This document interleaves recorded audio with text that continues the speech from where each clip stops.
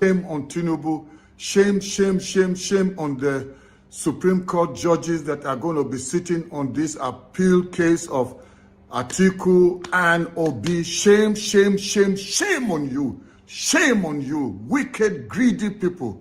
Tinubu, you think money is everything. You think you will use money to bewitch Nigeria. Your witchcraft is coming to an end. Wherever you went and got all the concoctions that you think you can, come and use that all over Nigerians and silence them that they can do nothing. But I'm telling you, witchcraft has an expiry date. Your witchcraft, Tinubu, the witchcraft of all the people you have surrounded yourself with, all the babalaos and whosoever the people that you have bought using money, your money perish with you. I say all the people that are around Tinubu to enable him, people like wicked and Gwajamila and all the others, God will punish you. You have no hiding place, including the so-called APC rogue chairman, the one that is the dollar thief. And now it's a combination of thieves. People that should have been arrested and been behind bars. They're the ones that are trying to govern this nation. Greedy, wicked cowards. And suddenly, the judgment that they had planned to be for the 2nd of November, they quickly rushed. And you, wicked Iyan Okoro, that you come from the south, close to the southeast, and your name is Okoro. Instead of standing in defense, when have you seen somebody, an Igbo man, become president in Nigeria? Everything must be from the north. I'm from the north. But I'm telling you, greed and selfishness is the reason why the people are being oppressed in the south. You hardly see that among northerners. Northerners, no matter what issue they're having, they will still stand together.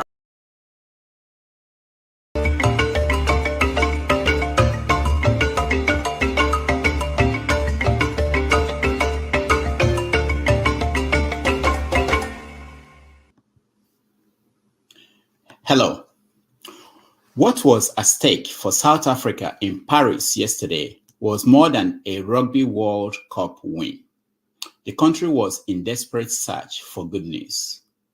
The South African players put everything on the line, their bodies, souls, and honor. In what is now considered an instant classic in rugby history, South Africa won its record 4th Rugby World Cup title by defeating New Zealand 12-11. In what the ruling ANC called an effort to address historical and present challenges, the parliament in South Africa passed a major education bill with provisions to jail parents whose school-age children are not in school. The bill also banned corporal punishment in all schools. It is the most significant education overhaul in South Africa since the end of apartheid in 1994. It is 4:30 p.m. in Lagos, Nigeria, 11:30 a.m. in New York City, 5:30 p.m. in Cape Town, South Africa, and 7:30 p.m. in Kinshasa, Democratic Republic of Congo. Wherever in the world you're joining us, welcome to another episode of 90 Minutes Africa. My name is Rudolph Okonkwo. My co-host, Chido Onoma, is on assignment. One is a staunch supporter of Peter Obi, and the other is a fervent supporter of President Bola Tinubu. One Sunday, two different viewpoints. On our show today, we will have the tenacious Dr. Haruna Goroh, who will join us at 5:30 p.m. Nigerian time.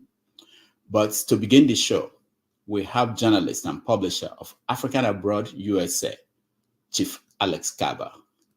They will deal with the question of the day: what next for Nigerians and President Bola Tinubu after the Supreme Court's ruling? Alex Kabba, welcome to the show. Yeah, thank you.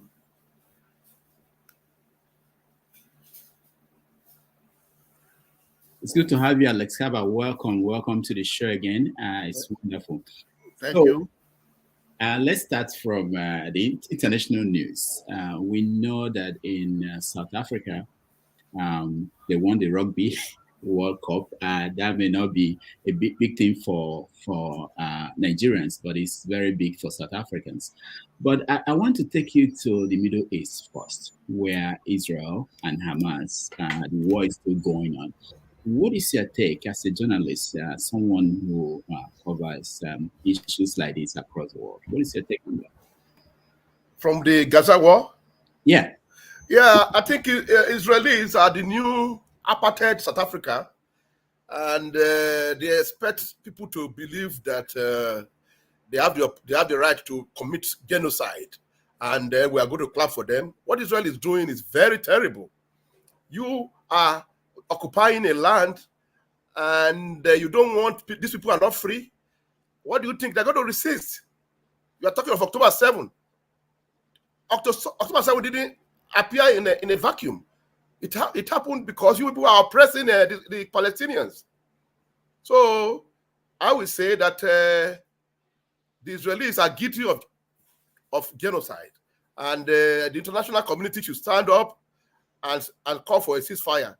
If not, all those saying that Israelis and Jews were punished during the Holocaust, it will ring shallow or hollow. So it's only when it's Israeli blood that is important. Palestinian blood is not important. So that's my take on it. So Israelis should leave Gaza. They should stop occupying the West Bank and let Palestinians have their own state. I wonder how Israel think that they can sleep well with their eyes closed when they have a lot of people that are enslaved in their border. You know, it was a matter of time before it exploded, before October 7 happened. Now, what do you think about this reaction across the world? You know, there appears to be a censorship where people are not allowed to say certain things, even journalists, people in the academia, everywhere. It is something that the world, I don't think I've seen anything like that other than during COVID. What is responsible for that? And how do we go beyond this? You see, this is the first time that since I've been living in America, that I've seen the raw power of the Jews. It's called corporate ownership of the media. You know, I can't even watch CNN anymore because it's so one-sided. It's the ownership that is driving the censorship of the news going on. You know, you just see that this ownership that is so structured in a way that the American Jews, they have more power on it. So they censor what can be said and what cannot be said on this medium. So that's why if it is Hamas, they are terrorists. But if it is Israel that is bombing and killing children and killing women every night for 22 days now, they are not terrorists. You know, they will not say label them anything. Yet they are killing thousands since the war started. They've killed thousands of Palestinians, but it doesn't matter unless it's an Israeli blood. Nobody with good conscience is going to support them. It's going to support Israel for this kind of genocidal behavior. And they are the first to say you are anti-Semite. They put that one out so that people will be intimidated. It's an anti-Semite. What about you? Are you not anti-black, anti-Arab? So that's the problem that we have in the corporate ownership of the media in America. Will you be able to say something like what you are saying? If you are not an independent person, if you work for a corporation or you work for, if I work for CNN or any of those media houses, of course I'll be fired. I'll be fired the following day for expressing opinion which does not go well with them, or which is the truth, but it's been suppressed by the corporate elite who own the media in America. So that's the truth, you know. Let's come back to Nigeria. And what do you make of the reaction of the government of Nigeria to what's going on there? What's going on in Gaza? Yeah, in Gaza. Yeah. I really don't know, but Nigeria has not said anything. So,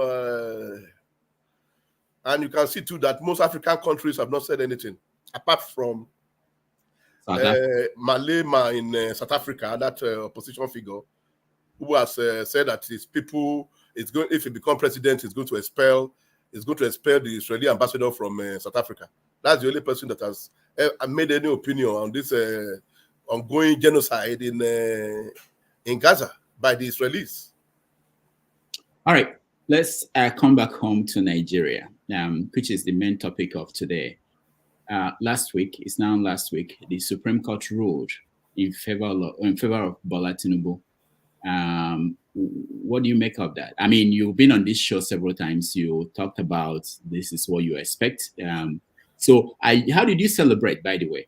Well, I took my whiskey. It's not 40-year-old, but I took my whiskey and I celebrated when the Supreme Court finally put a nail in the coffin of all those people who never accept reality of the fact that election was conducted and was won by now sworn-in President Tinubu, and they still continue to go and in the wild goose chase to Chicago, all failed, and we were able to get Nigeria going with the final decision of the Supreme Court, which is very good, and we are very happy about it, and we applaud it in face of all the intimidation of all eyes on Supreme Court, all those kind of tactics and blackmail of the justices. And a good decision was reached by the jurists, a unanimous decision, 7-0. So you could, if you are a candidate, wait for 2027, because President Tinubu is the one who is going to be there till 2027 or beyond, if he wants. So you think, what do you expect Atiku to say tomorrow? He's going to make a speech tomorrow, his reaction to the ruling. What are you expecting him to say? I'm expecting him to make wide allegations against the Supreme Court justices, and he's going to all those cock and bull story that he's going to come and tell us. He's a professional candidate. You can see that for the past 20 years, you can see that he has been a candidate, and it's a really professional loser. So what is he going to say? He has been a loser all the time, all his life. So please, there's no tension, there's no expectation of what is he going to say. You know, there's nothing you want to say that is going to surprise all of us. All we know is that the election is won and lost. Now, former President Goodluck Jonathan went to Aso Rock, and when he came out, he said that Nigerians should move forward, that the election is over, and that the people should come together for the sake of the country. Do you agree with him? Of course, I agree with him. Nigeria is going through challenges, and these challenges have to be faced without distraction of election petition and all that. So now that those ones have been discharged, those petitions have been discharged, it's time now for Nigerians to come together and united. The president should come and be magnanimous. He should probably make a major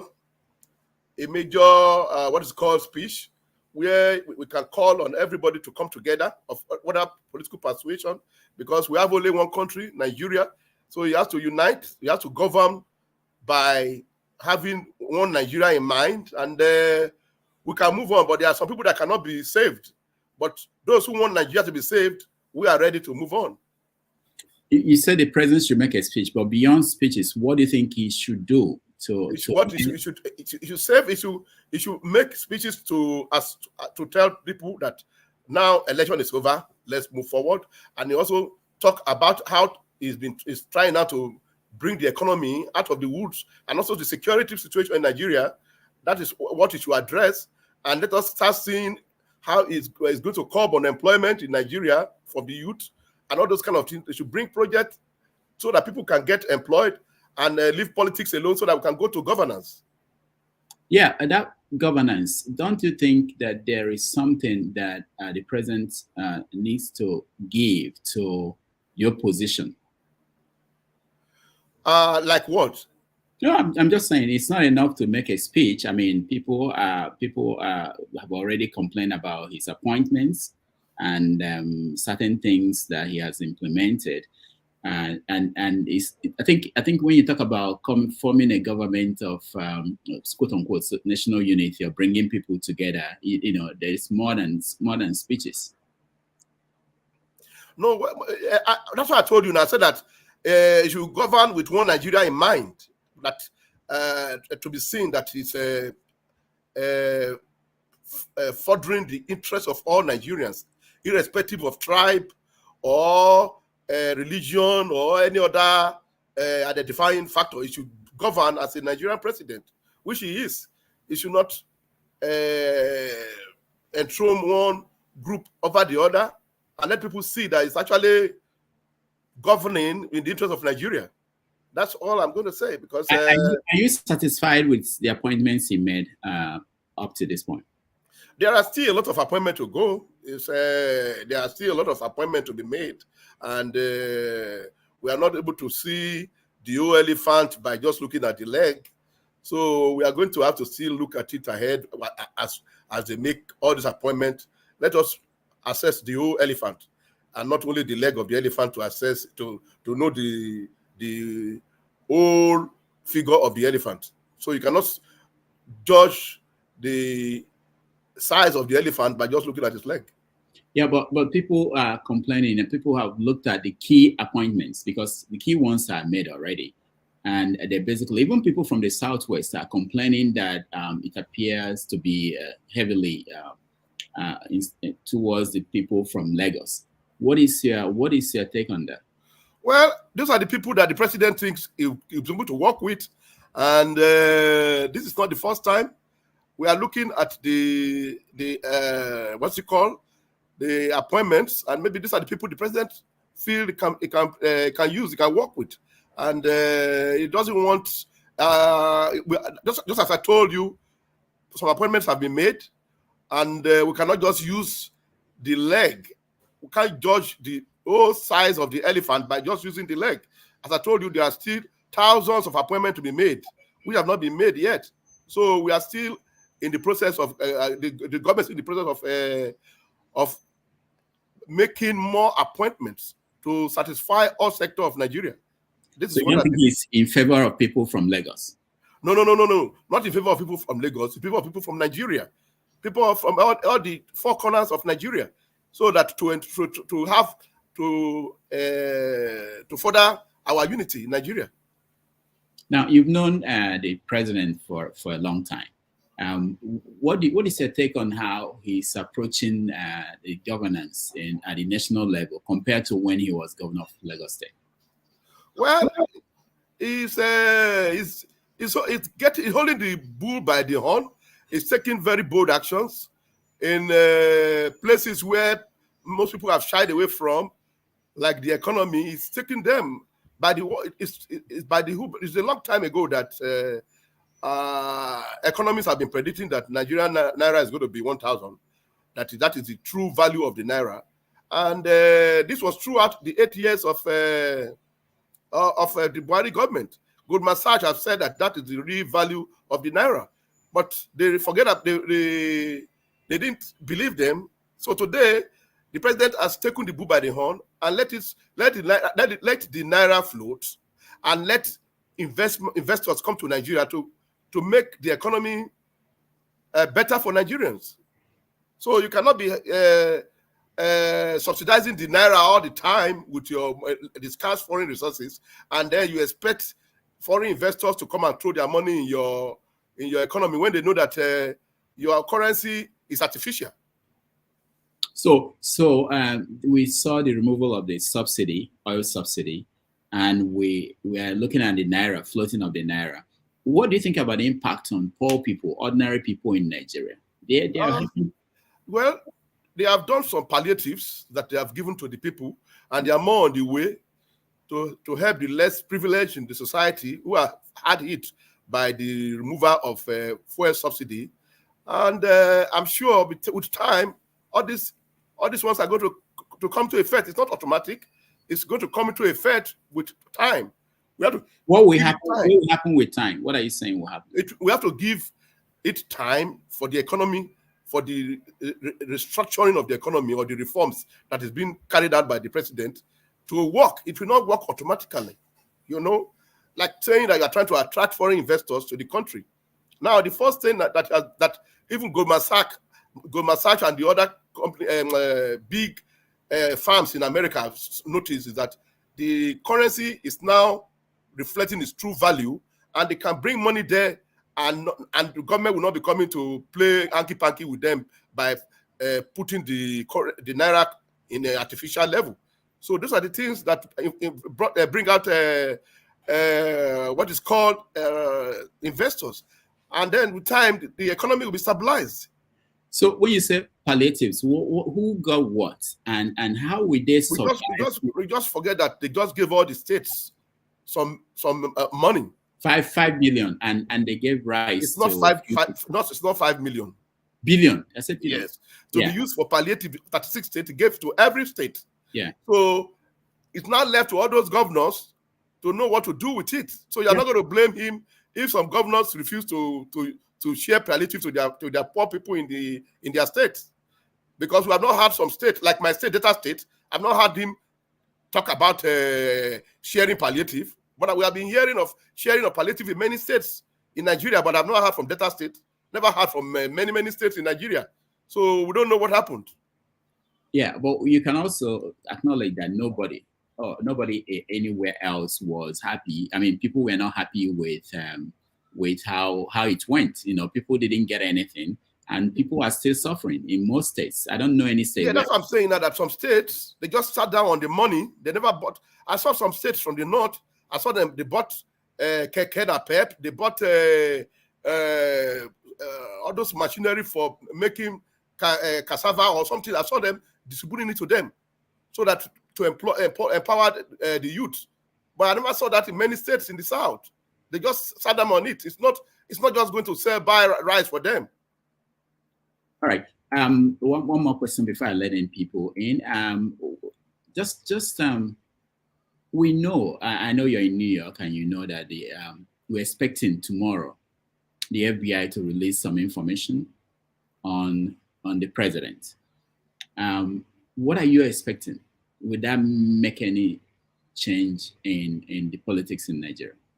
What you need to know about information that the FBI collects, there are those unverified stories that they collect from tapping and all that, which have not been subjected to the court system in America.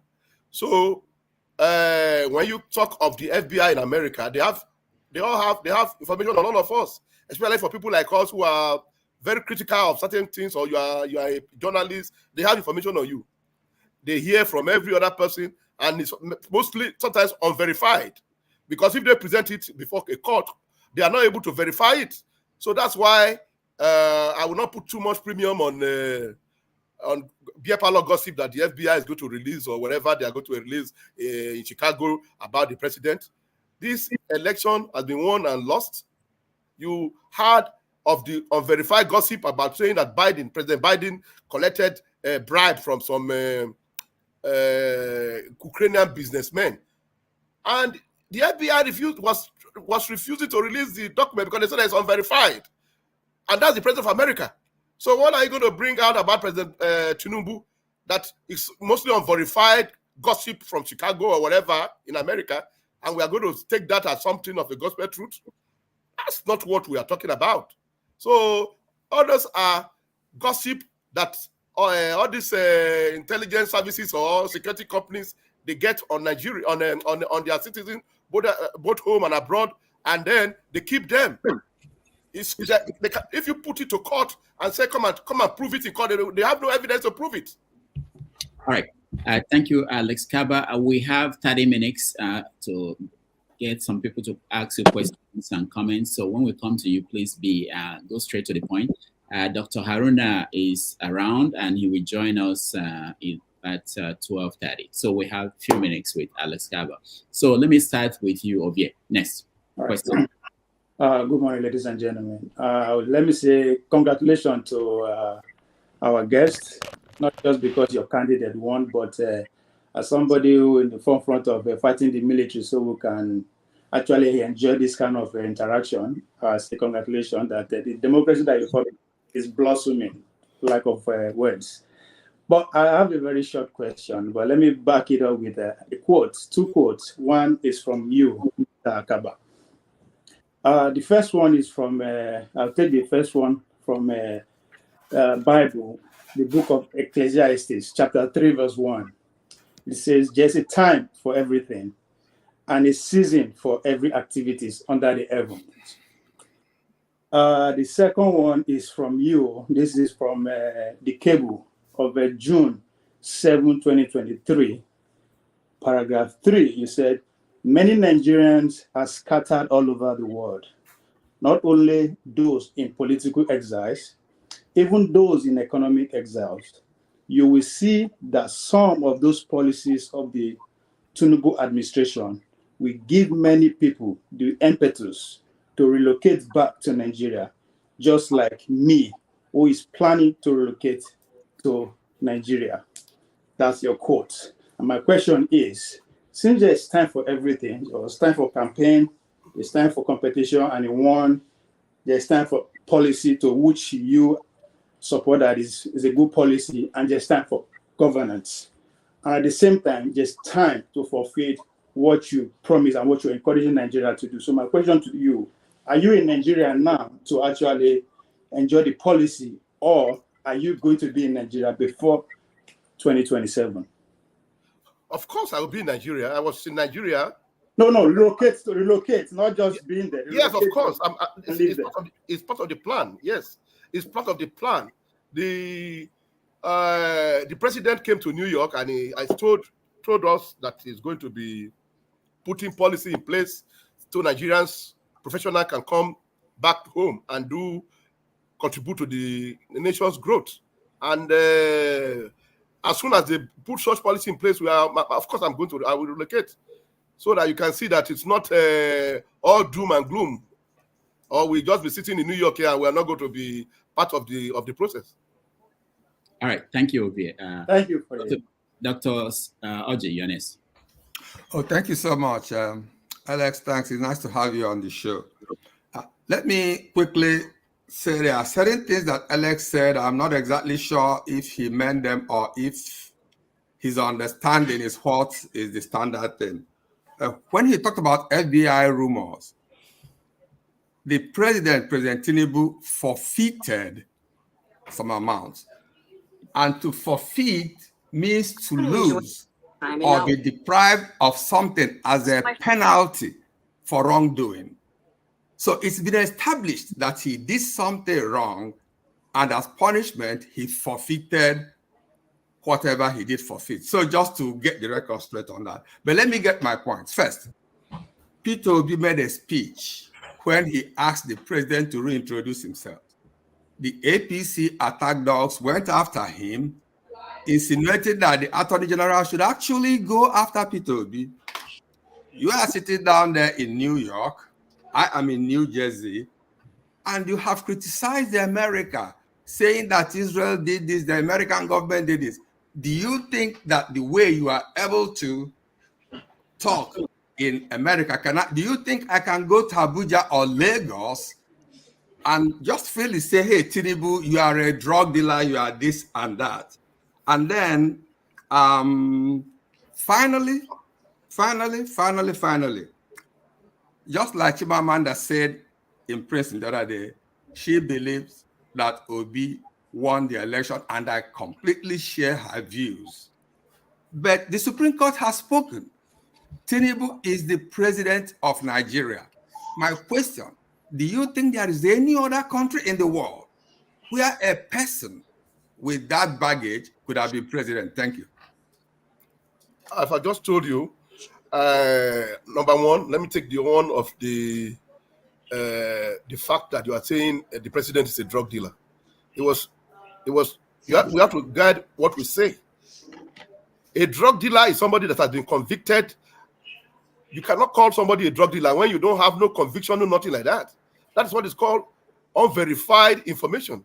And then money can be forfeited for different reasons in America. For instance, I have friends who have come to America with $100,000. They have nothing to do with drug, and the money was seized at the airport because of the number of the amount.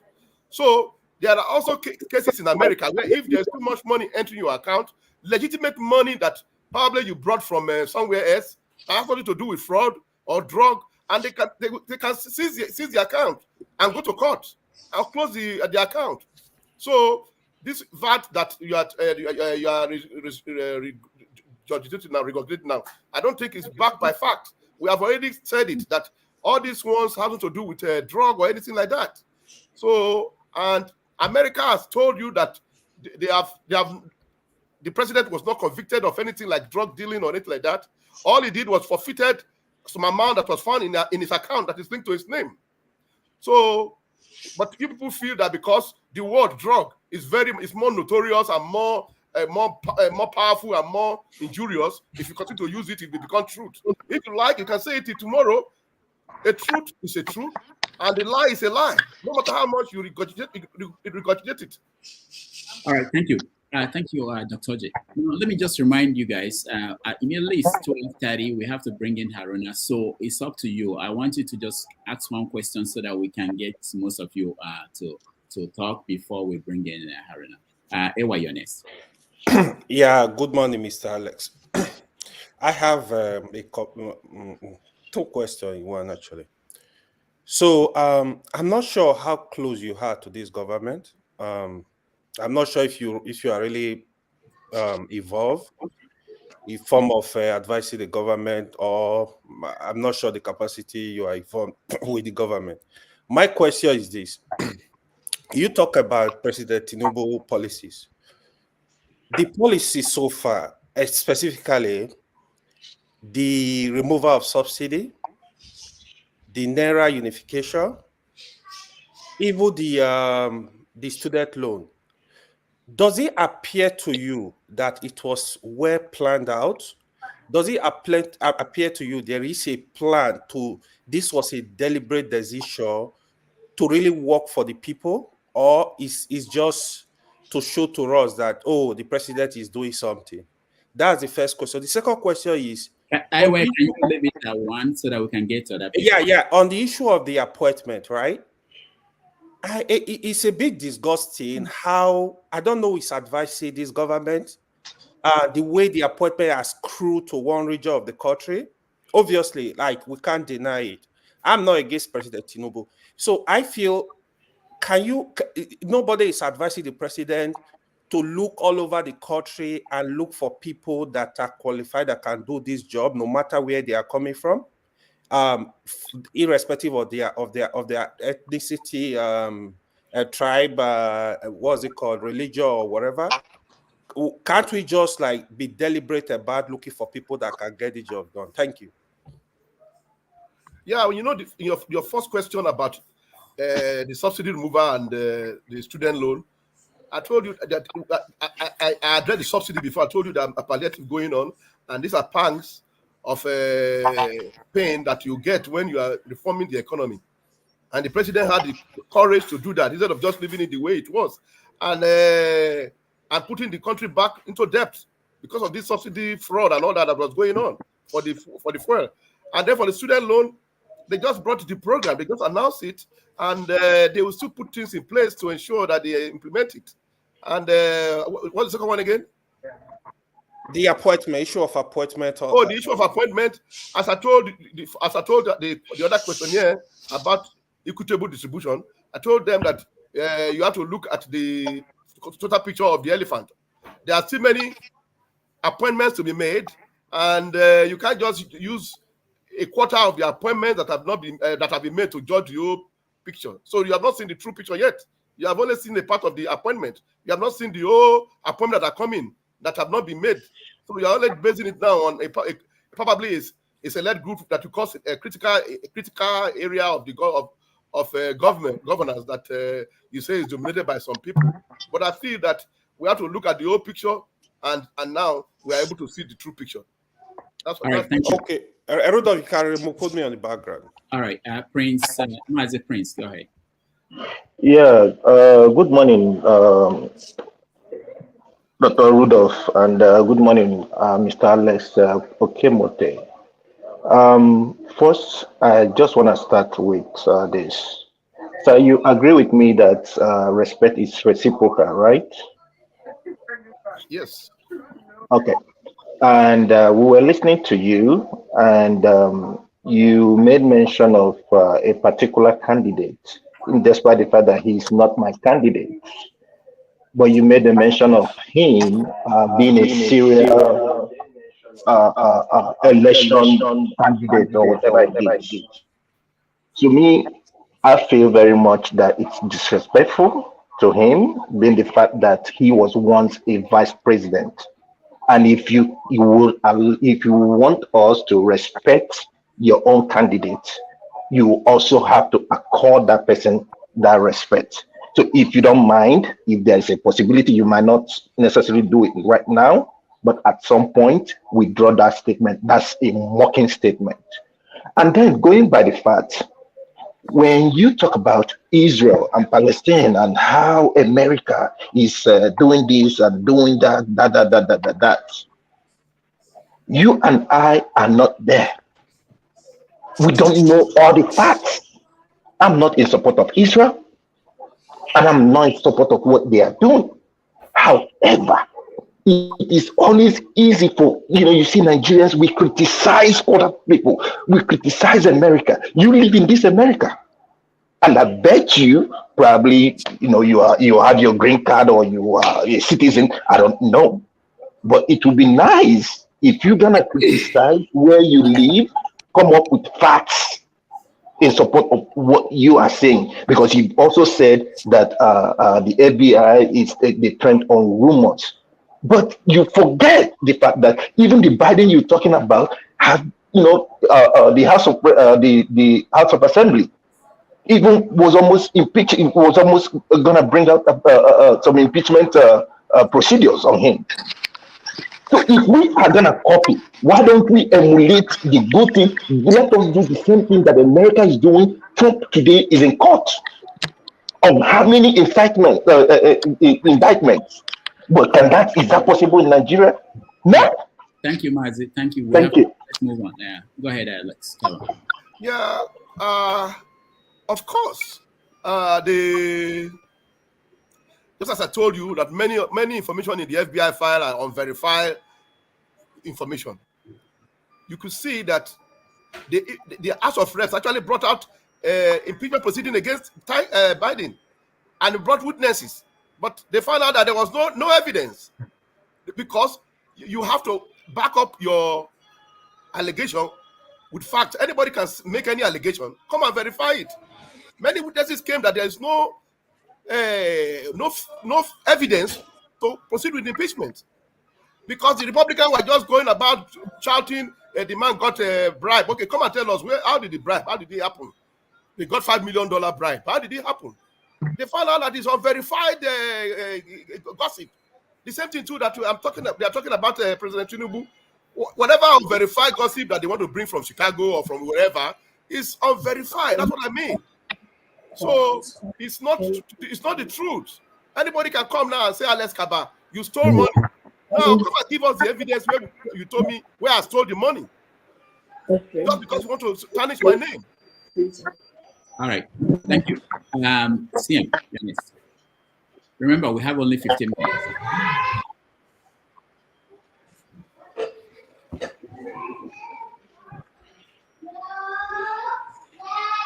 CM, we can't hear you.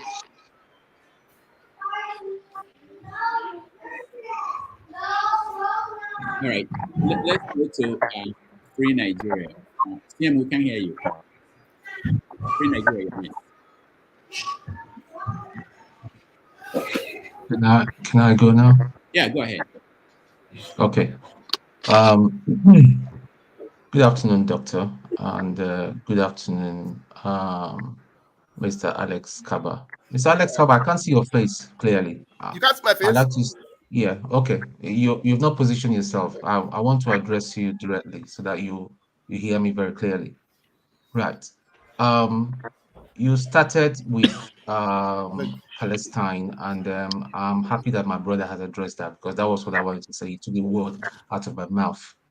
Now, how do you feel in about 100 years from now? You probably will not be here, I'll not be here, and your grandchildren will be told of a story that their grandfather or their great-grandfather supported evil. You wholeheartedly, hands on heart, tell me that Tinubu won the election. How could you? How dare you think we are stupid? At the age of 22, I staked my life for this country, for this bloody contraption called Nigeria. And lots like you and all that. And I even read something. I remember you now. One of the finest officer in the Nigerian army, you accused him that he wanted to kill you. You know who I'm talking about. I don't want to speak his name here because he's not here. No wonder. And you can, hands on heart, say that the man is not a drug dealer. When somebody forfeits money, go and read again. You may not be a liar. I'm not a lawyer and all that. It's not about you. You used a parallel that was not that is not relevant in this case. When you get to the airport and you cannot account for your money, the money will be seized. But we're talking about a drug deal. Tinubu, for your information, I know him better than anybody here. I can say hands on heart, even before he became a governor. And I know what he's about. You guys will support evil. That is the problem. You're one of the problems of Nigeria. You cannot speak out because of money. Where is your conscience? All right. Thank you, Free Nigeria. Let's cover. Yeah. Listen. When I talk, I talk from the truth. I don't come and say unverified things on the program. When I told you about what happened in my own case, these are verified truth and facts. You can go to Abuja and ask any journalist. That man who was the CSO to Abacha sent a battalion of police, SSS guys and soldiers to come to a press center where journalists hang out. This is not a secret thing. Go and verify it in Abuja with any journalist. So I don't lie. Who was doing that? The Mustafa who was doing that. What was his purpose? Of sending killers? I'm not surprised why he sent stuff to you. I'm not surprised. Free Nigeria, let him finish. So we are not.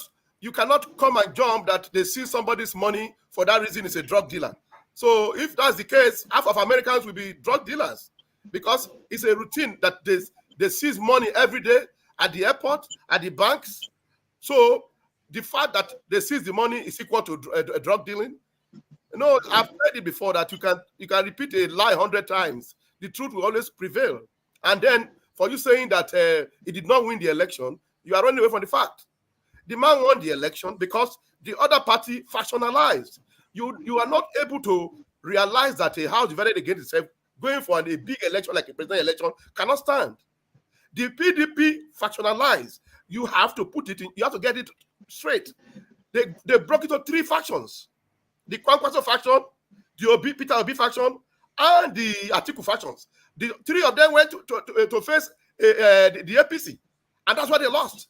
You people are not able, you become emotional without looking at the facts. So that your facts will now set you free, and you will know that that's why they lost the election. It has nothing to do with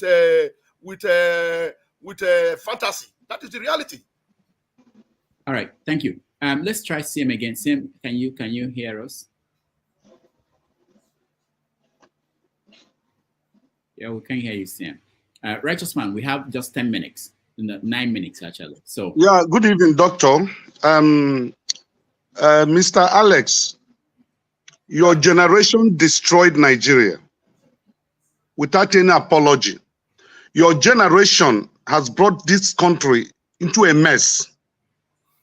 Your generation had made Nigeria to be a laughingstock. Your generation took your children and your wives out of this country and lived a luxury life and left us to perish in Nigeria here. Your generation is a wicked generation. Your generation has destroyed this country. Come back to Nigeria and live with us here and face what you are facing. You rigged the election and you are telling us that he won election. Where did he win the election? You know how many lives that were lost in Lagos? Come back to Nigeria and live with us in the street of Lagos. Your generation has destroyed this country. Doctor, thank you. let's go on. Yeah. Democracy that has been going on in Nigeria since 1999, which some of us fought for, my generation didn't destroy Nigeria. One election is not going to destroy Nigeria. It's just that we get it right. The fact that there was a dispute in one of the presidential elections does not mean my generation destroyed Nigeria. Have you ever seen me hold one position before my generation destroyed Nigeria? And you see, if you would have really preferred me to be dead, like Bagada Kalto, my colleague in Abuja, who was killed. I just tell the truth as I see them, without emotional attachment to it. It's the cold fact. We are talking of figures. You can say it. The election was not won or free and fair. Where in the world have you ever seen that they will not dispute election? Even in America here, Donald Trump is still saying that he won the 2020 election till today. Even though all the courts have dismissed all the claims, he still say it. It's just it's the owner of his mouth. He can say anything. And you to say, if you are the owner of your mouth, you can say anything. Oga, bring back your children to Nigeria. Come back to Nigeria and stay with us. How do you know that I was in Nigeria up to September since May, and I'll be coming back again too very soon. It's not a lie; it's the truth. I've been in Nigeria since May all the way to September. So it's the policy that we're going to work. We have to govern. We are not going to be talking about spilled milk. This decision of the Supreme Court cannot go well with everybody, but it's been made. So it's time we come together and figure out how to help Nigeria move forward. That's my take on it. Thank you, Alex Kabba. CM, can you speak? Let's see. I think Can you hear me? I don't know what somebody is attacking. Can you hear me now? Yeah, we have about 6 minutes, so quickly, please, so I can get. Okay, let me put it. Yeah. Thank you, Mr. Alex Kabba. I've just been informed. I verify my facts that you managed, for all your years in journalism, you managed to obtain a Bachelor of Arts degree in English Language and Literature from Lagos State University, not University of Lagos, Lagos State University, the one at Ojo. So, and then you used it to work for Newswatch and the PM News, all those guerrilla journalism of Abacha. The question I want to ask you is this. Which vendor printed your certificate that you designed? Which vendor printed your certificate? That's what I want to know. Which vendor? I don't understand. Because vendor print, you should know now. You are supporting Tinubu. Tinubu said vendor printed his certificate. So I'm asking you because show me your friend. I tell you the type of person you are. So which vendor printed your certificate? The one you used to work for Newswatch. When you say you studied English, bachelor's degree at LASU, Lagos State University, the one near my too, not the University of Lagos, the one along at your job. You use it to work for Newswatch 1991 to 92, and then AM and the news magazine of those guerrilla journalism under the bridge printing. You work for 1992 to 1995 with PM News. So I'm asking you, which vendor designed and printed your certificate for you? Just be bold enough. Tell us. Just don't feel ashamed. Which vendor printed it? I am not the one that I'm not in government, and I'm not the president. The president, I know where you are informed. This is a question that I'm direct to you. I'm not talking of what concerns you with the president. Which vendor? You can say. You see, have you seen my certificate? Have you seen my degree before? You didn't see it. You did. What you need is verification from the university. The university has verified that the president attended the school and graduated. So that is all we need. It's not the paper or the sheet that you see. It's not the same thing too as they do it in America here. I have told you that certificate in America, they are like some kind of a decorator that you can use.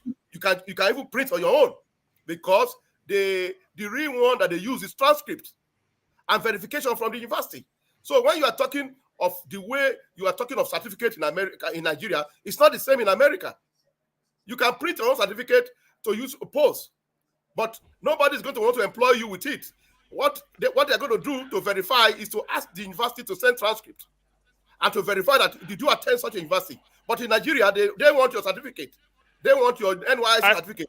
So it's a different system. So don't compare the two. Don't mingle apple and oranges. They are different systems.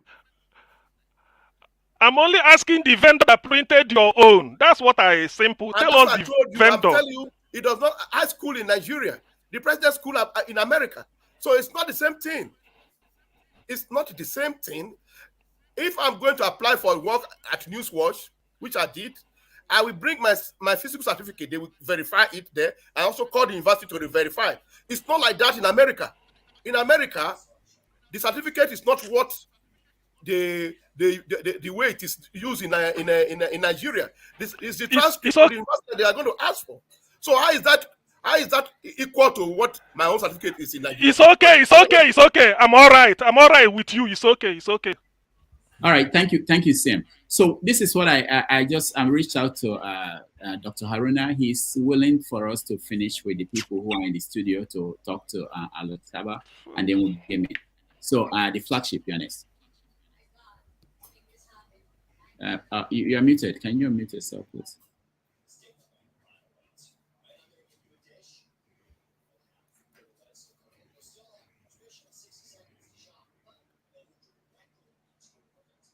I'm going to come back, please. You can move on to the next guest. Okay, all right. Let's see, you're next.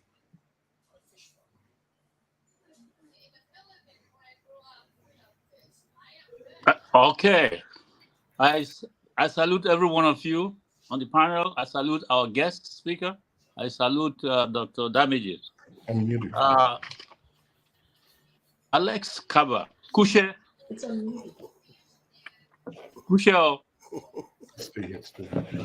Did you hear what I just said? Yeah, you are saying you are saying Kushana. Yeah, you are speaking Yoruba. Yeah. How the body? Okay, it could be anything. It's not only Yoruba as I say that. How the body? Fine. Okay. The reason I spoke that is Creole.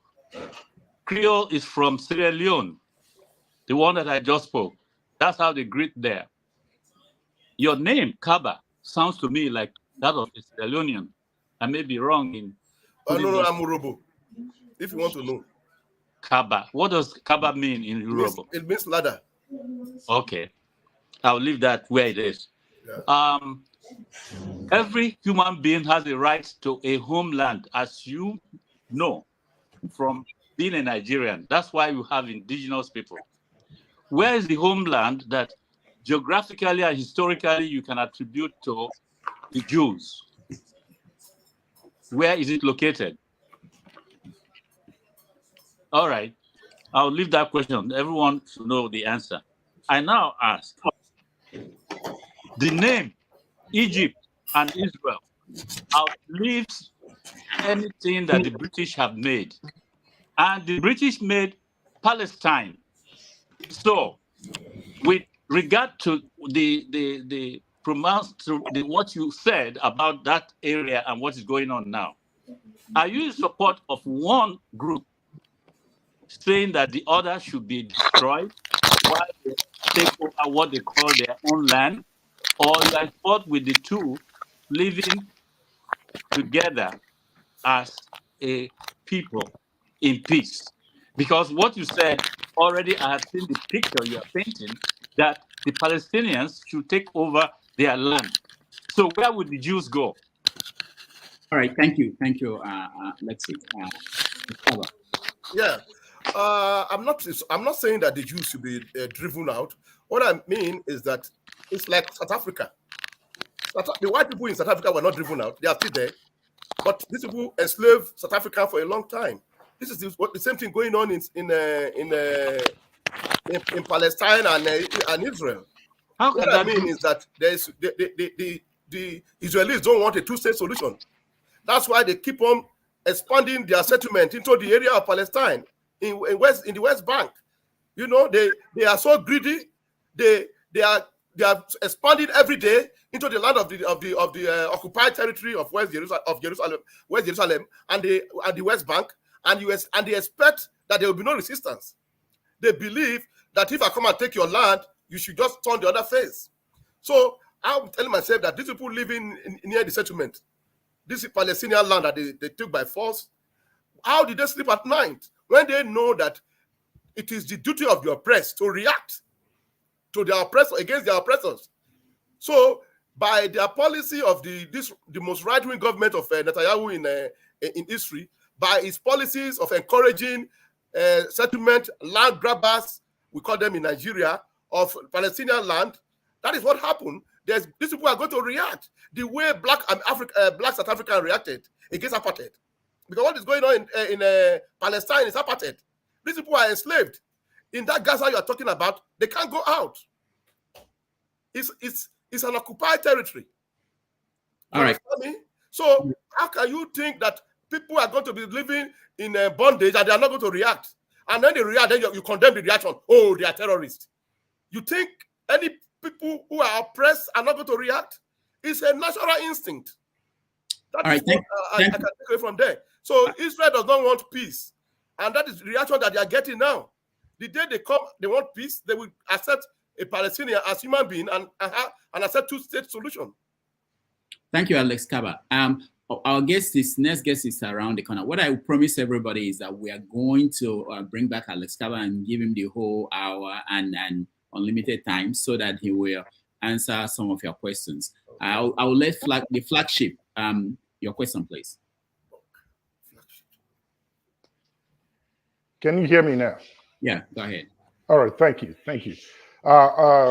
Thanks again, Dr. Damages, and also to, please, I'm a son of Urobo. I'm from Delta State, and I'm going to do the right thing. So I don't know what to address you, Chief or Mister, but let me go by saying Chief Akaba. I will greet you in my language, Mingwo. Now, let me correct you in some things before I shoot out what I have to say. I'm going to correct you in some things. It would be an insult to describe the American degree or certificates that you have as just a mere decorative document. If you do not understand how it operates here, then it would be good for you to ask and maybe get some more information. It's not a decorative document. You cannot print it just anywhere. As a matter of fact, if you do, you might end up in jail. I went to school here in the US, and I know what I'm talking about. Straight to my question. The Supreme Court has made their judgment and it's final, all right? So we've moved past there. I heard you say that your candidate won the election. You and I know he did not. So let's put that aside. Your candidate during his campaign season mentioned to Nigerians that he's ready to hit the ground running. He's in office now. So I'm surprised why we are just seeing the foot of the elephant and not the whole picture. We're supposed to be seeing it all by now to know where he's taking the country to and what his plans are. My question is this. If you run an organization, Chief Akaba, and you control the finances, and a member of your organization, whom you know has a house, a car, and a land, and has used all three of those as collateral to borrow money to sustain himself and his family, if he approaches you, Chief Akaba, and say, please, I need some money, can you loan me? And just for the sake of the question, let's say you have it. Can you loan me $100 million or Naira? I want to use it to feed my house and my immediate family and extended family.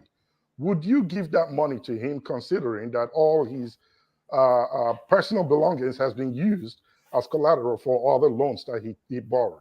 I'll stop with that question, and maybe next time I'll ask you more. Again, Miguel, yeah. Now, I really don't know. I really don't know about this question. Under which context are you saying it? That you're going to get more loan if the person is overdrawn? No, I'm not overthrown. If the person comes to you and say, Chief Akaba, loan me some money, 100 million Naira. I want to use it to feed my immediate family. I got you. Under what context is this question? I'm asking, your candidate says he's ready, and you said he's gotten his cabinet together. He's giving out palliatives. He's borrowing money to feed the nation. Would you be comfortable to lend money to someone who comes to you to say, borrow me money, I want to feed my household and my extended family, knowing that that money is not going to be put to nothing else other than to feed? Would you do it? Well, that is a different category entirely. You see, it's a different category. It's banks. If banks are loaning or countries are loaning money to Nigeria, that's their risk to take. I'm not the one that is going to loan them. Okay, so I put that just in that context, and I'll end up with this. Look, you and I know Nigeria is bankrupt. We don't have nothing to show forth. We've been borrowing and borrowing and borrowing. It's 6-7 months since your candidate got into office. We are neck deep. You know that your children cannot pay back this loan. I definitely cannot, not in my lifetime.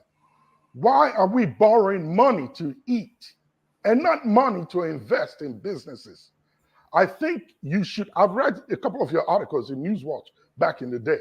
I think it would be a great idea if you can write up something on this topic and show it to your candidate so he would read, and to his economic team so they can read and know that borrowing money to eat is a dangerous, dangerous thing to do. I will not lend anybody money who comes to ask me money to eat and not to invest. Nigeria is sinking. And you are happy that he won, and he has no plans. He's on the ground running, and all we are seeing is the foot of the elephant. We want to see the whole body so we can know what the true picture is. I yield the floor. Thank you. But let me also correct you. It's not my candidate. It's my president. It's your whatever president. he is, your president, your candidate. The guy is in front of the nation. President of Nigeria. He's leading. So supposedly, the Supreme Court has given him Mr. President to all of us, and he didn't start the borrowing. There's no country that doesn't borrow. So it's the way you are making it. My point, Chief Akaba, is this: borrowing money to eat is bad. Nobody borrows money to consume it with no plans to pay it back. You are sinking the nation further into debt. Yes, he's not the first person that started it. I expected his plans to be laid out to show to us that, listen, if I get in this position, regardless of the baggage, this and this and this are what I'm going to do, and I'll save the nation. We're going down. I'm very, very concerned. I'm a Nigerian. I'm proud of being a Nigerian. I will never deny my country wherever I go. But I'm very concerned that it's trying to sink us down with a lot more money with no plans at all. I don't want to see the foot of the elephant. I want to see the true picture. Thank you, the flagship. Unfortunately, we have to end it here. Alex Kabba, have your final say, answer to flagship. Matt, I'm so sorry. It's lasted too long, and we need to get our other guests in. Alex Kabba, your final words. Yes, what is there is that the president just came in 5 months, not 6 months, and if they are borrowing money, it's to service the economy. It's not for food or all that, as you are saying. And most countries of the world, there's no country that doesn't borrow. That's why they have IMF and the World Bank. So, and the government has things to do. They have to do infrastructure. They have to do stuff, not just for food alone. And Nigeria really is a food basket country. We have a lot of locally produced food in Nigeria. So it's just that we have not got into the mechanized aspect of it yet. So I don't think we are borrowing all this money just because we want to go and use it to feed. And that's what I have to say. All right. Before we let you go, I just found out that our guest, he's in Nigeria. We lost him for a moment. So I think we have a few minutes until he comes back in. So Matt, you can ask me your question. Okay. Good evening, everyone. Good evening, Mr. Damages. Dr. Damages, I greet you. I greet everyone in the panel. I greet forefathers. I greet our dear brother Alex. Okay, Mr. Damages. For me, I don't like wasting my time talking about people who represent Bola Tinubu from afar, because he might not have much clue about what this present government is all about. Because from what I'm hearing from him is, I think. So when you are telling me I think means you are not involved and you don't know what is going on. You are just saying from your own perspective what you feel. You understand? And coming to what you said about Israel and Palestine, you said something, I was laughing. You are not condemning Israel, but you are not condemning your age group. You are not condemning people of your age bracket who have messed up this country. I'm asking you as a senior brother, if you have a company that keep running, that is failing, will you go and employ somebody like Tinubu to to be your executive chairman to run that company. Let me tell you one thing. The problem in Nigeria is people like you. With all due respect, not insult. You people doesn't like to stand on the truth. Education is what we hear. We don't see people being practical, doing things in reality, putting things down for people to see what's going on. Certificate has deceived us in Nigeria. And all these things that you are saying about Palestine and Israel is the same thing that is applied in Nigeria, that the Southeasterners, it was their turn to become the president of Nigeria. But the West insists, because the West has contest, but they insisted because of their greediness and every other thing to present Tinubu. Tinubu come and say, Emi Lokon. With all that he forced himself to Nigeria, where are we now? I don't care about what the judiciary say in Nigeria, because I know that they are all the same people. They have not changed. Their brain has not been changed. Their mindset has not been changed. They still are still be the same people who have been running the judiciary of Nigeria. Matt, but Dr. Damages, allow me. Dr. Damages, allow me. We don't have time. Let me round up. You wanted to pull me out before. I've not been in this show for a long time. What are you doing now? If you want, take me out. Matt, let me say something. I'm rounding up. Matt, listen. I'm rounding up. Okay, round up. We say ask a question, but you are making a speech. I'm rounding up. I'm not been on this show for a long time. Give me that preference. I'm one of the pioneers here. I started this show with you, but now you are pulling me out. Let me talk. Okay. We need to tell these old people something. We are young people. We are dying. Each time you give us short time to speak with them, we need to talk to them. Can't you see that things are happening in Nigeria? People will come here to deceive who? Where are you deceiving? You can't deceive us by telling us all this kind of crap.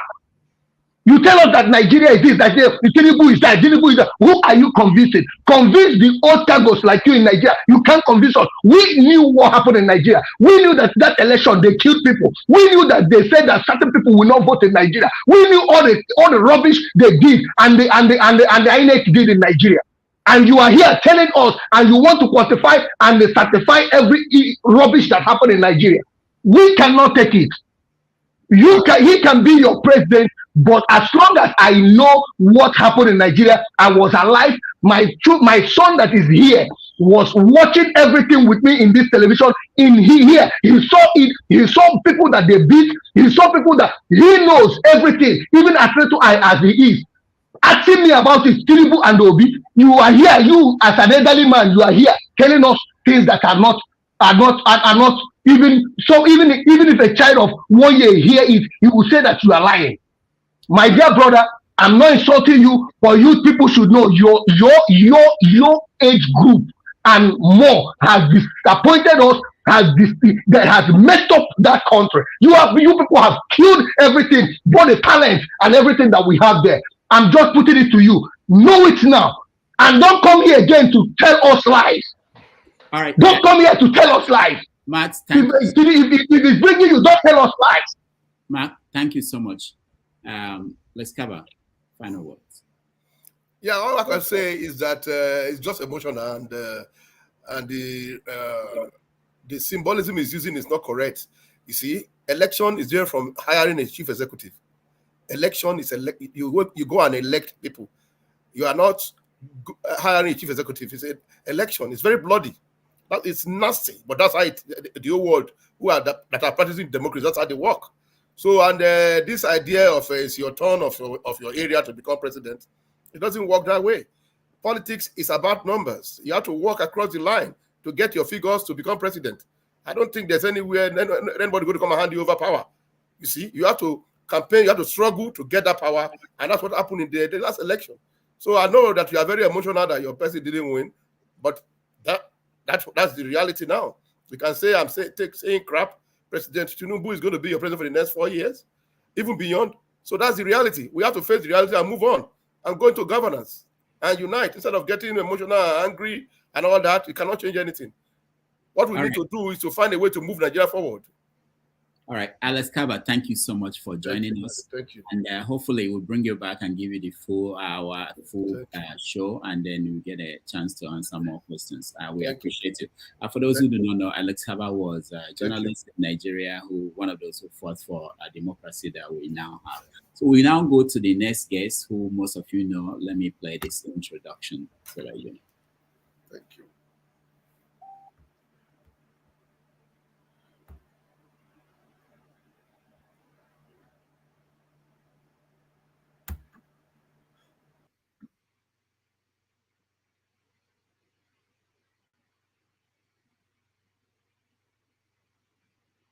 All right, my introduction is not playing. I might as well introduce our guest. He is someone that most of you know. He's been on this show several times.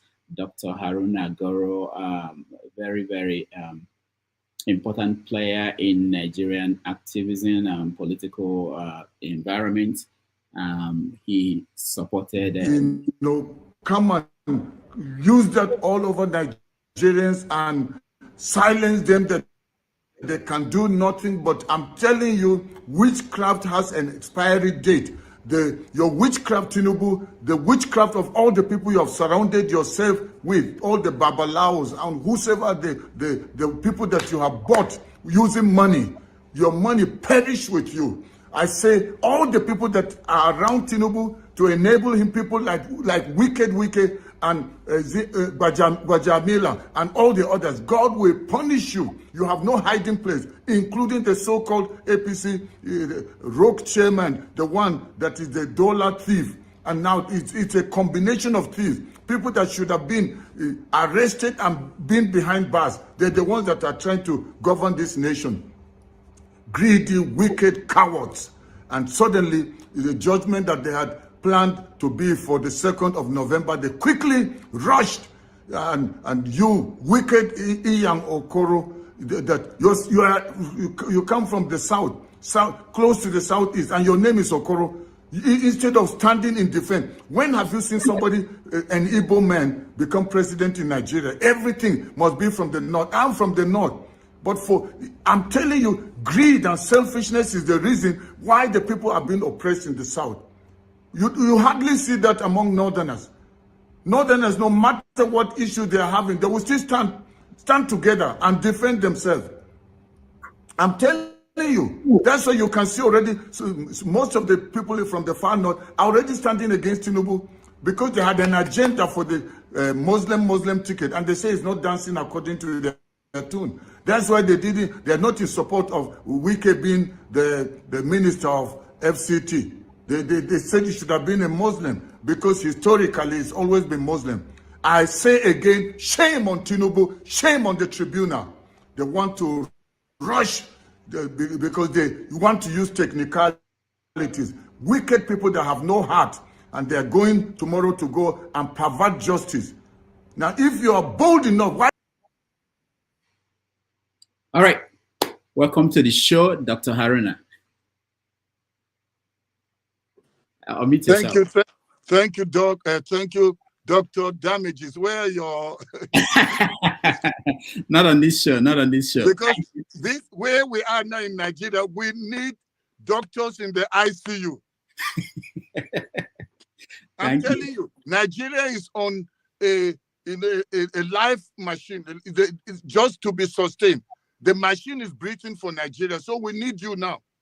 Thank you. Thank you so much. How have you been?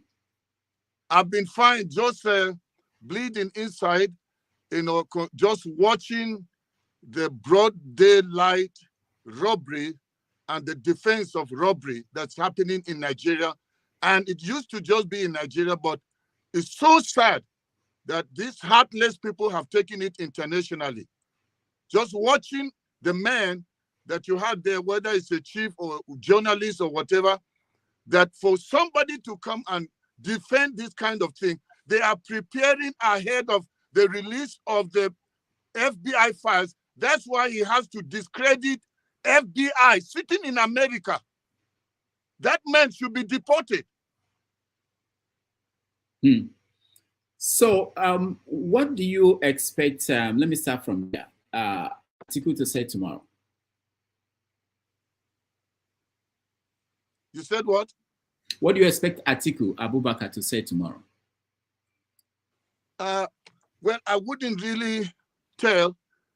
I think I can't talk for him, but it's obvious that for him, it's almost like the last time or last chance, considering his age.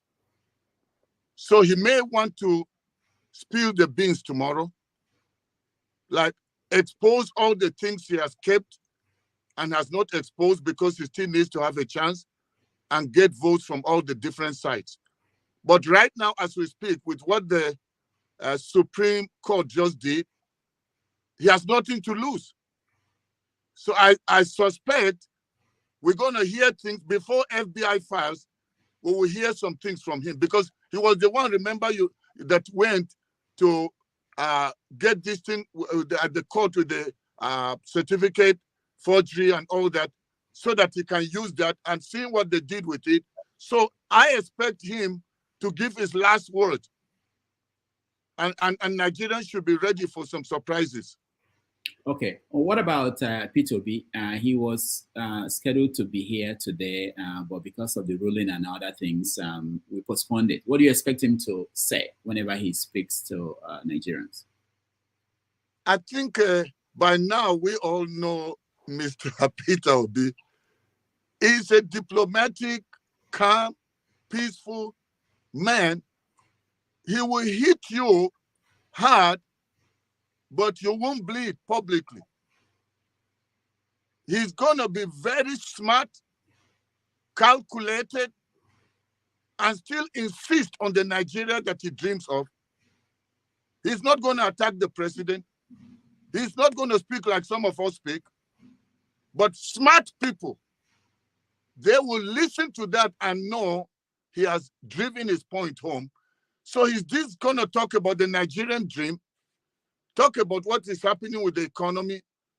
He will say he believes in the judiciary and he accepts whatever is the verdict, even though he expected that it should have been different based on all the facts that he presented.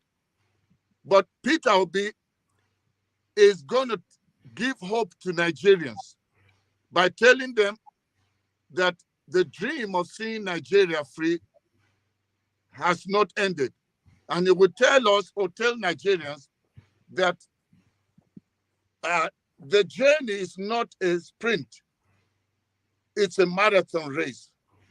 And it takes stamina for us to be able to go to the end and embrace the rope. So I expect him to give hope to Nigerians in spite of what appears to be a bleak situation, a hopeless situation that has no certainty. You know, it's like people driving at night with no headlamps. It's like...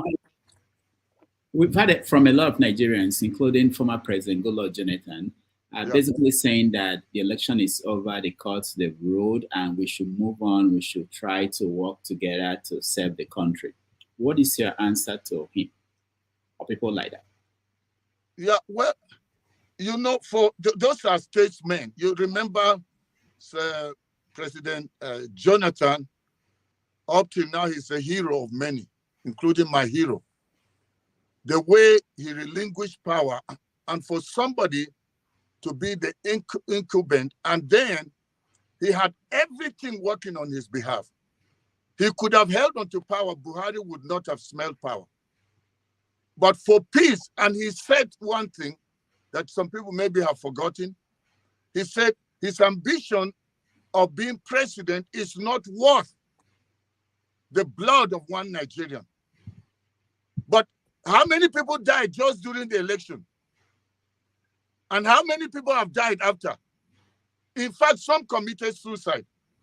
But this illegitimate rogue government that knows nothing but living on lies and hiring people like Alex that just spoke Cabal. And you will see from tomorrow and going on to the week, how many people will pay money to arise to channels and the different media houses, including newspapers, to try and work on destroying the thing about FBI files. You haven't seen anything yet. So that's where we're headed to. So what is now the option for Nigerians like you? What are you going to be doing in the next few weeks and months? Well, people always look at me and they say, I'm an activist for Peter Obi. But one thing is that they do not know that I am not a politician, nor do I plan to be one.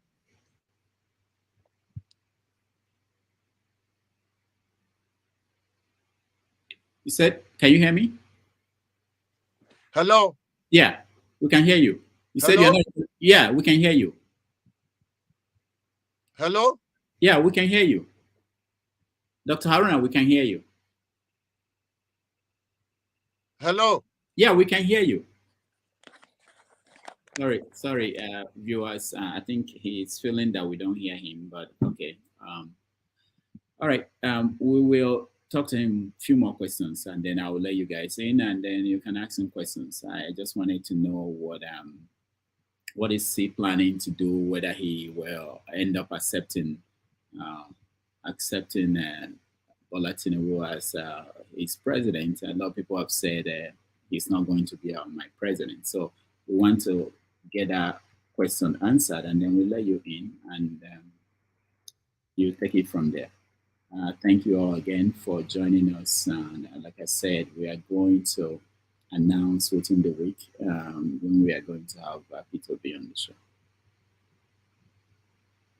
All right.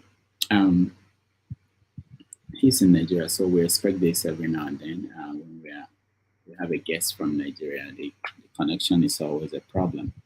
But we thank him for staying, and he was actually at an event, and he agreed that he will come in place. Will come in to be the guest today, and that was why we moved it to 5:30 Nigerian time, when he could make it here. Let me take a break, and when we come back, I will make sure that he's not having any problem with connecting, and then we'll continue. Justice, the judiciary is the last hope of the common man. But let me say this, the judiciary are the last ones that have come to squeeze the remaining life that the common man has. Everything is about money, money, money, money. Your money perish with you, Tinubu. Your money perish with you. All of you judges that receive money to pervert justice, and they want to go and use technicalities. Weak people. You can't stand Nigerians. And small time, they will still want to use the army and the police. Any right-thinking police, any right-thinking army should not side with these people and work against 200 and something million people. How many are they? Why should you people allow money to sell your conscience? And then Nigerians are stuck, and everybody will just go into his house and say, well, this is Nigeria, this is Nigeria. You know, Nigerians, we are the ones enabling these people. By now, there should have been uproar everywhere. By now, there should have been protests everywhere. And then some people are still saying, let's remain hopeful. You hoped during the election, you hoped that 25th of February would deliver the right candidate. Did it happen? Mahmoud Yakubu went and announced the election, the stolen election, stolen mandate. Then we spoke to you and we said, stand up and reclaim this mandate. Don't let them swear Tinubu. If you let Tinubu go in, he's a rogue, he's a crook. He will go in there, use money, bribe everybody, and silence everybody. Now that he is so-called commander-in-chief, just wait and see. You haven't seen suffering. Buhari is child's play, is kindergarten. It's a nursery school torment. You haven't seen anything. The suffering that people have suffered in Lagos, where Tinubu made Lagos his private business. He's about to do that in Nigeria. Can't you see his appointment? appointing people, just dashing people. He has more media advisors than he has security, than he has people that will bring change in Nigeria. And he hasn't done anything about the economy. Everything is gone down. He hasn't done anything about security. Has he done anything about your life? Few wicked people have held us hostage. And some people are just saying, let's wait and see. Wait and see what? Tinubu is wicked. Everyone that is behind Tinubu is evil and wicked. Nigerians, when will you wake up from sleep? Tomorrow is Thursday. They want to come and uphold Tinubu's presidency. Now, judges, prove me wrong. You say I'm threatening. All right, we have the man back. Welcome back, Dr. Haruna. I don't know what's going on. You know, Agbado Master and his people, they are busy right now. Because they know about snatch it and run. They hit the ground running as thieves. Thieves don't stand. They grab when they steal from your house. By the time you go back, everything is left scattered in the house because they're in a hurry. Do you feel that, were you expecting Nigerians to do something? Were you expecting them to react to the judgment in any way? Well, in a way, I was, but I think the thing took some people, because they felt it took some people by surprise, because a lot of people were still hopeful because of the hope that Peter Obi gave to them. He had said, the people that will come today, because today Dr. Haruna Goroh. I'm hearing somebody. Yeah, I'm sorry. Haruna Goroh is a staunch president, and this other APC man. Let me remove myself. Hello? Hello? Yeah, go ahead. Go ahead. Sorry about that. Okay, because I was hearing somebody talking. Yes. Go ahead. And so, you know, Peter Obi, he gave people hope. With the case was a very, very tight case with enough evidence that if our justice system was truly a justice system, we will not be talking what we're talking now. But you and I know, I don't know about you, but I know very well it's been hijacked long before now. And so, but the people were still saying, and that's why billboards went out during the tribunal, and they were saying all hope, that all eyes on the judiciary. The judiciary is the last hope of the common man, expecting that since the so-called independent electoral commission did not do what they were supposed to do, even looking at the way they went to court, how do we explain a person that's supposed to be an umpire in a game, neutral, a referee, coming to defend a side that is purported to have been the one that won, and there's a dispute, and they are coming to defend the party that so-called was declared winner, or the person that was declared winner. So people were hoping that because Obi said, I have gotten justice from the judiciary in the past in Anambra. So with that hope, he raised the hope of the people. And the obedience, don't forget from their names, they are very, very obedient and loyal. If Peter Obi had just half of the kind of heart of Tinubu on the negative, by now Nigeria will be at war. Why we are at peace is because of the type of person we have. And Atiku, even though I've not supported him, Atiku is also one of the top sportsmen in politics Nigeria has ever seen. Anybody that will not remove their cap for Atiku, then that person must be wicked. Because Atiku several times went into this thing, we will lose and go to court, lose and go to court, and still kept coming back. People may have their issues with him, but it's that spirit of sportsmanship. And I believe Peter Obi, and the way he gave hope to the people, and the way the case was so obvious to everyone. I mean, Dr. Rudolph, where have you seen not even a local government chairman elected goes to court and wins a case where there's no celebration? The whole nation, we don't need a prophet to tell us. All these charlatans that come on TV to be supporting them, there is money involved. I am a northerner. I know how we do our things. Nobody should come here and say he's from the south and that he's from, whether is it a door or wherever. Where is that man from? I think Delta, Niger Delta. Delta. They have all been bought. To me, where we are now is the reason is because of people like him from the south or southeast. Charlatans that money has seared their conscience. He needs to get his pay for what he just did on this your channel. He's going to use it to collect his money.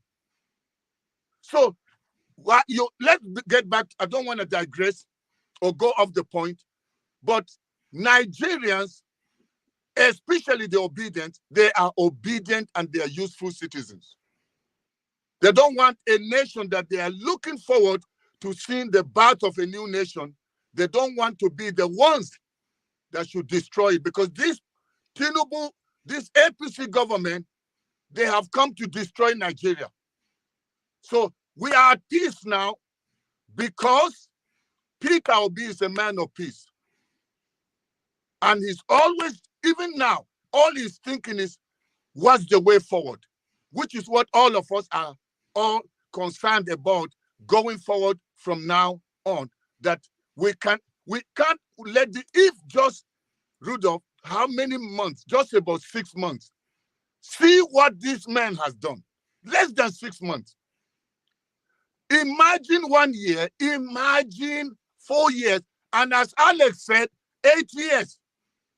Because they know all the evil they have put together, they have put all the people that will protect this illegitimate government for another 4 years and another 8 years. But I'm telling you, the time has come now. We must go past Obi. Obi is one man. Obi can afford to feed his family, can afford to sleep where he wants. He has money. But Nigerians are dying. And they're talking about palliative. It's a ridicule to Nigerians. You're actually, to give how many billions to states and say divide. How do you divide it? A bag of rice to a local government. How many people will eat from the bag of rice? Are you going to give them 1 grain each? Then they will come with that fake lie and be telling people, and I can't explain. When we talk, they say we are emotional. You cannot be beaten and they say you are emotional when you talk. When people are in the assembly, including the ones that went from the opposition, asking to buy a car of 160 million. And they ask them that, why are you doing that? They say because the roads are bad. 8 years of Buhari, he couldn't fix the roads. Tinubu hit the ground running. You run on the road. If you hit the ground is where you are to make sure you can run effectively. He's running on potholes. But they want to get luxurious cars. It's all about destroying Nigeria. And I'm telling you, it must stop, not after 4 years, but now. Let me ask you about Peter Obi's vice presidential candidate, Babamed Adati. How is he doing? Is he? How does he feel about the judgment? We've not heard anything from him. Deti is a man of few words. He's a great guy, but he's also somebody that if we let him loose, you will know another side of this whole thing we're talking about. Peter Obi is the gentle, calm coin. But I mean, remember the interview he granted Shehu when he warned, and Shehu was trying to tell him, don't do that. He said, I will say it again. He said, the mistake that Nigeria will make is to swear in Tinubu. People like us spoke. If Tinubu can come and grab something from you when you are sitting, or grab your seat and unseat you while you are sitting, is it when you take him and place him on a seat and then you think you can come and bulldoze him out? He doesn't know that kind of game. So we want people, that, just like Deti did, he said, don't make the moment you swear in Tinubu, democracy is dead. And we saw exactly what happened with the Supreme Court. So for Deti right now, you notice he's quiet. He's not appearing in many of the places where things are. Just a few times he went to the court during the tribunal hearing. But right now, what he spoke is like a prophet spoke. So what else do you want me to say? I told you people, Nigerians, that swearing in Tinubu, democracy has ended. So he was sure that there will be no justice in that case, even though Obi was hopeful. He just kept his mute because he didn't want to talk too much. So right now, he's going on with his business. He has a school to run, a university to run. He's got many things to do. So he's focusing on that and just waiting to see what Nigerians would do, not what Obi would do. Now, we've had people from Nigeria calling, especially from the South, complaining about hardship that came about as a result of oil subsidy removal and the floating of the Naira. How is it in the northern part of the country? How are people surviving? You know, there is no, just as Obi used to say during his campaign and still says, that the people in the north don't buy bread cheaper and to the ones from the south. The only difference between we from the north and you people from the south. From the north, we depend on government for everything. We depend on our leaders. We depend on our emirs, our chiefs, our imams. Whatever they say, whether we are hungry, we are dying, they have the last say. We will follow them like zombies, sheep to the slaughter. And that's why they've taken advantage using that, our blind loyalty. So right now, a northerner, we only speak now because Tinubu is the one that's in the driving seat. So before, they suffered. For years, they were hiding it. Let me say, just like what's happening in South Africa, the whites that were in control of the government, even when somebody is bankrupt, they protect the person and they don't show it. They will help the person, do everything to protect. But it got to a time that they couldn't hide it anymore. Whites are now begging on the street. They are now on the street as people that are sleeping out on the street. So when you push people and they push it, like in Hausa they say, into the Yake Bongo, that means when the push gets you to the wall, you have nothing to do because there's no more place to exit. You will turn back and push your way, and the force you will use against the one behind you that is pushing you against the wall, it will be damaging, just like your name is Dr. Damages. So in the north, they are suffering exactly what you're suffering, and in fact, worse, because the difference between the north and the south is that the south, they are in the spirit of entrepreneurship right from childhood, especially from your tribe. People are trained to be independent from childhood. You don't use your poverty as a weapon to eat from others. You're almost like the whites that train their people from childhood to take responsibility. If I'm going to give you pocket money, wash the car, mow the lawn. Not for nothing. You don't. But in the north, we pay homage. Rankai Dede, Sanupa, you steal, but we say, may you live long. We come and pay homage. We lie on the ground. We sit there. And somebody can steal all they want to. And we just salute. So they have used that against us. So in the north, it's slightly different. So even now, as is, things are not, when you see people complaining now, it's mostly on the religious aspect, the suffering. But you remember, even during Buhari, in his second term, even in Daura, where he comes from, they started pulling down his billboards, barricading his entourage, and saying, Bamuso, Bamuso. That means we don't want, we are tired, we don't want you, we don't want you. Are we going to eat the religion? Are we going to eat the tribalism? We are hungry, we don't have food. So now, very soon, the northerners will also start to show, but the suffering does not know any region. It's for everyone now. So if the government, the current government, if they approach you and say, what do you think they should do to make things better, what would you say to them?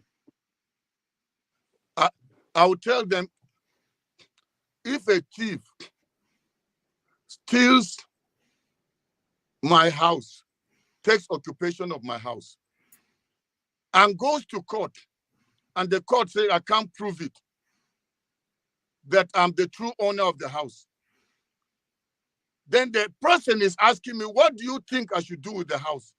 How should I decorate the house? What kind of security should I put in the house?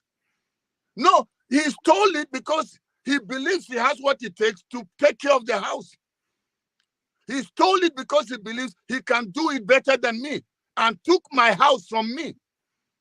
So they don't need to ask me what should they do, because he said they will hit the ground running.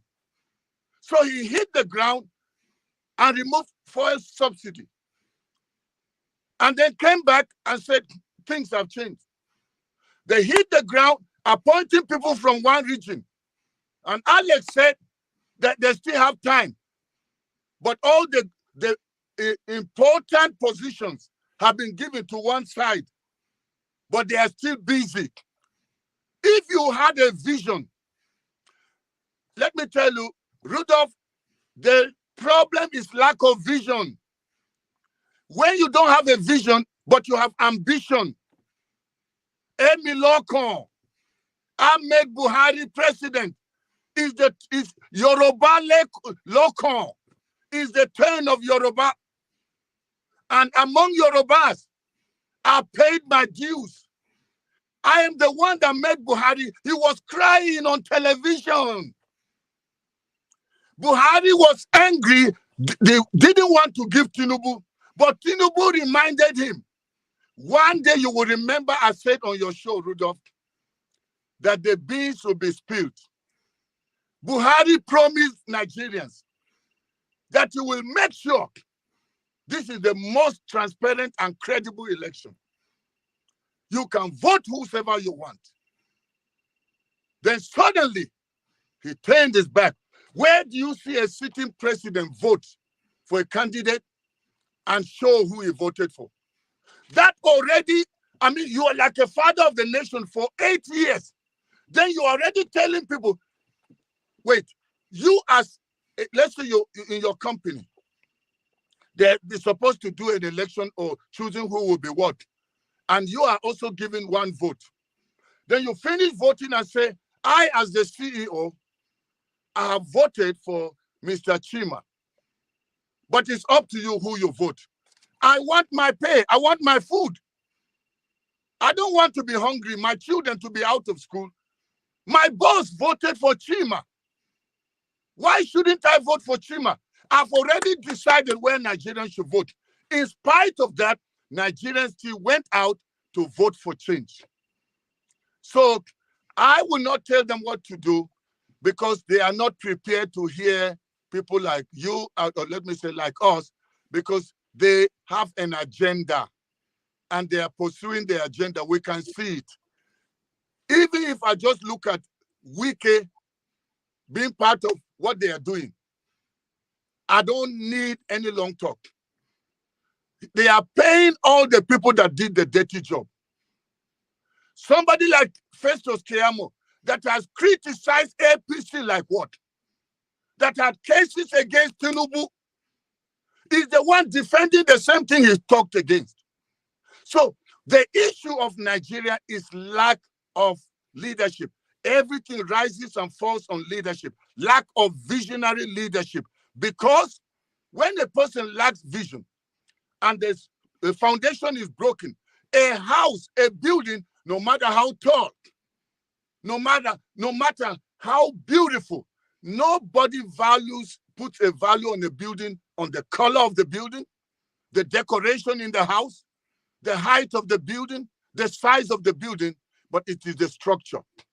They lack no structure. Everything is happening like an accident. They just wake up and do it. They will not listen to any advice. It's a lie. They have no vision for Nigeria. You can see from what they are doing. Like in the north, we are suffering insecurity. You will expect Tinubu by now should have a plan for security. But the only security he knows is how to fortify that is illegal seat. They only use DSS, use the police, use the army to fight citizens that they are supposed to serve. So they lack a vision. A person that is moving but not knowing where he's going, he will be hitting on people, but he will give an excuse, using people like Alex to come and say, he hit you, it was not by plan. It was by accident, and accidents do happen. Certificate forgery, it cannot be proven. I steal from you, Alex. I'm sitting in your house. You are now homeless. And I'm telling you, go to court. Let 7 people, where, even in America, where in the world do you hear in modern time, where people are free thinkers, 7 judges will all say the same thing. 5 judges in the tribunal, all the same thing. We don't need to be, we are not kids. It's too obvious. We don't even need FBI files. Everything about the government, especially the so-called commander-in-chief, he is commander-in-chief, not chief, because most of them are thieves. Now, so thank you so much. I want to move a little bit to a different issue. When we hear someone like, maybe you can help us understand, someone like Sheikh Gumi speak about the South and about, the last statement he made about security. The security of the country could not be handed over to Southerners or Christians. I think he mentioned Christians. What do we not understand? What is it that we probably in the South we don't understand about someone like that? Okay, you must understand Gumi, Sheikh Gumi, God bless his heart. He is from the Fulani tribe. There's a difference between the Fulanis and the Hausas, and a lot of people from the South don't know. The Hausas are currently suffering. They've been suffering for decades and are still suffering under the hands of the Fulanis, who believe that their great-grandfather, Usman Danfodio, is the one that had a vision of taking over Nigeria from north down to the sea and Islamize the nation and make it a Fulani colony. So anybody that does not follow that, even if you are a Muslim, but you're not part of that select God-chosen team, you are not fit. But it's even worse if you're a Christian, then you are an infidel. So that's why he said what he said. In reality, they are not fighting for Nigeria. They are fighting for the establishing or the complete takeover of Nigeria by the Fulanis, which is why we have been seeing the Fulani headsmen thing, that Buhari, his main vision, he wasn't a clueless leader, so to say. He was a leader with vision, but the vision of ensuring his great-grandfather's vision of taking over Nigeria, making it a place where they will be grazing, is accomplished. And he did what he did. So Gumi is just the mouthpiece, as you know, Muslim, especially the sheikhs, the imams, the way they talk. The same way with the Christians. Imagine if any archbishop gets like Kuka, when they speak, the Christians listen. The same way with Gumi, when he speaks, the Muslims listen. The only difference between the two religions is that Christians will talk and use reason and allow peace and understand with others. But for the Muslim side that Gumi represents, there's no reason. Take it or you are gone. We are coming. And this is what Allah said. Their constitution is the Quran, is not Nigeria's constitution. They are not governed by that. And so that's why they will make such statements. They have to decide who should be the person that is the minister over the FCT, because historically it's been the Fulanis. So right now he can't understand why in his lifetime it should be someone else. And that's why they feel like the idea that they had of the Muslim ticket, Tinubu agreed to it, and there was an arrangement that was made. Tinubu was initially saying, but how will people accept it? They said to him, do you want to be president? He said, yes. Then if you truly want to be president, these are the terms. Muslim. And if you're not going to do it, forget it. So El Rufai told him, I did it in Kaduna, it worked. I'm backing you. We are going to make it work. So now they are seeing that the man is appointing people not the way they expect, because they wanted to be the ones using the remote control, and they're not getting it, so they are angry. So that's what is happening. All right, before I let in our audience, I want to play a video, and I want to get your take on that video. And I'm sure you've seen the video that I'm going to play. I just want to get your take, and then we will get our audience involved in this conversation. The beginning is to say It's to a you video that, of, okay. if some Nigerians were telling you that you shouldn't have given me an opportunity to speak, tell them that so many television houses and individuals had approached me to speak on different issues since I left office, and I declined.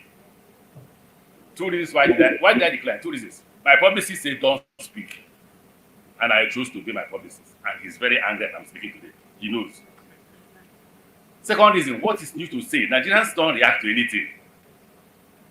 Has any politician told you that he's not a thief? Tell me one politician that has told you that he's not a thief. Tell me one. I don't know why you're guarding forgery. No forgery. What politician told you that he didn't forge? Which politician told you he went to university?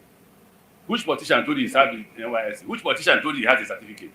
Nigerians know and still vote for them. So what's your problem? No, tell me what's your problem? So I said, why should I speak when already there's nothing new? Okay, you observed Buhari's period. I will leave Port Harcourt 1 a.m. arrive at Abuja, leave Abuja 3 a.m. Somebody said they made Buhari. Did I say anything? I didn't say anything. It's not important. Nigerians choose who to believe and who not to believe. Nigerians choose who to vote and who not to vote. Even if you come to a Nigerian man's house and kill the mother, the father will continue his life. Nothing bothers you. Nothing. So why do I waste my time? Yes, that's the original. So give it to me. You see it, so that you won't say tomorrow he brought photocopies. But when we get there, that is when we're talking about Buhari's government. So there's nothing that our chairman said that is new. Absolutely not new. I've said it several times. I've taken so many risks. I've said too many things.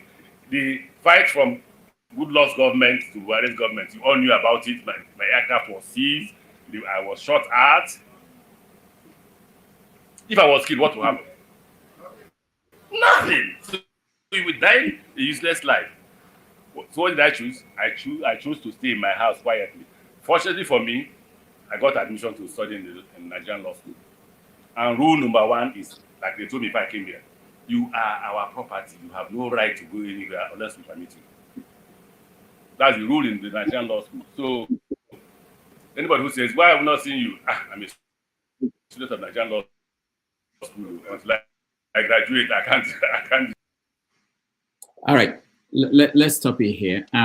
I wanted to know, will you ever get to the point where you feel like I'm watching that video saying that Nigerians don't do anything, they don't react, so why should I say anything? Why should I continue to be an activist? Why should I continue to do what I'm doing for change? Rudolph, there are some facts. I mean, he painted the true picture. The fact that you and I are talking and nothing is happening in Nigeria after all that has happened, he has been in government. He was a presidential candidate. He knows what he's talking about. He has clearly, he has described the current Nigerian, the way the people are. So, when somebody is struggling for survival, all is just thinking of is survival. A person that is operating with a survival mode or mentality is thinking about now. And I know you know the Bible, so let me borrow something from the Bible. For a senior brother to agree to become junior because of hunger, it should tell you what is happening in Nigeria. People that went under labor parties, and many of them were saying, we're obedient, we're obedient. They are now quiet. Are you hearing anything from them? So the moment money comes in, people are bribed. I want to say something. I think this is my honest opinion. Anybody has the right to his or her opinion. I think Mahmoud Yakubu was determined to do the right thing. From his body language, from the speech. But when money came, everything was shredded. This Justice Samani, some friends told me Justice Samani sent prayer requests to people when he was appointed and said, I want to make sure there is justice. Pray for me. I'm going to make sure I stand for the truth. He was determined, but Tinubu believes that even the most righteous or upright, a person that sits on the seat of integrity, give him money or her money, the person refuses, add more, they refuse, increase it, they refuse, take it up until they swim in the money, they will choke with the money and tell you whatever you want, you can have it. A person that's like that is basically witchcraft. And when you are dealing with somebody, you are dealing from a practical politics, election. It's gone past election and rigging. This is a thing of buying up, hypnotizing people, taking a nation hostage, diabolically, using money. And if Tinubu wants to come after you, Dr. Rudolph, damages, only God will release you from his hands. Because money, as the Bible says, the love of money is the root of all evil. If Judas will collect money and sell his own master, then what are we saying about Nigeria? So what Amechi said is the truth.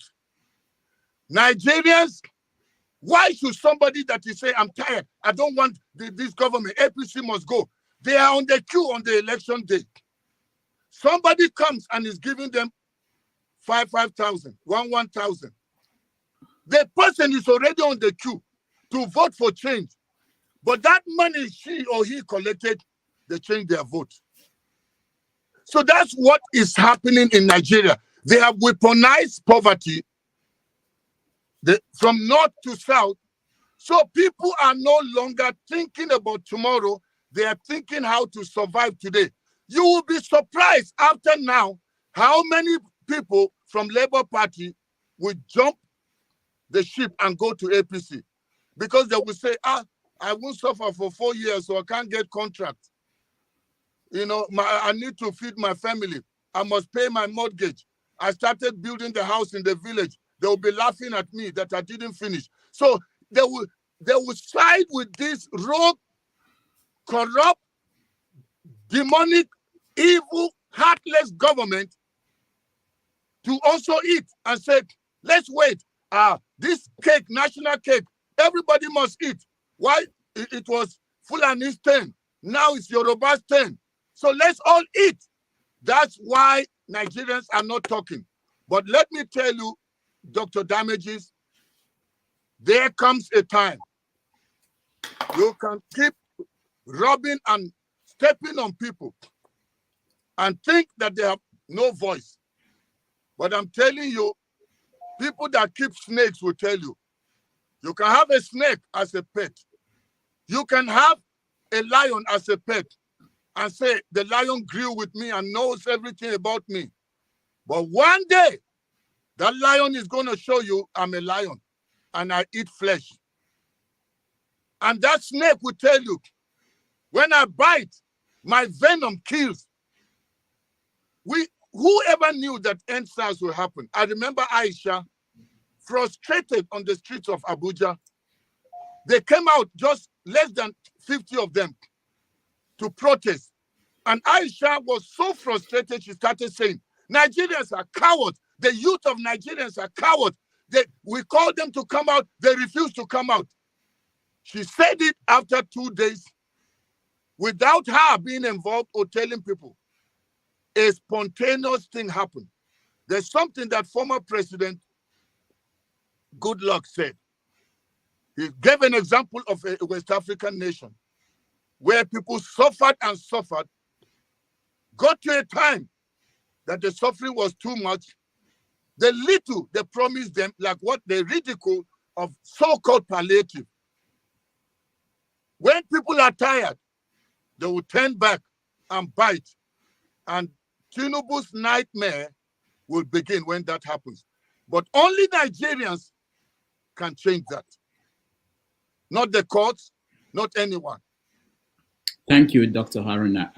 CM, so please, anybody we come to, please make it one question, and if you can, go straight to the question. CM, you're first.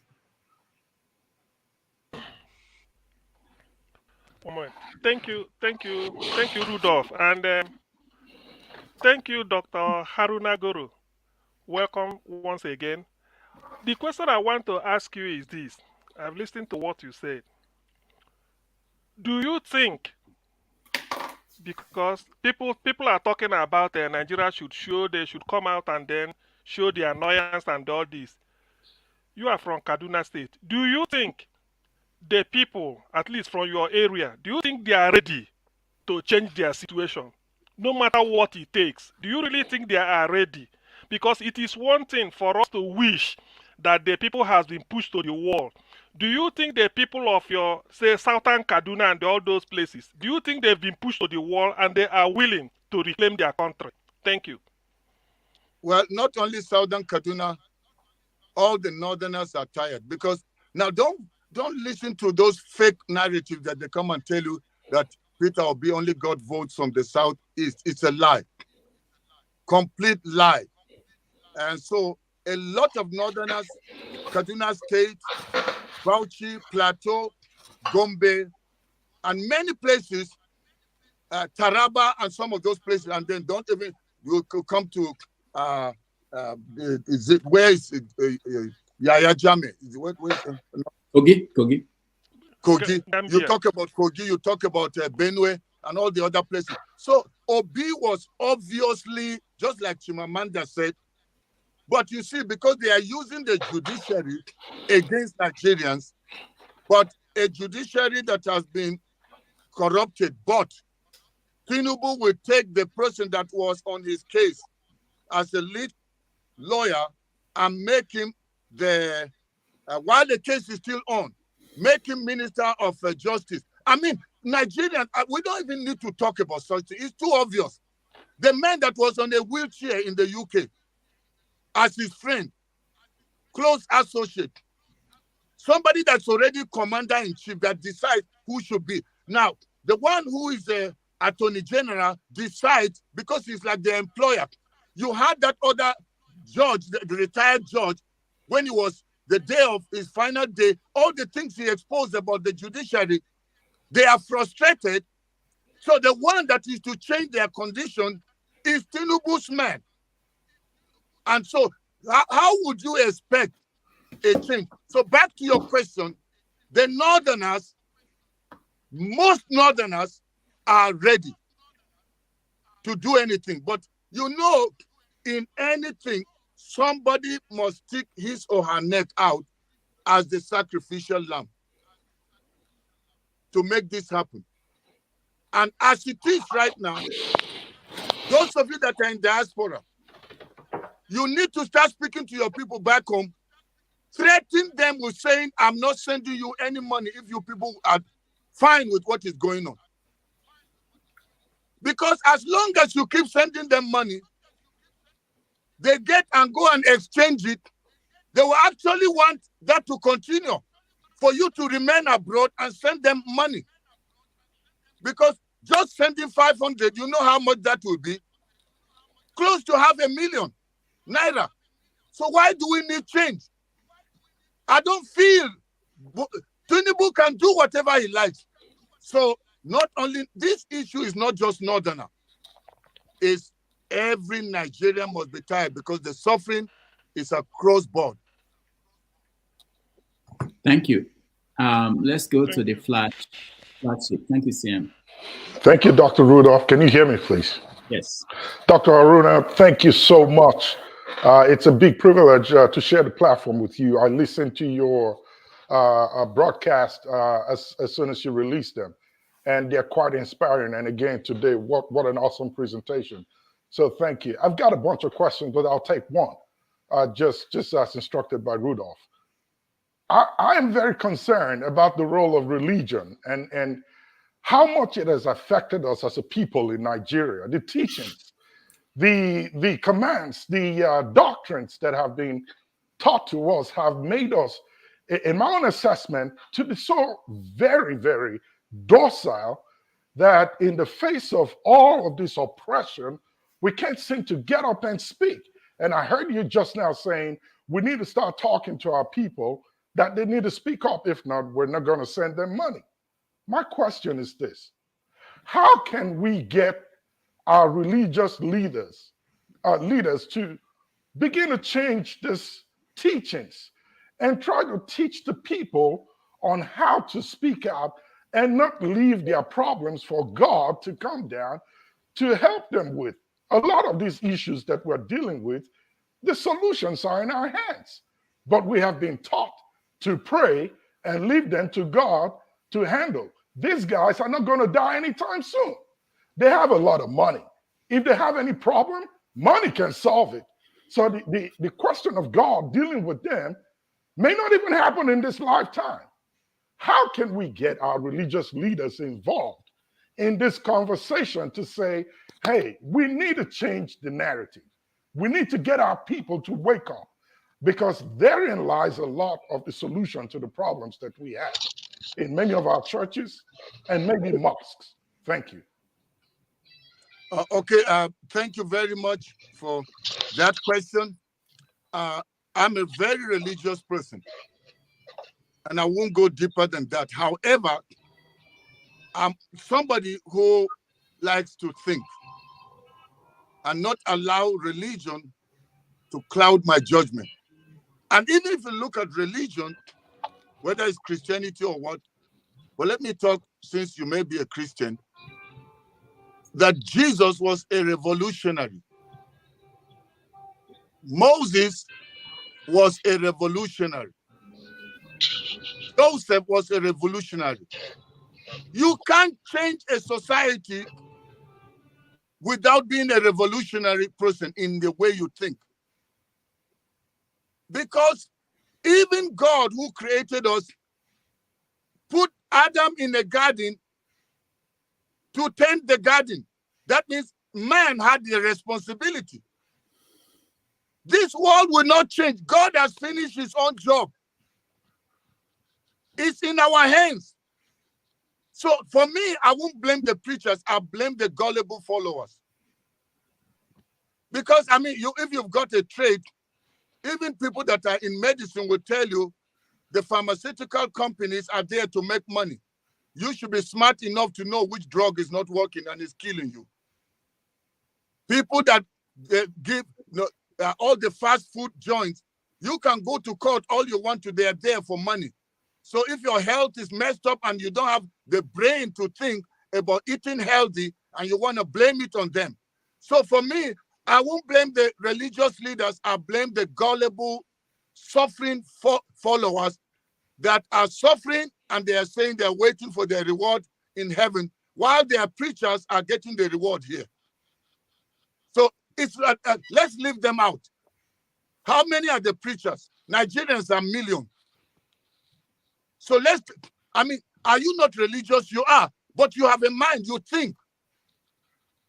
Will you carry Bible verses and go and pay your bills? It doesn't work. Yes, but then anybody that believes that is the same thing in the north where they use religion on the Muslim and say Allah, Allah. Then all the children, 500 will be under one Quranic teacher, suffering, going out as beggars. But those people are making money. So now the eyes of people like us from the north has opened where we are saying enough of hypnotizing us using religion. You are misrepresenting God. Correct. You are selfish. And we are waking up. That's what they want to do. So all right. I don't blame them. Thank you, Flagship. Thank you. Thank you. Igbo Basics. Yes.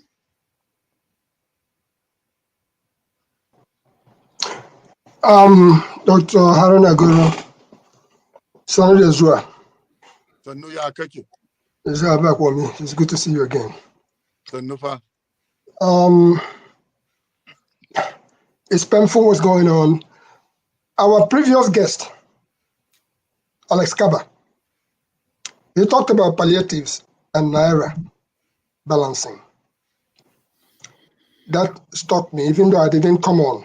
I was in the backstage. I called him on the phone and I asked him a question. When you were growing up, did you ever hear anything about palliatives? He said no, that conditions didn't warrant. I said, there you go. Then I also said to him, you're talking about Naira balancing, that there was a time that Nigeria had the ability of buying half of New York. It's our money. Nigeria was wealthy enough. And you are now telling me about, I'm just going to cut through the chase. In church this morning, they were talking about compassion and care, decency. And it hit me that in the case of Nigeria, decency, compassion, and care, particularly shame, has gone out of the window. Shame. During our time of growing up, it was a time when character mattered. It was a time when if you stole something, they would hang armor around your neck and march you around town. Nobody would tell you to leave town. Those times has eroded, and we are now faced with a situation where anything goes. And our previous guests had the guts of talking to us here about certificates and stuff like that. I'm just going to say two things, and I'll round it up right there. We went to school here. It pains me that during the time I went to school here, Alhaji Ahmed Tinubu supposedly went to school around here in the 70s. So I know what obtains from that time to now. With that little background said, for anybody to come here and tell us otherwise as far as certificates and stuff like that is concerned, people should be careful because the seed we plant today is what we will reap tomorrow. I came back from church and I sat down and I was looking at my shoes. I counted them. It was 6 pairs of shoes. And I said to myself, you have 6 pairs of shoes. How many do you wear? 2. I wear 2 regularly. 1 during the week, 1 for church. The rest of them are there. It goes back to character. And you talked about who is going to stick their neck out. In the Nigerian context, what we are facing now, we are at a point where Emmanuel Ogebe is out there at the Supreme Court fighting every day, trying to bring some senses into us. The problem we have brought it down to the masses. Today, I go and send money tomorrow. They go chop nyafu nyafu. Nothing happened. So what can we do? Because what we are facing now is more like zo. The beer is on the side now. What can we do for the masses of Nigeria? Because I understand the northern concept. I grew up in the north. It's still there. And I understand the Megiddo and the Megad. And I'm from the south. And I understand clearly what happens. What can we do to reach to the grassroots of the people who actually came out, suffered, believed that change was around the corner, stuck their neck out? What can we do one by one, village after village, to get back into, I'm not talking about morality, I'm talking about the character. What can we do to reach those people individually? I know I can reach you, Dr. Goroh. All right, thank you. What can we do to reach these individuals in Nigeria? What can we do to preach the gospel of, even if it is half of what Emmanuel Ogebe is preaching, which I believe in? Can we prepare our people's mind for the next 1 month or 2 months? Don't send any money. Heaven will not fall. Would that make any difference? Please help us out here. Okay, thank you very much. As to what can you do for you to be able to help people back home, especially the ones that are suffering. As you said, the situation has now, trickled down where in Nigeria, the corruption is not just with those on top. They have, so that they can create a culture of saying, just like what Amechi said, that, who can come and tell you they are not guilty? It's like you hear people say, this is Nigeria. They will say it up to village level. A typical Nigerian, you go to visit home, go to the villages to educate them. They want you to pay for talking to them. You greet them. They greet you. Oh, you're welcome. Hey, how are you? Welcome. After that welcome, they're expecting you to pull out your wallet. They greet you at the airport when you land. They don't even greet you for free. They collect your luggage. They even ask you, is that all you will give me? Even beggars are negotiating now. So they have messed up the minds of people so that the average Nigerian doesn't know anything called transparency or decency.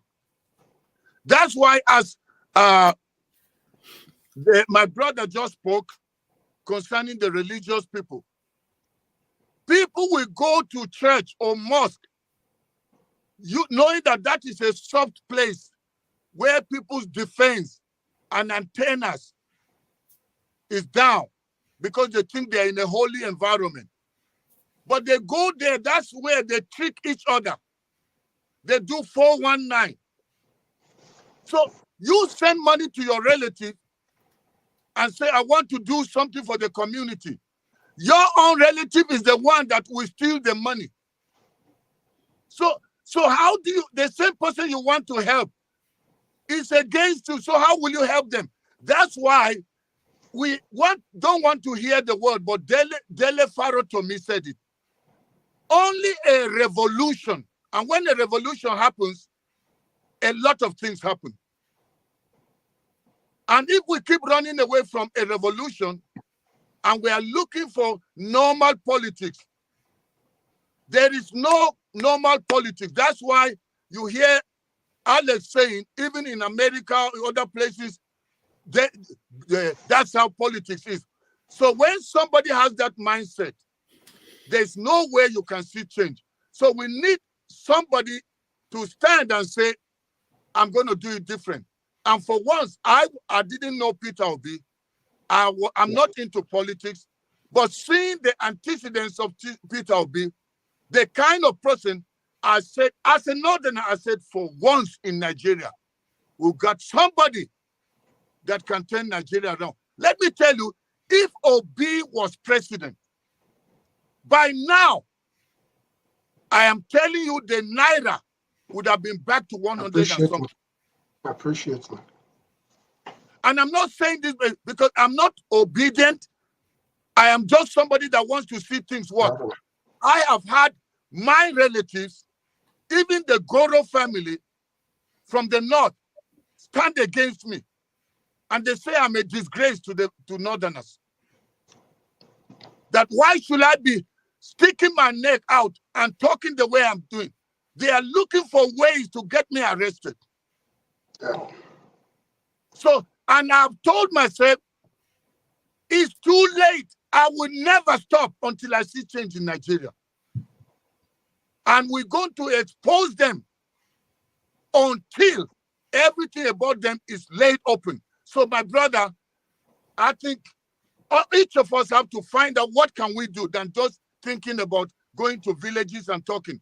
Even the villages are corrupt villages. All right. Thank you. Thank you, Dr. Haruna. Thank you, Dr. All right. Mazi Prince, California. Yeah, Dr. Goroh, for me, I'm full of positive encomiums on you. Pretty much people like Flagship, people like Igbo Basics have actually asked a lot of questions that I have in mind. However, would I say this is kind of like a commentary or whatever? It could be regarded. It's so, would I say it's sad that they would think about arresting you, but they have somebody who had asked Mama Chukwudi not to come out and vote. They have somebody who have kept threatening a certain ethnic group, and they've not even gone to arrest him. I think as of yesterday, I heard there is a campaign that they are now raising against Aisha Yusuf and Chimamanda Adichie, and that DSS should arrest them. Nigeria is so sad. When I talk about Nigeria, I refuse to be emotional about it, and we'll keep speaking the truth to power, whether they like it or not. Truth shall prevail. All I can say is, Dr. Goroh, keep doing what you're doing. We are 100% behind you. Thank you for what you do, and we really, really appreciate you. Thank you. Thank you. All right, Lexi. I salute everyone again, and I'm still myself. Dr. Goroh, well done for your courage, strength, and conviction.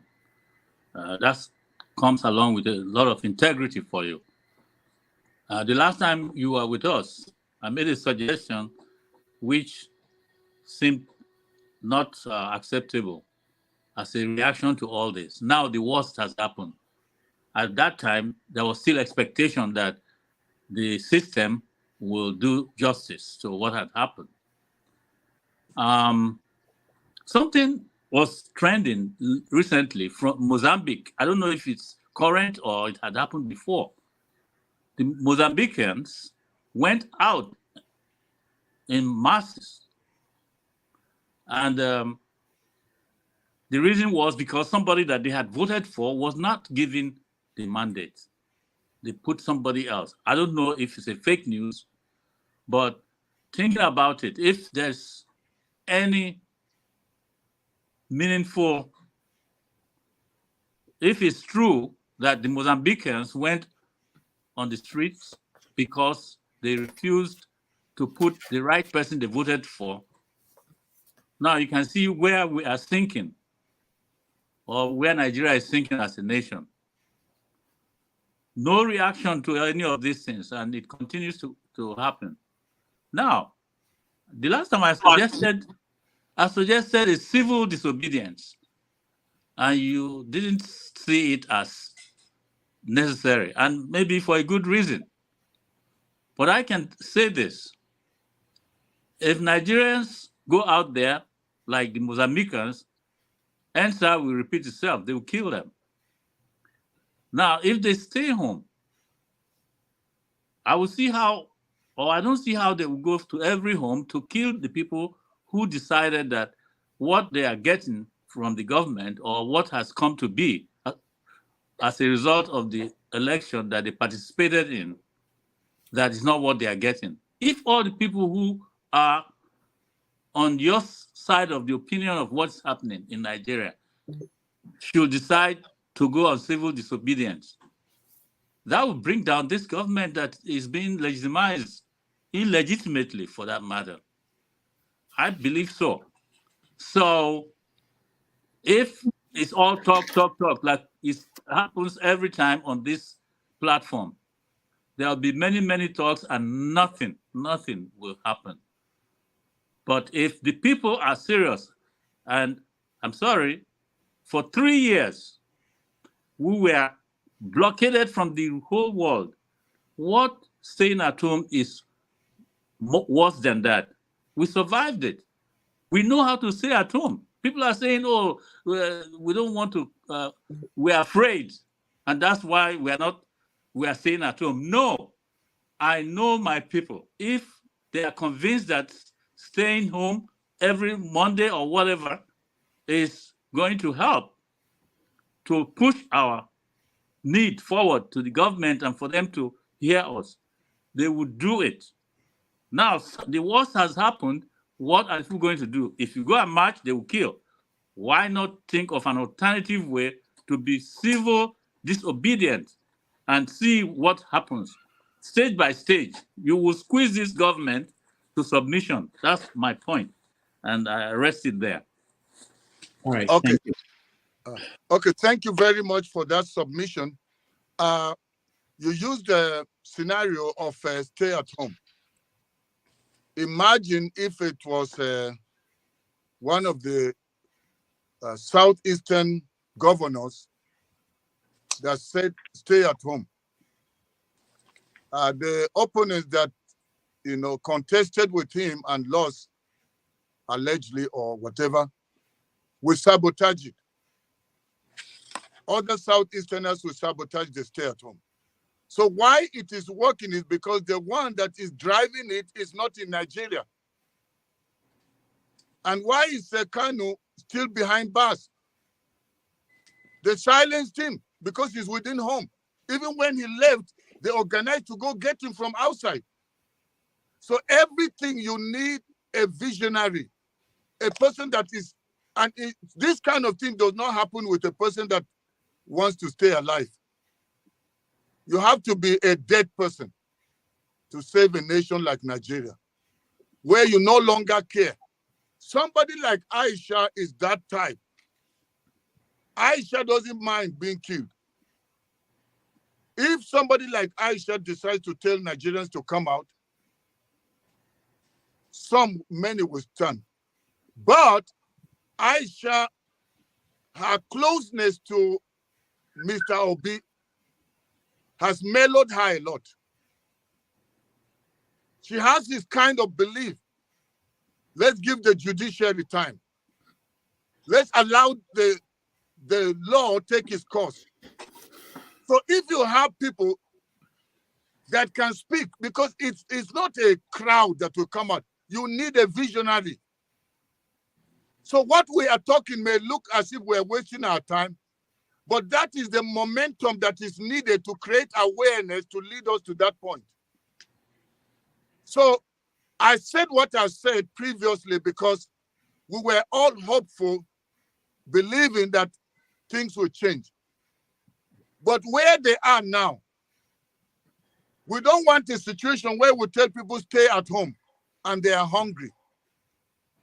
We need to be strategic and have ways that will look after people when they stay at home.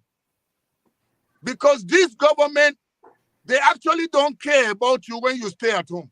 They actually want you to stay at home so they can eat while you're at home.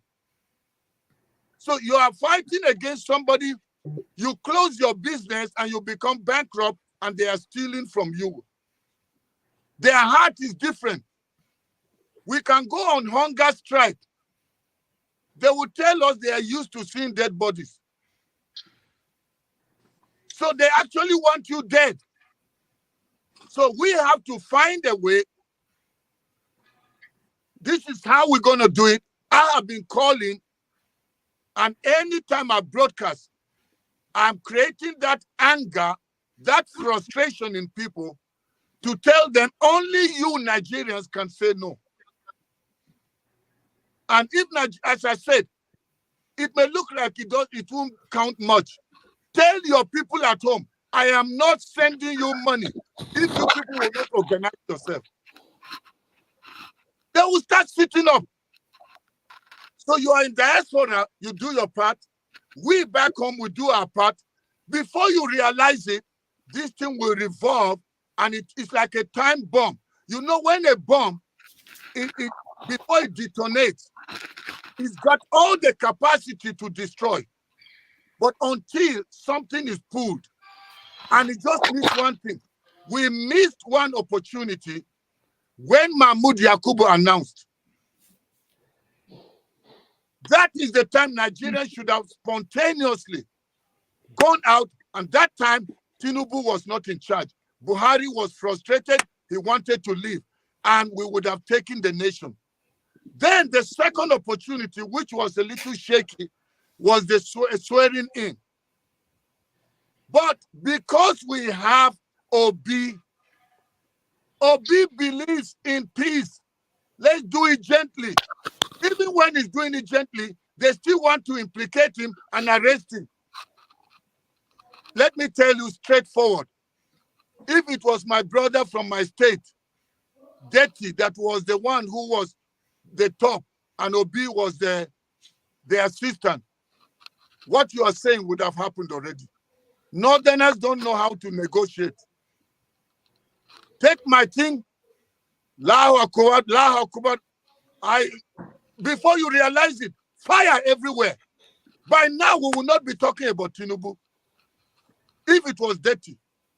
Detty is quiet because he's just frustrated. He doesn't want to talk. If he was in Obi's position, we will not be talking. It would have happened since. All right. Thank you. Thank you. Dr. Rudolph, please, can you take me off, put me backstage, and I'll join later. Thanks. All right. All right. Eunice. Hey, Dr. Haruna Goroh, thank you for coming here. Excuse me, Rudolph, sorry. I just want to connect my charger because the battery is running down now. Okay. So you can go on. Okay. I'm listening. All right. Yeah. So my question, I learned you are an activist, right? But can you hear me? Yeah, he can hear you. So I learned you are an activist, but you seem to also have a lot of praises for Atiku Abubakar. My question to you is, you are not aware of the corruption cases of Atiku Abubakar, and since 1993, Atiku Abubakar has been contesting for Nigeria president. What does he want? And do you think it was right, if Atiku was not too greedy, do you think it was proper for him to contest in this election and not giving the support to Peter Obi? That is one. I also learned you are from Kaduna. I want to ask you this. What is your honest assessment of Mr. El-Rufai governance 8 years in Kaduna State? Thank you.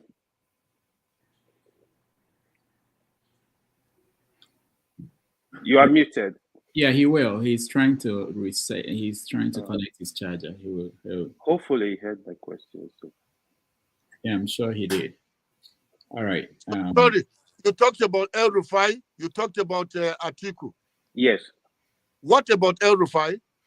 So I started with Atiku. Since you are an activist, I expect you to know a lot about the happenings in Nigeria, right? Atiku has been contesting for president since 1993. And what does he want? And the other thing is, are you not aware of the corruption cases arguing on Atiku? How giving me any like the way you praise him a little bit, I was actually very surprised because as an activist, I don't expect you. I don't see difference between Atiku and Tinubu. On El Rufai, I said for your honest assessment of El Rufai governance for 8 years in Kaduna State, since you are from Kaduna. Okay, starting with Atiku, I wasn't really praising Atiku.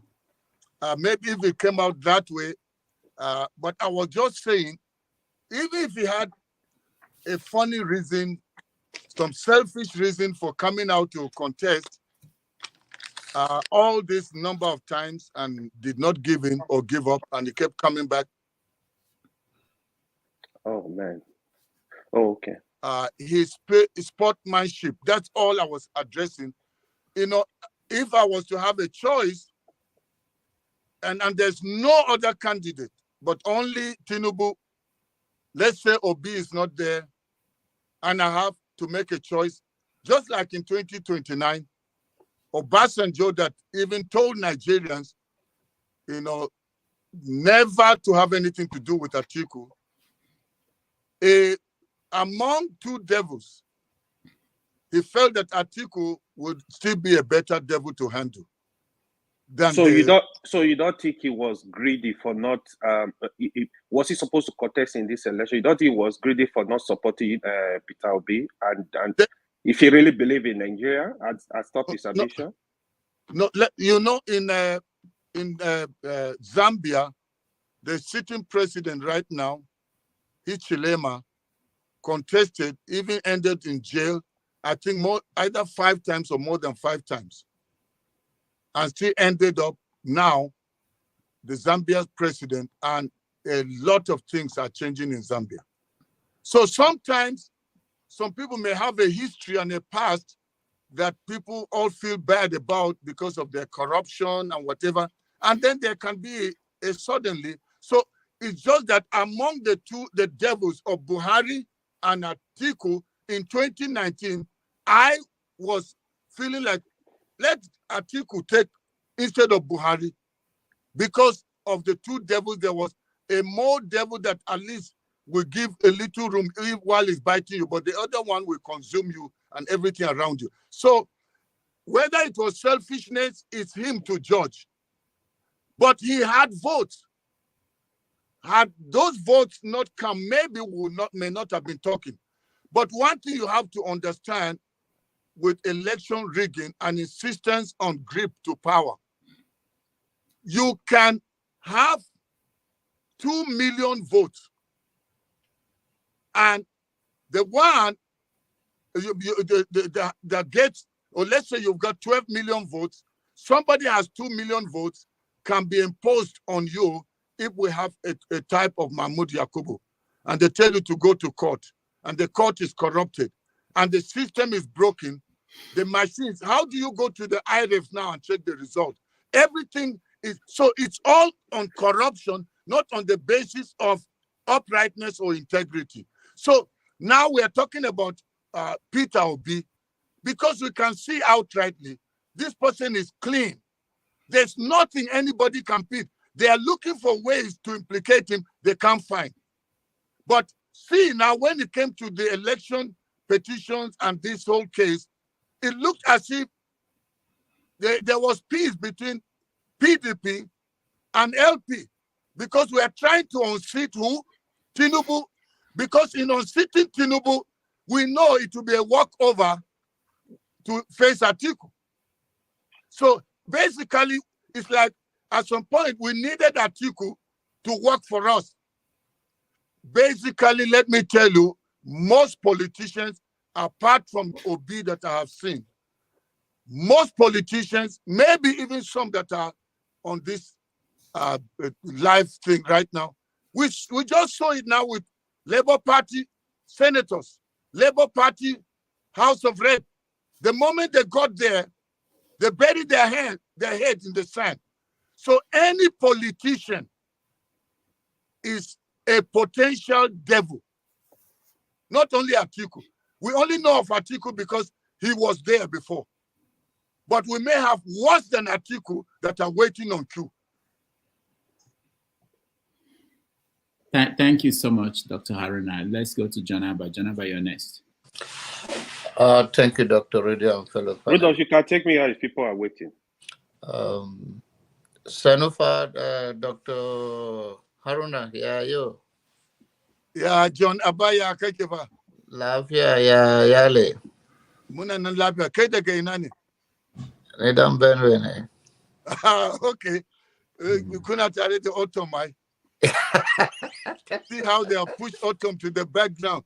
Wicked, so diabolic. That one is a green snake in green grass. He knew what he was doing and dragged our brother, your brother, and dropped him. But then posterity will judge. Yes. Sanufa, my question to you is this. You said that they shouldn't allowed to swear in. Is it unconstitutional? To do what? They swear in before I heard you say that they shouldn't have swear the president in. Okay, why I said that? Because if you were already trying to take charge and take control of a power or a seat that is not rightfully yours, and it was fraudulently taken through what Mahmoud Yakubu did, and that person that is that desperate, that said, it is now my turn, and he was almost foaming in Abeokuta when he said it. You know, the moment somebody is declared commander-in-chief, he's got the army behind him, he's got the police behind him, he's got every apparatus of government of the state to back him. A desperate person like that, how will he allow the rule of law? He is the one that is now commander-in-chief that decides who sits, who is the, everything now. He's appointed all his ministers.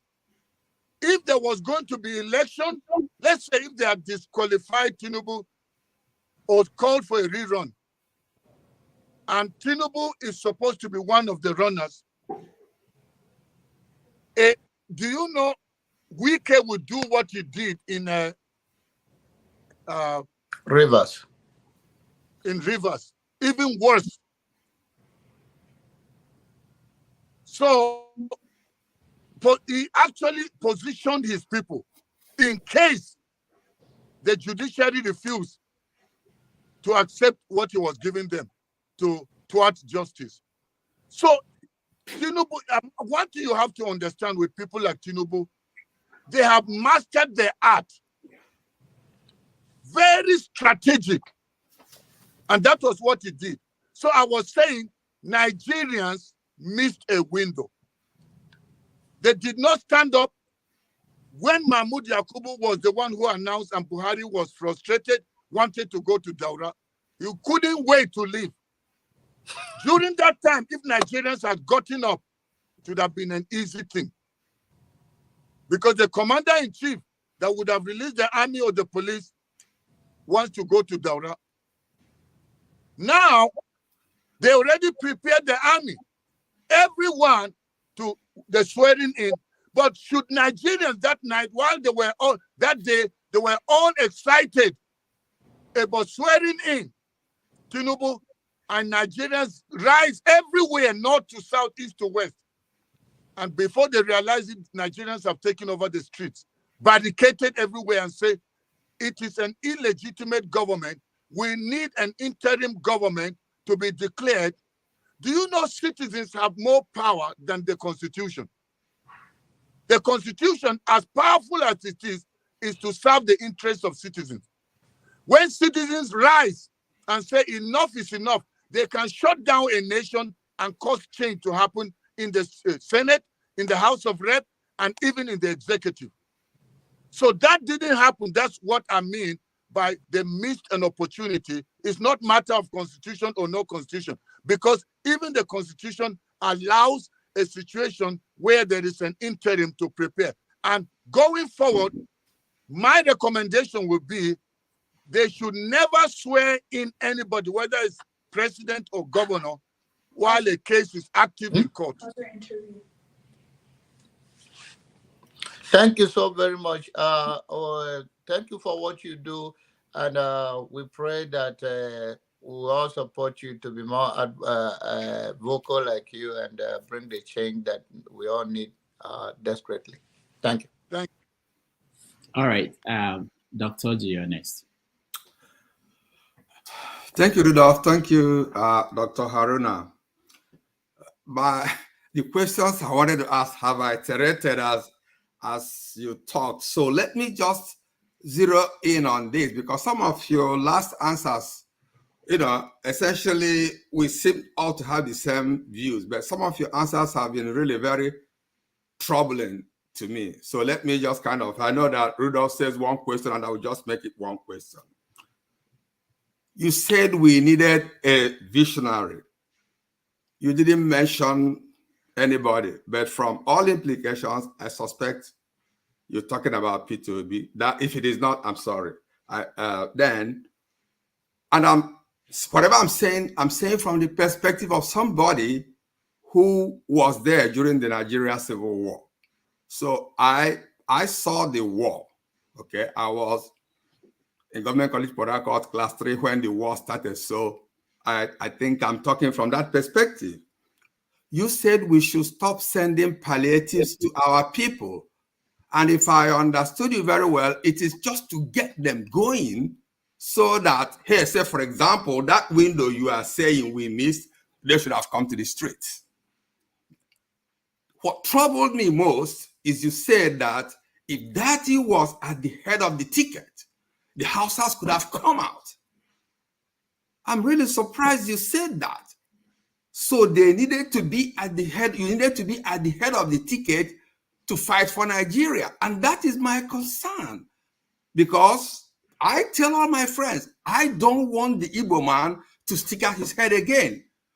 Obi will be stupid, in my opinion, who am I to say that, to stick out his head. Because if you say that Daddy is not at the head of the ticket, therefore the Hausas were waiting, that is really very, very troubling. So there are quite a few things, but I think you get where I'm coming from. So in summary, if I heard you very well, you said, hey guys, get your people roused up, don't give them money again, let's get to the street, we need a visionary Obi, but the Hausa man will not do that because they're not at the head of the ticket. I'm worried about that. Thank you.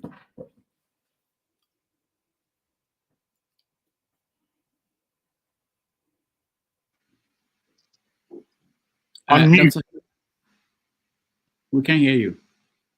Okay, can you hear me now? Good, yes. Okay, so I'm very sorry that, if that was the impression you got. I think what I was dealing with is not, I'm a northerner and he's from my state, from Kaduna State. I'm not being partisan. I'm not thinking about the sentiment of where somebody comes from. I'm simply talking about temperament. That if Daddy, and you can't be the assistant and say what your head is not saying. So basically, I was only talking about the difference between both of them.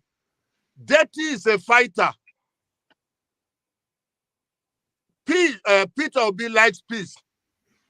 If it was Daddy, he would have gotten all the obedience out on the street, whether they're from the south, north, east, or west. Because his temperament is like that. You've never heard Obi talk the way that Daddy talked on TV. So I'm basically saying, not because I want Dirty. Dirty is a great choice for a deputy. But I still have 100% support and faith in Obi's ability to turn Nigeria around. I just wish, but because they want to find every little thing to jail Obi, so he's smart and quiet. So others will have to stand to play that role for him, not waiting for Obi. And Dirty already spoke his mind and is quiet now. If Dirty goes out and tells the obedience to come out and protest, he will also be behind bars, even though he's from the north. Because they just don't, they know in putting Dirty behind bars, they are putting Obi behind bars. Because they just don't want Obi, that's all. Obi is the problem. So all I was saying is that by the way their temperament is, if Obi was the type that would say our mandate was stolen, obedience and Nigerians stand up and defend it. I am telling you, Nigerians will be out. He is the one that is the head, but he believes in following due process, which we can't blame him for that. That is the person he is. We can't change Obi. All we should then do, that's why I'm now saying, people like us, people like you, we are the ones to say, can we think beyond Obi? Can we think beyond Dirty? Nigeria is ours. Even if Obi comes now, 4 years, at most 8 years, he will be gone. Should we go back to square one? If Nigerians cannot stand for their rights and take their nation back, we are waiting for Obi. I only said that in passing just because of the temperament and the difference in personalities, not because I'm choosing my fellow Northerner. Even for what I have spoken, I've been saying, you know, I'm always in touch with the Dirty, and we talk. Dirty respects Obi so much, and why they don't also like Dirty is because Dirty hates corruption. He's an upright Northerner, and that was the greatest combination Nigeria ever saw. But he cannot go ahead of his principal and be the one to be telling Nigerians what to do. That's just what I mean. All right. I hope I made it clear. Thank you. Thank you, Dr. Oji. Jagun, you're next. Thank you so much. Good morning, good afternoon, good evening, wherever you may be. Rudolph, congratulations again for your guest panel, even though we didn't really understand the first guest in any way at all. Dr. Goroh, you have been a marvel and a strength and a voice in the dark that is emanating, and you are touching us here in the diaspora. I would just like, in terms of the fact that we now have Tinubu as the official president for so many, not myself, I would like to turn your attention to the diaspora indeed and what to do, because we are looking for solutions. The next 4 years of Tinubu's government cannot persist, in my understanding, if Nigeria is to have any life at all. We are all globally, not just Nigeria, globally, we are at a precipice, and we are looking for salvation in this planet.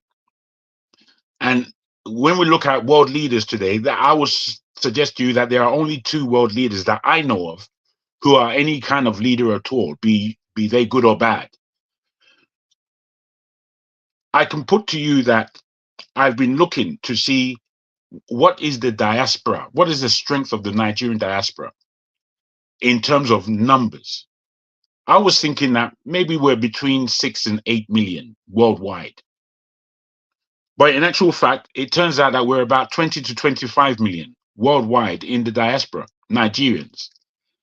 Now, what in your mind, being at home, does the diaspora, in real terms, not anything foggy, because we're all very foggy right now. We don't really know how to put the best foot forward, given the scenario that we're in. What in your mind is the relationship between the diaspora, Nigerian diaspora, and leading us out of the mayhem that we are in? Because we have to do something. We cannot take the status quo anymore. So I'm directing you to the data, the numbers, who are very particular about what's going on in Nigeria. And we all have the same reckoning as yourself in that Obi was the champion. Not only did he win the election, but he was the right man at this particular time in our history for the job of president. How do we now organize ourselves, the diaspora, to do what it has to do? Please. Thank you. Your mic, sir. Your mic. Going forward, we must never despise the power of such dialogue like the one we are doing. That's we're getting to hear, to understand ourselves, where we are at.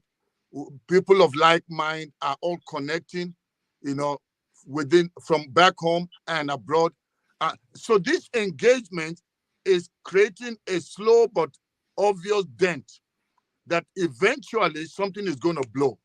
So that's, and the politicians, career politicians back home, they know the strength of the diaspora, talking about economy, talking about influence and whatever. That's why they've systematically kept them out of being allowed to vote. Because if diasporans are allowed to cast votes, it will be obvious that the winning will go for change. That's why they have stayed away from that. Tinubu government will uphold the same. So until we have somebody like Obi coming in, then immediately one of the first executive orders or whatever, if it has to go to the National Assembly, one of the things that he will influence to happen will be allowing the diasporans to vote. Because most people that are abroad, they think different. The mind is open. They are thinking global. They are thinking change. They have experienced life outside Nigeria. They see how systems work. So they are thinking about coming to change Nigeria, not to grab power. So if that can happen, but seeing that Tinubu is the one on the driving seat illegally, we need to put pressure to make sure he leaves that seat. Those of you that are in diaspora, where you know systems work, I know Alex, because he wants to start creating a narrative ahead of FBI files coming. He's already trying to discredit them. And soon you will see that's all they will be doing. They'll be saying they are not verified. They are not verified. And they will use that to pump it on Nigerians. So I would say, those of you that are abroad, where systems work, go, if it means you have to invest money to hire journalists, to hire investigative journalists that will dig up things that will make it so difficult for this illegitimate government to be legitimized, and bring out things, spill them out. The thing will get to a moment where every Nigerian will say enough is enough. We can't have such a man govern us. And I'm telling you, it will get to a time that either Tinubu is forced to resign, or the House of Rep, the Senate we start talking about impeachment. Do you know, if you go to the South African parliament, what is keeping the parliament on their toes, especially the ruling party? There are not a lot of people. It's one man called Julius Malema, but he holds the entire nation, especially the ruling party, bring them to a standstill. But do we have one person in the opposition talking? If somebody like me were to be in the opposition, every day they will have to shut me up. Every day they will have to say point of order. I will expose everything. Now you need to know maybe a background about people like me. The time of Babangida, I took a thing that was called Soldier Come, Soldier Go, where my life was in danger. I just decided I am a free, rational northerner. I will not allow myself to be put in the mold. Ango Abdullahi was my vice chancellor. I single-handedly organized a protest that brought change. I am now 67. Soon I'll be 68.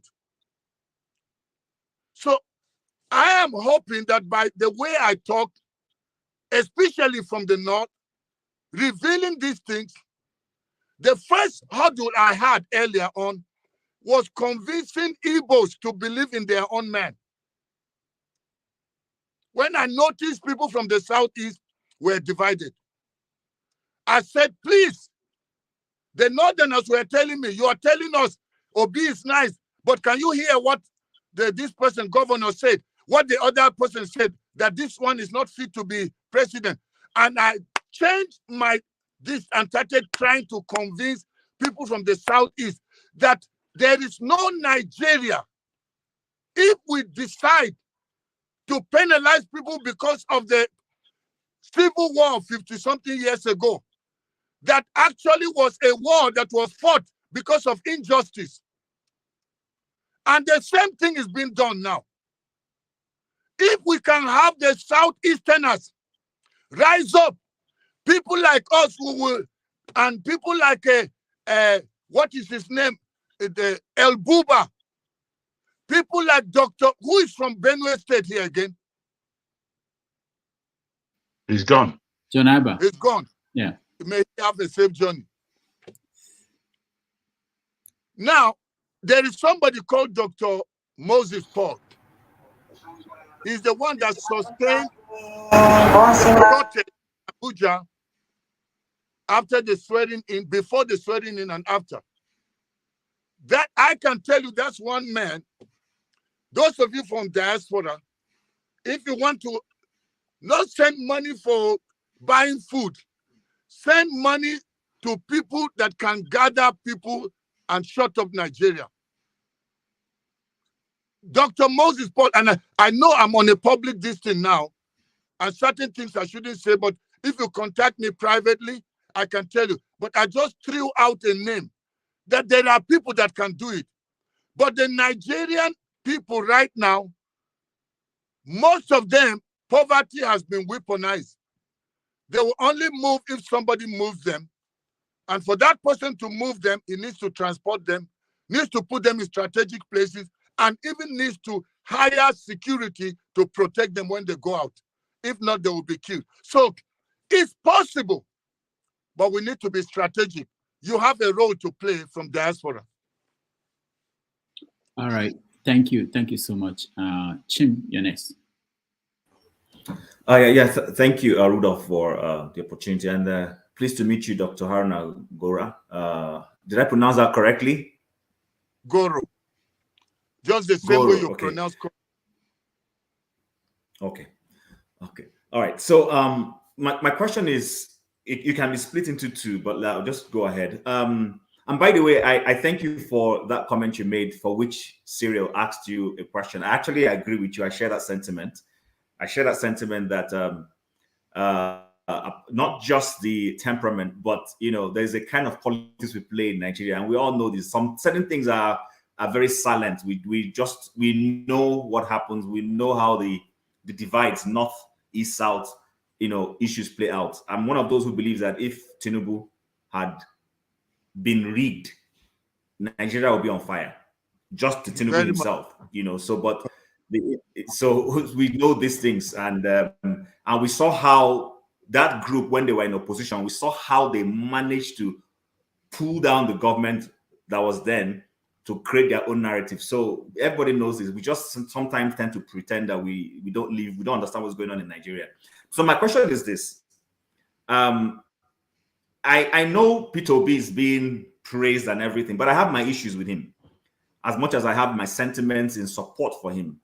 And my perspective is this: power is not given because you're a nice person, especially when things like what happened in the last election happen. You don't go and try to play niceties. Niceties don't give you, it doesn't give you justice. We see what is going on in Mozambique. I was in Nairobi. I was working for a company in Kenya when Odinga lost the first election to Uhuru Kenyatta. And I know how hot Nairobi was. People went on the streets demanding, and eventually they called for the cancellation of that election, and a new one was done. One of the problems I have with Peter Obi is I think he's pandering. He's trying too hard to be a nice person. I'm sorry. I know we all say this. I just think he's trying too hard to be a nice person, and it doesn't work. So I would like you to answer and tell me if I'm wrong. And then in addition to that, we have Labour Party senators and members of the House of Reps. What are you doing, and what is your group doing to hold these people accountable? Because they ought to be an opposition in the House and show a different attitude and value in the way they conduct themselves. But so far, we're not seeing that from them. They have gone in there, they have ridden on the Labour Party and Obedience and Obi himself to get into the House and in the Senate. And right now, you cannot distinguish any difference between LP senators and members of the House versus, APC and that. So those are my questions. Okay. Regarding the Peter Obi, I think you can't change a person of his age so easy. It's like trying to change me. So that's just his temperament. We will have to take the fight and then install him as the man of peace to help Nigeria. But as for waiting for him to be the one to take the fight, they will send him to jail, and that will be the end of the issue. So let's protect him and fight. Let's be the face to fight. Mm. If we have to go in and out of jail until it happens, then we'll take him and install him like David was installed king. For those of you that are Bible people, he was a peacemaker. He never fought back. He kept running. But when it was time, can I go Bible now? They said the sons of Issachar had understanding of the times. They knew what Israel ought to do, and they knew when it was the right time to install David. But Saul was after him. But God preserved him until the right time. God is protecting Obi, so we need him to be calm so that these evil people don't kill him. Then we are back to square one. We should fight for him. You should fight for him. And I'm telling you, when we remove them, Obi will come. So let's be calm with Obi. We need him to be the way he is now, because they are looking for everything to banish him, and then we will be back to zero. Where will we ever have another Obi? I'm not saying God cannot give us somebody even better, but I'm saying this is our window. Where was God when we suffered 8 years under Buhari? People were cursing and saying he will die, he will die. The man became healthier. People said Amy Lockhart doesn't have strength. He's weak. Come and see how he looks now. So if we keep waiting, we may wait forever. All right, thank you. And the Labour Party senators and House of Reps. Sorry, the aspect of the Labour Party, I don't know if you had come in then, but I said it at the beginning that power corrupts, and when people take money, and you must understand, many of the people that went in, they did not go in because they were credible. They went in because they sided with Obi. Anybody could have become anything because of Obi. So it's actually the Obi factor. So they are showing their true color there. We are not happy. We are talking to them. Some of them even came on TV to defend the thing about the 160 million, or how much is it? The cars, that the SUVs they are buying for them. The money that was to be put in their account, that they call it, that evil Akpabio said that the money is for prayer. They are using money now for prayer. Did you hear any Labour Party person talk?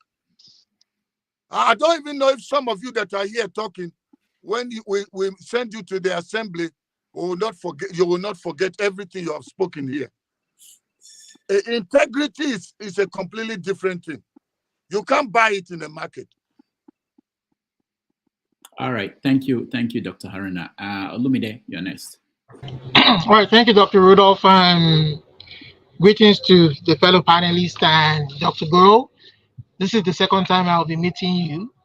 I'm happy to see someone like you from the northern part of the country, and particularly from the Hausa ethnic group. We seldom see people like you on the platform. Even the middle belt, I would want to hope that people like you, I don't know, can come more often and discuss with the rest of other ethnic groups from all other parts of Nigeria, to hear their views about what is going on, and how truly they want the country to be won. But my question to you is, I heard you saying that if the FBI files are released and perhaps it can be used to force the National Assembly or influence the National Assembly to impeach the president. But if that is done, it will be someone that people would not generally even prefer to be there to take over from him, because automatically the second in command, we know his antecedents, will become the next commander in chief. And so, I mean, I don't think it would change anything. The Supreme Court that we all believe will do the right thing actually let everyone down, and I think the next step is except maybe something miraculously happens. I mean, I don't know, because the next thing I think is, how is this, my question then is, how is the next election, now this is beyond Obi, how is the next election going to be different from? For me, it is not. Somebody was saying yesterday on Rudolph's platform when they were doing the program, I heard somebody say that that the reforms bills should be sponsored to make changes, to make the laws. If this law didn't work out, submit another law to sponsor another law to amend the electoral law to make it more perfect. Now we have seen that no matter how much law we make or we amend, this set of people are hell-bent on holding on to power.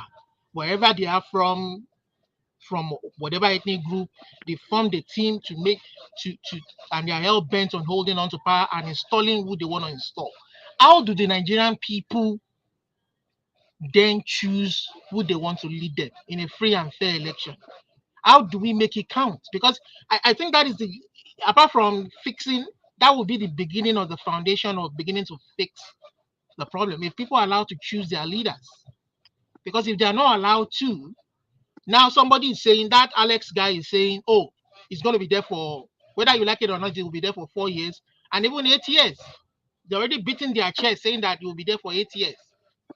You know? So how do people change, make that change? If we can make that change where anybody from any part of the country can aspire and convince the rest of the country that he wants to lead them, how do we then make sure that that person gets there in a free and fair election? You understand? Is it Beavers? Is it option A4? Is it this? Is it that? I think that might be a beginning starting point. Otherwise, the country is going to fracture, you know? Okay. That's my question. Olumide, thank you very much. I hope I pronounced your name well. Yeah, yes, you got it right, sir. Thank you. I think you check anywhere where there's been the status quo, where there's been a particular system, where there's been a way things are being done and it's been perpetuated over the years, and people are looking for, using legislation, using the peaceful means of how can we negotiate, can we talk? I mean, okay, let me use the example of the Civil War has been how many years? But how come till now we are feeling that the Igbos don't belong? When will that ever change? They are doing everything to marginalize them. We are still being told, I am being asked, what have Igbos given me? That I as a northerner from Kaduna, I'm talking for Igbo. I am not talking for Igbo, I'm talking for Nigeria. But I only speak like Pa Adebanjo Ayo. He said it's injustice. Why must others look? Sir, I'm sorry. I don't mean to cut you, but I just want to say I didn't mean to really criticize you or your efforts. No. Wait. You have been a great change agent. No. Wait, just let me finish.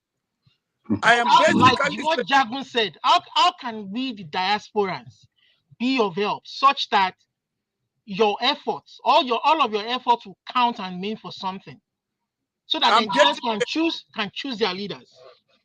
I'm getting there. That it's not going to happen with people that are fraudulent. They didn't come through anything that has any decency. Everything is on falsehood. If somebody you don't know his date of birth, every declaration is a lie. FBA files that are about to be released, they are already creating a narrative, even on this show. So whatever you try to do, they have held onto their grip. They will not let it go. So I was saying this to say, people that don't want a revolution, they should forget change. 4 years will still come and go, and another 8 years. If Tinubu just needed less than 5 months to exert his grip on power, how about 4 years? How about 8? So it's like we should stop talking if we're not prepared to take the bull by the horn. Negotiation will not do. Nigerians will have to stand up, and citizens are more powerful than the army. They are the ones that own the constitution. When they are tired and they say, we don't want Tinubu, he must go, and go with his baggage, including Shetima, including his cabinet. In other nations, what happens is the army.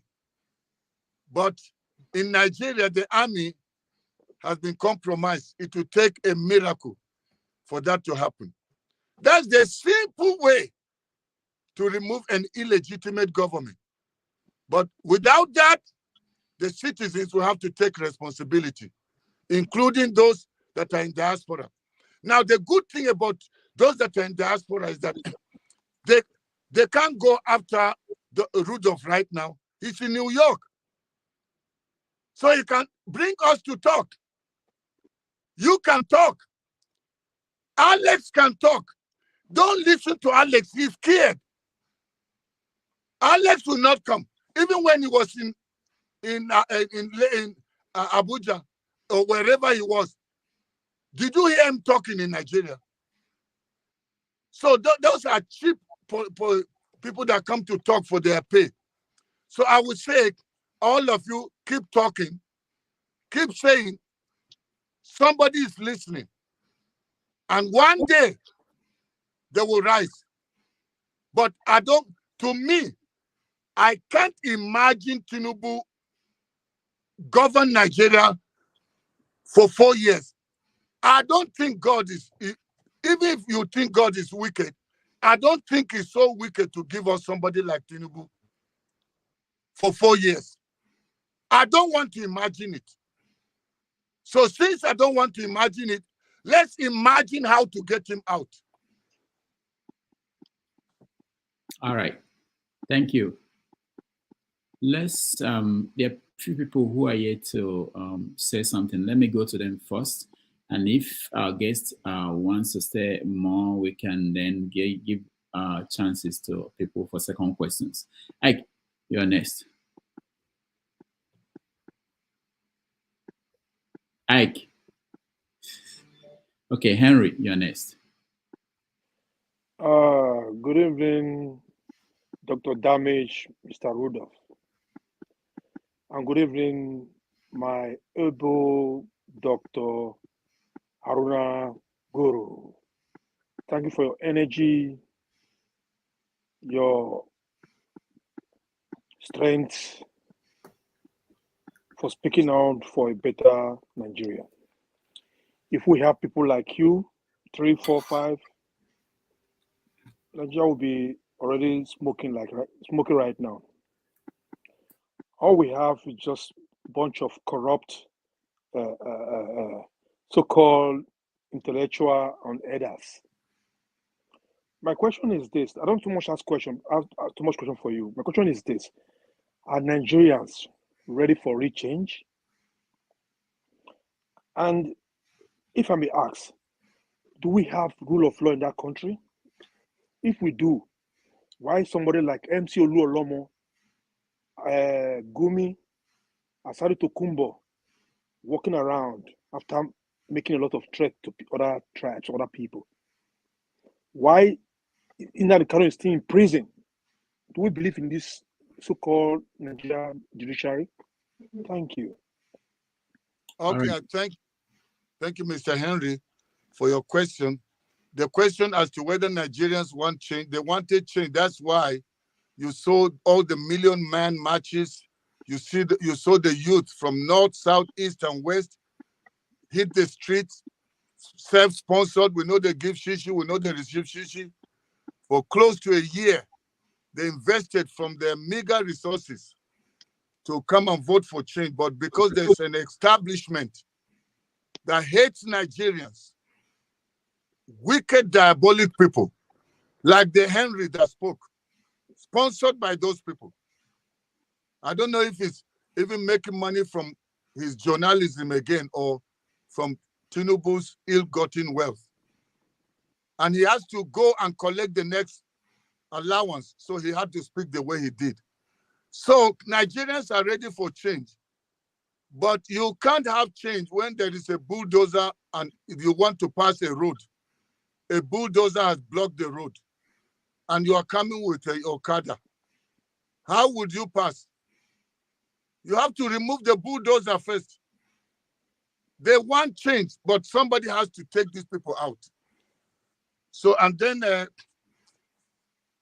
what was the second thing you asked? Huh? If Nigeria have rule of law. Yeah. I mean, anybody telling you about law is for the highest bidder. Yeah. Even you now, if you have money, Nigerian judiciary, Tinubu just couldn't buy the American one. That's why he said if they release all his records, it will do irreparable damage. And so they had to do the case quickly so that the FBI files don't come out. That was the reason why they did it a week ahead. So there's nothing called rule of law. DSS, they will work for who will pay them. They can arrest you if somebody just says he did this without any proof. Pay money, you'll be arrested. People like Akpabio have cases to answer, but because he's now in the same boat with them, you will hear nothing. There's no rule of law. It was buried long ago. So Nigerians are the ones to create their own rule. Please, 30 seconds, Mr. Rudolph, please. I can remember my time. We fought for June 12th. We came out during the military time. They told us we go out. I was in Edo State, in Benin State. They said if we go out the next day, shoot aside. But we still went the next day. We shot Edo State down. Are this generation so scared? I don't know. Your time was different, my brother. Certain things were still working. People have been beaten. They lack no power to stand and cry. With what happened with NSAS, it has made many scared. And the one behind it is the one that is so-called commander-in-chief. He will kill people to hold on to power. So sad. So, and parents are talking to their children that are the young ones that you will mobilize, people of my age. If you come out, if you know how many people from APC that are being sent to come and accuse me and call me old man, you old fool, what are you doing? Retire. You're talking here. What did Obi give you? So people are calling me all kinds of names because of my age. They're saying I have no to saying what I'm saying. So it's not so easy like it was in your day. Nigerians teamed up together that time to stand against June 12th. But right now, many people are eating from the stolen cake. And so you want to talk, who will come out and talk? If Labour Party people are quiet in the House of Rep, then what are we saying? How many PDP people are talking?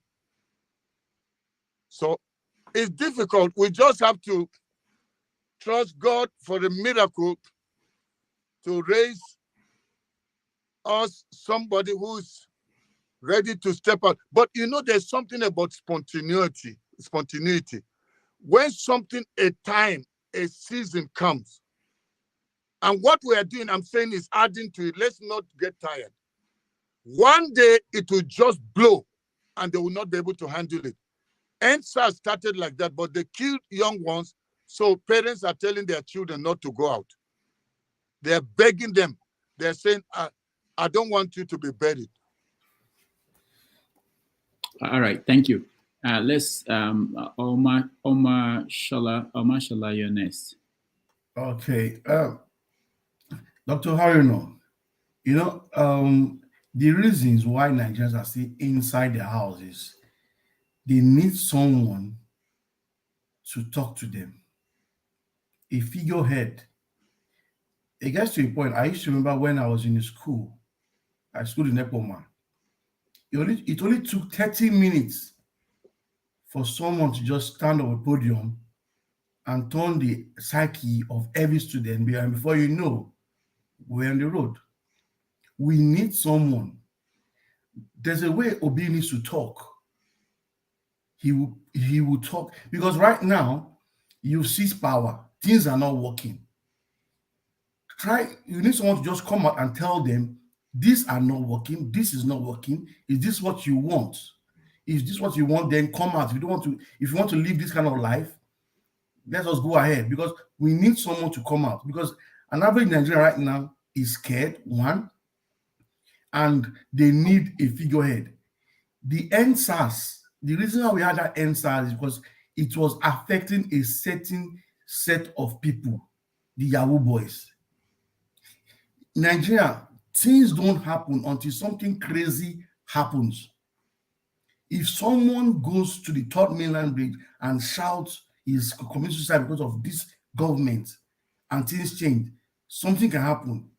We just need something to happen. And Nigerians are very funny. They keep enduring. And the painful part is the pastors are our problem. Because if you go to church, an average Nigerian goes to work from Monday to Saturday. Sundays, he goes to church. The pastor will not talk about righteousness or doing the right thing or not being dubious. This week is your week. A man that has not worked, he's been home all week. He does not have a job, but you tell him miracle money will come. Those are our problems. The day we face these pastors, the imams, one hand, our head will be correct. Because they keep going to church every Sunday, listen to something will calm them down. Today is Sunday. They are already calmed down already. Tomorrow, we are trying to protest tomorrow. We are trying to protest tomorrow. And one man has told them, this week is your week. He does not have a job. He goes to church Monday to Friday.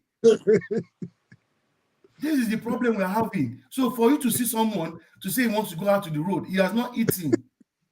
It's the truth. It's the truth. To me as a person, I stay in the UK. I'm just maybe a year and a half in the UK now. Being here, I can't remember when last I went to church, but I do my prayers. The problem I just don't know is church is the human being, not the building. Not you going to church and then you go and tell one father, the man that is preaching to you is okay. Tinubu stays for 8 years. That man is okay. Nigerians should just open their ear, read your Bible. They always say a black man, when you want to keep information from a black man, put it in a book. And that's our problem. They don't read the Bible.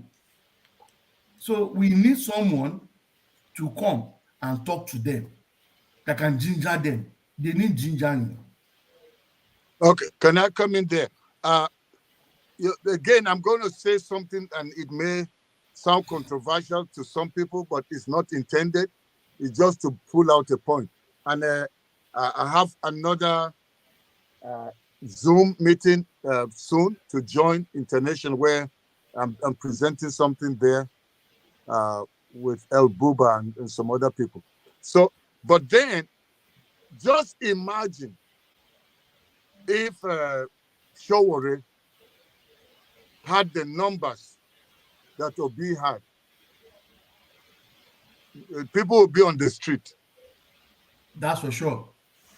Because Showore is ready to go in and out of prison. He's an activist. Obi is not an activist. So Showore will stick his neck and go on the street and confront DSS. Fight back with them. So, Obi is not that type. That's why I said some other people will have to take up the fight, then install the king. But as for, and in fact, this thing about talking about religion, we also have to be a little careful because that's their own calling. Whether we believe in it or not, that's their calling. We can't judge them. They're imams, they're pastors. That's what they do. They are supposed to calm people down. You don't, a doctor will never tell you you are dead, you are finished. Even when the medication is not working, they keep giving you. So, I mean, and you can't say me, I hate doctors. I will never go to hospital. You die faster. So just go and keep taking the thing. At least it will keep you for some days. Even when somebody has cancer and they say it's stage 4, do they stop going to hospital?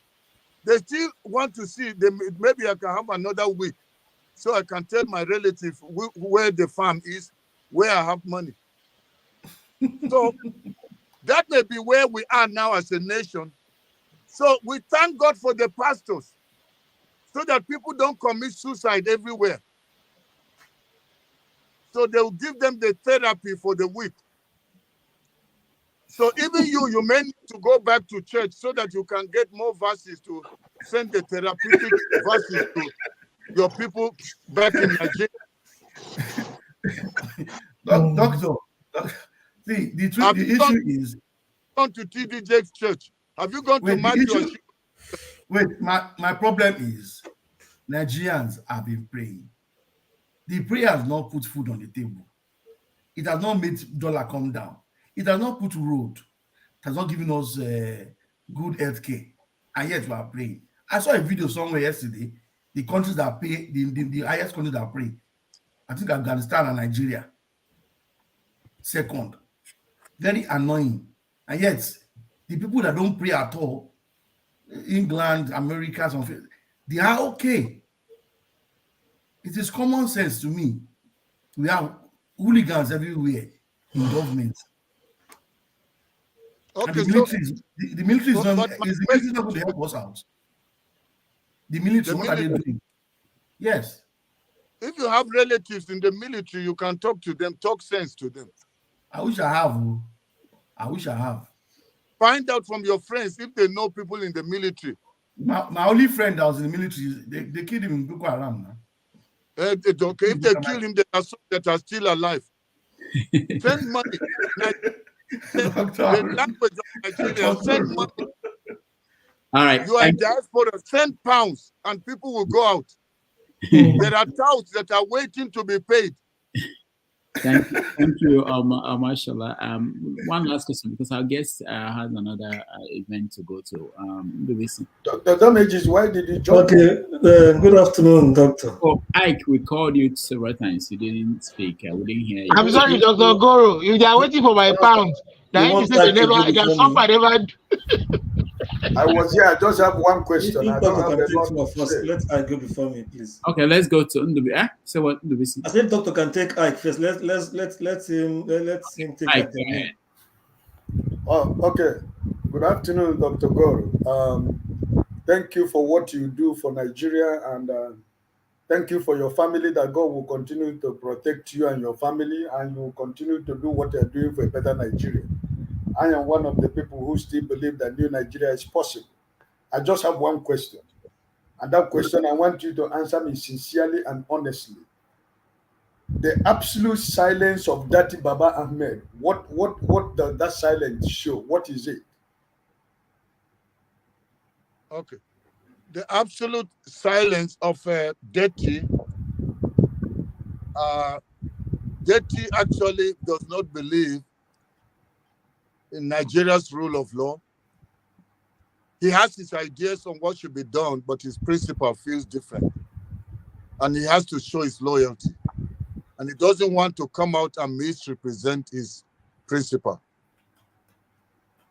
But he's somebody that wants change. He still wants to see it happen, but right now he can't wrap his head around to see how it will happen, given the current system with Tinubu, that is an illegitimate president. So to him, he doesn't see how this will happen, because as he warned, the moment you enthrone Tinubu, count the democracy as ending it. So if it is ended, then why should he talk? Okay. One last question from the listeners. Okay. Dr. Goroh, welcome to our show. We personally have been, since the election period, I've been watching your YouTube talk and all that, and you are a big source of inspiration for Nigerians who want to see a good country. So now that the Supreme Court or the gangs in the Supreme Court have fraudulently said Tinubu won, and they are celebrating and all that, my concern is about the narrative that this government or this regime will use the media to propagate, because they are good in that area, trying to blow up all lies and propaganda they usually do, and trying to suppress the opposition and even go after position figures. I think since you are an integral part of the Obi team, I think one thing we should be thinking of is how to counter whatever the government is doing. Throw the truth bare to the people.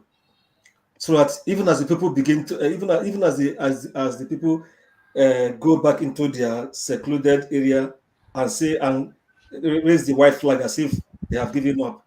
But if they keep seeing the counter narrative with facts and truth from the opposition, hopefully probably with an opposition media that is telling the truth, it will galvanize them as well.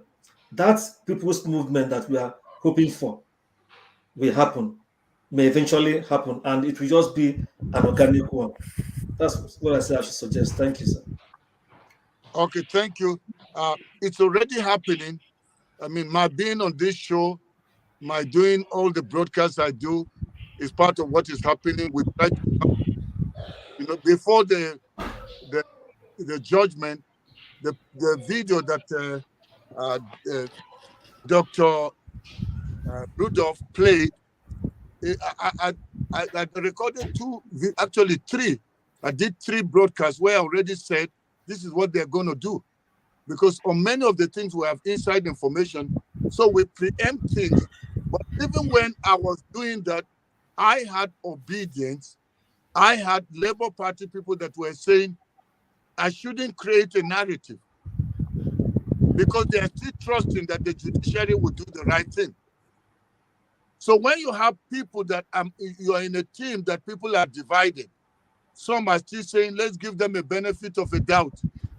But people like us already knew money has exchanged hands. And as I'm talking now, they're already preparing people that they are paying towards coming to counter the FBI files like this, Alex. So you people must also put your money where your mouth is. You can sponsor people back home instead of sending money for eating food. Then they're always hungry. Then you have to send again. And the system is not changing. Share the money, part of it, empower people that are at home. I don't need a cent from you. But there are others that you can empower. I will keep doing what I'm doing, whether I have a cent from anyone. My YouTube channel is not monetized, and I did it deliberately because I want to do everything without knowing that I'm earning a cent or a kobo, so that it comes from my heart. No broadcast must be driven by what money I will get from YouTube. So, but there are others you can empower. Listen, Arise, any media will give you this thing if you pay them money to create the narrative.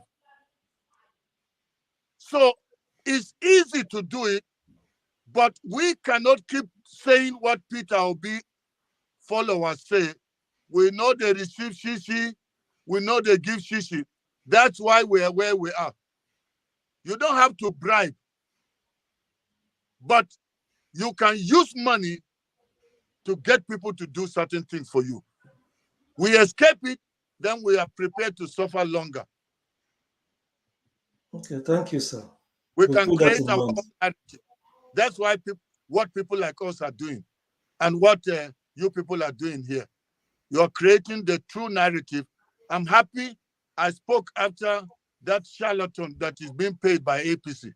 Yeah, he's really in their payroll. There's no doubt about that. No, you people need to send him away from America.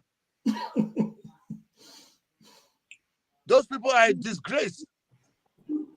He's close to Dr. Rudolph. So Dr. Rudolph, it's in your hand. Maybe we're going to write a petition against him. That's what we're going to do.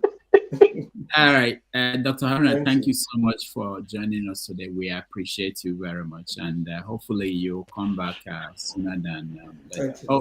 Jagun, hold on. Okay, go ahead. Go ahead, Jagun. Or you want to say something? I'm just saying salute and goodbye, sir. Okay, all right. Thank you, Dr. Haruna. Thank you, Doctor. Let me close with this. Yeah. Let's not lose hope on our nation. We have no other home. It doesn't matter what you're enjoying abroad. Oh. Home is the best. But I don't know make who sure, okay. He's trying to connect sure, again. Yeah. make sure you keep hope alive. Don't give up on Nigeria. That is what Tinubu and his committee of rogues and crooks want. They want you to get exhausted and give up. Don't give up until you see the birth of a new Nigeria just around the corner. And we're going to make it happen. God bless you. Love you all. Thank you. Thank you so much. Love you too. We appreciate you. And remember to be praying for me. We will. Okay. Okay. Thank you. All right. We'll take small break. Pray for you every day. Thank you. But you can see man who love Nigeria. Not that some who come here and say we talk too much here. This is elderly man who love Nigeria. We cannot stop talking. Sorry, Henry. Well, doctor, but how does that Dr. Kabba? How does the man tell bare face like giving narrative with things like airport? You go to the airport, you come with extra money, and they take the money away from you. That is illicit money. And he has been living here since the Abacha era, since the 90s. What kind of thing is not a doctor. What I saw about him is a bachelor's degree from Lagos State University, 1980. Don't know the year. That's why I was asking him whether that printed his certificate because I don't know. That's why I asked him.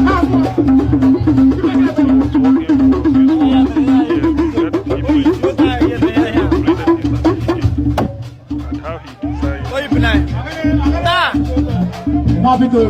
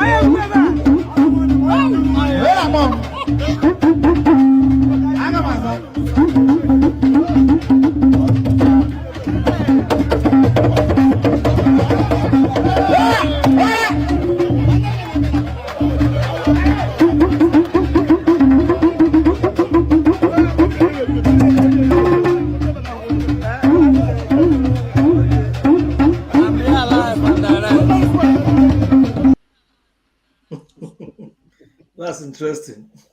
That's his talent. Yeah, very good talent. Anything to survive Tinubu government. Anybody can do it. Just survive. People have to keep hope alive. Anything, have to make this happy. anything to survive. You see, that's Dr. Kabba is funny. When Flagship was asking him about the borrowing, Tinubu is the money they are borrowing, and they are not using it properly, channeling it into investment. See, we see his response. If you have unye kwanu mo no fube nazo olaga ni biazugo mawulaga do ni biazugo agbanwe wiloji o bikora kona bazia. How much do you need? I don't care, you borrow 5G. Abamba water the sorry. Ibya unye gana mo ulaga do ni biazugo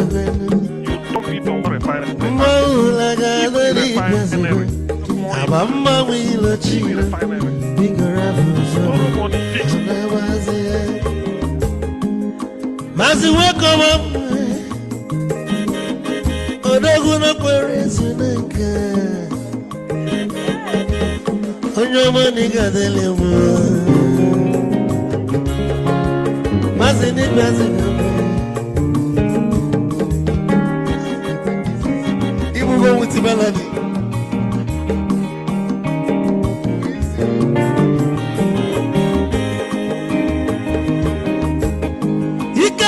Where you're from, Odogu Nachala Noka. Is it one them nigga delemo? Olagadoni Bezigono, Olagadoni Bezigo, Amama Wilo Chilo, Nikora Muzoro, Anabazi, Say, Oyamazoro, Amama Wazoro, sorry. Ibya Muyano Guanamo, Fube, Olaga. Olaga doni biasugo, nasa boy. Olaga doni biasugo, amama wilo chilo, biko rapuzoro, anabazi. Ice. Odogu kenano bikechofo, ama kwa mnika bugodia. Oligwe kwelo. Get your mobile back. Hey, you want?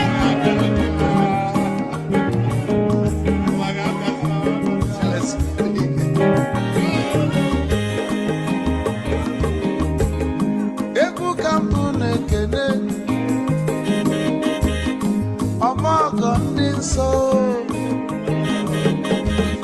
Chukwe mekalumo, ike chukwu negaje. Esi nwanne m ekele ịla polife niile na-eme wee bịa ka gosili na anyị na gị bụ nwanne wisdom ga-adị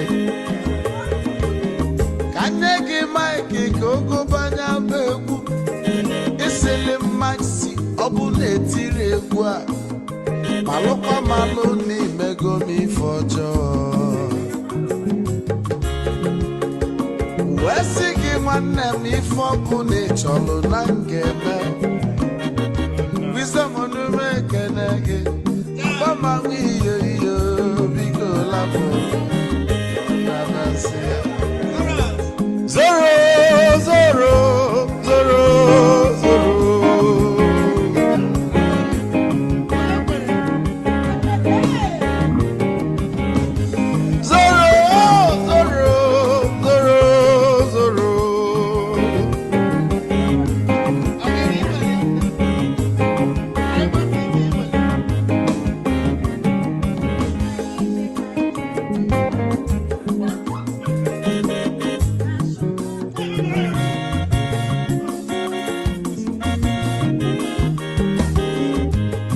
Geduru joy na bugwa Hausa Sokoto Ujembe mwilo Anu solo mwe manofia nara Onye nwuro zurike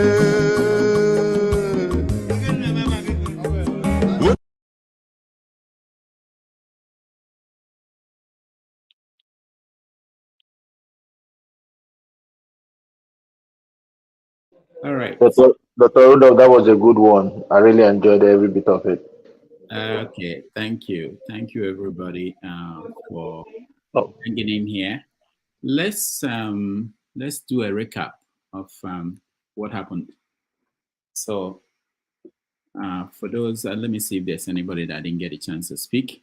I think most people did. Omoye is back. Omoye, welcome to the show. I hear you guys are looking for me. People have been sending me videos back and forth. What's going on? What's up? I'm outside. Who's looking for me? I'm outside. I'm here. Come on. Who they find me? What did they happen? I'm outside. Dr. Damages. Yeah, ready for fights.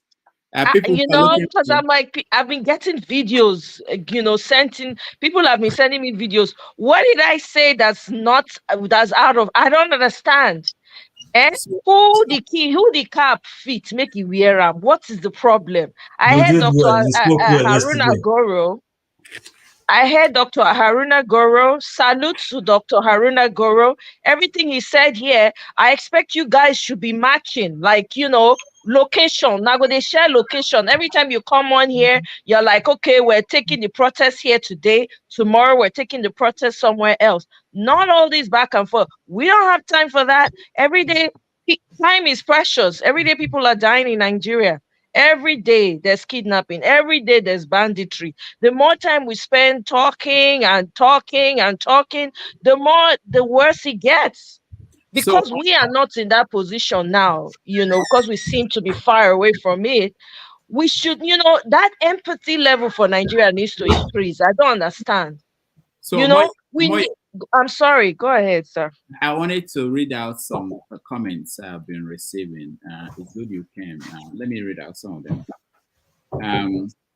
This one says it is counterproductive.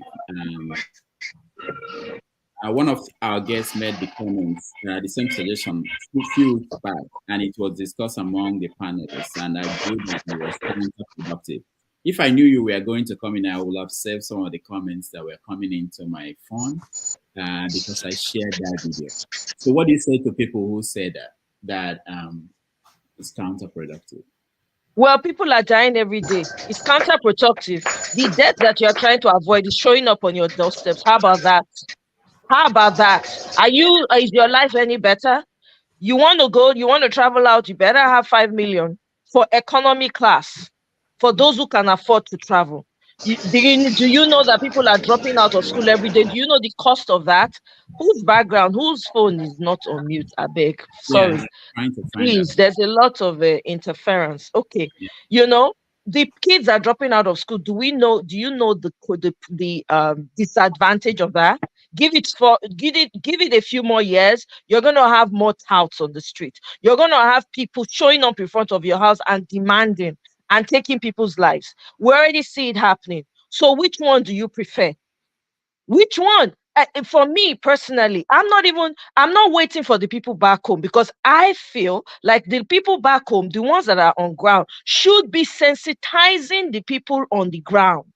You should be going door to door and be saying, guy, how far? Babe, how far? What's going? You feel chop today? How many times you chop today? You feel buy gas? You get light for house. When was the last time you had light? You wanted me to say all these things, not they vex you. How you say they survive? How many children you get? 6 children, you pay school fees. School fees now, it don't increase by 100%.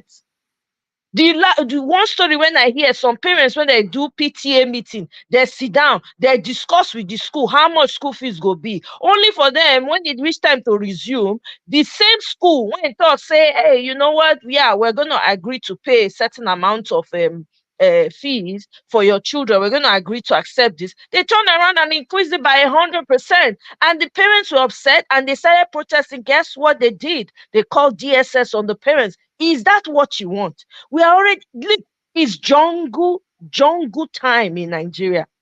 So if you say you don't want to protest, they will come to your house and buy you. So what's the difference? Is that not a hopeless situation? We that were in the diaspora, how many of us here have carried placard to go and protest? Even if not one person. You got to do what you got to do, so that the people back home, when they get small data, when they see that, they'll say, oh, more, Abemo will do our own for year too. We need to also ginger them. We cannot wait. Dr. Goroh is right. Peter Obi is he's the kind of person he is. Are we going to change him? The man don't do in parts. I remember when the man, they enter, inside water, when they shout, say, oh, God, you won't go by yourself or inside water. No protection, nothing. Not try him. If na person won't get radical behavior, when we say don't do protest before, okay, we go understand. But he's not that kind of person. Should we fold our hand and be waiting for him? The man don't do it forever and ever. That man life is set. In children life set. Now me and you, he affects. So if the people back home are slow, which is understandable, because first of all, they only give them light. Some places they never see light in the last 10 years. I don't understand. You get some villages for Nigeria, they never see light in the last. So imagine picking when they're born. You don't know what it be to get to. You don't know what getting having light be like. You don't know. So it grow for that. Some of us when we read with lantern and candle for night for school. You won't go read for class. You go carry lantern. The one when you get weak, when we say you need to clean the glass so that you'll see the book when you read. And candle, you go carry candle, go class, the candle go burn, finish, the wax go burn, enter your hand. Sometimes you forget to sleep, your notes, otilo, he go born, reach ground. So what are we talking about? There are people that are living, they're experiencing it real time. People go market, they don't feel buy anything again. People, when they sell fish, pepper for market, they don't feel sell market again because the prices are bad. People are not buying anymore. How do you expect those people to feel? I don't understand. People suppose every day they're supposed to. People need to share location. This is where the protest is happening today, so that it go there all over social media that Nigerians everywhere are agitating. The ones that are not emilocons, the ones that are happy with the status quo because they are chopping from inside, they don't be bothered, right? So you that it is affecting, you are the one that is oppressed. Why should you say me? I did one man protest. It's on my platform. I did one. I go carry placard by myself. I do the video. I put picture. What are they talk? We need to be active. It's not this one. Every morning we wake up, we'll do 12 hours. Talk. And I'm not saying, Dr. Damages, I'm not referring to you when I say this. A lot of us here on this platform, what are you doing? If it affects you, if it's burning you, if you are affected, if you have empathy, sorry to cut you. For people who don't have voice, go ahead. Okay, sorry to cut in. So, what kind of change exactly are you open to achieve with that kind of protest? Does it matter what kind of change? Making your grievances known. Wait 1 second. You ask a question. Let me land, please, sir. Let me land. Let me finish. You ask a question. What kind of change? Because before you send people out to go and protest, you look at what happened there are still people locked up because of the NSAS protest. So that's the reason why people should be protesting more. That is the very reason why we shouldn't even have gotten to where we are today, where we are saying come for protest. What kind of change does he want to achieve? It will achieve change. As far as say you be human being, me I be human being. If you mount pressure, wait now, it will bring about the whole world. First of all, is watching you protesting. The protest is increasing. It will gain momentum that will bring about the necessary change. That's what's going to happen. If we keep saying what kind of change do we think is going to happen, guess what? You are empowering your oppressors even more. Because to them, they're like, don't stick with people. They are still jollificating. So they are not ready. The reason why somebody like me is asking, the reason why somebody like me is asking is because when you start something, you have to be able to finish it. Do you know about that's why I'm asking.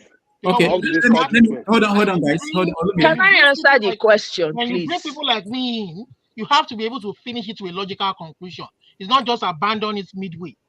So what kind of change are you? Exactly. Is it power you change? You cannot abandon it midway. Is it just one protest and go back home? So this I want to understand. Continuous. That's what I'm saying. Locate.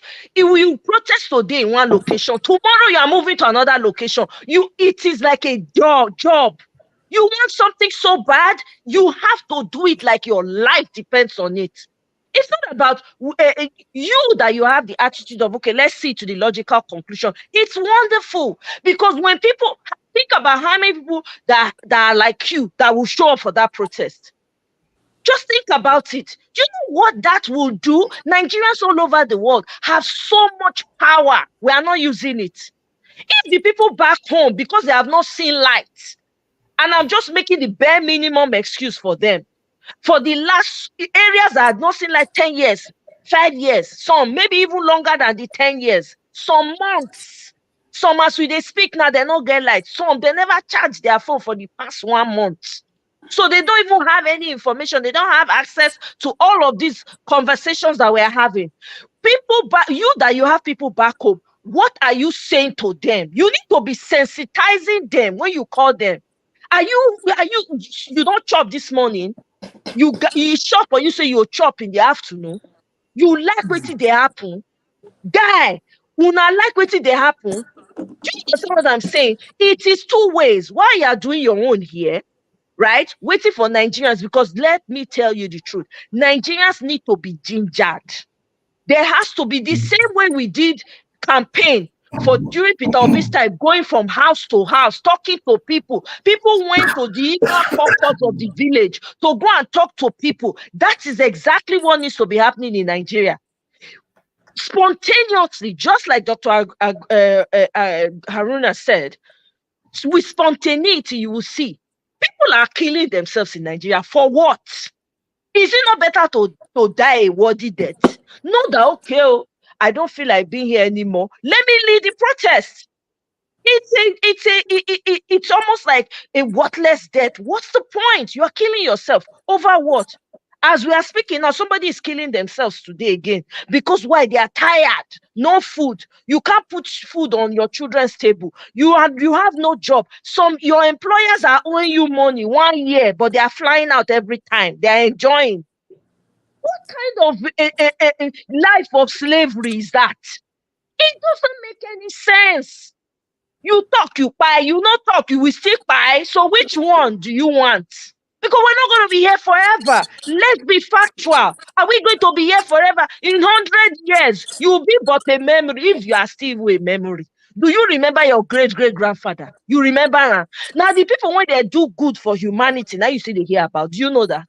Now, the people, when they stand strong, when they talk about Mandela today, they talk about people when they don't do great things, when they don't stand for people, Sankara them.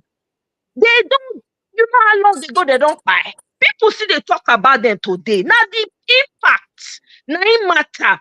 It doesn't matter whether you can't be thinking, okay, what will people, what's impact? What you don't know the impact of your energy alone, just showing up. Just by one, let me tell you, before I went out to protest, I was on a space on Twitter, and people were talking about ideas like what do they do, and one lady said, you know what, after talking, people were like, why don't we just go and start protesting? This woman, she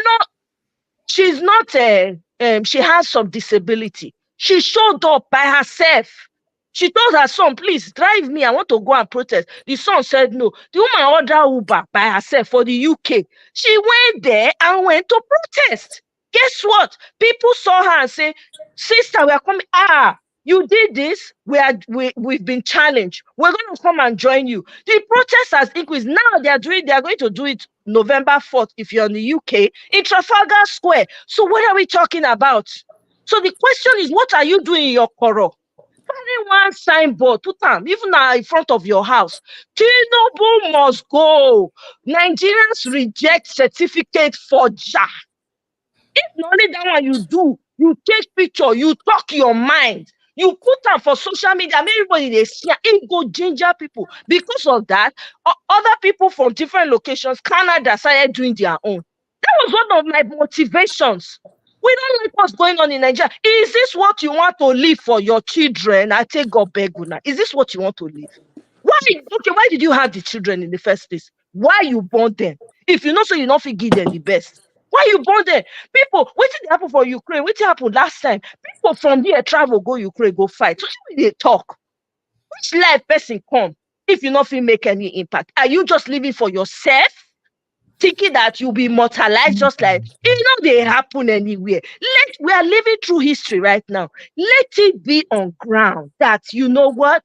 My grandma, my grandfather, they were part of this riot. When they talk about women's riot today, we don't know the different people names when they involved. When people want to talk, they go say Abba women's riot.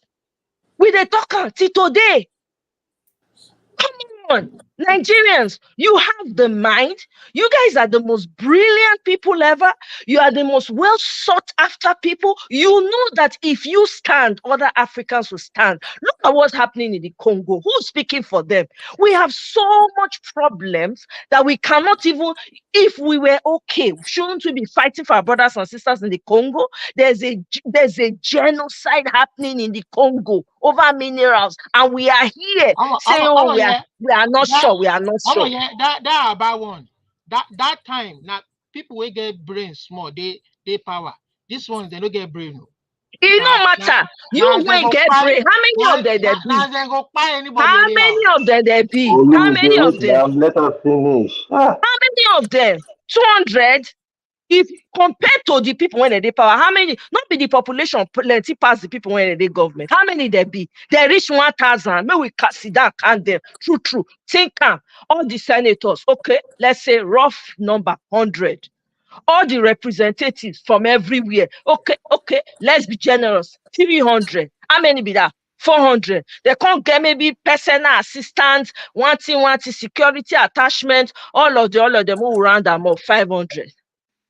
Plus the few people when they did there, plus the cabal behind, where we know they see, when we judge the year about, most okay, another 500, 1,000. If they're too plenty, 2,000. With a population of over 200 million from every ethnic group and estate, I tell you, if every state fire they catch everywhere, which one they want to quench?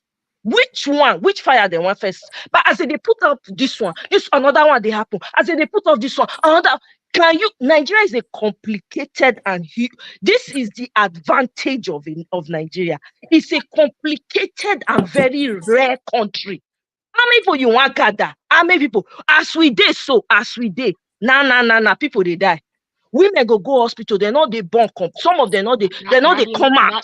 They want go born, they know come out. We can't keep making excuses. Who are they? They're smart pass you, they know pass you. Not be certificate forger they there so. Which book he read? How many book? They tell you say na house they can't teacher na genius. You when use the thing they pay me personally. Say are you so you mean say the candle when I say read, the lantern when I say read, person just from back or collect them. I am pissed. They use it that it's not even about where Peter. I'm not even they consider Peter Obi for this matter now. And they consider the survival of that country. And they consider the wholeness of it. What are we doing? What are we talking about? We go there, we'll talk for money tonight. Me action they back the talk. As you they talk, they do. For now on, they go to they spend hours for church. What God cannot do does not exist. Action without work without faith is zero. What? Show me your faith now.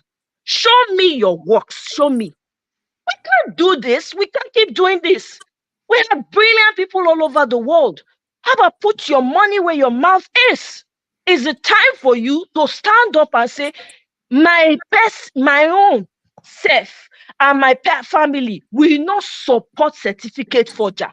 Go to the airport now. You know, say that now that they scrutinize Nigerians more now, people when they try to come school for different places now, they know they agree. I read a letter from Sweden, I be weird, when they told us say people from especially Nigeria, sorry, we are turning it down because we cannot validate your certificate. Hey, you people don't know what's going on, no.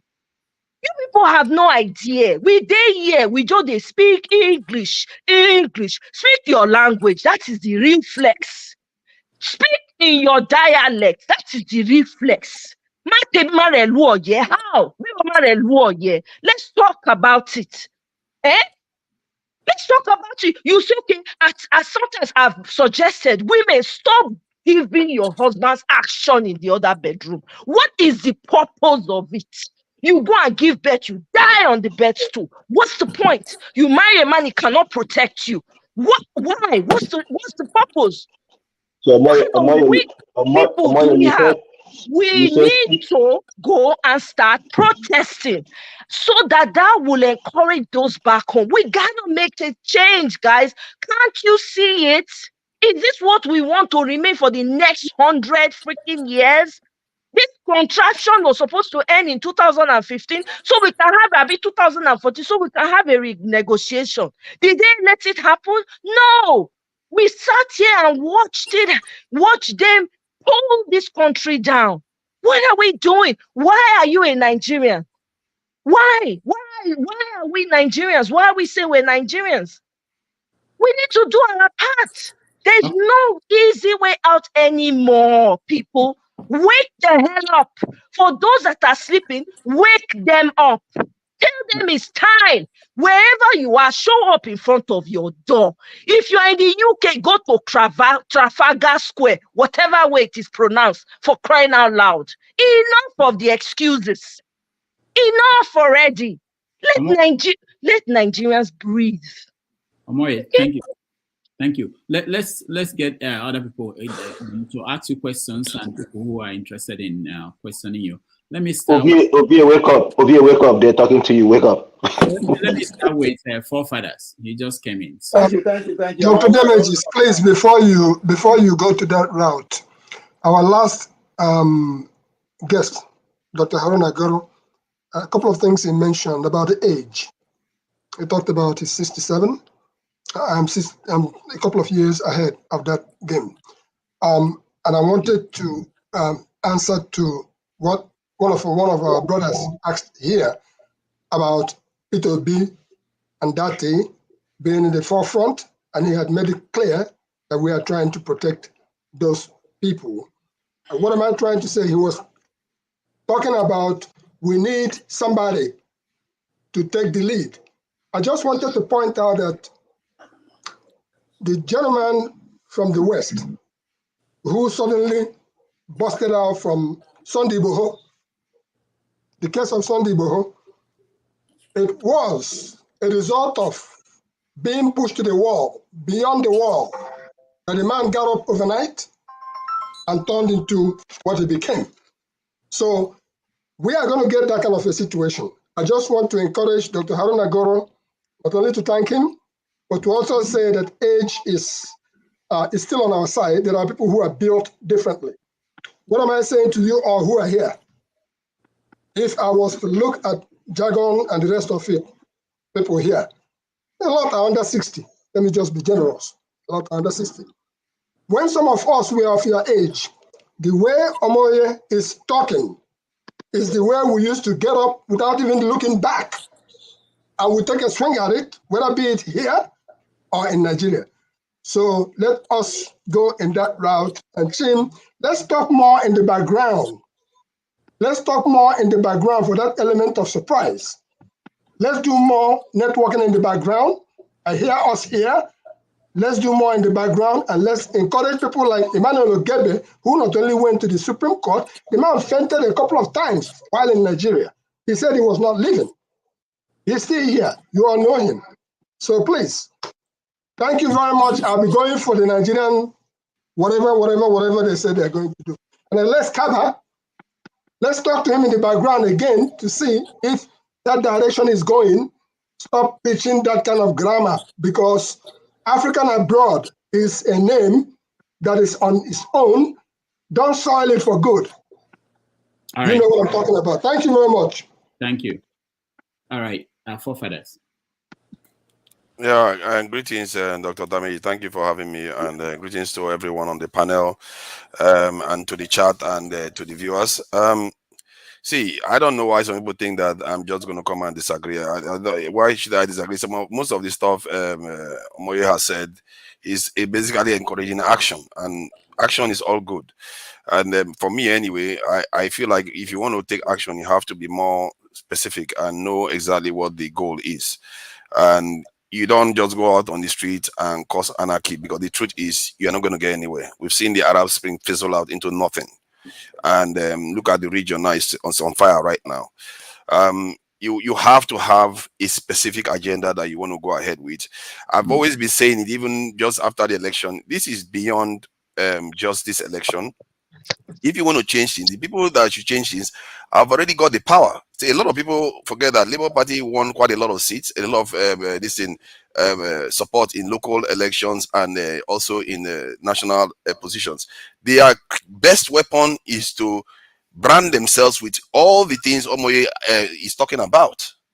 If you want to do that, what are they doing? Some of them are already taking some of the money that they're talking about for the vehicles and the four-wheel drives that they are all buying right now.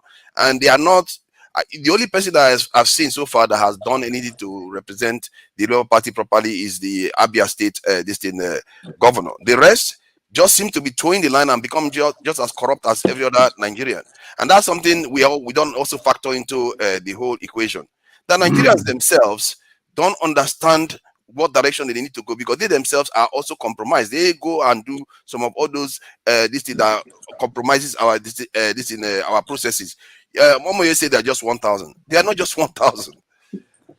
They are legion, because The one at the top controls the one below. That's how they do it. You saw a police officer, a military man on TV saying that they don't recognize what the child is. That is not the 1,000 that she counted. Those are people that are under the influence of those people. You have to break that influence. You have to offer alternative to them. This is why you have to have precise agenda of what you really need to do. Personally, I've always said it. We have to get our sovereignty back. This is where most of our problem is coming from. We don't have our sovereignty. If Tinubu promised he's going to do something about our security, he hasn't done it. Maybe we can target that area. Because if he does that, it brings us closer to where our critical problem is coming from. It's an economic investment too. We are losing 10% of our GDP because of insecurity alone. We don't feel safe at our home. If we want to go to Nigeria and even change some stuff from Nigeria, from the West, most of us don't want to go because we are afraid of that we will not survive it. So if you clear the way and you hold them accountable for what they promised that they're going to deliver, you stand a good chance, because what you are protesting about is not against anything that they didn't promise themselves. They will have to deliver. I believe if you go in that direction, you are more likely to have a specific demand that has a big bank. That's bang for his buck. You are going to get a stimulation of the Nigerian economy. You are going to give people jobs. You are going to repair something that we never really fixed since 200 to 300 years ago. Something we never really fixed. Then we can start talking about changing other things like electricity, technological revolution, and all the rest that you can build on top of it. Hence, I'm not against action. It needs to be specific, and so that we can get the greatest benefit from it. And we have it. We have options. All right. Thank you, Na. Well, thank you for saying that. That's exactly it. Everybody has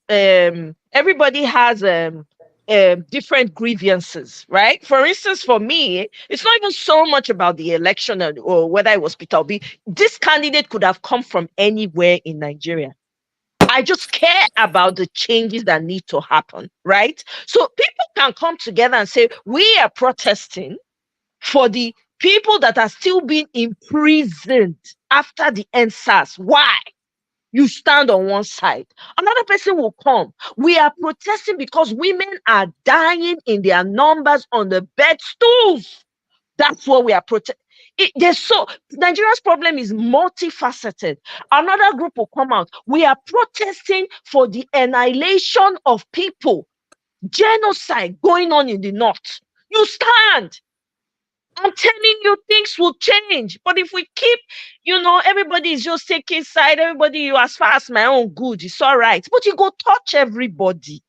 You go touch everybody in the end. Thank you. Nigeria Limited.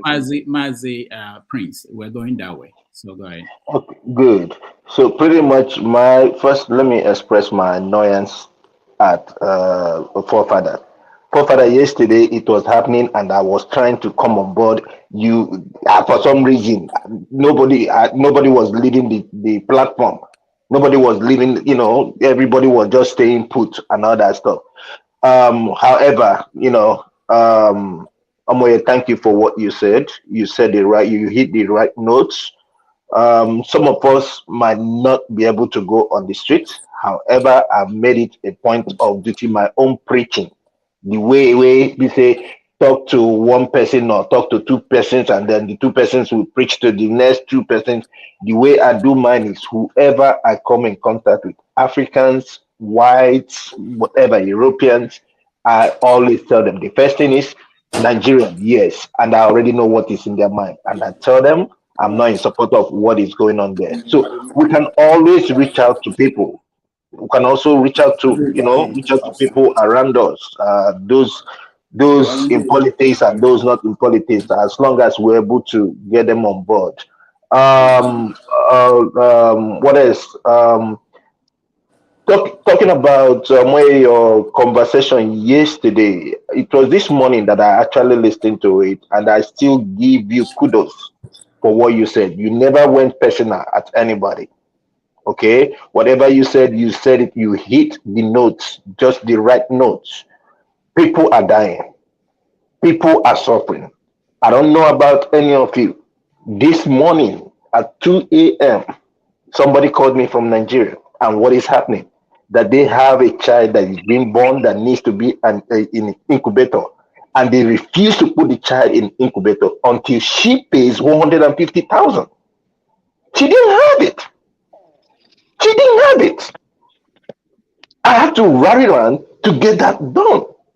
And the first thing that came to my mind, I said, okay, what about if it's the day that I'm at home, I'm asleep, and I didn't wake up? What could have happened to that child? Probably the child will be gone. You know, so something drastic needs to be done, and it needs to happen. That's all I can say for now. Thank you. See, let me just address something quickly there, because I'm hearing some people talking some stuff about security and restoring our sovereignty. I don't understand some people. They will rather talk about food and everything without talking about how you create an environment to secure that food. How can you keep acting as if this is not important? That is at the heart. I just told you, it's depressing our GDP by 10%, $50 billion. The people don't have jobs and they are standing our people down. And it's not normal. This is not how nations are supposed to be. You have to fight these things. And if you want to fix your country, how much more powerful would you become if you're on the side of the military, you're on the side of the SSS, you're on the side of the police, you're on the side of the customs. You are one of the most powerful forces in that country. If you want power, this argument puts you on the side of the most powerful forces in the nation, not on the side of the politicians. I don't understand these people. If you don't fix your security, believe you me, everything you're talking is going to be nonsense. You're just going to be fighting politicians. This one get one over this one. This one get over one. You're not going to get anywhere. We've been doing it for 60-something years. It doesn't get us anywhere until you fix that problem. And that's what other nations have done all over the world. I'm sick and tired of people just keep acting as if they don't understand this. If you don't like security, leave your house open and go to work every day. Jesus Christ. All right. Try it and see how prosperous you become. Thank you. Henry, you're next. Yeah, thank you, Mr. Rudolph. Madam Omoye, thank you for yesterday. Thank you for today, for speaking and standing for the truth. I wish all men here can speak like you speak. It could be better. Some of the men here just sitting there to lash people come out boldly to speak. I cannot be among those men either. During my school time, I came out during June 12. I know how many friends I lost that during June 12. I did a lot of protests in Nigeria, in Edo State. I'm still proud about it today. What I'm still looking for is a better Nigeria. You see, we just sit here, we don't even know what will happen to your relative at home. Something like this happened to your relative at home, they know what we're talking about. You get to speak no matter how painful it's going to be. You have to speak for what you think is right. We want a better country, but nobody wants to talk about it. Nobody wants to take action about it. Some of us here, we live in America, live in the UK, live in a Western country. We want a better country in our country. The country you are staying in America there, they fought for their independence, they fought for their right there. They could not even sit down like we sit down now. We want a better Nigeria. We don't want to talk about, we don't want to protest about a better country. Somebody who came out boldly to speak, for some of you cannot speak because you're scared to speak. You be on the sideline using this bigot statement. This one a shower, this one a this. It's so cheap. I get those people putting those kind of things. They are from a broken home, a lost childhood. If we have women like this on this platform, it will be better. Because most of the men are so weak to speak. I can count about 1, 2, 3 men here who can speak boldly. Like Cream, Ike, Jagun. Those are the men who can speak boldly without looking somebody's face. Don't even care what they say. Once again, Madam Omoye, I'll be watching your program. Kudos for you. Thank you for history. Will never forget you because you stand for what is right. All we want is a better country. I will be going to Nigeria in February. I go to Benin. I go out in the night either. I'm not scared to go out anywhere in the night. Most of you here cannot go to your village. Most of you here because you are scared. But you want a better country. You don't want to speak. You have to listen to this lady, what she's saying. Do something. not by speaking grammar here. Some people come here, come and read Google, come here and start behaving like they're intellectual. But they didn't even go to school either. They went to school when they are in America. This is their college degree they have there. Do something. All right, Henry, thank Nigeria you. will not be better if you don't speak or do something about it. Henry, thank you. Jagun, you're next. Am I really? Okay. You know, today was pretty interesting in terms of Dr. Goroh. But what was interesting to me is that really, you see, our deepest confusion is that no one knows really what to do. Nobody has a clue. We've just heard from Madame Omoye, which, you know, we all have that same passion. But there was nothing direct that came from what she said that, okay, this is what we should be doing. This is how we galvanize ourselves. And I don't blame any individual for not knowing, because I don't know. I've got my ideas, I have my suspicions. But what really to do at this time, knowing that we are banged to rights with the Tinubu government as it is right now, we're banged to rights. You know, how do we move from here? I'm telling you, I haven't got a clue. Well, it's not that I don't have a clue, but I can't tell or suggest to anybody that this is the way forward. You know, I'm sure we are all leaders here. We all have leadership qualities, I'm sure. However, I dare someone to stand in front and say they're going to lead anything. All the shouting that we're doing, it doesn't come out to the hill of beans. It doesn't come out to nothing. What are we going to do is the question. And it's a question. Don't think it's any more than a question. If you think it's something that's already underlined in red, that this is the way forward, then I'm afraid you're fooling yourself. And you lead yourself into hell. You would lead yourself to be dead for nothing. And, you know, to be dead for nothing, it's not what I'm trying to do. You know, I'm willing to die, but I have to die for something. So our passions are high, and we are feeling to resist what is before us in terms of Nigeria. I think we need to really search. We need to search deeply ourselves and our local friends and family and such like to make a discussion as to what the way forward is now. Be it a democratic movement, be it a new democratic movement, in terms of how we protest. Because we can't just come out on the streets. We have to come out on the streets with something tangible to say. You can't come out in the streets and start shooting yourself onto bullets. We know what Nigeria is. You know, who's crazy out here? Who's crazy with you? Don't be crazy by yourself. We'll watch you die on ITV or ITN or any of the news channels that are out there, and then we will move on with our own lives. That will be the outcome. We need to organize. And if people understand what that word means, to organize, then we better get on with it. Because without organization, there's nothing. If you don't know what time it is, we should have been organizing from a good 10, 15, 20 years ago, to be frank, because we're always coming to this point. Always. Nigerians have been excessively foolish. And it's been obvious to many of us that we're going the wrong way. But in this motion of going the wrong way, we suggested that we're going regardless, without anybody querying us. Don't query me. Now we find ourselves in a bag of shit. We want to start hollering. It doesn't make sense. We've got to think with our head before we speak with our passion. That's what I've got to say. All right, thank you. Omoyeni, you want to respond? Can I respond to that? I just want to say thank you to Mr. Henry Gabriel. I think he spoke earlier. Thank you. And, we're all in this together. Now, to respond to what, I'm sorry, I think Mr. Jagun, I believe. Jagun, okay. So you're asking the question, what do we do? Or what are we protesting about? When I was responding to forefathers, aka to Niger earlier, we have a plethora of issues in Nigeria, and I'm sure you're aware of this. Of course. I also mentioned that there's a protest. You can choose what it is you want to protest about. If you have people like somebody mentioned, I don't know if it was you again, but somebody mentioned earlier, we're all leaders here. Everybody has the capacity to lead. What concerns you the most? What is the burning issue for you with regards to Nigeria right now?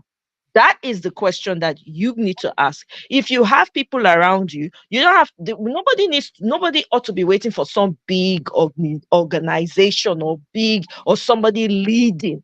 When the NSAS protest quickly started, interject? Can I quickly interject? yeah, Whilst go ahead. I follow your passion and I understand where you're coming from. Don't get me wrong. However, what I'm saying is, at the moment, we have Tinubu as president, and we all believe that he's illegitimate. The majority of us believe that Tinubu is an illegitimate president. That is indeed something to protest. However, once we begin protesting any situation that we call our passion, we have to understand that Tinubu there or not, it is not Tinubu, it is a structure of bedevilment that we have in that country. So how do we replace this structure? Without saying, you can say what you want, but what we have before us isn't something that you can just fling away. We can't. It's there, it's entrenched, and it's been entrenched for the past 50 years at least. So how do we replace this structure that is suppressing the whole lot of us in terms of our own emancipation? These are the things. I'm not here playing. I'm not here playing. Right. And I'm not here to play as well, as you can see. Now, my point is this. You're saying, how do we replace the systems? We can't. With the way it is, you and I know we cannot. Why? Because the Nigerian president is the most powerful president in the world. He has a lot of powers assigned to him. So forget about change, because the LP people that people voted in, guess what? They are taking money and taking all the big cars and saying mute. They don't give a damn. 160 million that they are giving to them, they are taking it, to consign them. They don't collect the money, put them for pocket, consign them. When they ask them, oh, come, why aren't you speaking up? They said because of the Nigerian roads. Oh, hello. Who's responsible for the bad roads? Now, I digress a little bit by saying that. My point is this. You and I know, with the system currently the way it is in Nigeria, we can't do jack. Forget it.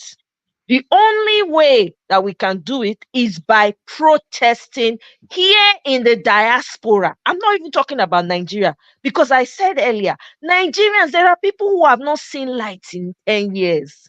There are people that have not been able to charge their phone for the past 2 months. Their phone is completely out. We have to be the inspiration for them. If somebody has small data and maybe they hear from person tell them, when no person tell them, say, Nigerians in diaspora are protesting. No, it go ginger some of them. Now, I've been in spaces where people are going on the ground and talking to people about what they need to know. Telling them, you now see what they happen. No, we can't buy petrol, dollar amount, money when we take buy market before. We know they fit buy market again. We can't sell pepper. The smallest thing now we no fit, because dollar don't ruin anything. If you are making 1 million today, your money is nonsense and rubbish. If somebody is being paid 30,000, how much with that one for dollar? Maybe like cents now. I'm exaggerating, but you guys get my drift. So we cannot, to answer your question, we cannot do anything about the structure because we don't have any good people. Apart from a few, Abia State Governor Oti, I salute the man for what he's doing. I wish that more people like Governor Oti will step in and fight for their people. This is what it's about. But on the protest end, the diasporans, Nigerians in diaspora, need to take it upon themselves. Like I said, you don't have to, if you don't have groups of people that you can partner with, if it is in front of your house or you go to a park, make a logo, whatever your concern is, put it there. Let these pictures and these videos flood social media. I guarantee you it will bring about the necessary protests that we need to bring about. Can I ask a question? Peter Obi is the head of the Labour Party as the main presidential candidate, and given the amount of support that he has, and the Labour Party has alliances with the trade unions and various unions in the country, so he does have a lot of leverage if he's willing to pull it, and he also has a lot of leverage if he's willing to implement some of the stuff electricity has been proposing, the ability to recall members of House of Assembly when needed. So how is he not, now that the case is over, because people kept saying the case was the reason why he cannot focus on those things. There's no reason why he cannot wield a lot of power even when he's not in office. And people forget, when you are out of office, you don't have responsibility, but you have a lot of leeway to propose all kinds of solutions that people will be seeing the flaws of the government in. And he has that freedom to do those things. So is he going to be doing those things? Because I know in America, if let's say Trump was in charge of the Republican Party and a member of his party was stepping out of line, he's going to go in there and wreck that party member's chances of being re-elected, or get him, run him out of town or something. So is Peter Obi going to try to take charge of Labour Party and do the same and use that as a way of, as a platform to launch the Labour Party, so that when the next election comes around, they are able to actually make a compelling case to win? Okay, so I'm not going to be speaking as a Labour Party spokesperson, because I'm not. I'm only going to be speaking as a layperson, okay? As somebody, as an active citizen that's concerned and worried about the situation on ground. Number one, Peter Obi, let's remove Peter Obi from this equation.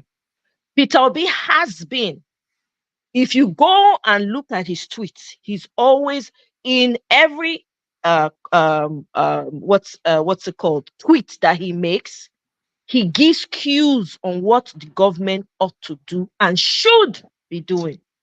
Okay, that's not to say he's working for them, because definitely he certainly wants the good of Nigeria.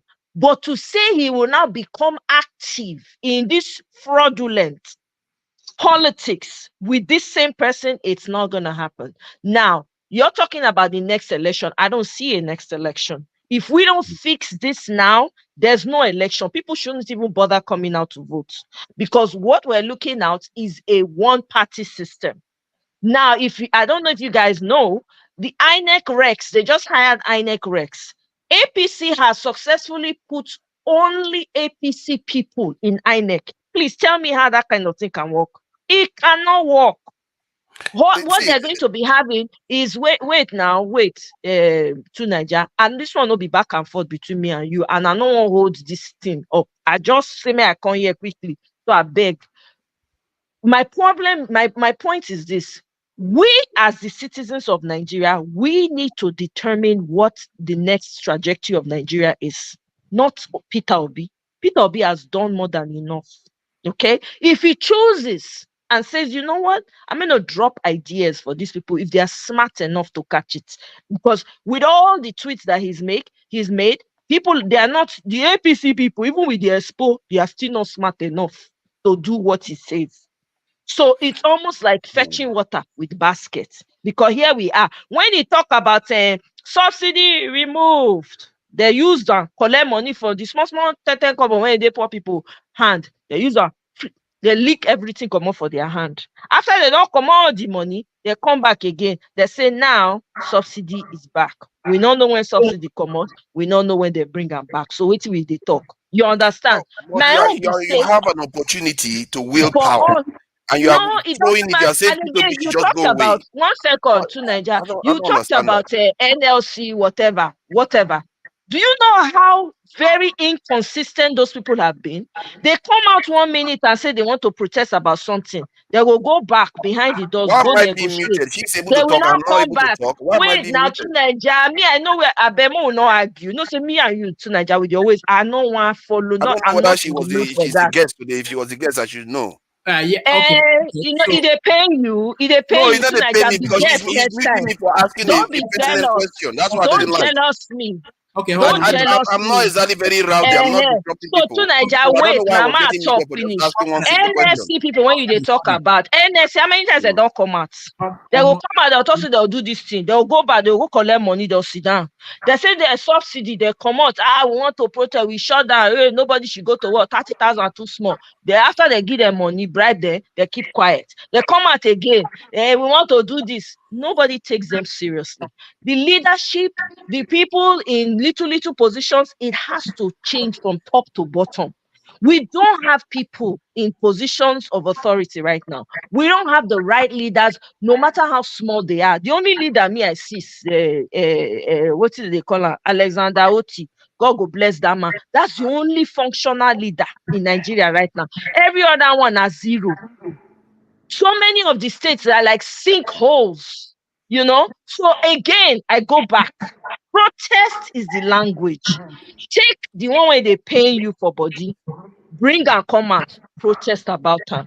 Simple. Shikena. If you have groups of people you can get along with, carry people together. Again, talk about what it is that is paining you the most. Protest about that. There's so many you can protest about one different things within one protest. Don't wait for a leader. You be the leader.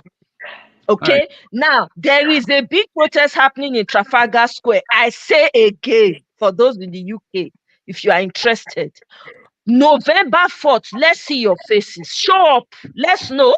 Oh, that's to Nigeria. Oh, hey, forefather, hey, yeah. To Nigeria, thank you. To Nigeria, go to Trafalgar Square on the 4th. I know say in London you there. Or maybe you don't, well, I don't know. Maybe in another place you there. I'm just saying. I don't know whether it's in London or not. Oh. Nobody should take it from me. So basically, that's my whole point. This whole thing is about protests. All right, Anybody want to get any other question? Otherwise, I'm out. No, To... forefathers, what I'm doing now is because she came yesterday and spoke and left. A lot of people wanted to just talk to her, and I want to give people a chance to do that. So it's not anything else. So I want to move on to I've seen professors interjected far more than I have interjected her today, and yet I'm getting muted already. I didn't understand that. Forefathers, all I'm saying is I want to move on. I want other people to give them a chance to also speak. That's all. So Ovie, go ahead.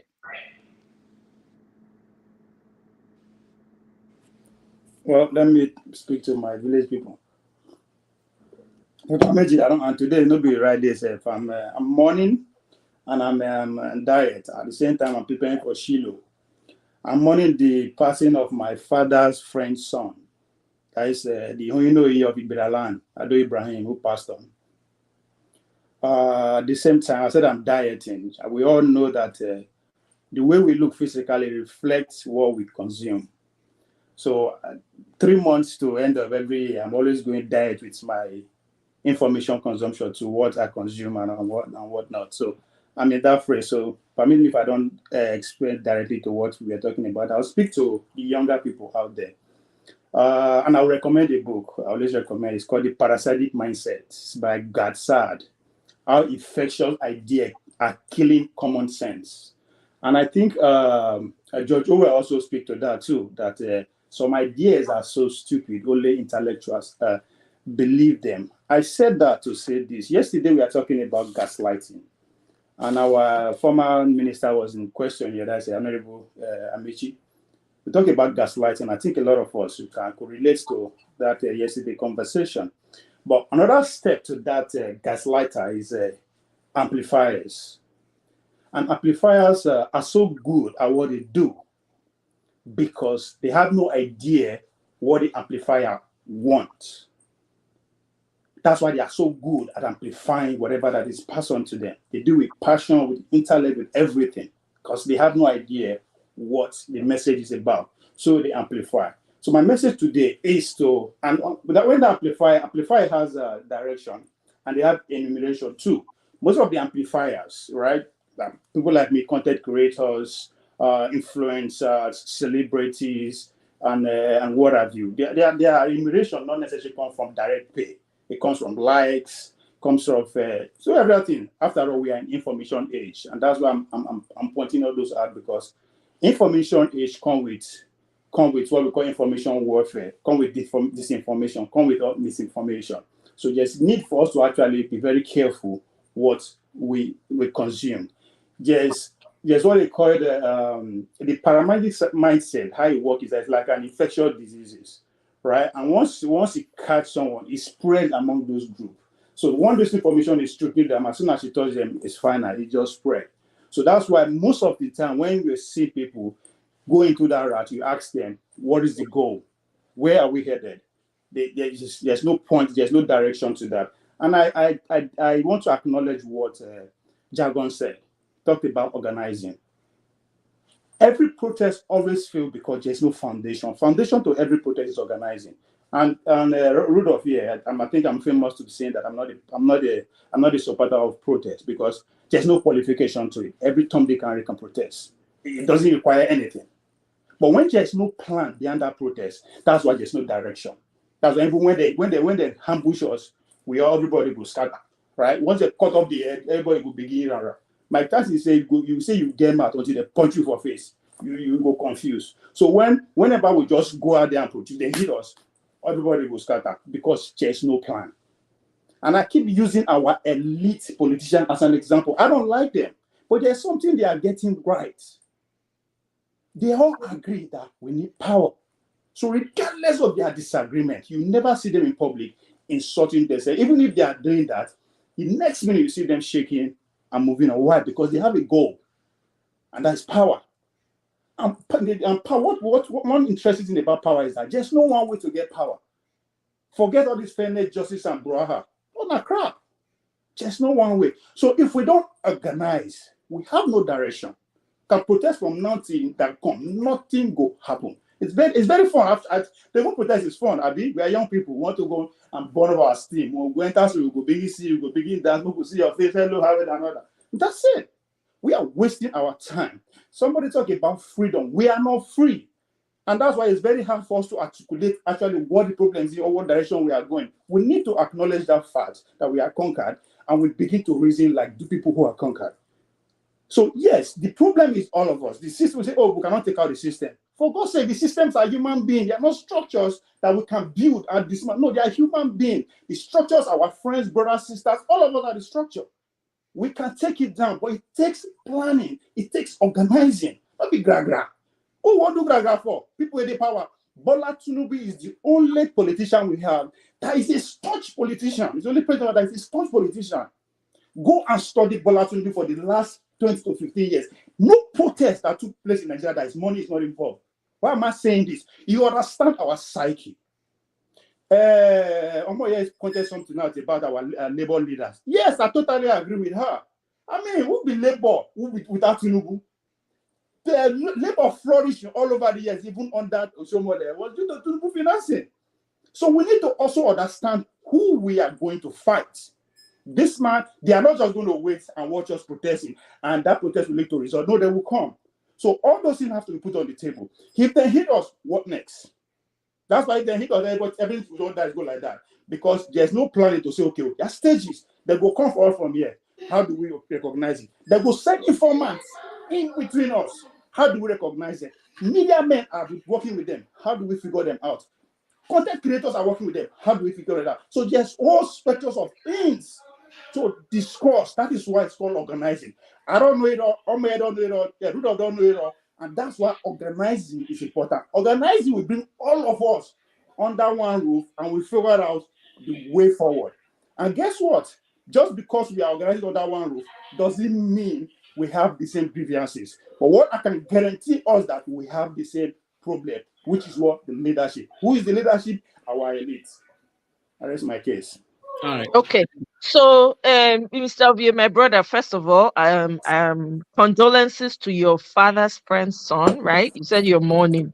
So for your mourning, I hope so you get beauty for your ashes. Okay. Having said that, you know, so you be my brother. I go tell you as it be. I want you as a wife. This defeatist mentality when you bring come, I better not deflate us. If you want to organize, no wait now. You they talk just now. No interject to. You they talk. I know you not. I not hear. I not say pim. I listen to you. Now, Ovie, you say organize. Okay, if you know, because there've been issues going on. No, prior to this, Peter Obi coming in and everybody falling in love with him and rallying behind him. We've had issues. Why you not organize all that time? You be leader. Why you not sit down? So okay, why they look as this thing be? Because at the end of the day, it's not just about Peter Obi Labour Party. No, this is about us as a people now, as a community. People don't they think say, man, this thing they pay me when this government they do. It no matter the government now. I'm not talking about the Emilokon government and the other Daura. I'm talking about the issues. not own reach make Nigeria shut down completely. See people they when they all the cleanse ethnic groups, they go, everybody quiet. So my question back to you be say, why you know that time sit down, they organize with your people so that when time reach, una go flood the area, people will come join. Having said that, what we have right now is an emergency situation. We know if you they wait for leader, if you they wait for okay, or let's complete nothing they ever, you not feel wait for perfection, you not feel wait to organize waiting. The emergency situation, what did they call him? This man, George Floyd, when it happened, you just say now about organization. As it they happen, as it they hot, people flood the street. That's what happened. Guess waiting. The world people when enter road, they protest. Even for Nigeria, they even protest all over the world. They're not organized before they come out. As if they paying you, it be like a person you come person out. They'll rape your wife, rape the person wife, rape your children, right? They'll come out the man and say, okay, let's organize. Meanwhile, your household has been devoured. You go to say, let's organize. That one, you feel organized, oh, it's okay. Obvious. If not that one you want to do, it's okay. You feel wait until you organize before you come out, no problem. You go meet us for front. Now, you thought say they go disseminate or they go do this one government. They go toilet. I don't understand. Not be blood they their vein. Now when they look this thing like big. Sri Lanka on when it happen. How many of them they thought say how many of them go school for inside those people when they do Sri Lanka movement? How many of them? You know, see that they flood the area, flood the palace. Start to they swim for inside the presidential swimming pool. Start to they chop the food for the kitchen. How many plan they plan? Overturn cars. Let's not make this thing complicated. Those people that are willing to protest now spontaneity now we need for this one, not be preparedness, because if you do that, you're giving them opportunity to diffuse. Even as we are speaking now, I know they are hearing us, but some of them they comment section when they go take feedback back. But when this thing go start, they themselves no go fit stand down. But we cannot keep waiting. We know how deplorable the system is. You know what is really painful to me here? Is making Nigerian men look weak in the sight of the world. Now that one they pay me pass. As we go school rich, as we know book rich, as we be genius rich, as they rush una rich, make una mind sweet. Okay? As they rush Nigerian men up and down, as they rush una no they show, hey God, go marry day for house, especially you want to overtake you for your own house. You know, go receive woto. That's exactly what's going on. We cannot wait. There's no time for it. You go they wait. Make this suffering they press people neck as we look and so people they die. And this I just read something. No. They all keep us again. They just fresh feeling. What are we talking about? Meanwhile, those people, there are people that don't have voice. They don't know who to talk to again. They are tired. They are frustrated. They are looking up to you, Ovie, to come out and say, area, where they play? Let's scatter this place. You, they say you want plan. People, they die. No, now, my brother, not be so. I understand what they talk, but that one for don't they happen since. Let me say now we go activate. So that's it. That's all I got for you, my brother. Thank you. Let's get the Whose microphone is on? I can't. Yeah, I know. There's a lot of interference. Tim, go ahead. So if you are not speaking, okay. Thank you. Thank you, Rudolph. Anyway. Go ahead, Tim. All right. So Rudolph, yeah, I mean, I totally agree with the concept of trying to express our grievances, whether you call it protest or whatever it is. I don't disagree at all. But, I just want to start by saying Peter Tosh said everyone wants to go to heaven, but nobody wants to die.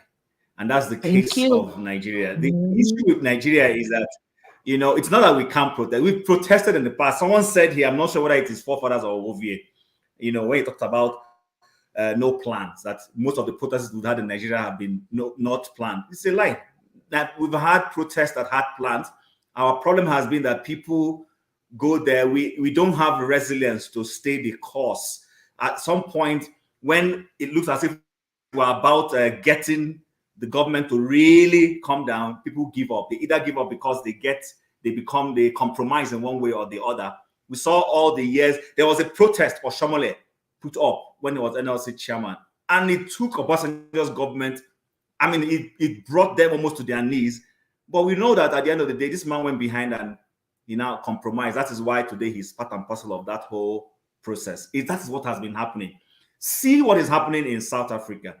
Julius Malema's EFF, the Economic Freedom Fighters, it has a face. And that is where I want to disagree slightly with Omoye and our speaker. I asked our speaker, I said, Peter Obi wants to be president. He must be ready to die.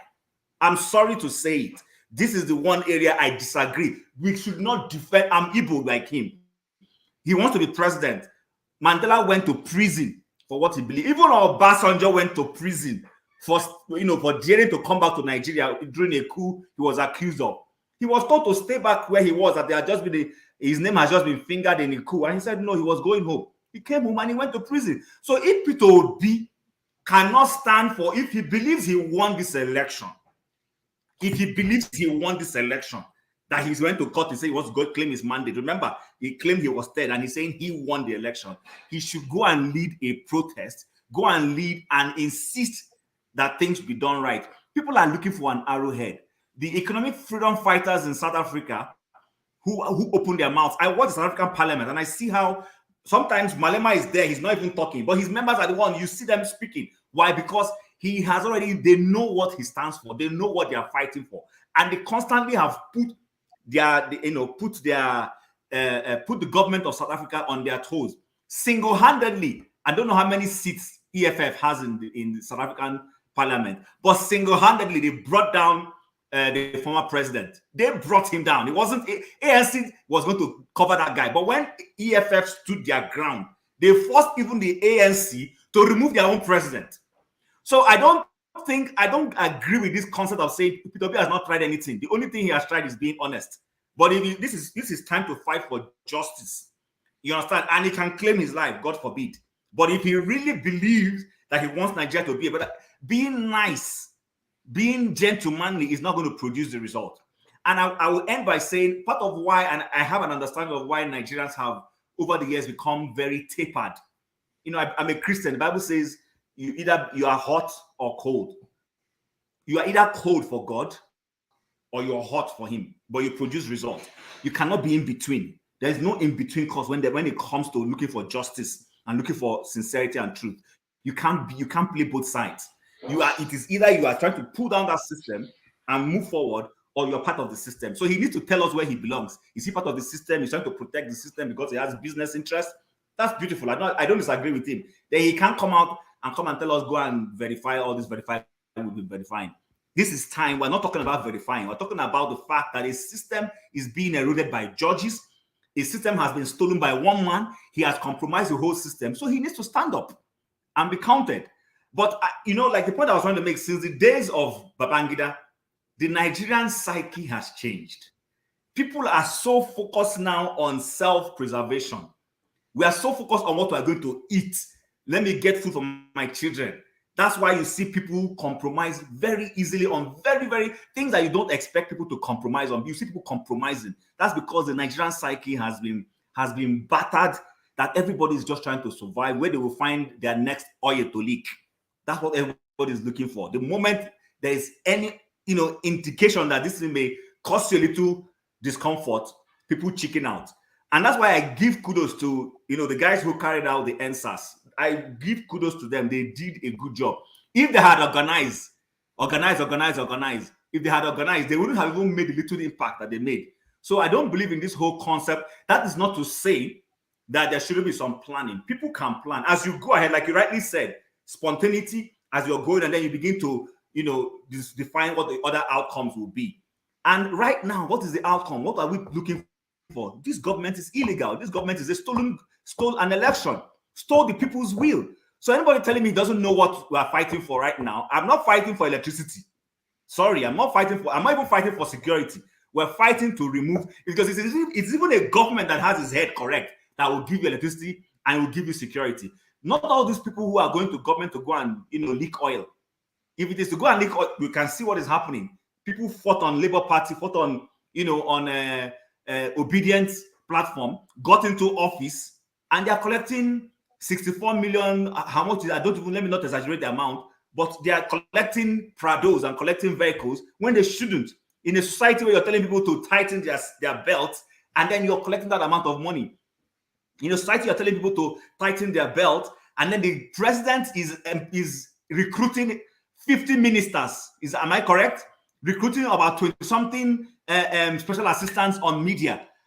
What are we talking about? So, the only difference I have from what everybody else has said is that there should be an arrowhead, and right now that arrowhead should be Peter Obi.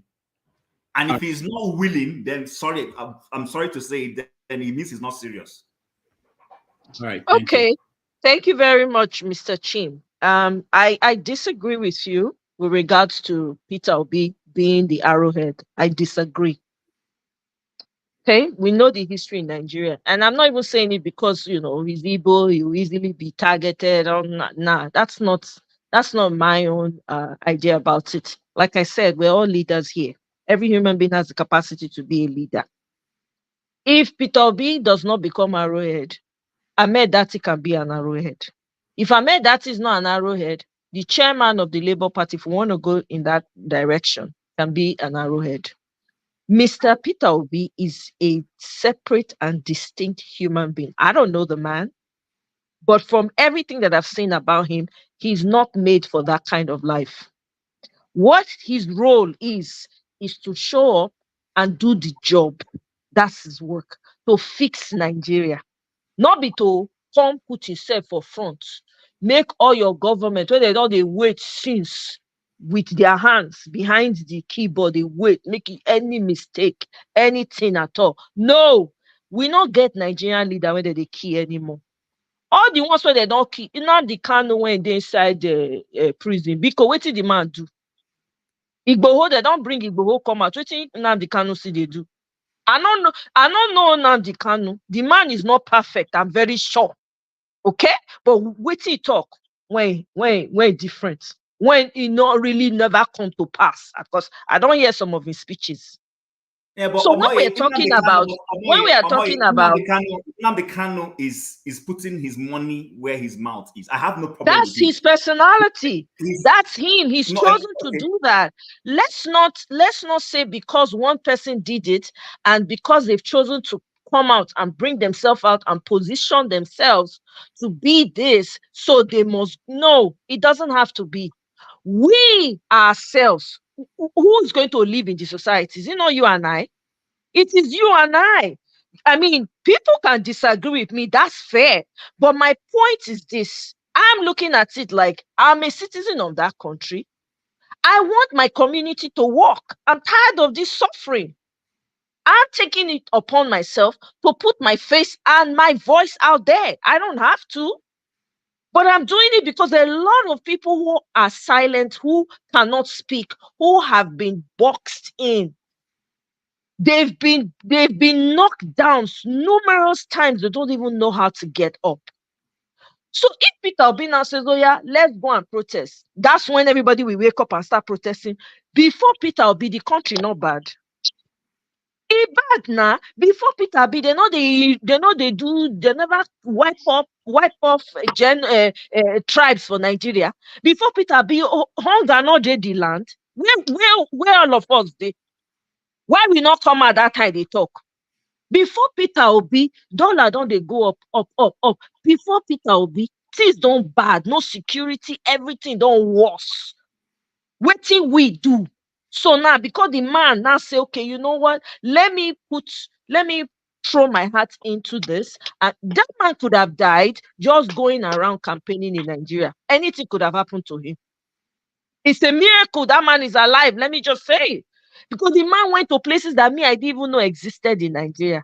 If they wanted to corner that man, they would have done it.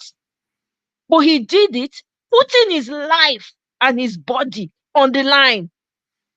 My brother, I'm not saying, look, everybody has their own opinion on this subject as to who the arrowhead is, but you can be the arrowhead.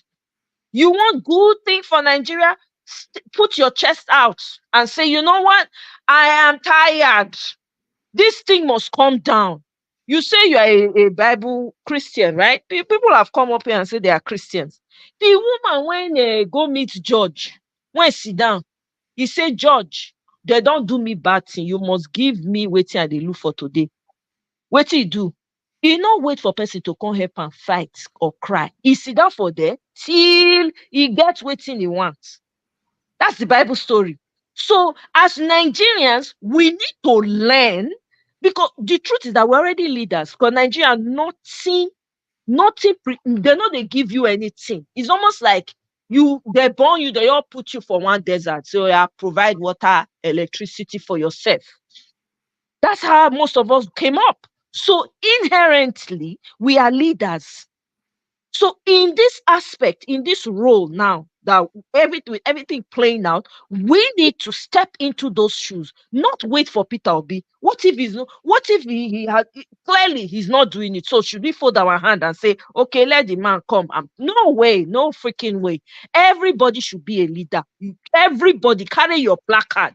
Everybody, you want me to pay you for inside? Bring a hat. You be the leader. Oh yeah. Now my voice, but this is what I'm saying. This is my take on it. You understand? And I'm not, that's your opinion and that's what you stand on. Kudos to you. I'm not knocking you for it, but this is how I see it. Because I'm putting my own self out there. I don't have to, but I'm doing my own one-man protest and saying, no, this has to stop. We need to wake up. With over 200 million people, if all of us wake up at the same time, every village, every township, every state, it will be game over. But until then, we are here bantering, which is okay, but we need to put action behind it. All right. Thank you. Thank you, Chim. Thank you, Omoye. Let's go to the flagship.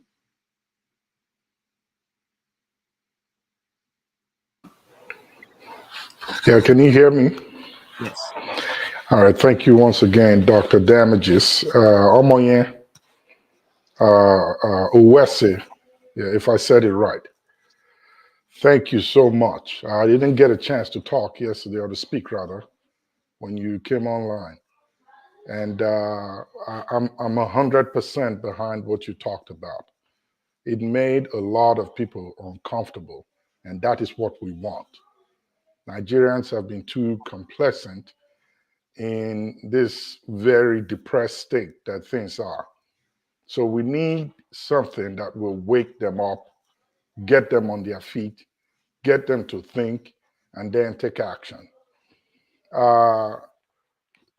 The people that we are dealing with today are people who don't understand the rule of law. It doesn't make any sense to them. They really don't get it. If you're talking diplomacy, they don't understand what it means. And that's why we're having a conversation about educational background. Street smartness and academic smartness are two different things. Governance requires a whole lot of academic smartness, intelligence. If you don't have it, you really will not be able to do well. So it's no surprising to see that no matter how much we try to talk to them, and the calm and subtle approach we apply, it doesn't work. The election has come, the actual process is gone. Like I said yesterday, we are here now. How do we proceed? Peter Obi has done his own. He's done well. And yes, like you, Omoye, I too worry about him a lot. I follow him on Twitter, now X, and I can't just imagine where he gets his energy from. Today he's here, the next minute he's in London, the next day he's talking somewhere in the US. He's doing his bit. It's now on us. What solutions or ideas do we have? This is what I have to say. A starting point, in my opinion, would be we need to, Nigerians, both home and abroad, we need to stop listening to old politicians. It doesn't matter what they say they have to say. The video that was played yesterday, everything that was said on that video are not what we don't know. We know them. But the question is, why are you speaking now? If you could not speak then, there is a reason. If you will not speak now, there is a reason. I might be wrong. You might just be hinting everybody about 2027. We cannot listen to you anymore. You've had a good chance in the game of politics in Nigeria. I think it's time to take the back seat. My advice to Nigerians at home, a good starting point would be to stop attending their campaigns. Stop attending their rallies. If they call for a get-together, do not go. If they come to your churches to visit or meet you, don't welcome them.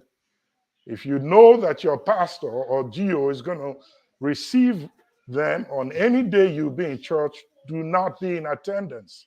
It will send a message to them.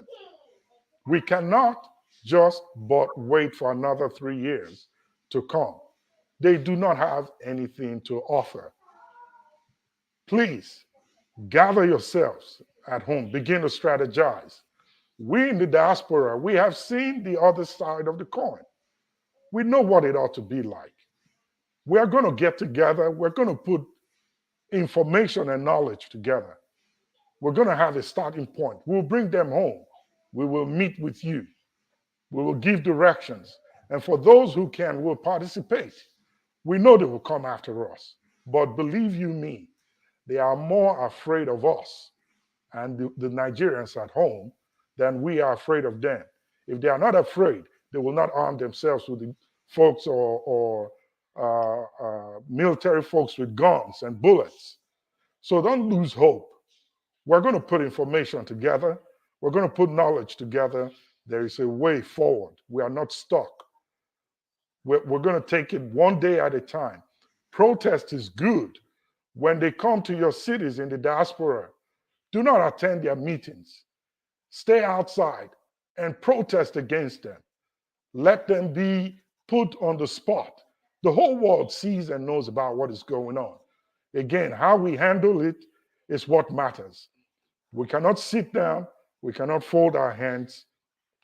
Stop partying with them. This is not the time to listen to old politicians. They have gone through the rounds multiple times. Nothing has changed. So no matter what they bring this time, it's not going to make any difference, in my opinion. We can do this. We will get together. Maybe not just here on this platform alone. I believe there are many other platforms out there that have great minds that will come up with ideas and how we can turn this thing around and take the claws of these guys off the steering wheels of Nigeria. I'm like I said, I'm hoping that we can find a way to begin to look at their interests abroad. I'm not talking about violence against them, but I'm talking about how we can effect policies that will shake them up a little bit and whoever they are dealing with. Lastly, my biggest concern is what is going to happen to Nigeria now that this government has been legitimized by the Supreme Court. I'm very concerned about investors that will be coming now. I bet I don't want to know what the negotiation is like on the table and how much they are willing to give to them just to have the government accepted by them. So please, don't give up, people at home. People here in the diaspora, we know how it should be. Let us meet together. The solution providers, problem analyzers, we need each other. We can come up with something and get it going. Thank you. All right. Thank you, the flagship. Amoye, you want to respond on? Yeah, thank you very much, flagship. Thank you for your contributions and your submissions. I hear you about protest, the planning, and all of that. People have been saying plan. But to that again, I'm going to push back. we could have been planning a long time ago if that's what you wanted to do, because we've always had issues in Nigeria. So I don't think that planning thing will fly now, because the situation we have right now is an emergency.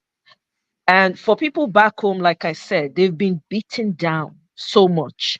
It's going to take a trigger from those of us in the diaspora, like it or not.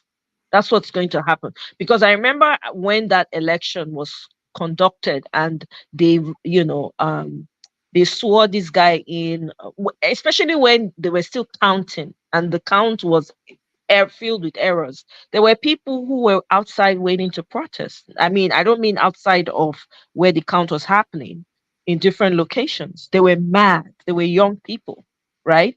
But if that had happened, maybe we would not even be here discussing this. Nigeria is in a place where we can't afford to fold our hands and just wait it out. It's not possible. These people have no plans for Nigerians. They have zero. What they've come to do is take. And you're talking about investors. No investor is coming to Nigeria. None. All that, they said the German chancellor, whatever, came. Did you read their newspapers, what they said about the election in Nigeria? Check the newspapers out. The way they described your president. Their Emilocon president, not mine, right? The Emilocon president, the way they described him, oh my goodness. In all the newspapers, go check it out. It's embarrassing. So the idea that investors are going to come, they're not coming. Are you going to take your money to Nigeria? You're not going to take your money, because your money is going to lose value. People that have businesses in Nigeria right now, they are making major losses. People are selling everything off just so they can have their money. Somebody bought $1 at 1,100, okay, one day. Before he turned around, and it was already 1,300. So I agree with you. The planning idea would have been a wonderful idea if people were planning before now, because we've had major issues in Nigeria. Then when everything starts to happen, it would take off.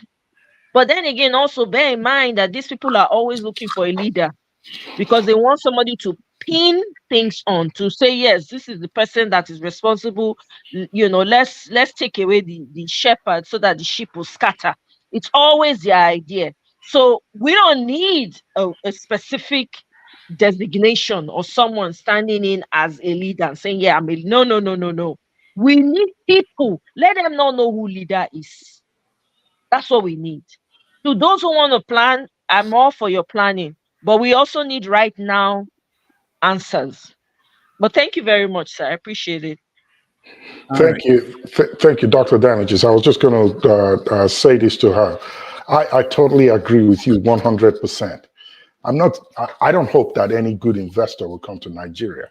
I'm talking about predator investors, not the good ones. I've been following up with the international journals, and trust me, it's a disgrace.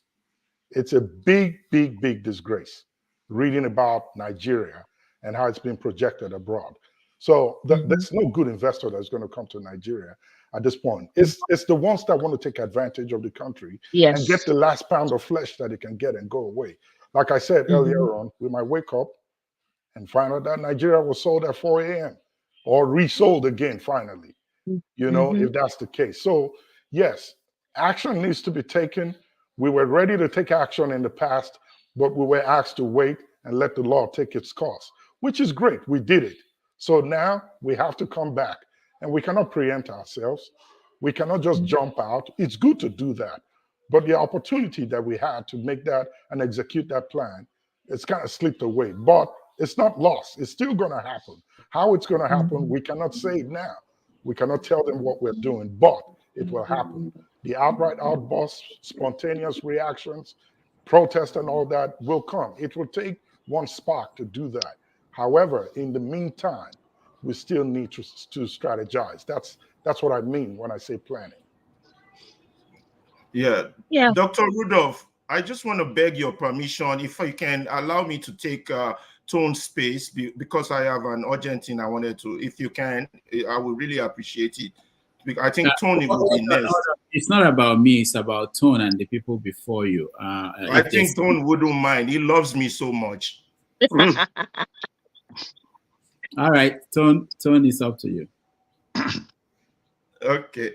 Thank you all very much. First of all, I want to start by saying in my mother's language from Aviosi Nwamura, although I'm a Lagosian, I want to say ese to Omoye, ese, Olegbere, Olegbe, Orio. Okay. Yeah, I want to say that Nigeria is a very lucky country to be blessed with people like Omoye Skona and Chidiamaka Adichie. What else can you say? Beauty and brain. We go on. I wanted also, my main thing I want to attack was that I missed most people's submission, but I did hear forefathers submission. But before I go on to forefathers submission, I want to say, when a man makes a promise, he has to fulfill it. Chin promised that he was going to twerk for you, Omoye, and I want to see that twerking. I'm not joking. Who promised? Wait, somebody said they were going to twerk. Who's the person? So you want his wife to get angry? No, that's figurative twerking. He wants to. No, basically stop explaining for him. Let me make Chim bold so that he will take over. I want to see you. We're going to record. Don't worry, it's private working. Dr. Private working. Oh my God! We are ready. So on don't worry. I want to disappoint some of the people in the commentary section. They will not see the twerking. They will let them. I want them to imagine it. Okay. Rudolph, I want to ask you: have you done a background check on forefathers? Are you sure it's not a government agent? Are you sure he's not? Because that boy worries me a lot, because he seems to have a way of hijacking the argument, turning it to his own direction, and push positively for the Agbados. I don't get it. He does that over and over again. I mean, literally hijack a major issue, twist it around, and then pretend to still be on your side. Talk about gaslighting. Have you done a background check? Are you sure it's not a cell hidden among us to make? But I like Diver's opinion. I like him, though. He pushes you to the edge, but I have my suspicion on that guy. And he knows, and that's why he won't let me speak when he's in charge. I know he's hearing me. So let's get to the issue now. What he said was that, and I pointed out that he talks with a double mouth. He said we have to, he's always focusing on security issue. We should target this, target that. We have a lawless state, a state of criminality and impunity. We have no laws. And you're talking about the person in charge of making us lawless, fixing our security issue. To me, that sounds like a joke and an abuse of our intelligence. I don't get this guy, how he pushes it down. We have to deal with the rotten head of the fish. I don't know. Yesterday, I made submissions on what the possible solution is. I totally agree with Omoye. First thing, we all have to unite. Whether you are an obedient, whether you are an articulator, whether you are IPOP, whether you are revolutionary now, our country is in crisis. We are right now in 1933 Germany. Authoritarian fascism, dictatorship with no laws. Unless you feudalism, add feudalism to it. Unless you are a member of the Nazi party, which is the APC, you don't have a say. They control everything from top to bottom. That's got to go. And this is the focus of why we all have to unite. Anybody that has an inkling of agitation, even if your agitator is like Masca, $62,000 rise, you need to be out there agitating. marching, screaming at the top of your voice, because this is serious. We cannot wait another 8 years or another 16 years. I have lived all my life. Nigeria has not done nothing for me. I owe it to the children to fight for a better country for them. I owe it to them. If this is a lawless state, I owe it to them to create a lawful state. What part of that don't we understand? What part of that is missing in our head? We have been fooling us and gaslighting us for 24 years that you have a false democracy. You, the educated people, keep following along. I have known from 1999 that what we had in 1999 was a permanent coup d'etat staged by the elites against the masses. If I know that, thank God for Obi. Now you all now know what I know in 1999. You all now know we have no system. How you think you're going to change anything from the legislator, from whoever, from change it? No. As fellas say, as time they go, things go just they bad. They bad more and more. I mean, you don't need a soothsayer to tell you this. We are losing our culture. We are losing our children. Even these so-called rich people that lives in Victoria Island, Ikoyi or Banana Island. Some of them, when their children are getting married, they won't get visa to attend their children's wedding. People need to wake up. Wake up. Anyway, solutions. Let's not focus on the problem. So, unite. Now, here are some possible suggestions on what we can do. There's a litany of it. One, if we have to organize. Now, before I start listing things to do, you don't need to wait for Obi to make his stand for you to know you need to save your country. Obi has to make his own choice, whether he wants to save his country or he wants to go along with the status quo. Exactly. When I say go along with the status quo, I mean that does he want to keep trying an election with those that are rigging the rules? Or does he want to say enough is enough? This is not working. We are all going to be like the ANC. We want to fight apartheid. And this is worse than apartheid. Obi has to make his choice. We are not going to make it for him. But as Fela also said, I know where body they pain me. I know that someday, of course, we go die. You understand? So I am reacting. And you should be too. You should decide which side you want to react on. Enabler or solution. Enabler will say election is over, let's move on, let's try for next time. There will not be a next time on a totalitarian government. There will be no change in a total. Tinubu and his cohort will be choosing who rules you, who runs you, who determines your destiny for the rest of your life. I don't want that. You shouldn't either. Now, what are the things we can do? One, once we've decided this is over, we need to make a pronouncement.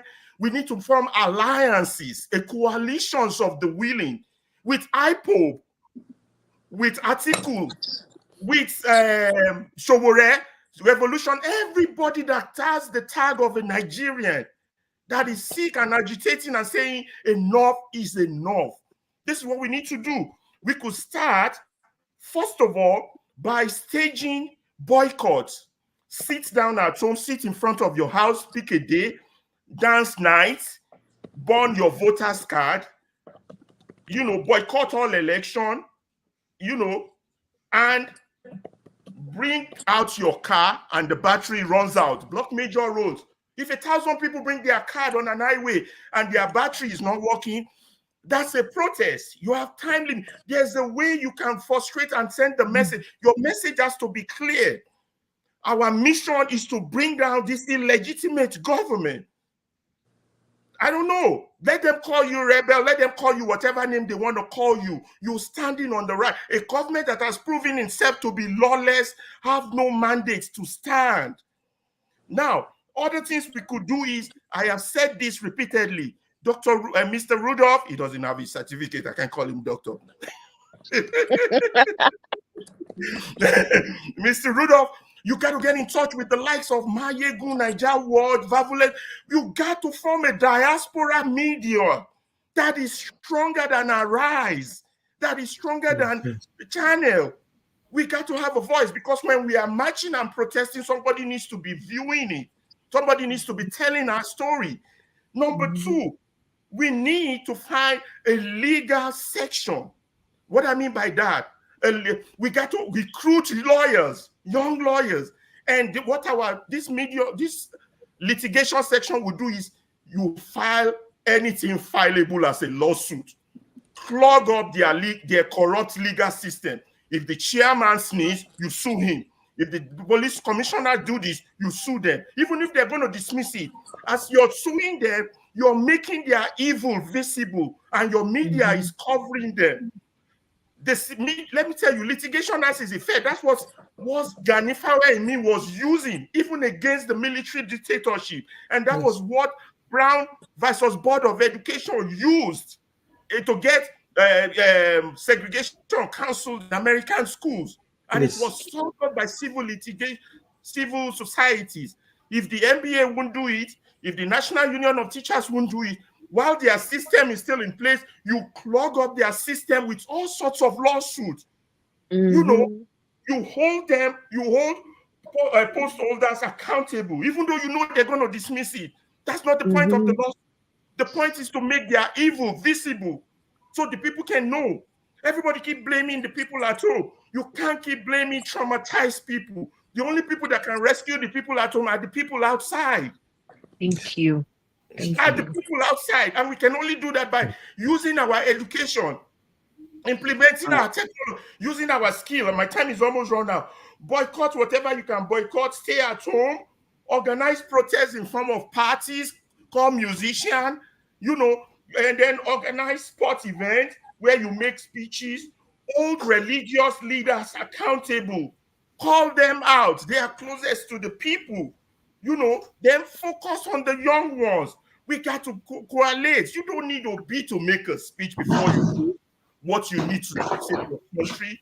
Mediums like this are very important. I don't know why Nigerians, we are not inside their houses. So we need, look, Mr. Rudolph, if we need to go to ask people who are financial experts, how much would it cost? Even if we have to operate from the sea, so that Nigerian laws wouldn't cover us. We transmit. We did it with Kudirat's radio. This is what we need, unless we all want to hand over this madness to our children. Why would we do that? We can't let our children inherit this madness. We have to fight and fight. There's another option which is not appropriate for this medium, and the intelligent people already know about that. And that's the last option. But every option should be on the table. You either a solution or a problem. Let everybody make up their mind what they want to be. And Rudolph, investigate forefather. What's his stand? Where does he stand? Okay. Alawa, thank you so much. Please, I have my contact on the private chat. Send me your contact so that I can connect it to some people. All right, Omoye, go ahead. Yeah, thank you very much, Mr. Ferreira. I mean, there's nothing to add to what you just said. Everything you said I totally agree with it, because we don't have time. The thought of even 1 year with this is already a problem. It's very problematic that we're going to even get close to a year of this whole mess. And I agree with what you said when you said that Dr. Damages should partner with the media, some of the media, because Nigerians are not getting the accurate, they're not getting the truth, they're getting propaganda. Okay, and most of these media houses have been paid. So yeah, Dr. Damages, you can partner with, there's a violence space. Those people, Parallel Facts, they're doing major work. Niger Watch, and who else? There's somebody else you mentioned again. I can't remember right now. It will be very. I'm sorry. Mayegun, that's the one. Violence space. Violence space. All of them. Yeah, if you guys can come together. Journalism. Yes. People should hear. They're creating jobs and they're doing journalism. And if talk to financial experts, look, if we don't have the money, those of us abroad can sponsor this thing. If each one of us put in $500 or $1,000, we will have one of the strongest media in the world that can operate from an international sea. Yes, absolutely. I totally agree with that, Dr. Damages, and I'm putting my money where my mouth is. If that happens, if you guys are able to put it together, I will be a subscriber free. I mean, I would definitely subscribe to that because our people need to get accurate reporting and we need to sensitize conscience. Hey, see big English word. Now night school I go. We need to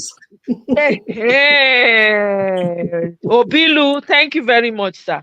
So yes, we need to really reach the minds of the people in Nigeria because they've been beaten down.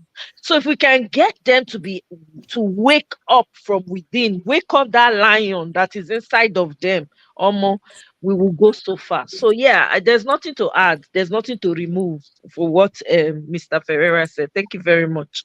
All right. I go soon they come out to I bet code on the cash man. I never chop. Yeah, me too. I have to leave.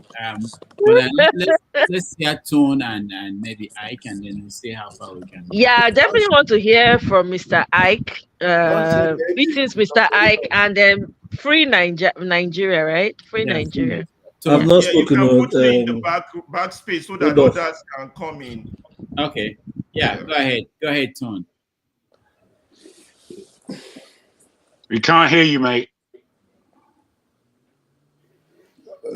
Free Nigeria, we can't hear you. Right, let's go to Ike. I will come back to you later. Ike, go ahead. Okay. Good afternoon. Good evening. Good afternoon, sir. Hey, my sister Moye. Oh, God bless you. Thank you, sir. You too, sir. Yesterday when you were speaking, I was watching. I was walking, but when I came in, I tried to say that I said anybody who did not believe what my sister yesterday should go and kiss electric pole, you know, because the truth is always very hard for us in Nigeria, even in these present circumstances, for us to swallow. And I still stand my ground, even when I decided to rewatch it today. And I just want to let you know is that never be cowed by nobody. Stand on your ground. Continue to do what you're doing because you are doing the best. You know. So everything you said, you know me already. You know where I stand, and I stand with you. You know. And my brother Flagship, he just left. Everything he said is all I wanted to say. I said something like that yesterday, but in another perspective. And I think that the only thing I have to drop here before you go is that the Flagship said it at the last end of his submission about, you know, Mr. Peter Obi said that let's wait to the end of the court process. And the court process is over. And he has not spoken to us already. And we don't know what his position is. So I said it here yesterday that whatever I can say or whatever that my mind is telling me, I want to hear from what our principal will say, because he has not made any official statement since after the court ruling. So I think that I still want to hear from him, and you know, we want him to speak to us, even though it will not stop, you know, the what you are preaching. I support what you are preaching 100%, and what my brother Dr. Ferreira is saying also, I'm in tune with that, you know. So time has passed for, you know, organizing and taking a long time. I think spontaneous is the best answer to every demonstration right now in Nigeria. So I want to say that God bless you for what you do and for what you're doing and for what you will continue to do. You know, continue to stand up for, it doesn't matter. Everybody will not agree with you, and everybody will always, some people will disagree, but let it not change what your belief is all about. Okay? God bless you. Thank you, sir. Thank you very much, sir. Yes, sir. Thank you. Let's hear from Lexi. It looks like people have been maligning my good reputation. What has been going on here? Come on and start beating. My turn. Thank you, Dr. Damage. Have some manners. Have some manners. I just said that some people. No, you can't come and start bleating. My man is going to talk, bro. We know you've been reading the comment section. Naija was mute. True Naija mute first. I beg. I dey hungry. I want come up for yet. You fit follow people quarrel after I don't come on. But right now, I beg. Who is quarreling? It's like you guys are gaslighting like crazy. Sister Omoye. To Naija, mute. Yeah, mute your microphone. Mute. Whoa. I call you sister because you are a true sister. Thank you. Thank you, sir. Yesterday, my environment was on fire. My wife was saying, "Where is Omoye? Where is Omoye? What did she say?" I said, "You don't know who that is?" She said, "No. I want you to show her to me when she starts talking." So today, she's been able to listen to you. I know she is highly impressed. Thank you, sir. Are you in Europe? No, sir. Okay. I know, sir. Okay, that's fine. I don't need to ask more than that. I'm just trying to let you know that there are people you will not hear from on this platform who are right there raising their hands up for you, especially being a lady. They are saying, yes, that's our sister, and that's who we want to follow what she is saying. And then I listened to what was the brother Ferreira? Oh my goodness! Yes, we need more of you people. You see, he said something that struck me that I want. That was the only reason two things I came in for: to congratulate you and to strengthen your will in what you are doing, and to make a point about wolves.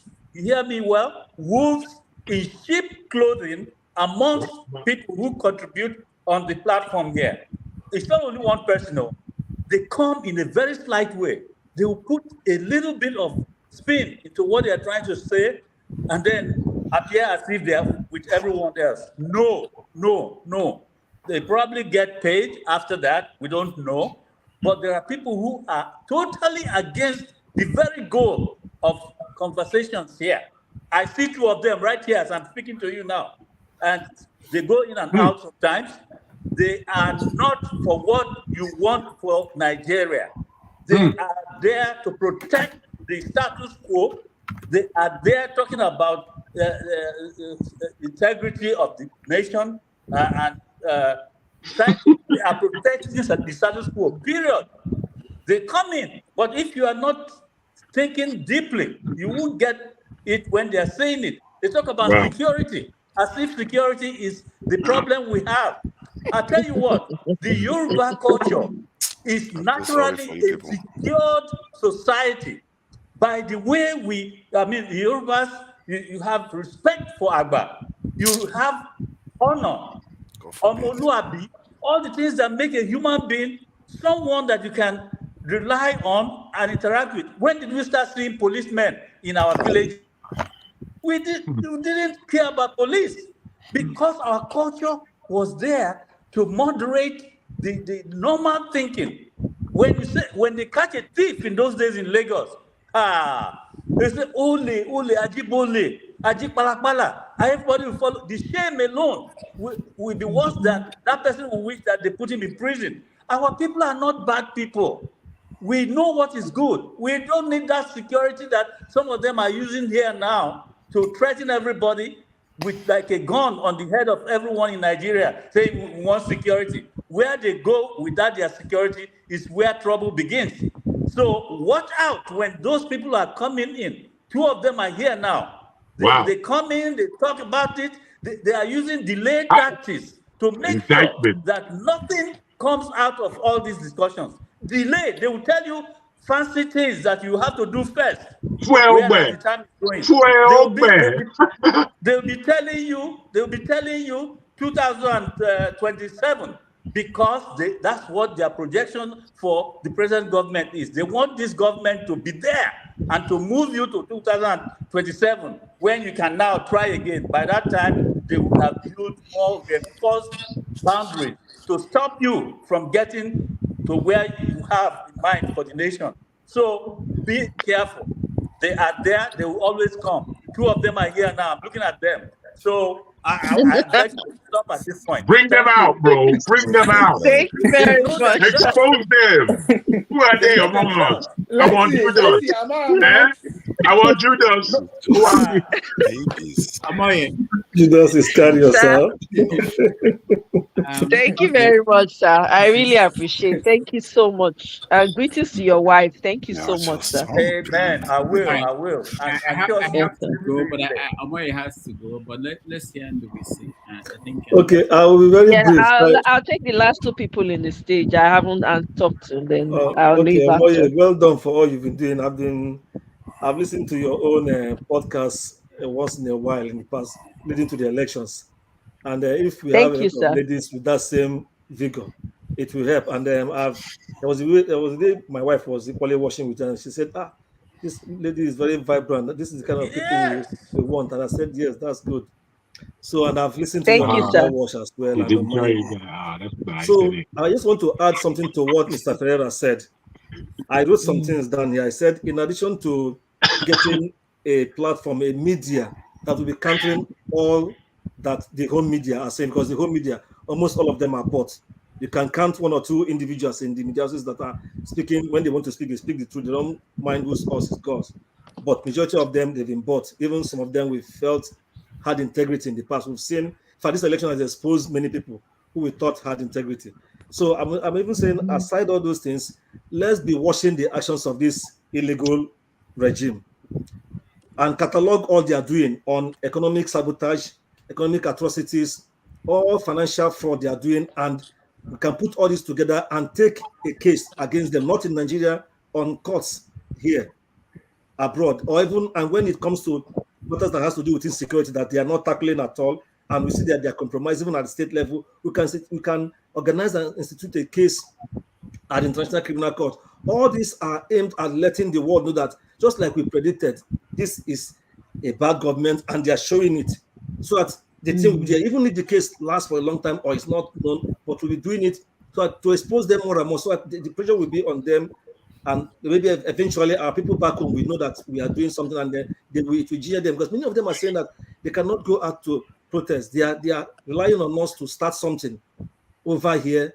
to challenge them, to start something over here. And as it is, this government has from the Buhari days mainly, though it has been happening for long, but from the Buhari days, the last 8 years, they have made people to become so shaken, afraid of even their shadows.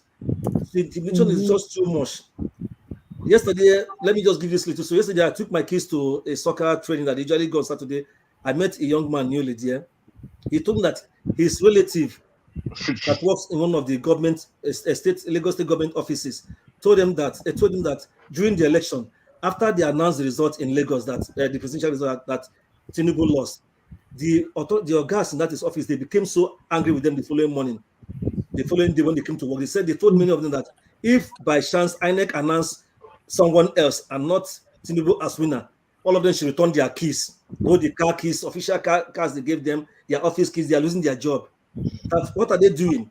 What are they expecting? That don't they have relatives who they can talk to vote for this man? What happened? No? So that kind of a thing. So you can imagine the level they took this thing to. So, and anybody coming to tell us that we should move forward, that the government will do this, you can't expect good from somebody who everybody knows is a bad person. When will it change? When he has been taken from a medium-sized jar of cookies, now he's having the biggest jar of cookies, and you are telling him to remove his hand. He can't do that. So that is what we are faced with. We are in a deep trouble with these people that call themselves the APC. They don't care whether Nigerians die or so, and they are full of propaganda. What you will see now is more well-packaged propaganda and all lies all the way with their media. So they will use the media will be their major machine to oil all the disease. So we have to find a way to counter them from this side of the Atlantic. Thank you. All right, thank you so much. One last person, Oti, then Moya, you can take up and respond. Thank you very much, Mr. Ndubisi. I really appreciate your kind comments, and my greetings to your wife as well. Thank you very much. Hello, everyone. Good evening. Okay, are you guys hearing me? Yes. Yes. Right. Yes. I think you were we're getting somewhere. Congratulations. Yes, first to Dr. Damages. Right, and to our sister here. So, I mean, I didn't know about you before. It was only yesterday I heard you. Very impressed. So, Thank and I you. think, look, listen, it's so simple, really, and then we don't really have to talk too much about it. It's the people that can speak and talk that that made the point clearly. It's time for action, and anybody can do something. It's not a question of waiting for anybody, to lead. Yes, those that have political positions of political authority or leadership, yes, they have a role to play. But each one of us, where I am in Manchester, for example, now, for example, we have various cultural or even welfare associations. They can all be a part of the political, an instrument of political organization. Everything is politics. So, and as Nigerians, we have only one country, one home. Everybody has to be part of, the movement to save that country, or to at least to take it back. So I don't think anybody has got any excuse. Okay, this person hasn't done this or is doing this.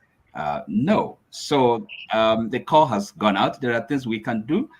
I mean, those in the media and those of us that are part of various associations.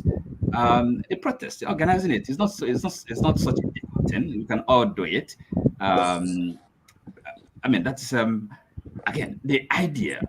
People suggesting that we can wait for the next election. It's mindless. I mean, it's not going anywhere. So to me, it's simple. It's resistance. It has to be organized in different forms. Each one of us has to be part of it, one way or the other. So that's all really I have to say. I listen to everyone, and people make good points. It's time for action. I'm not someone that is given to too much talk. In Manchester here, I would do my part. That's all I can say. I'm a volunteer. All right. Thank you. Thank you very much, Mr. Oti. Thank you very much. You've said it all. It's time for action. All this talk. I don't know whether that whole maybe it's in our DNA. So we grew up on Tales Under the Moonlight. Our grandfathers used to tell stories. They would gather people and say, you were more yere, na beer. I'm speaking my language, by the way. If you don't understand, get you an Edo friend. So, one any other Oria, this is tell stories. So we were kind of used to it. I think it's already inherent in us. But as the fact that we're in this generation, it's time for us to move it further. We have to do better than our ancestors. They tried in their own capacity. Sorry, I'm back again. I wanted to ask you just one question. Oh, yeah, go ahead. Free Nigeria. That's right. Free Nigeria. Okay, right. What I wanted to say is thank you very much for coming and all the things you said. Don't mind all the comments that people. I've got them. I've got all of them on chains for now. Thank you. You made some submissions about how we organize ourselves. I agree with you totally. And I know how, if one of them in the comment section was threatening me that he was going to unleash what do you call these people, DSS, and he doesn't even know that the boss. Even if he works for DSS, he doesn't know. I was even in Nigeria 3 weeks ago, and there was one of they were the people that even welcomed me and all that because I've been involved with them. Anyway, what I will suggest, if you can partner with Dr. Rudolph, we'll leave our emails and we can talk. Like what you said, it's very powerful because Nigeria needs to take a cue from us in the diaspora. Because if we organize a coordinated protest, peaceful protest, that is, maybe London, New York, and 1-2 major towns in America and all that, the people in Nigeria will see this, and to the extent I know that the major news media will carry it and all that, will send a message to people in Nigeria and say, hey, if the people in diaspora are doing this, we better get up and take our we better get up here and do something, you know, and that's the only language they understand now. Now, with regards to forefathers, I think forefather is a cool guy. You guys don't understand this guy. He's a real guy. He's a cool guy. He's not an undercover. If there's even any going to be any undercover, is the people in the comment section that go with nicknames that can't show your face, and yet they are keyboard tigers and all that. Let them come on the panel and show their face and talk. At least stand for what you believe. I'm not asking you not to support Tinubu, but if you want to support Tinubu, come here, tell us. Like that man now, he ran away now this morning that we gave him breakfast, lunch, and supper, and he didn't come back again. You can't come back and start telling us stupid things as if we never went to school or we're stupid. We're stupid people. So please, if you can drop your email on either on the private chat if you feel comfortable, or leave it with Dr. Rudolph. We're trying to organize some. We need to start something in the diaspora, and you know that's what we all. But most of the time, I'm so frustrated. Every weekend, we come here, we argue with each other, we abuse each other, and all that. Okay, will not understand me, and I will understand Ovie sometimes. And then later I'll find out we're all talking about the same thing. Shim will say one thing, Ovie is good. Ovie is good. They will say Shim speaking too much big English and all that. We all, there's just one thing, all of us, we all have passion to make our country better. Kulata, please, you're my brother. We all have passion to make our country better. You're not my enemy.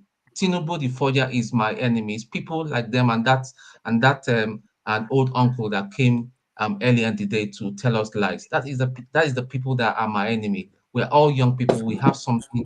We need a better Nigeria, the kind of Nigeria that we knew when we were much younger. That's all I have to say. Thank you. Thank you very much, Free Nigeria. Thank you. I mean, Dr. Sorry. I really feel like I need to interject here because I was maligned on this channel, and Dr. Damage, you allowed them for the first time. I'll call you out on this. You allow people to malign me constantly, and you let them get on with it. When Pansat comes here, people try to malign him a little bit. He defends himself and completely disrupts the whole channel, and they offer him an interview. I don't understand how people can sit there and malign me. And this is the poisonous stuff that Omoye sends out when I was on her panel. I told you, she called me a devil, literally. Called me a devil. These are the kind of mad set of human beings we are dealing with. Okay, hold on. Let me say my bit. You've all had your phone. You've all had your phone. I was on your channel. You shut me up. And your panelists were calling me the devil because I espouse an idea. Even when I'm supporting Peter Obi, did I say anything to you? Did I say anything hold to on, you? and they've come here now with the same attitude. And the reason why I'm saying is because the only person that I saw, I didn't know that I was on an American. I was talking to Americans right now. I didn't know that. The only reason why I knew what was happening was what I saw in the chat. And the only person that I saw that stood up with honor and said what was the right thing was this in tone.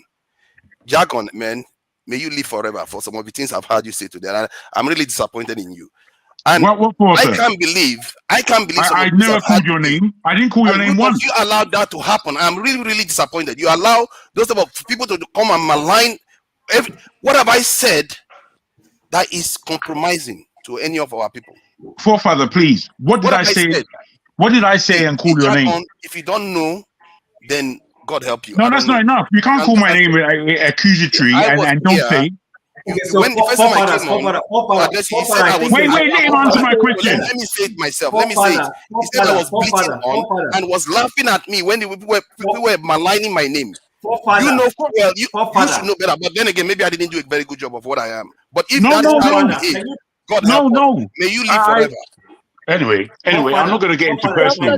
I'm not going to get into personal. Can I just wrap up and leave here? Okay, let me wrap up and leave. Because I'm very hungry. I got to go eat. I can't understand how people can just openly accept some other person being accused of being an agent and they all kept quiet. It was Ferreira that said what he said. We didn't support Ferreira. We didn't support Ferreira. We just want to allow Moye to speak. After Moye finishes, the only person who mentioned your name, the person who mentioned your name when only you were one person speaking is Ferreira was Alaba. Nobody else mentioned your name. have to mention my name. I heard what Lexi was saying here. That one I saw it with my own eyes. Then I saw what was going on in the chat. Lexi didn't mention your name. Yes, does he have to mention my name? Does he have to mention my name? I saw what was going on in the chat. Forefathers. You fit into it. Forefathers. Oh, I fit into it. So that's what you are saying. I never mentioned your name. Lexi, hold on. I should address this. What I wanted to do was simply to get Moye out, and then I was trying to contact you, and I contacted you to come back in, and then I will make a statement, and then I will hand the show over to you. So that was my plan. I don't like when something interrupts what we're doing, like what people tried to do yesterday. So I meant to address it, and we address it. But let's because we made Moye what we used to call an emergency guest or accidental guest. So let's finish with that, and then we deal with the other thing. Okay? Yeah. So, it doesn't seem right. You address it at a time. There are a lot of people that will not see it.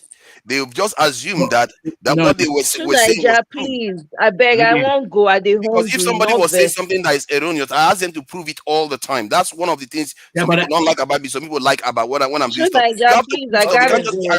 Maligning people like that. I'm not gonna be here forever. I'm leaving. Okay, so here's the thing. Number one, Nigerian men, Biko, it's time for action. All of una pack una self come outside, plus your wives, plus your children in the diaspora, wherever you are. Go and make your grievances known. To Nigeria, I not mention your name. I don't know why you drag me into this matter. If you have any beef, address it in your time. Biko no. I don't come here. When I come here with friendly attitude. Me and you, they quarrel well, no doubt. But it's not out of hate, or it's not out of, you have your opinion, and that's fine. You can stick to it, right? I have my opinion and I stand on it, immovable. There's no quarrel inside the matter. I still care about it. Excuse me, sir. Excuse me, Mr. Tunaija. You and I cannot be going. We're not kids. If you want to be a child, I'm just going to leave you alone to be a child. All I'm going to say to you is, I don't have anything against you at all. But I do stand against everything you stand against. There's no problem with that. We're polar opposites. Now, having said that, Dr. Damages, thank you very much. I didn't intend to stay this long, but please, guys, go and make your grievances known. There's no amount of preparation that will get us to get our voices out there. Let's also help the people back home. If you're talking to them, talk to them about the situation in Nigeria and how they can go, take care of it. And there are a lot of ideas on how to go about this thing.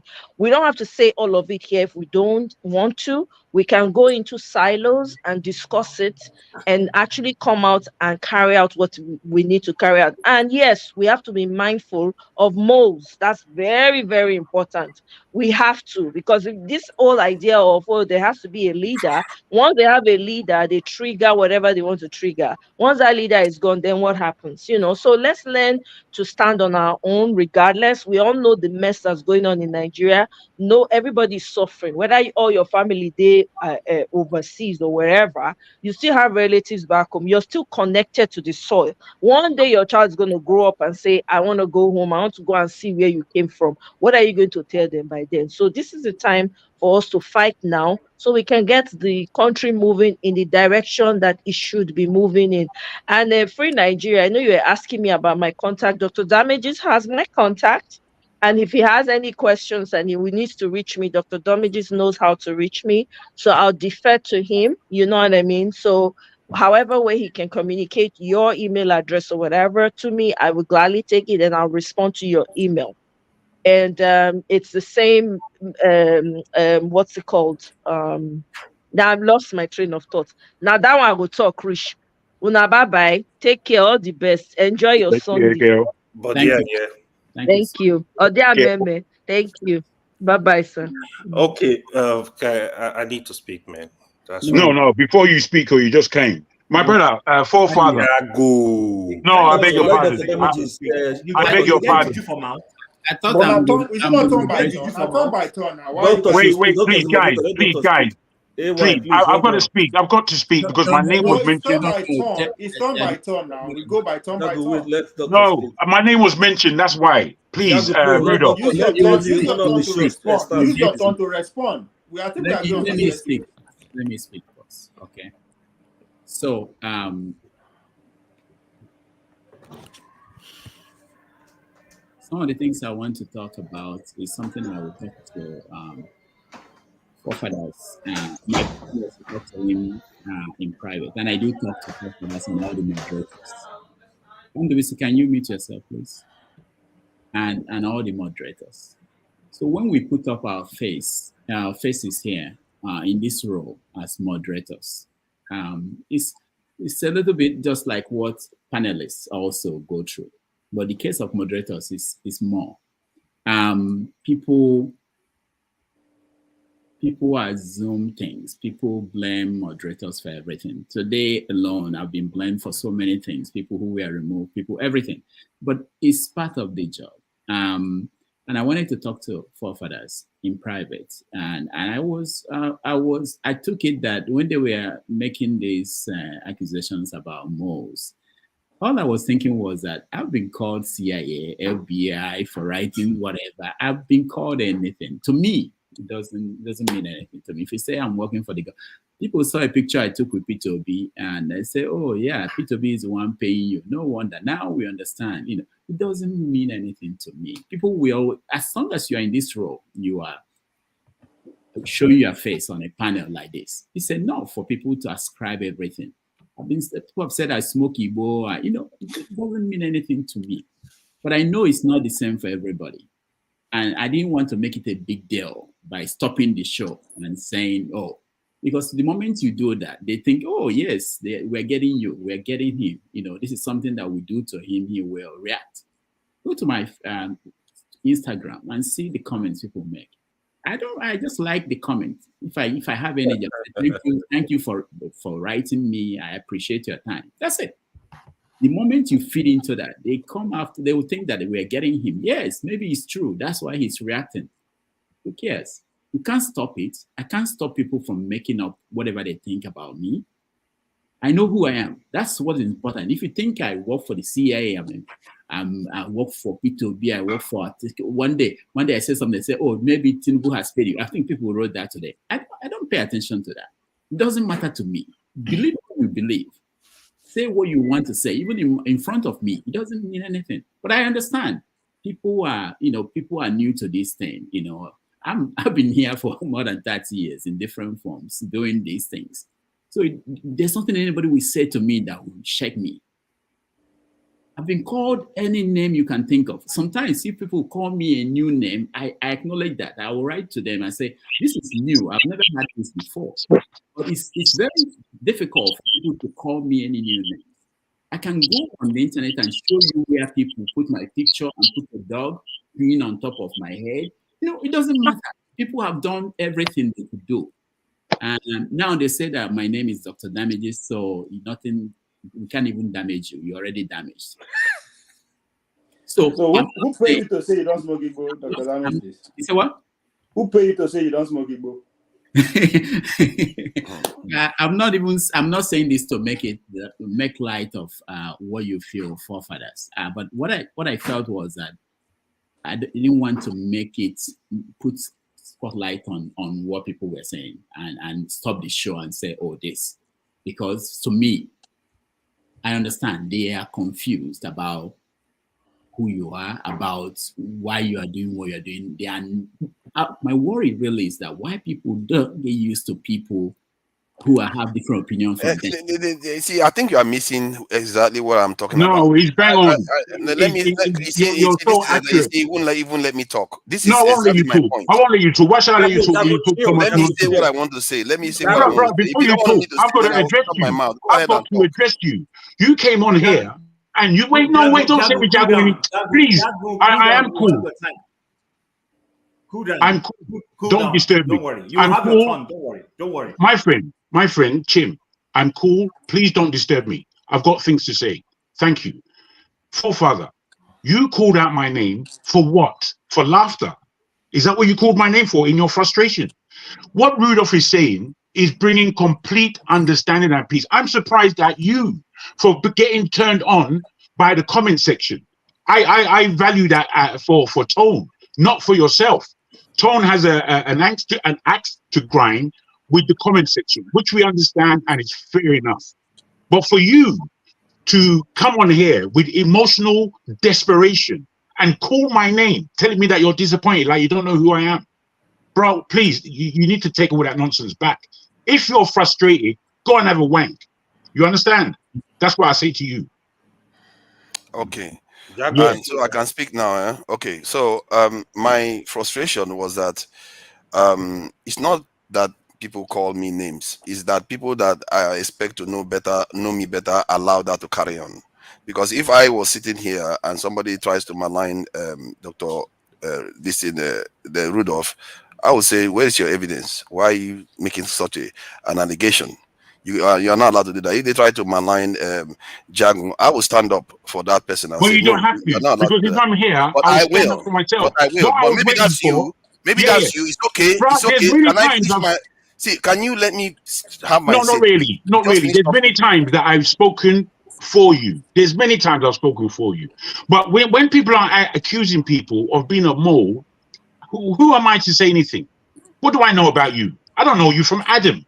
Are you crazy? I don't know you.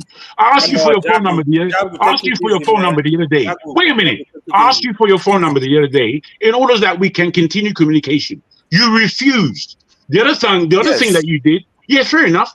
You don't identify who you are.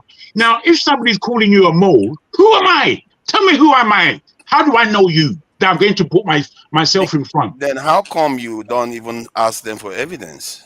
Why should I ask them? They wasn't speaking to me. They wasn't accusing you in front of me. See, that's the problem. That's the difference between me and you. Well, but there be a difference. That's fine. It's your way. Because you don't do things the way I like. You don't do. If you think that you do things in the way I like, my only crux, my only issue here is that you called my name because I am a jovial person and I made light of what I was hearing. Because I don't know, but I don't think so. It's not my thought. That's never come into my head. Never. So for you to accuse me of not being your soldier when I know that you're around, you can defend yourself. You don't need to defend me. I'm here to defend myself as a human being. You understand? If you want to stand up for me, that's your ill. But you don't know me to stand up for me. You have no idea of who I am and what I do on a day-to-day.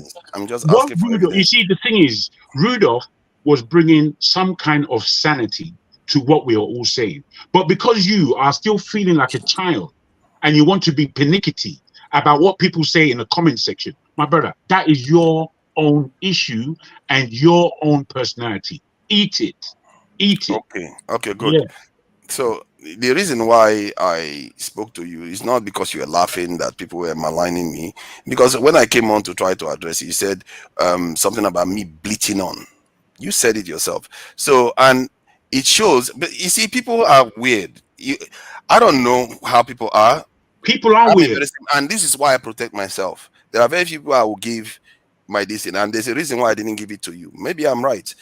My point is that people are we know what we're doing. You know why? Hold on. Can we take it easy? Can you just take it easy?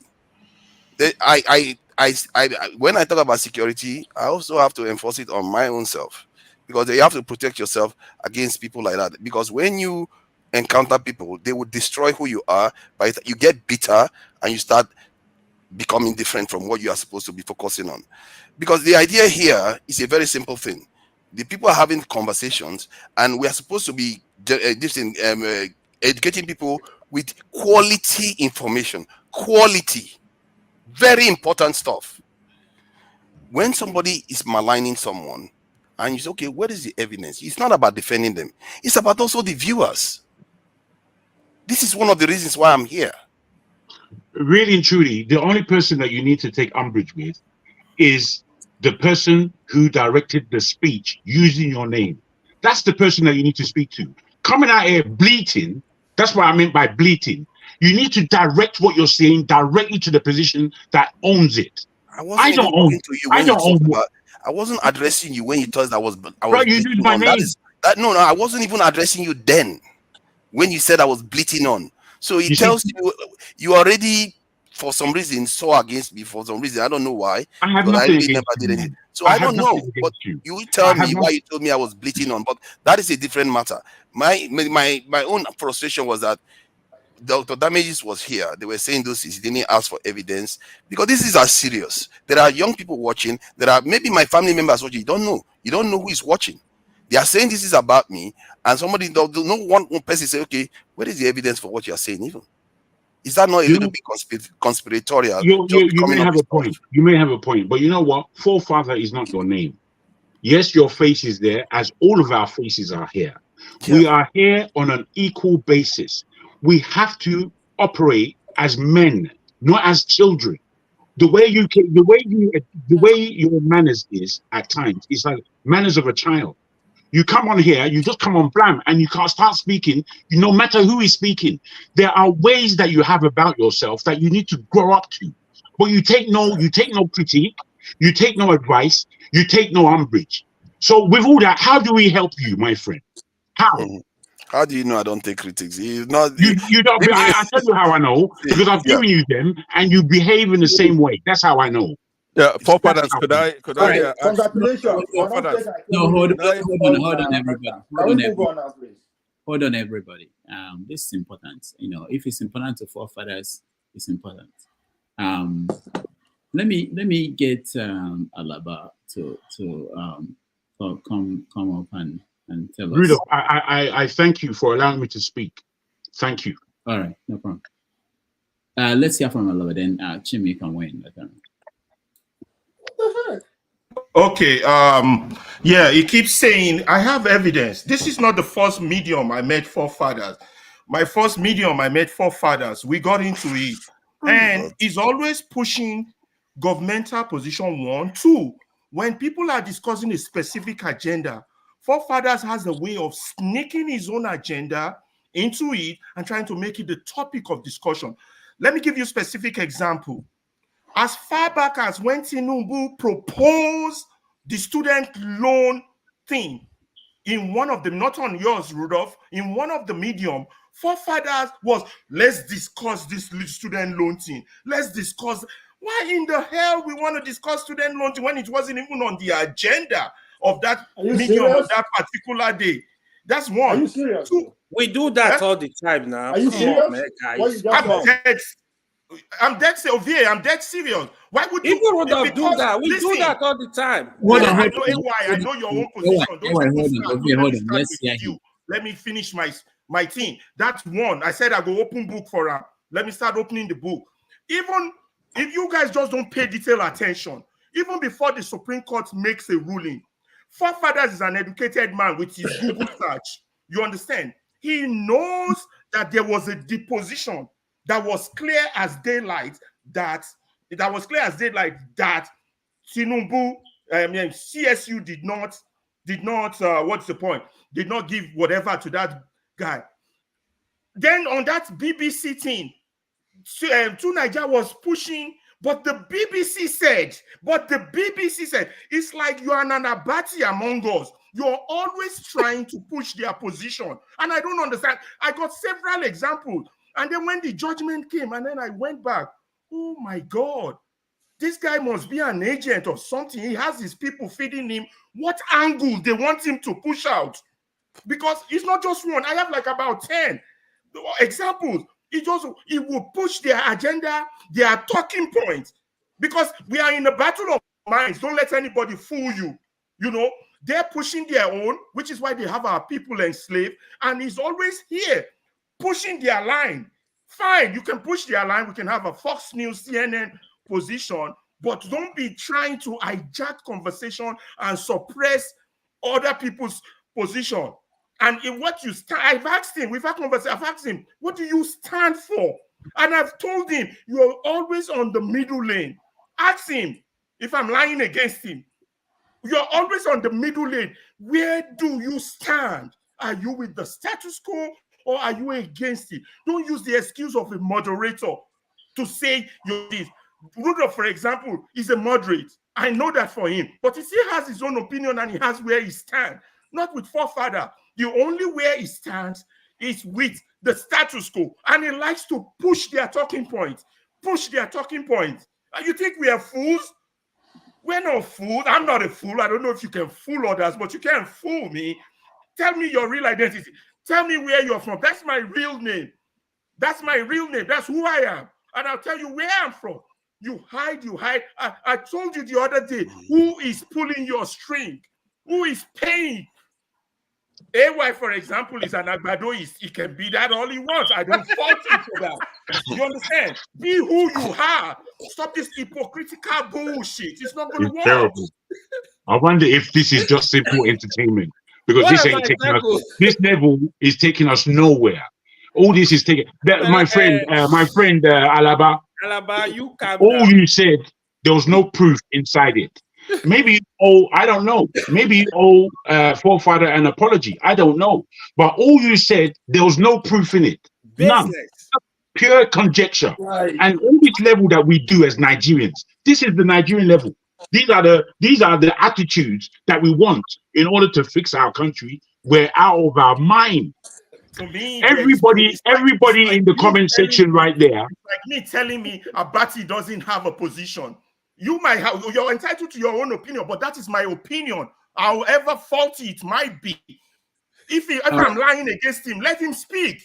All these things I've cited as example, let him speak. No, man, you can't. Anyway. Let me have from Chim then. Let him speak. How many times I've called him out? Rudolph, I need to reply to Alaba. I need to reply. I have to reply to Alaba. I reply quickly. I refuse to. AY, no, I will not give you that. Go on like this. I won't give you 1 minute. Tim, go ahead. I refuse to give you the 1 minute. Sorry. Tim, go ahead. So, Dr. Rudolph, what is happening today, I wouldn't say is bad, but the only issue I want to mention is number one, forefathers came in and accused everybody. The person who spoke about you and mentioned your name, thankfully, Alaba is not a coward. He has come back to stand on what he was saying. And like he rightly said, whether he has proof or no proof, that's a different thing altogether. Then two of you can resolve it. My only grouse was you came and made it look like everybody,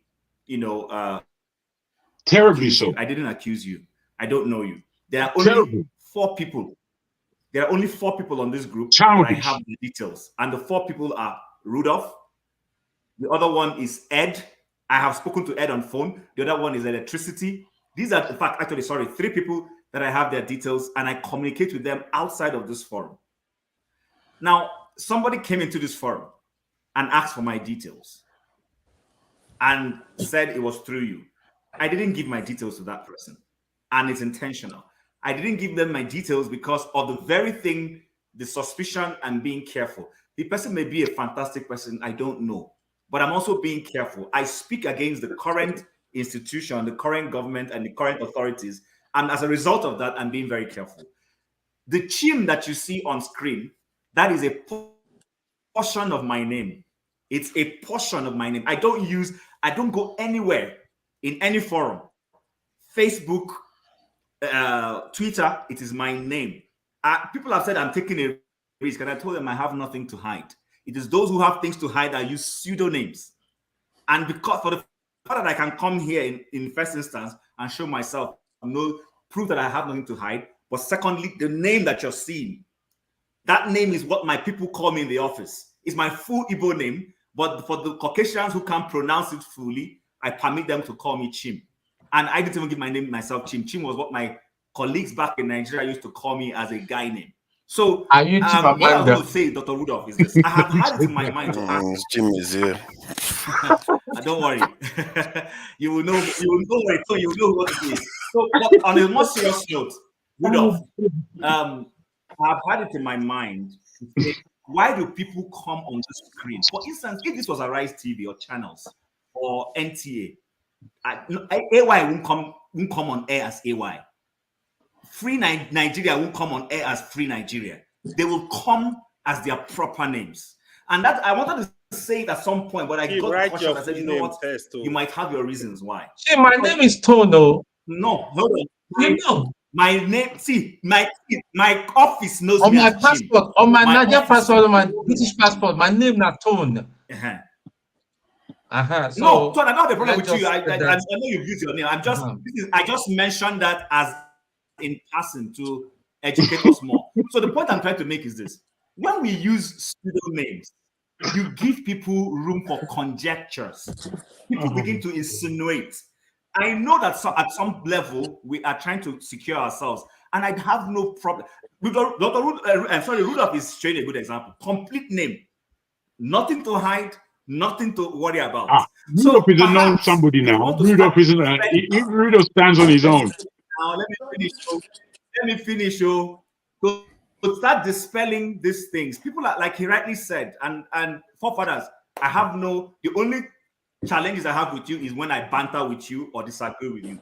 When I leave this place, I have a philosophy in life. In fact, my wife is starting to learn that. When I leave my office, whether I excelled on that day or it was a terrible day, I leave work at the door of the office. When I enter my house, I pick up my family issues. When I leave my home, I never carry my family issues into my office. When I leave this place, the only time I'm going to discuss these issues here is when my wife says, "Who is forefather?" Or my wife asks me, she likes righteous man because of his name, righteous man.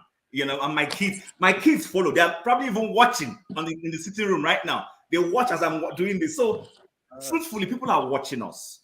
I expect us to show. I don't come here to be honest with you. I don't come here to joke, and that's why sometimes I don't take people on the comment section very seriously, because there are people who come there to look for husband.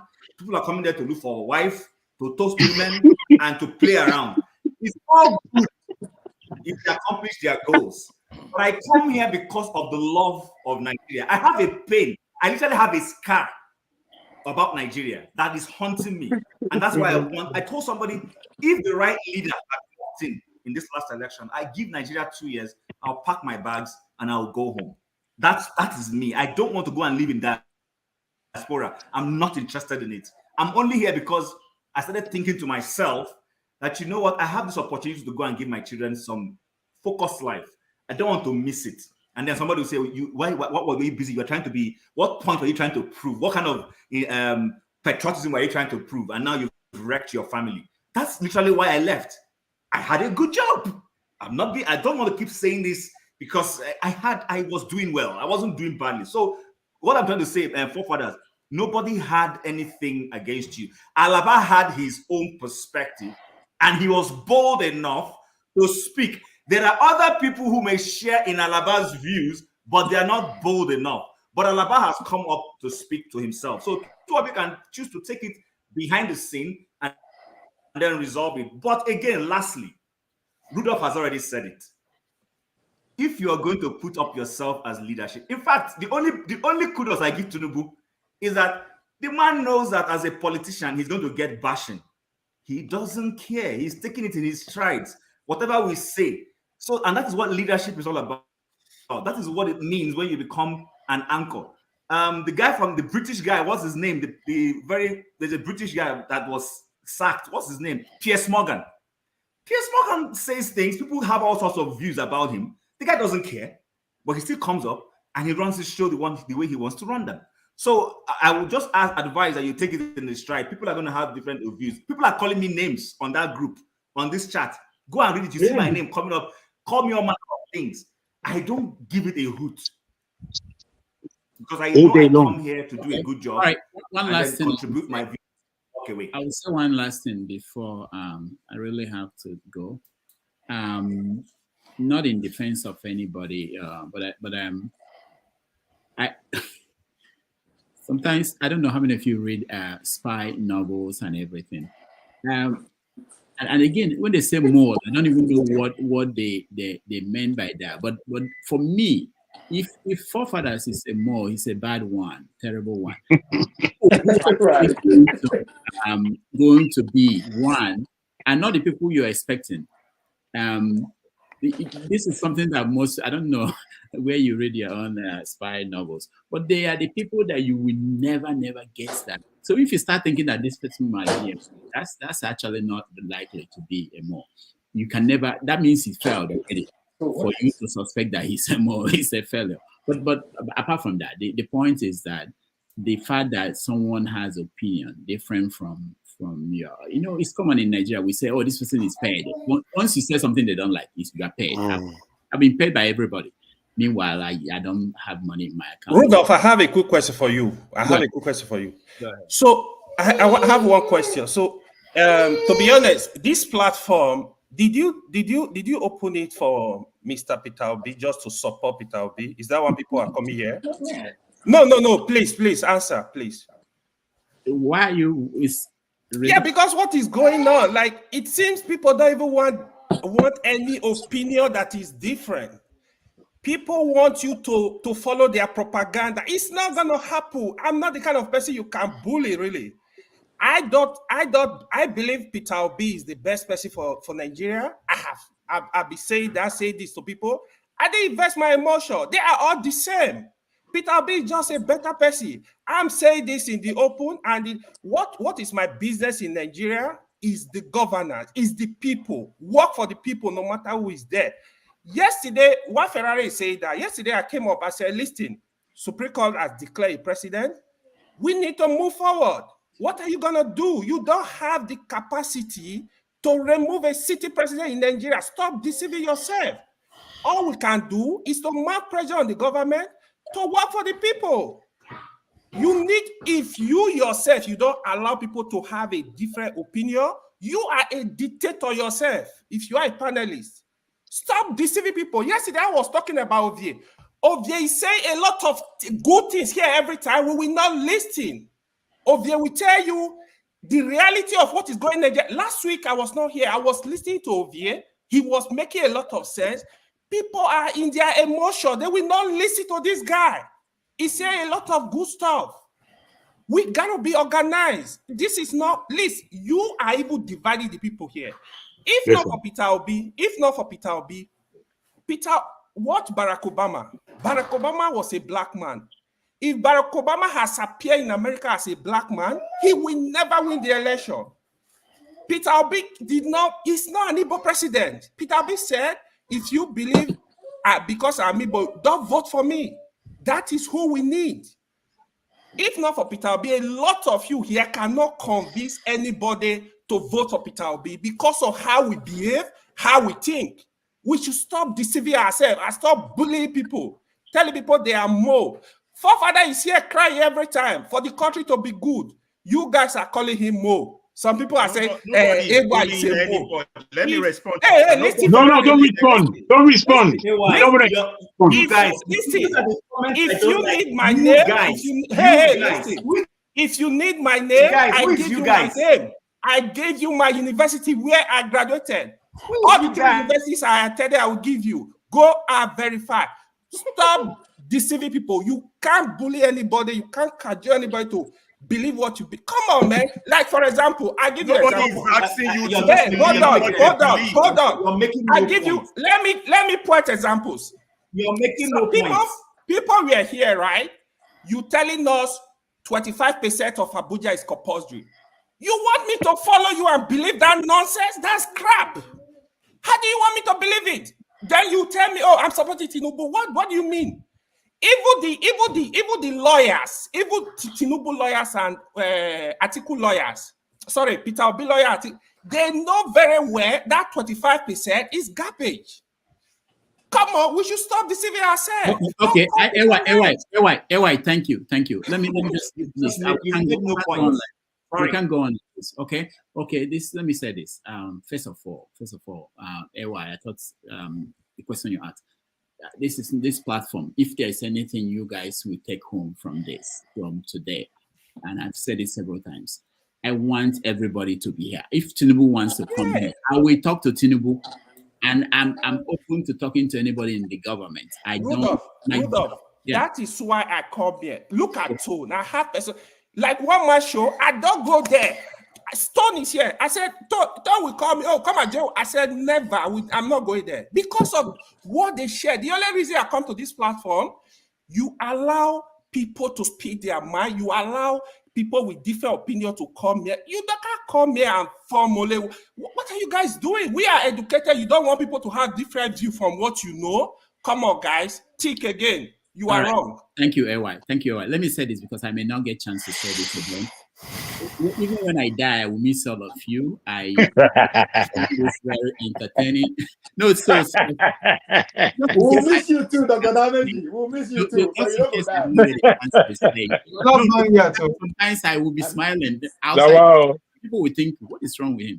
But it's just what happens here and the dynamics and the fact that I really appreciate all of you. Thank you, everybody. And forefathers, you want to say something before I leave? I guess I've said my piece. I just felt like, quality information is important. And when people are getting some serious allegations, I remember when Tune was somebody was threatening to send his details to some organization in Nigeria. I was here then, and we all condemned it because it's dangerous stuff. You can't just keep maligning people. Sometimes you don't know who is listening. Some people are not always balanced. And it's important we have quality information out there for our people, because I've said it before. One of the things I saw in Nigerians is that we look like people that were being doused with petrol and just waiting to be lit up. And we'll tear ourselves to pieces if we don't share quality information with each other. That's all I'm saying, and I felt bad, and I think this is a bit of a weakness on my own side. I felt bad that people that should know me better could have just said, you know what, where's the evidence for this in the first place? Not because you know me personally, the fact that you have had so many of my views, because I would have done that for any of you.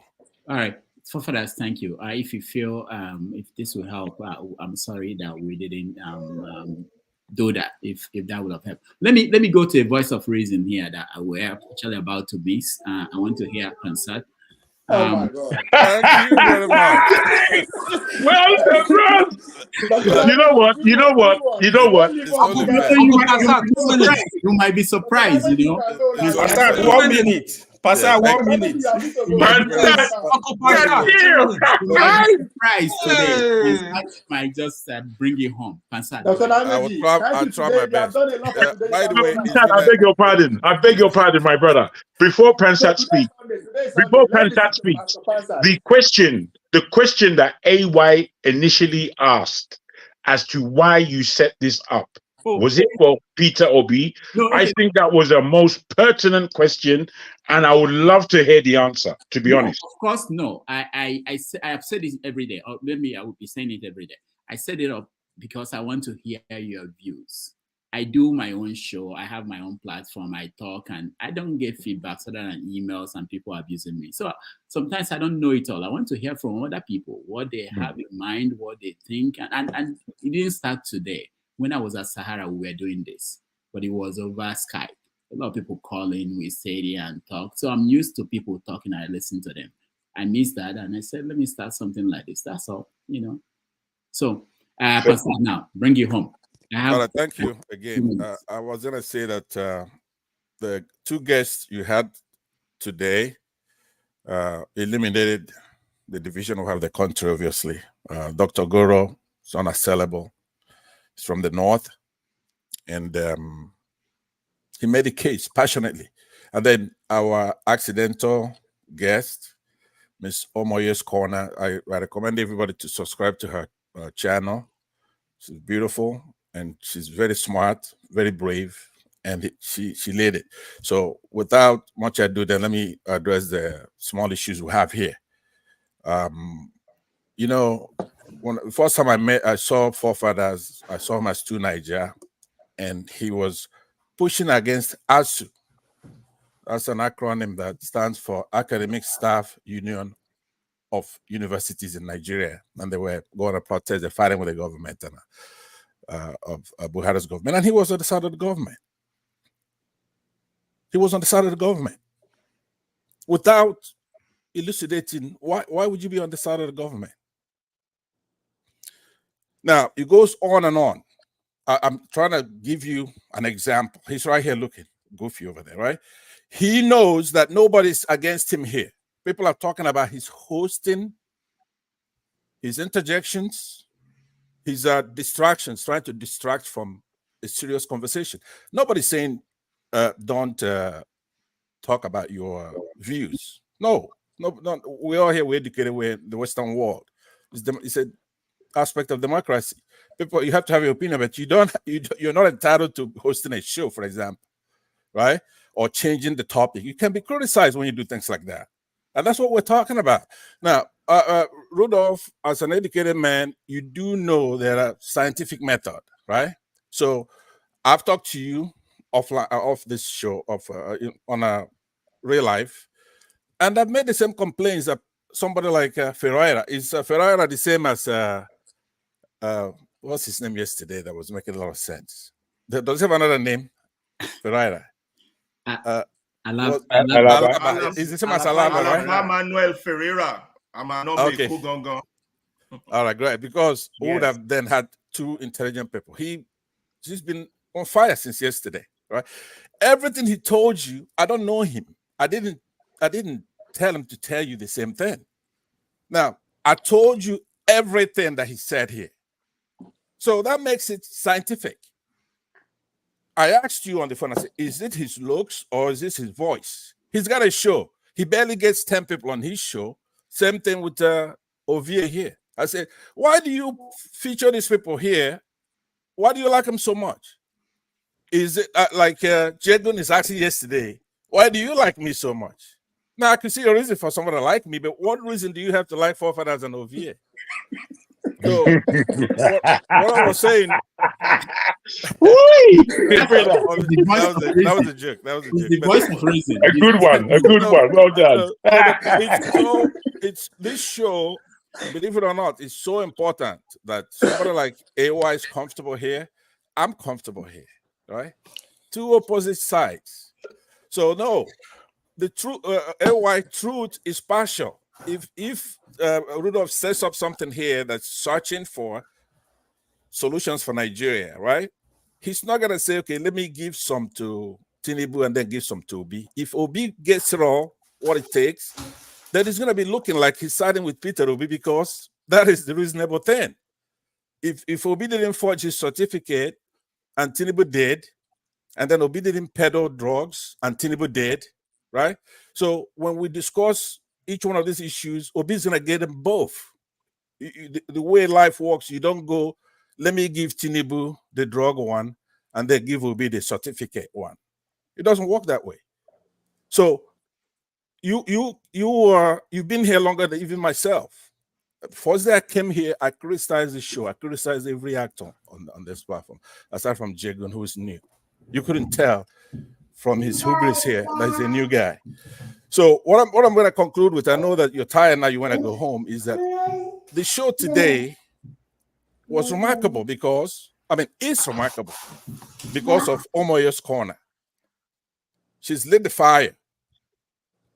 And that fire is that we have to do something. We can do something. We have to do something. The Constitution has been shredded. The Constitution has been shredded. Our country is just not based on the Supreme Court. It's corrupt. The inflation, I saw, who was that here that was talking about inflation? And, oh yeah, that was yesterday. The guy from the north that says that he's Sunni Muslim, right? And he was talking about inflation that Nigeria has. It's about 20-something%.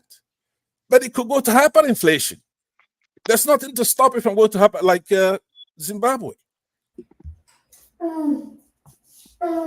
So what you have now is not static. It could get worse. So to just close it out, I'm begging you, Rudolph. I know for whatever reason, I want to find out why. Why are you doing it? Don't let Forefathers host the show. Don't. He's neither here nor there. He's disingenuous, right? He's deceitful. I said it. Alaba, who I don't think he's like me, right? He's a gentleman. He's gets along with the guys. I don't get along with the guys. That's not why I'm here. I don't want to be liked. Don't like me, but like what I'm saying. All right. So don't let him because you are very. You are very quick to dash our hopes, and you think because we like you, Rudolph, you could then do anything. There's something you're going to do, and some of us won't come here anymore. I just told you scientifically, Forefather has a show on YouTube. He doesn't get more than 100 people on his show. So what is it? What's the attraction? He's not a good host. Now, he can make his point vociferously. He has an opinion. And sometimes he's very useful. I've debated him, for example, on his security thing on another platform for an hour and a half. You Google it, and you're gonna see how I whooped him so bad on it. It's on the record. Go Google it on another platform. We did an academic debate. Okay, so thank you very much. Thank you. I appreciate your input.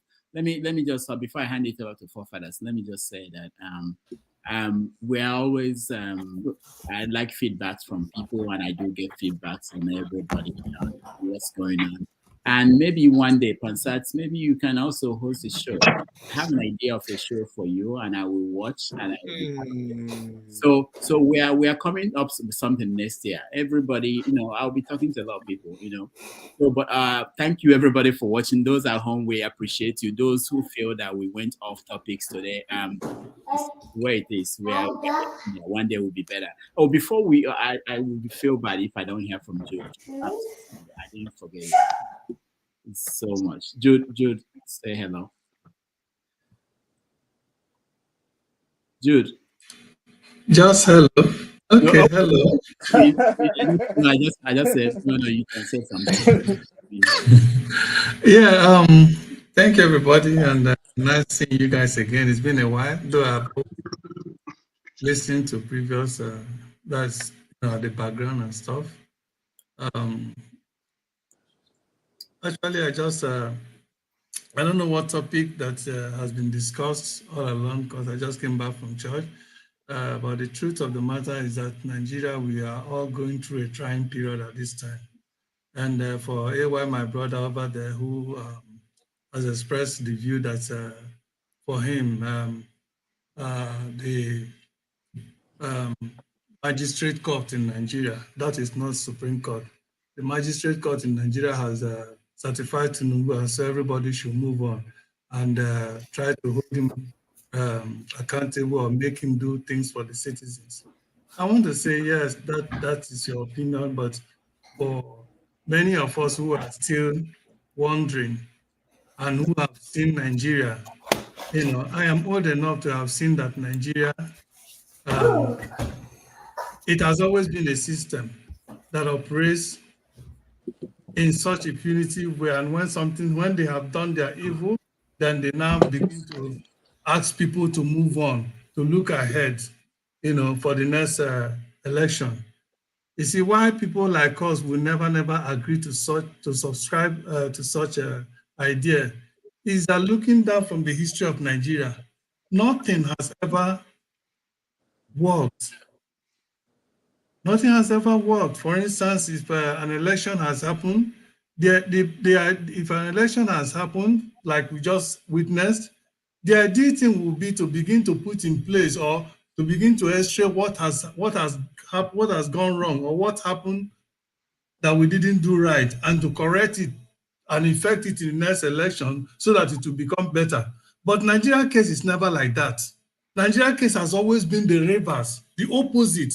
So now that, because I've never seen, it's hard to tell me a successive election in Nigeria that has been better than the previous one. It has always been worse. Just like we see in Nigerian system, there's no government in Nigeria as far as since I was born that has ever taken over from the previous government that will not end up, that president will not end up being the worst. Could anybody have believed a year or two ago that we'll be missing Buhari already? As worse as Buhari is, a terrorist that terrorized Nigeria for 80 years, impoverished millions of Nigeria through his Draconian leadership and policies, and then financing terrorism, forgiving terrorists and giving them a red carpet reception in the name of in the policy of Operation Safe Corridor, and enlisting them into our military and police and everything, and they are all causing havoc now in Nigeria. Could anybody have thought that today some years, 2 years ago, even before he left, that Nigerians will be missing him already because we have another government that is even worse and has proven and has shown indication that it's even going to be 10 times worse than Buhari. The reason why we cannot agree to move on is that, number one, I can't be in a country where a thief will be my president and his activity is already affecting me where I am in another man's country, that I'm looked upon now as somebody from a country that is a narcotic nation, a country where the president is a drug baron, where the president is a perjurer, where the president is identity thief, where the president is a money laundering, all kinds of evil vices, where the president has no identity, forging certificates. I mean, Jude, how can we move on in that way? We have to fight and make sure that these things are removed. We have to fight for a new Nigeria. We have to fight that we recover Nigeria from this draconian, evil, wicked-minded individual that are fighting seats. People like Gandola, who is part of the administration, people like Nwike. Jude, please, sorry, I'm sorry to stop you because I have to go. You continue when I have to run, please. But I thank everybody. And let me just say this, but what I didn't want to say before was that Trump used to say something like that before he fires any of his secretaries. I want to say that I have confidence in forefathers. But I know that we stop that statement. Once Trump says about you, 2 days after you're gone. But point is I seconded. Are we going to see Nigeria next week? The point is that from people are different moderators we've had here, and we see that people get used to certain people, and everybody, they all have their fans, and I think we will get more people who will moderate, and people will learn to adapt. I think that's the main issue, and so I will leave it at that. I want to thank everybody, even those at home who are watching. Thank you, guys. I will see you. And then one more thing, maybe next Sunday we'll get Peter Obi. He's coming. So I will let you know. All right. Thank you, everybody. Thank you, Rudolph. Nice one. Thank you. Bye.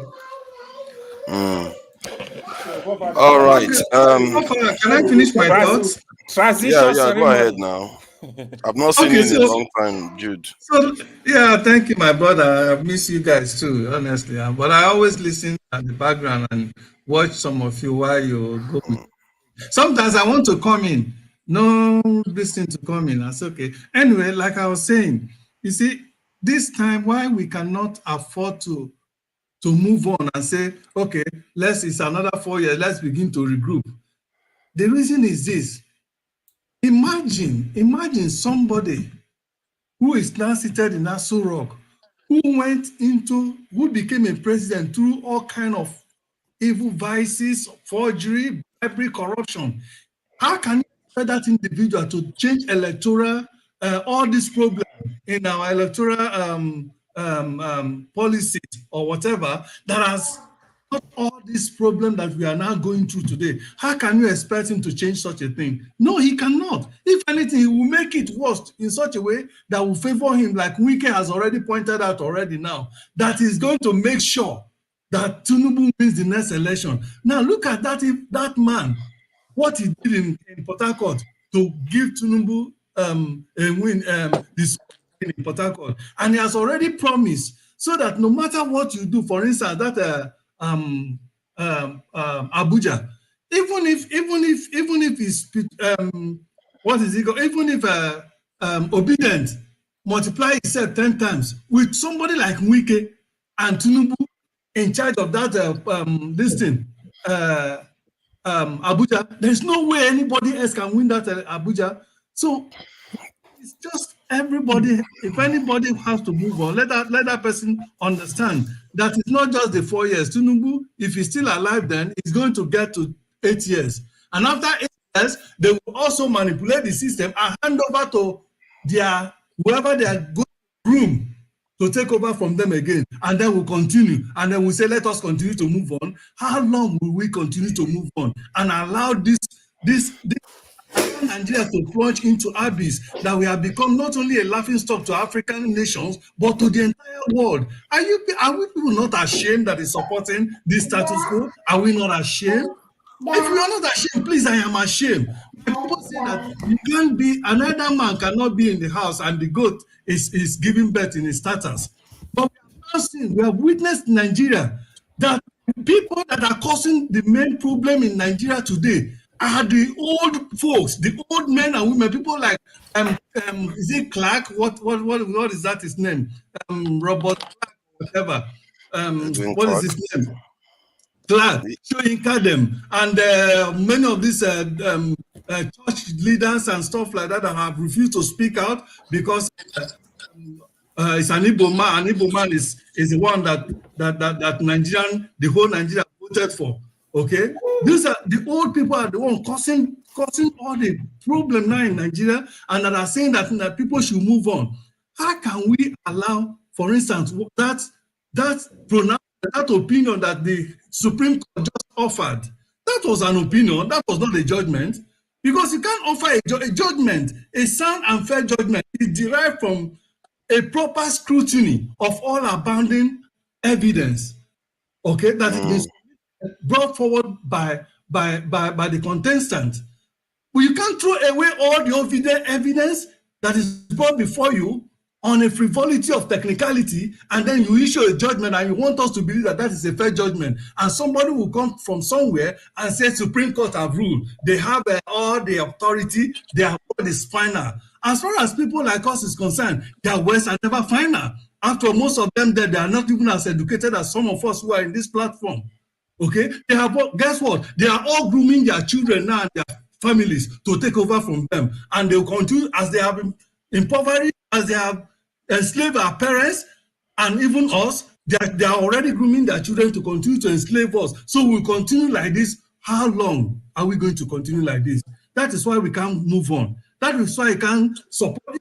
By the way, there is no thief that can give you a good thing. You can't, like the Peter Obi always says, the process in which you gain power, okay, is more important than what you're going to do thereafter. If you gain power in a corrupt process, there's no way you can do anything corruptly, because the moment you want to initiate any good thing, that I know that most of our politicians have no conscience again, but there will be something that will be in you that will say, you want to stop corruption, election malpractice. Remember, you came in through this election malpractice. Therefore, the will to fight evil, the will to do the right thing is already stripped up from you completely, because you went into that position, you gained that position through corrupt means. That is why it is important that whoever that we are allowing to get into the process of governance in Nigeria must get there in a clean way, so that that person will have not only the moral backing to do what is right, but also will have the backing of the citizens to do the right thing. And that Tinubu does not have either of them. Why is it that somehow Peter Obi has become an irrelevant now? How did this happen? I heard Omoye earlier on say Peter Obi doesn't matter anymore. It's like, how did that happen? You made an effort, you made a lot of progress, and you want to start from scratch. I don't get that. In life, you have to operate efficiently. With Peter Obi in charge of Labour Party, you can achieve a lot of things in Nigeria before you can reshape the narrative in the country. We are talking about trying to educate our people, to sensitize them to their rights and all the rest of it. That is what Peter Obi can do. That's not what she said. That's not what she said. She did not say Peter Obi. She said that we should be protesting that Peter Obi. Yeah, that's what she said. That Peter Obi, she didn't say Peter Obi is irrelevant. She said we should set Peter Obi aside. Right, on the issue of protesting or doing anything in reaction to this. But hold on, Peter Obi should stand on the side. He's the head of Labour Party. He can control that party. They have links with the unions. That's a lot of power. Yeah, let me make my statement so I could. Forefather, you need to know Peter Obi is not a traditional Nigerian politician. It's not a radical. The problem we are facing now. Peter Obi is a gentleman. I'm telling you, if it was somebody like they will ask him next week. Now, that's one of the questions I'll put to him next week, because I don't understand that. What is the point of supporting him with Labour if he's not going to use it to try to better the country? What is the point of supporting him with Labour if he's not going to try to use it to change things? let me make 2-minute statement, then I'll leave. You bring somebody else in to hack it. Let me tell you, Peter Obi, he's going to be speaking shortly. We know that Atiku, the Waziri of Adamawa, is going to speak on Monday. So we're going to hear from them. Nobody can speak for them. Let them talk first, and then we see how it goes. What sorry, when is Obi speaking, Pastor? Sorry, when is he speaking? He has today? not very soon. No, very soon. But Waziri is Not speaking today, not today, though, Monday. right? No, not today. Okay. No, not today. Okay. Yeah, so let's hear from them first. But remember, we who support Peter Obi, we Nigerians who want a new Nigeria, we're not thinking about beyond this election.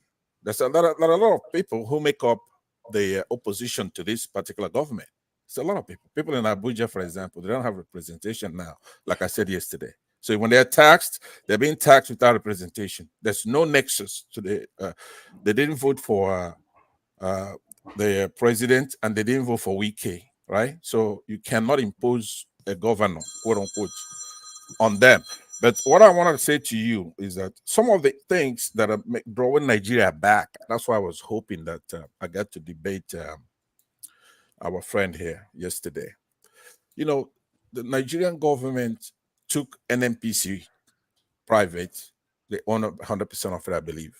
But they invested 20% into Dangote oil refinery, right? 20% in the billions of dollars, billions of our money. So, like customary, they use a southerner, Timipre, whatever his name is there. Silver to do that. 20%. Where's that refinery? That thing was slated to be operational by 2022 January. This investment was made sometime in August of 2021. This guy just took billions of our dollars. Imagine if a Southeasterner did that. Just having this central bank official, look at the way they're treating him. We government after government, they use this Dangote to take our oil, take our resources, create monopolies, only because he's a Muslim from the north. And it's conspired and it's building this thing in Lagos. I'm willing to bet you anything because I see some southwestern states boasting of oil. If I go down there, if I get to Lagos and dig down, I'm going to see where the pipe is coming from south, going underground to Lagos. They're stealing that oil. There's no oil in Lagos. That's how stupid people are in the south. They don't care. They come and they take that oil. Invested billions of dollars. We don't have any money. We don't have the oil. What about shaking him down? Grab Dangote and make him return that money. You're not going to say anything about that. You wouldn't hear as an issue. They do give them 13% that is being stolen still. So it's not like they are not being given anything. Look, trust me. I'm telling you, it's what we're going through in that country. It's just ignorance that is quite annoying. If you're going to take that off, I mean, you don't know what billions of dollars is until you count it. It's a lot of money. And they paid that money to him already. And we don't have the oil. We don't know what the hell he's doing. He's doing all kinds of illegal activities with a lot of verticals in the country. He's got a complete monopoly in everything. Where we have 40, 50, 60% unemployment of the youth. Inflation is coming out the ears. But you're arresting our people. You got Nnamdi Kanu, you got this Emefiele, you got Sowore restricted to a city here. And I'm saying that we have an Islamic problem in the country. I thought we have a Yoruba problem. I don't know how it became Islamic. Even Fulani problem. I think Fulani is in January when Buhari was still around. That's Passat for you. Forget about the nomenclature. Sunni Muslims switch off the beavers. Forget about the Yorubization of government. That is the problem now. There's a guy who defined pornography this way. He says, you know it when you see it. You know what I'm talking about. You know what I'm talking about here. I'm putting them more benign now. Where are those billions of dollars that were given to Dangote, and where's the refinery? Now that's a valid question because the refinery they've been saying that it's going to come online in October. Now we're going to November. It's still not online. That's a big problem for us. It was supposed to come online January 2022. This deal was signed in August of 2021. Look. The point is that we know. It's what are you going to do about it? So, including those who are going to come out to protest the election, because what INEC did, if you're here sitting here as a Nigerian and your blood doesn't boil, we spent 400 billion naira to enact a law and a technology to collect our votes. And somebody actually just went out there and turned it off. Just turned it off and announced who he wants to be a leader. You cannot be you say, I'm a Nigerian, I'm patriotic and all that. If that doesn't offend you, no matter who was announced, that's how 400 billion naira. So where does it stop? Thank you, Pansat. So I want you to carry on with the show. I'll listen to the background, but I still want you to move as host, even though you're not a bad person to debate with. It's always like that. Pansat is like that guy that 1 minute is cross with you, the next minute is your friend. So I don't take it personal. I want to ask you a question. I want to ask Uncle Pansat a question. Sure, go ahead. Uncle Pansat, who turned off the beavers, please? It's told. Okay. Sunni Muslims. Sunni Muslims turned off the beavers. The agent that did it himself is Mahmoud, right? You see he's got a guilty conscience. He can't face anybody. He's trying to conduct another elections, and Nigerians are sitting there looking stupid, right? They're not hiding it. I said it. I unfortunately, it's in another show. I then presented my case in an academic form, right? Because it's like, hey, why are you picking on Sunni Muslims in Nigeria and all that? Yeah, nobody. I don't like doing that. Pansat, don't you fear that sometimes the way you come across is like the old way of thinking, where everything is about identity, religion, and stuff like that? After I will tell you, he's a Pan-Africanist. Yeah, I am a Pan-Africanist. You are not even a nationalist. No, I am. Why?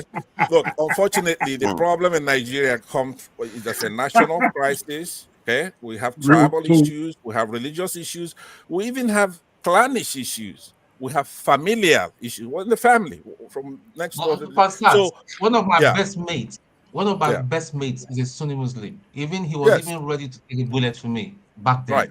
Right. And so you do have that. Let me tell you. Let me answer you. Of course, that is not the way when you try to use idiosyncrasies of a tribe. It doesn't mean not everybody 100%. Okay, there is an aggregate, right? Do you understand what I'm saying?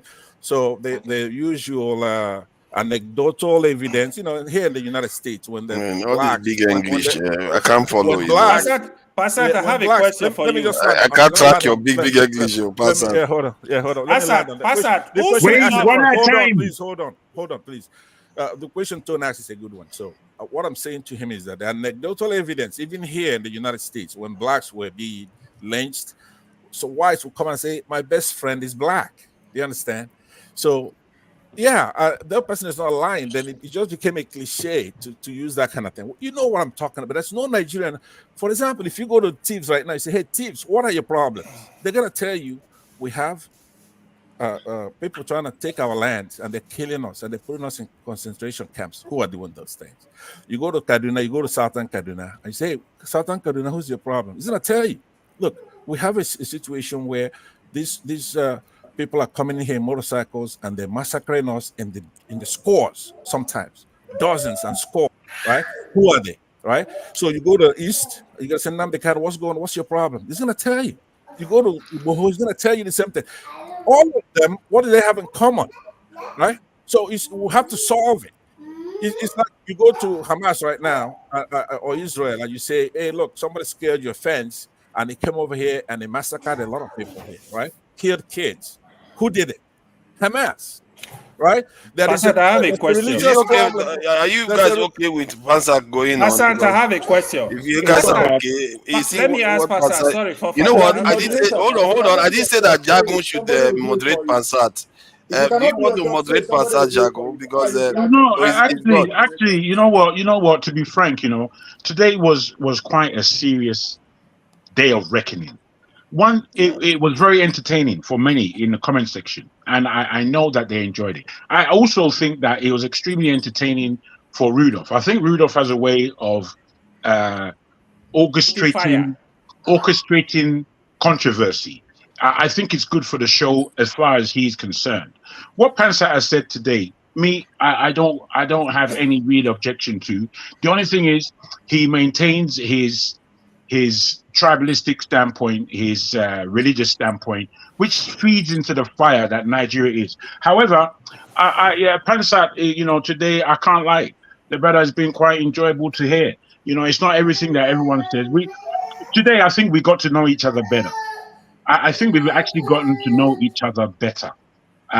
Because these are serious aside issues. from forefathers, you say you don't know anything about. Well, we know the score. We know the score with forefathers. He doesn't want to come all the way out for whatever reasons. Let there be for him.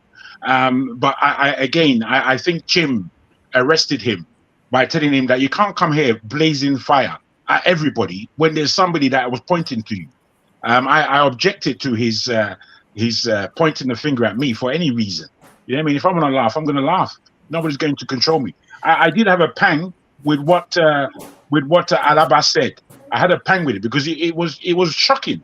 It's the second time I've heard of anything called mole. It's the second time. I won't mention any names, but I had a phone call and somebody was bringing people out in my ear. And even when I heard it from the person, I was shocked. Is it possible that there are moles? Because I'm free. I'm a confident, free individual. I have no issue with anybody. But I thought he was being allegorical and metaphorical in what he said about the mole thing, right? I actually thought he was joking as well, because he was laughing about it. It was not a joke, but there was a light that he's put in it, right? He used a metaphor, Rudolph said that he's only discounting it because that will make forefathers a bad mole. Well, somebody could be a bad mole, right? You could be a mole and be a bad mole. So that's not a good reason. I think what made it amplified to me was that because I believe that maybe Alaba was also part of Omoye's clan, because the fact that when Omoye is here, that's when that accusation came along, I felt like it was linked. Because when I used to go to some of the other panels, you hear this accusation, even if I was supporting Peter Obi and all the rest, you hear this accusation. So Omoye shows up here today and somebody's accusing me of that. And my own issue is not that they accuse me. People accuse me all the time. And on her panel, they call me the devil. So that's not new. What I found weird was that people that that knew better, that even in their own, if somebody accused them when I'm there, I will be telling them, hey, you don't have any proof of what you are saying, need proof. Show me the evidence of what you are saying. But why were you against ASU, for example? Can you just with a brief I will explain that to you very briefly. So when I came online, to say, okay, why am I being maligned? But Jagun said, why am I bleating on? I'm not even saying anything. That is the reason why I felt you were not being fair. You've been saying for the past 2 hours, are we here to actually have a community to dialogue, or this is about you and what is going on here? I said, Obi, you're quite. It's as simple as that. Can you moderate so that we can have a conversation? You're quite correct, Obi. However, if I may say, you see, forefather, when I said bleating on, you see, what I was directing to is I was actually shocked that, because I was reading the comments and I saw them, they were quite aggressive towards you. But it was still the comment section. We have to understand that the comment section does represent the kind Nigeria we come from. It represents them from the family level, from the friendship level. This is us. The comment section is us. So running away from them and shimmy-shammying and getting all hullabaloo, I think it's childish, because we know that this is it. We get this from the grassroots. For you, it was shocking. When you said I was bleating. I just came on and said, why am I being maligned? And you said I was bleating on. I wasn't as direct as that. First, I said, please, Allah, because you came in and bang, you started. When other people were saying, the first thing I said, that's very rude. That's what I said. And you have to understand that there are manners about communication. There are manners about it. What said about bleating on? For God's sake. I made one comment. I did ask a question about what they want to do. Why are we worrying about more? We are not organizing. We are not planning. What the fuck are we worrying about more? What do you think is important here? Why are we worried about more? More for what? Didn't you hear them all evening say we should Hold on. dismiss More for what? Peter Obi? More for what? We are victims. We lost the election, all of Wow. us. Wow, And wow. all we can do is to fight ourselves. Imagine. That's what's running. You said something that we take for granted. They are oppressors and we have the oppressor, right? And the oppressing. Where do we belong? We lost election, for God's sake. We are here fighting and talking about mole. Who is the mole? This is what we are talking about, gaslighting and amplifiers. I wasn't even talking about it anymore, to be fair. Hold on, people get gaslight. Look at what we are Let's have a topic. Let's have a topic. Obvious, spot on, man. Spot on, bro. Hold on. How are we going to win? What is wrong with us? How are we going to kill Exactly. Insulting ourselves? We don't have to have the same point. Just the reason we are different. Our upbringing, our exposure is different. Ability for us to coordinate our thinking is what we call organizing and planning. But nobody want to hear that, so that we can start insulting it from nothing. We are victims. We lost. People who defeated us, guess what? They are planning how to do the next thing. Sell us all off, and they are doing it already. We are here as a mole for what? What are you planning? You already lost the election. Who cares about the mole? That's true. That's true. How are we going to get out of this situation if we keep insulting ourselves? I said it yesterday. If you want to counter somebody's point, forget about that person. Bring your points to bear if you have it. Absolutely. It's ridiculous. For God's sake. Wow. We are here to discuss issues, problems. We are the problem. Wow. More. Who are you to worry about? Nobody fucking know any of us. Wow. Ovie. It has to be said like that. It has to be. No, wait. Before we just jump in, wait, please. You see, I think we just need to settle a little after Ovie has just spoken and understand that those are serious words. Those are serious words. We have to take everything on board. The rest is pure childishness. No, okay. Jago, yes, that's correct. Yes, Ovie has spoken, and he does speak well. At times, it does. Correct analysis. But we have to go beyond the analysis. And I think, the name caller. Well, I'm referring to Alaba. So, yes, he didn't just call names. I mean, he has come up with quite. Sorry. You see, we missed something here. Sorry, I'm interjecting a bit. 2 minutes. We missed something because when all this small thing, the person that started this small thing was Mr. Lesky. He said he was looking at two people. If I was forefathers, what I would have done there and there, I would say, listen, if you're not bold enough to point them out, the people you're looking at, please don't mention it. I'm not a coward. Free Nigeria. Alaba called. No, it was before Alaba. It was before Alaba. No, excuse me. Before even Alaba said anything. Somebody did say Nigeria. that he was looking at two people. No, Lesky started it. Yeah, not Alaba. He started it. That was the main thing. Hold on. And that was a serious allegation. Sorry, if I was moderating, I would ask him, are you sure? I'm trying to move on. The topic went on to. You see, my man is gone. You see, he's gone. Where is Ovie now? He did say that he doesn't normally go anyway. He doesn't stay long normally when we are doing evening sessions. No, he was here ready for a communication, real one. All this has to stop. Can I just not necessarily. We've been here for how many months now. It doesn't stay long whenever we do evening sessions. So I don't think today is going to be much of a difference. I mean, look, somebody, Mr. Laba here, okay, actually called somebody out, okay, called forefathers out, right? So no missing words. So now, but he didn't just do that. So we really, okay, for us to move beyond that, he did actually bring some practical points on the table, and that's what's important. So we can really, to avoid the distraction, because that's what it is. So whether forefathers is a more or not, it's neither here or there. It's not going to help us one bit. So we really have to address the points on the table. That's what is important to me. And, every other thing is really a distraction, and we're not here to distract ourselves. Look, there's a proverb in Igbo language that said, in other words, if you're bathing, with your clothes on, you should know yourself. So that's enough. We have to move on and do what we do. That's the thing. And for me, the most serious thing is about what way forward. And some of the stuff I heard this evening was very, very. It sets us backward, actually, and people people accepted it. I believe that people accepted it, and they were praising it like it was a great thing. Hold on. Peter Obi spent 8 months trying to win 6 million votes, and they are saying, let's just forget about it. Sorry, let me come to that. Sorry, you see, this is the diversionary thing people accuse you of. So no, this lady didn't say we should. Peter Obi should whatever, or should.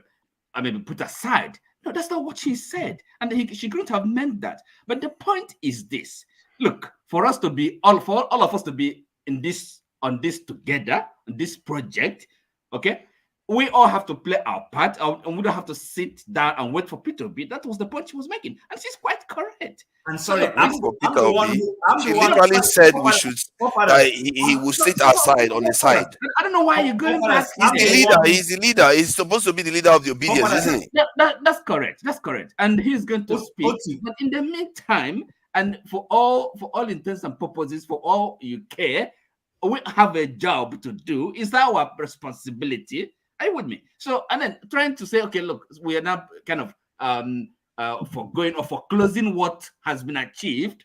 No, there's nobody's saying that. He has power. No, excuse me. All right. Nobody's suggesting that. And it's all about back to power. Not having power. But look, each of us as individuals, we have autonomy, we have agency, we have power, we can organize, that is the thing. So why would you choose a smaller level when you already have tool to make bigger change? Why would you choose a smaller level? Excuse me. You see, and remember, for example, sorry, Oti, can someone else also speak? Can someone else sorry, also Chim, speak? go ahead. Go ahead. Because let's allow it to flow today. This freestyle sometimes people manipulate everything and dominate everything. That's not nice. First and foremost, two things I want to say. I was the one who made the comment about Peter Obi, for which she was responding to. And my comment remains the same.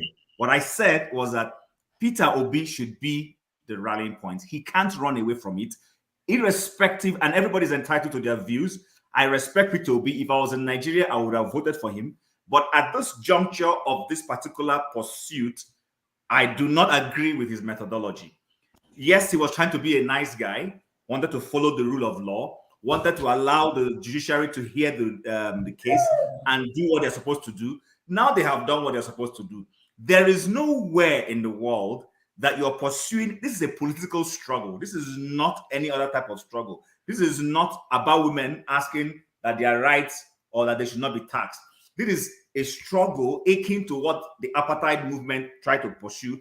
This is the same thing that is happening in places like Mozambique as we speak, where people are disagreeing with the outcome of the election. And there has to be a leader who will say, you know what, something has gone wrong.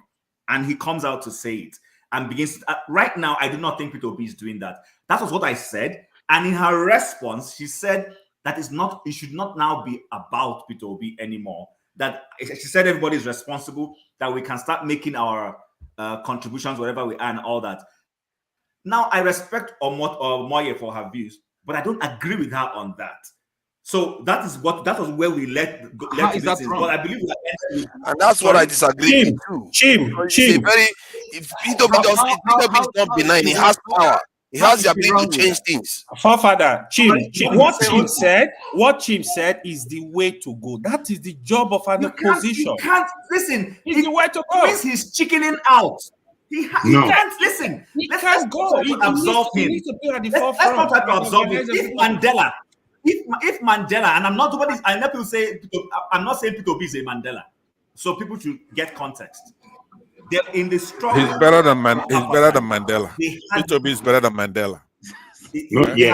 Don't try to be magnanimous because Peter Obi could kill this PDP. If he ran Labour Party well, he could destroy the PDP and take over the position of the PDP. And the next, you see,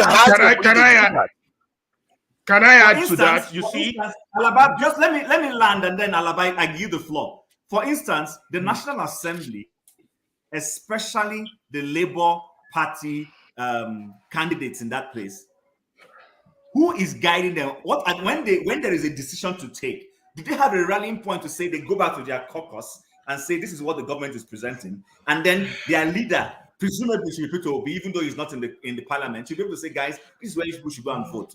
Vote for this or this.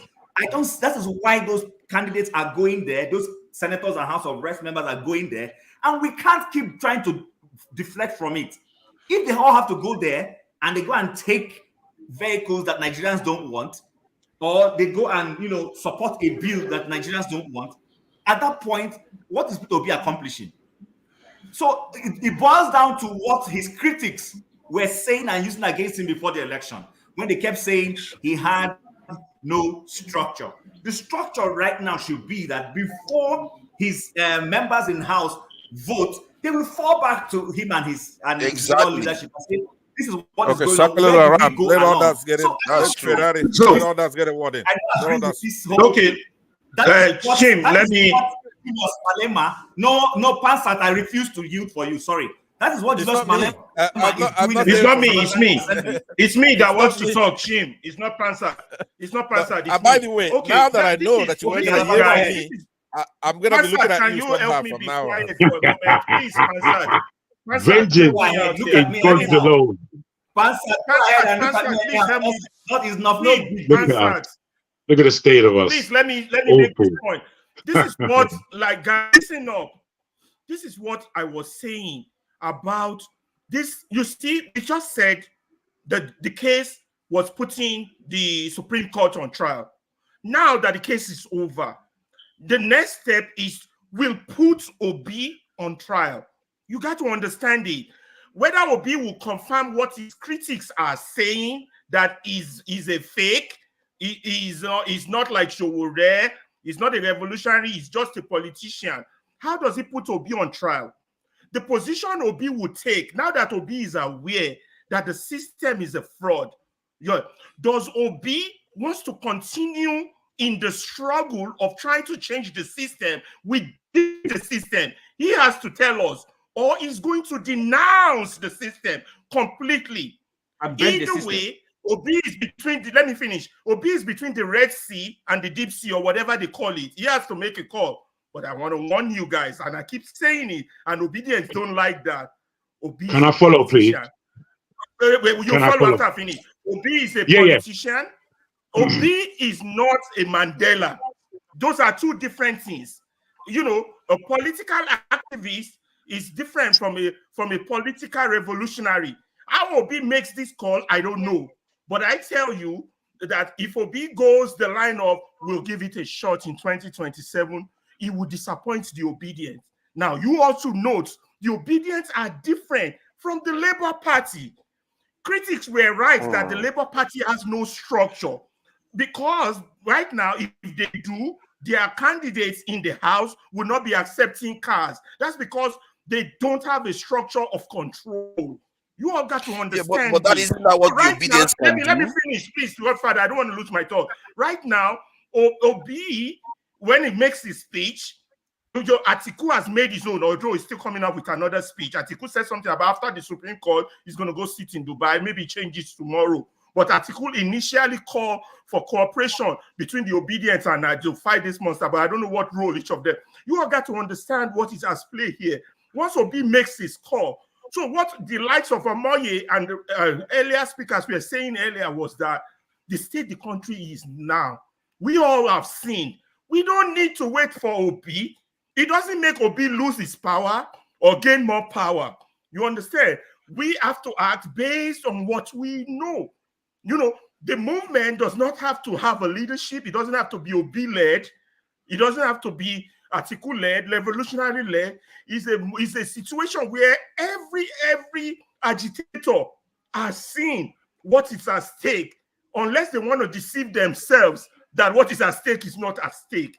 Then they will now say, okay, let's keep continuing with the status quo. Let's see if we can make change in 27 or 28 while the dictator is in charge. That's just my submission, guys. Thank you. That was not mutually exclusive. Kind of looking up to each of them's decision is not mutually exclusive. Everybody can go their separate ways, or everybody can come together. Yes, we can They're not related. Each of the decisions are not related. Not to relent on our own, consciousness, activism, and effort. Activism, exactly. So that I is wanted to come in. I wanted to come in. there. I wanted to come in right after Chim. Because I agree with Bro, minus second. Forefathers, there's a message for you from the comment section when I have Jabu seen finishes. that. Yeah, is it about the video? I don't know what video is that. I would like not, to. Not a video. It's kind of a bank, a kind of from payment. You see, our man is back now. After you people don't take him away. Listen, I want to agree with Alaba more than Chim, even though they are saying similar things. Chim, you see, you really have to understand that we're all just human beings. And away from the humanity of somebody like Peter Obi and the strength and power that he also has a serious mind. He knows Nigeria.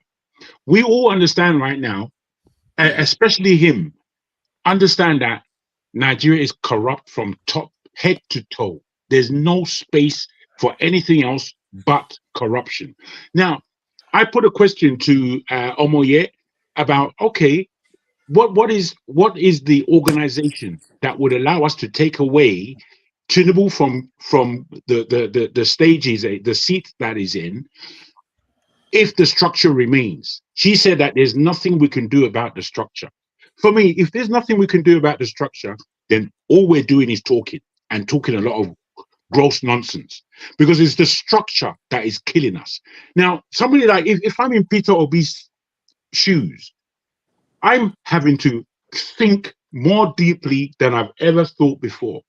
One, whether I continue on my trajectory, on my love for Nigeria, on my stance to make a change, or do I just quit? Because this behemoth that is before me is massive. It's massive, and it's not going to win overnight. Now, someone like you, Tim, who I respect greatly, I don't like that point of view, because to be honest, you have to be a leader. You have to be able to do something. You can't be waiting for Obi to speak. You just can't. You can't put yourself in that position. That's putting yourself. I'm not waiting for Obi to. Excuse me, my brother. Excuse me. I'm not waiting for Obi to speak. My brother. I'm not waiting for Obi to speak. I just want to let you know that. No, excuse me. What I heard from you was that he is such he's in such a responsibility for the labor or obedient movement and those who are right-thinking Nigerians, that he has to come and lead more. Pansat has just told us that Peter Obi is soon to speak, and there's no way he's not going to speak after what's just taking place. He can't just leave the stage. However, I don't think you understand the depth of my personal confusion about Nigeria is that I don't believe anybody knows the way forward. People can come here and talk all kind of blah blah, but no one really knows the way forward because it's not clear to any of us. For us, however, who are in the diaspora, who are on the ground in Nigeria, who have some kind of position and power, we are supposed to galvanize ourselves. We are supposed to put ourselves in a position whereby, especially in the diaspora, where we are really, really talking to each other and trying to go for the first, the lowest hanging fruit. Let's see, because you see, in any movement, we need success. So whatever is the lowest hanging fruit, we have to be able to cut it by its neck and let it roll and understand that we have seen a success. And then we build upon that, not necessarily knowing where the direction is, but we know. Let me land, please. Let me just land. We know. Oh, you allow me to lose my thought. We know what we want at the end. No, we don't even know what we want. We have to even have an understanding of where it is that we are trying to get to. And again, I don't believe anyone on this panel can tell me where we're trying to get to as a nation. Nobody. Jagun, it doesn't have to be clear. Okay. The mistake is I know definitely where I want to get to. The mistake Oh, is really? to think that we're going to have a clear path, have clarity in our minds where we want to go. No, that is not how the world works. Okay, we know what we want. Okay, the outcome, the Nigeria we want, but we have to start the journey. That's the thing. That is so. You don't have to have okay, this is the destination, right? So that confusion you're talking about, it's part of it. It's really, we don't have to we have to embrace it somehow. The uncertainty. It's risky. Okay, it comes with the territory. That is how life. That's the journey of life. We can't just be certain, and we can't even be certain of success. Okay, but so if I may say something, can Janaba add to the debate? Because Janaba is doing a gentleman. He's not jumping in. Can I just say something to address Jago before John Abba comes in, please? You see, I think the problem with us as Nigerians is that we get too intellectual in very basic, simple, straightforward matters, and we try to create too much bush around it, and it becomes a maze and gets complicated. Listen, are you saying that's what I'm doing? Are you saying that's what I'm doing with my supposition? Yeah, but be direct. Be direct. Jago, wait now. Jago, we're having a conversation. We use words. You're a man of words. Okay. I'm saying that as Nigerians, one of our challenge in the way we fight for our struggle is we get too intellectual when it is not supposed to be an intellectual struggle. You understand what I'm saying? The point I'm trying to make is this, and I will make comparisons with other places. Now, people might say, oh, because I'm in diaspora. No, I was in diaspora before the election. I live here. So when you say that people in diaspora should go and march, I know that, yes, there may be some impact, maybe in terms of that march. Let me finish before you start disagreeing. I didn't say march. I know that. I didn't say march.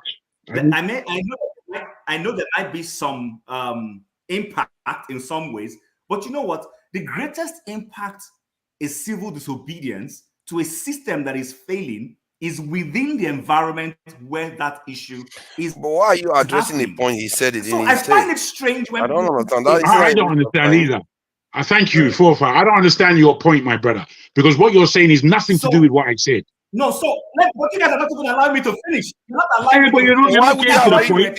First, you began with that he didn't say. Bros, you began saying that. You're not letting me finish. No, I got to put this in. You began by saying, Jago, you don't know where I'm going. But you began by saying that we over-intellectualize. You don't know where I'm going. You began by saying we as Nigerians over-intellectualize. And you're over-intellectualizing now. Because I'm putting myself.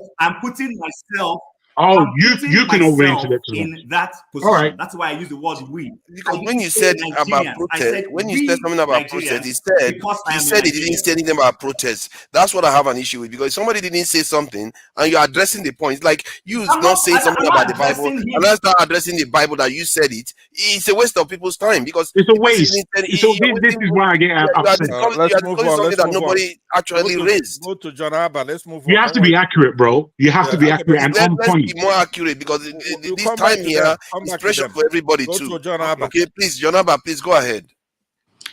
Once again, good evening, my fellow brothers. Good evening, John Abba. I think we are personally, I believe in freedom of speech, but I understand both ways. I think some people are saying that you can hear me? Yes, I can hear you. Okay. That don't take me off, please. That Omori or the young lady that came on the show says that they should not wait for Obi. I think what she's saying, but my understanding is that we all have a part to play, and then the other people say, okay, he's the leader of the opposition. He's the opposition leader now. He should lead, but to me, he will lead as a politician, and he understands the game. So he's not going to come the way you guys want him to come. I understand how committed, passionate so many of you are for Obi, but Obi is in the glass house. He cannot throw stone anyhow. He understands the game. So let us not just be talking here like he don't know what to do or he know what to do. He knows what to do. But like Haruna said, he's a different person from Dati. He's different from anybody, and it's okay. We are all different. But the style of his leadership, that is how he want to live it. But then, if you expect anything from his speech apart from let Nigeria move forward, then you will be disappointed again. I've said it here over and over. These people, they are all one. You can talk all you want and raise your blood pressure, all of those things. Let us look, how do we start? And then all Nigerian, which way do we go? Who do we rally around? Obi is not a person that is going to be so much aggressive towards any movement because he's a politician. Been a governor for 8 years. He understands the game. So he can't go that much. And if he press it that way, it's like being hypocrite. So you look for somebody but can he not be like somebody like Trump, whereby he takes charge of the party because he has most of the supporters in that party, and enforce the good governance that he espoused when he was running for office? And if he does that, people are going to be attracted to the Labour Party, don't you think?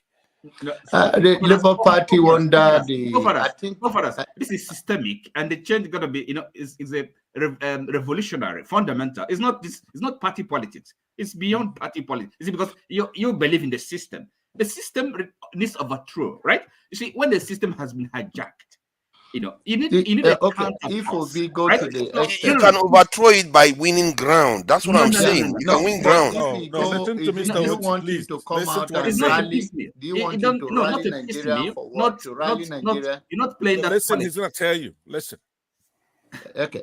Do you want Obi to rally Nigeria, like let's rally against the judgment from the court? That is what you guys want him to do? That is not what I'm about. They're charging for treason, So we don't want to. That's not what I'm about. So, and that's the thing. Okay.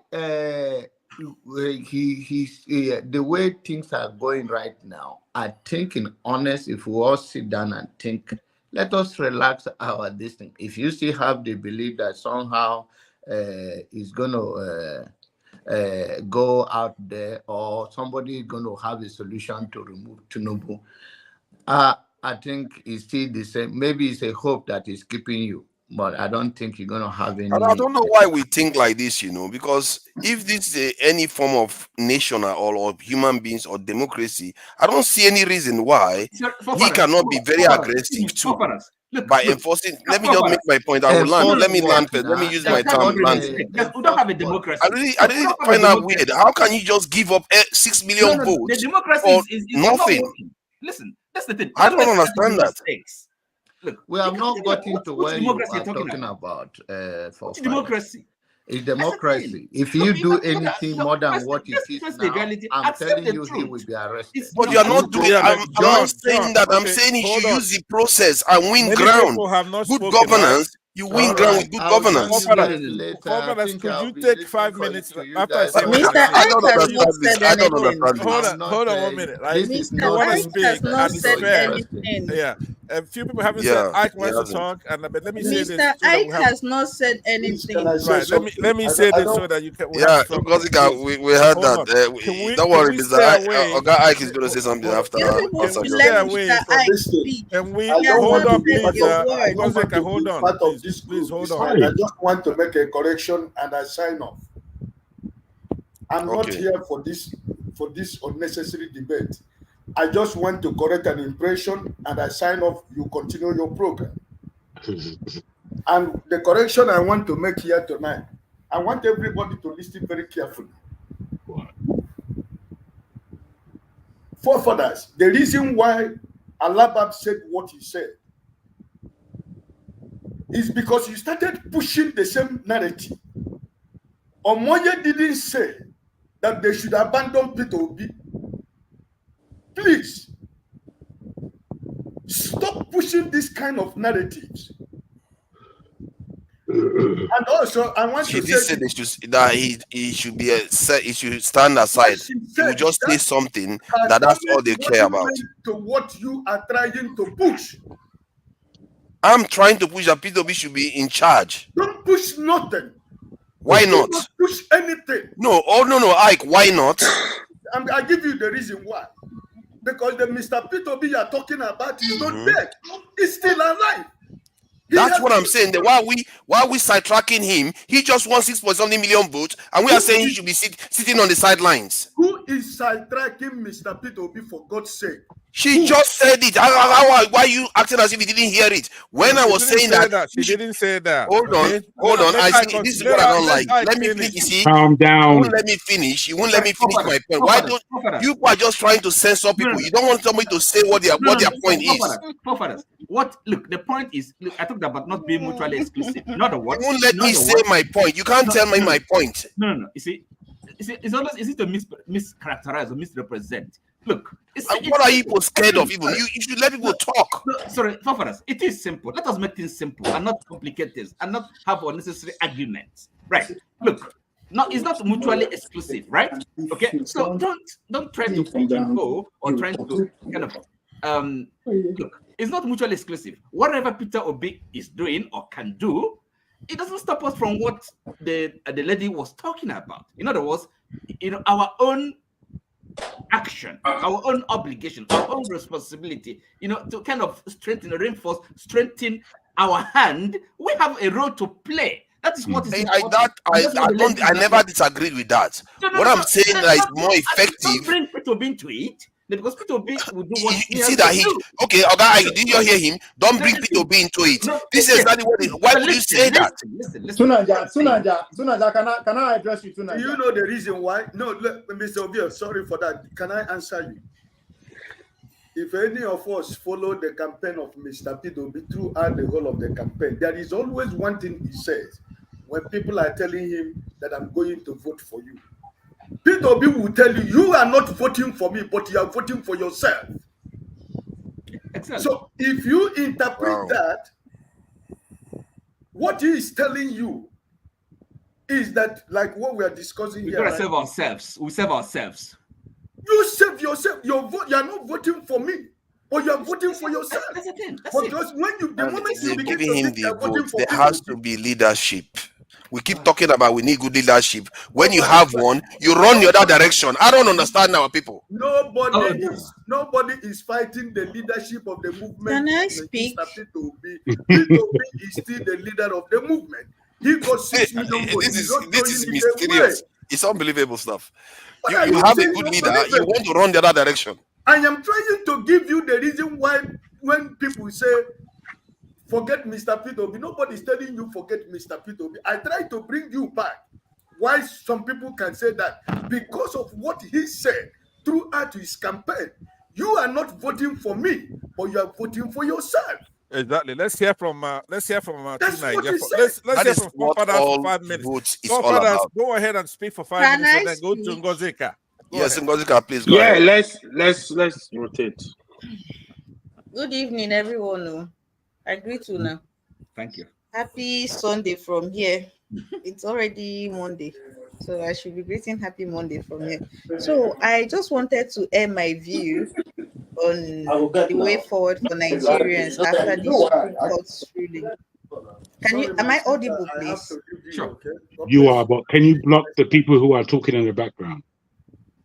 I listen to you. Go ahead.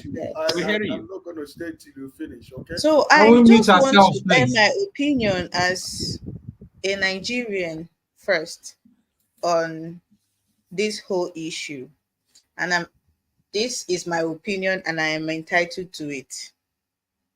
I do not owe anybody any explanations for the opinion I am about to state concerning this whole issue. Let me start with the Supreme Court's judgment. They dismissed the case because they claimed it had no merit. That was what they said. And I am here to say that if nothing has been achieved in this whole go to court, first of all, let's take it from the beginning. There was a time go to court was a taunt. They used it to taunt people. Oh, go to court. It was a taunt. Obi did the impossible. He went to court. He chested the taunting. They were taunting him. You felt you won the election. Abiola, go to court. The man chested it. He went to court. Then they went from, oh, you've gone to court. Nothing will come out of it. They will throw the case out. They didn't throw the case out. They now relied on their favorite pastime, technicalities. And that's, my people, is where we are. So what I just want to say is this. This election has shown everything. We always say Nigeria is corrupt, Nigeria is this, Nigeria is that. But for the first time, we have hardcore evidence of how biased, of how decayed our institutions are. So there is nothing you can tell me or anybody else that has followed this whole electioneering process. So now when we say Nigeria is far gone, we have evidence. People saw violence on election day. It did not matter in the court. I was an INEC ad hoc staff. I said it on this program that while my polling unit went well and those of my friends, I saw the result. I compared the result from other polling units that were blood, that were tampered with. It was not what I had. I know what we submitted. So when I saw polling unit results from other places that looked very funny, and people were defending this kind of things, I was shocked. Blood. So there is nothing you want to tell me. I have all the evidence I need that this country is beyond redemption. If there's any word like that, I have all the evidence. If I used to say it before, now I have evidence. I have evidence that the judiciary is corrupt. I have evidence that the legislation is rubber stamp. I have evidence that this whole cabal thing we've been hearing about the presidency is true. It is no longer hearsay. It is no longer they say. We have evidence. We have evidence now. So if you think this whole Peter Obi going to court has not achieved anything, think again. It has exposed the rot in the whole institution in Nigeria. It has exposed it. And for people like me, for young people like me, there is nothing you want to tell us. So when we are beating our chest and saying Nigeria is far gone, there is nothing anybody wants to tell us. And mind you, when my generation is gone, the ones coming behind us are also seeing it. They are also seeing it. And these are the people you are trying to preach, let's build Nigeria. Nigeria can rise again. People that saw people being disenfranchised on the election day and the case went to court and everything that happened on that day that people have recording on was thrown out. These are the people you want to talk to. And people are sitting here telling me nothing came out of it. We warned you. Nothing was going to come out of it. Plan for what? Where have you ever seen peace without justice? Where have you ever seen peace without justice? Telling me plan for. The only thing I'm planning for now, I said it before, is survival. And somebody was saying yesterday, Ngozi is looking all plumpy. Why won't I look plumpy? I sleep well at night. I wasn't among the people that brought this chaos. I sleep well at night. Yes, my conscience is clean. I sleep well at night. So for those of you that have a hand in this misfortune that has befallen all of us, I hope you are sleeping well at night. I hope you can actually be as plumpy as I am, because you can't. There's no way you can. Your name things in the comment section. There's no way you can. Our in-laws. I am what do you say sleeping well about at night, knowing that whatever comes, I can face it with my full chest, knowing I did not contribute in any way. And for people for people who come on here and say the whole Peter Obi thing, he should lead protest, he should come to the foreline, he should do this. Who are you trying to deceive? You people are trying to set that man up and it won't work. Thank God he's very smart. It won't work. He has said it a million times. He has said it a million times, and the youths have echoed it. It was once a slogan. I remember when we trended it on Twitter that we are running for presidency through him. So if we said we are running for presidency through him, why do we expect him to come and start in the fall and lead? He's not going to do that. He will become, or he just needs, without even saying something, he's being targeted, he's been maligned. So you want him to now finally say something so that they will have something on him, really, and they will start hearing stories of DSS, incarceration, no court dates, what they are doing to somebody, I don't want to mention his name. We'll start hearing stories like that. And you know, he's also from this part of the country that where you are from, there's a part of the country that where you are from, everything you do is wrong, even when you do nothing. Ngozika, how about good governance in his party? How about he enforces that? Is that not a good thing for him to do? Good governance, good work. Yes. What exactly is good he governance enforcing? in the party that is in? Understand. That's the National Assembly members that are there. The system. I am still having my opinion. Let me just. I was trying to ask Ngozika Can I speak? this question, please. See, I'm trying to ask her. Let me just finish my rant, because I didn't come to send. I just came to rant and tell you my opinion as a Nigerian, so that from now you know where I stand. I said it before and I will say it again. At this point, there is nothing you want to tell any right-thinking Nigerian about redeeming Nigeria again. If any Nigerian comes up tomorrow and tell you to hell with Nigeria, do not even try to scold them. Don't. You people sat here. Some people sat here and read theses to us, made cases, gave us lectures. And now all of a sudden we are looking for way forward. Which kind of way forward? I beg, people should have a good morning or a good night. There's no way forward again. If people want way forward, let there be justice first. Then we can start looking for way forward. That is my opinion as a Nigerian, and I stand by it. I don't care what anybody says. Good morning, One time.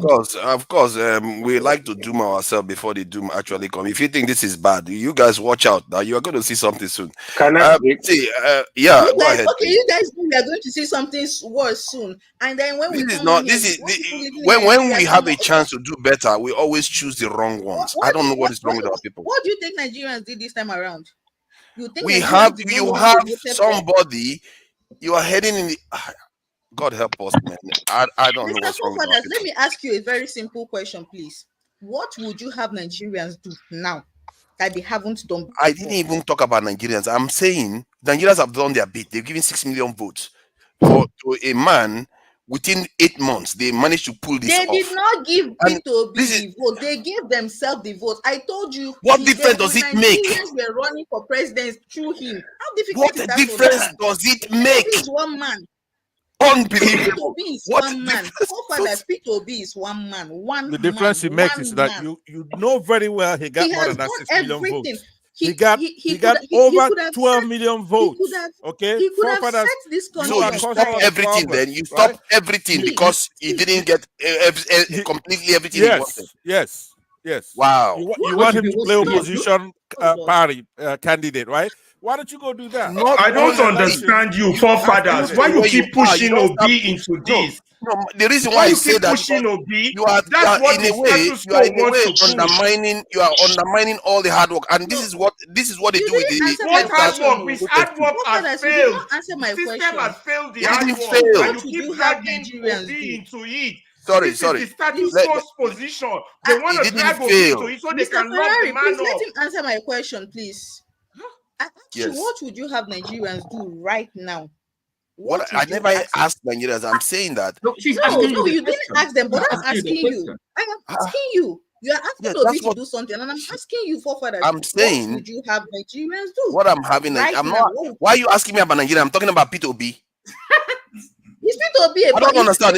I didn't talk about Nigerians. I'm talking about Peter Obi. You are saying, okay, I'm saying that. Okay, you are asking. Okay, let me address the point you just asked. You asked me what would I have Nigerians do? Because I am saying that why are Nigerians looking away from Peter Obi? I'm saying that the obedience with that support that they have, they should take over the Labour Party. Labour Party has things that normal parties don't have. They have links to unions that they can influence. They have House of Assembly members. They have governors. They have local government chairman. They have people on the ground.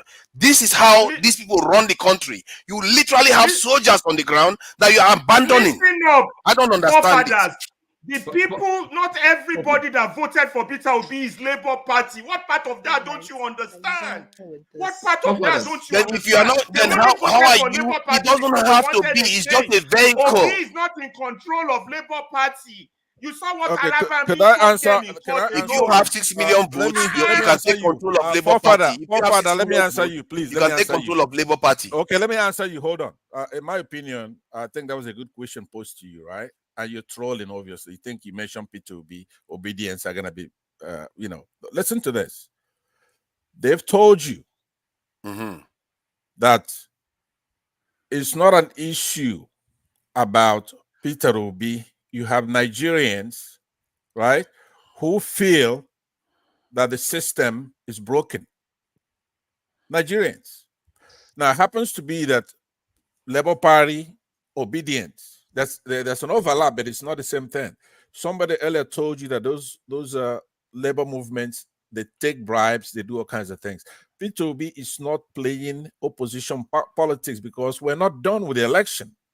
Now we have to hear, I was saying, in order for us to have fun here and chat, let's wait and hear from P2B instead of what you think P2B is gonna say. You are setting up this straw man.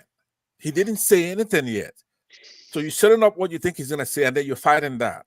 Let's hear from P2B. I'm not setting him up. I didn't say P2B. No, I'm saying the followers are saying that they should sideline him.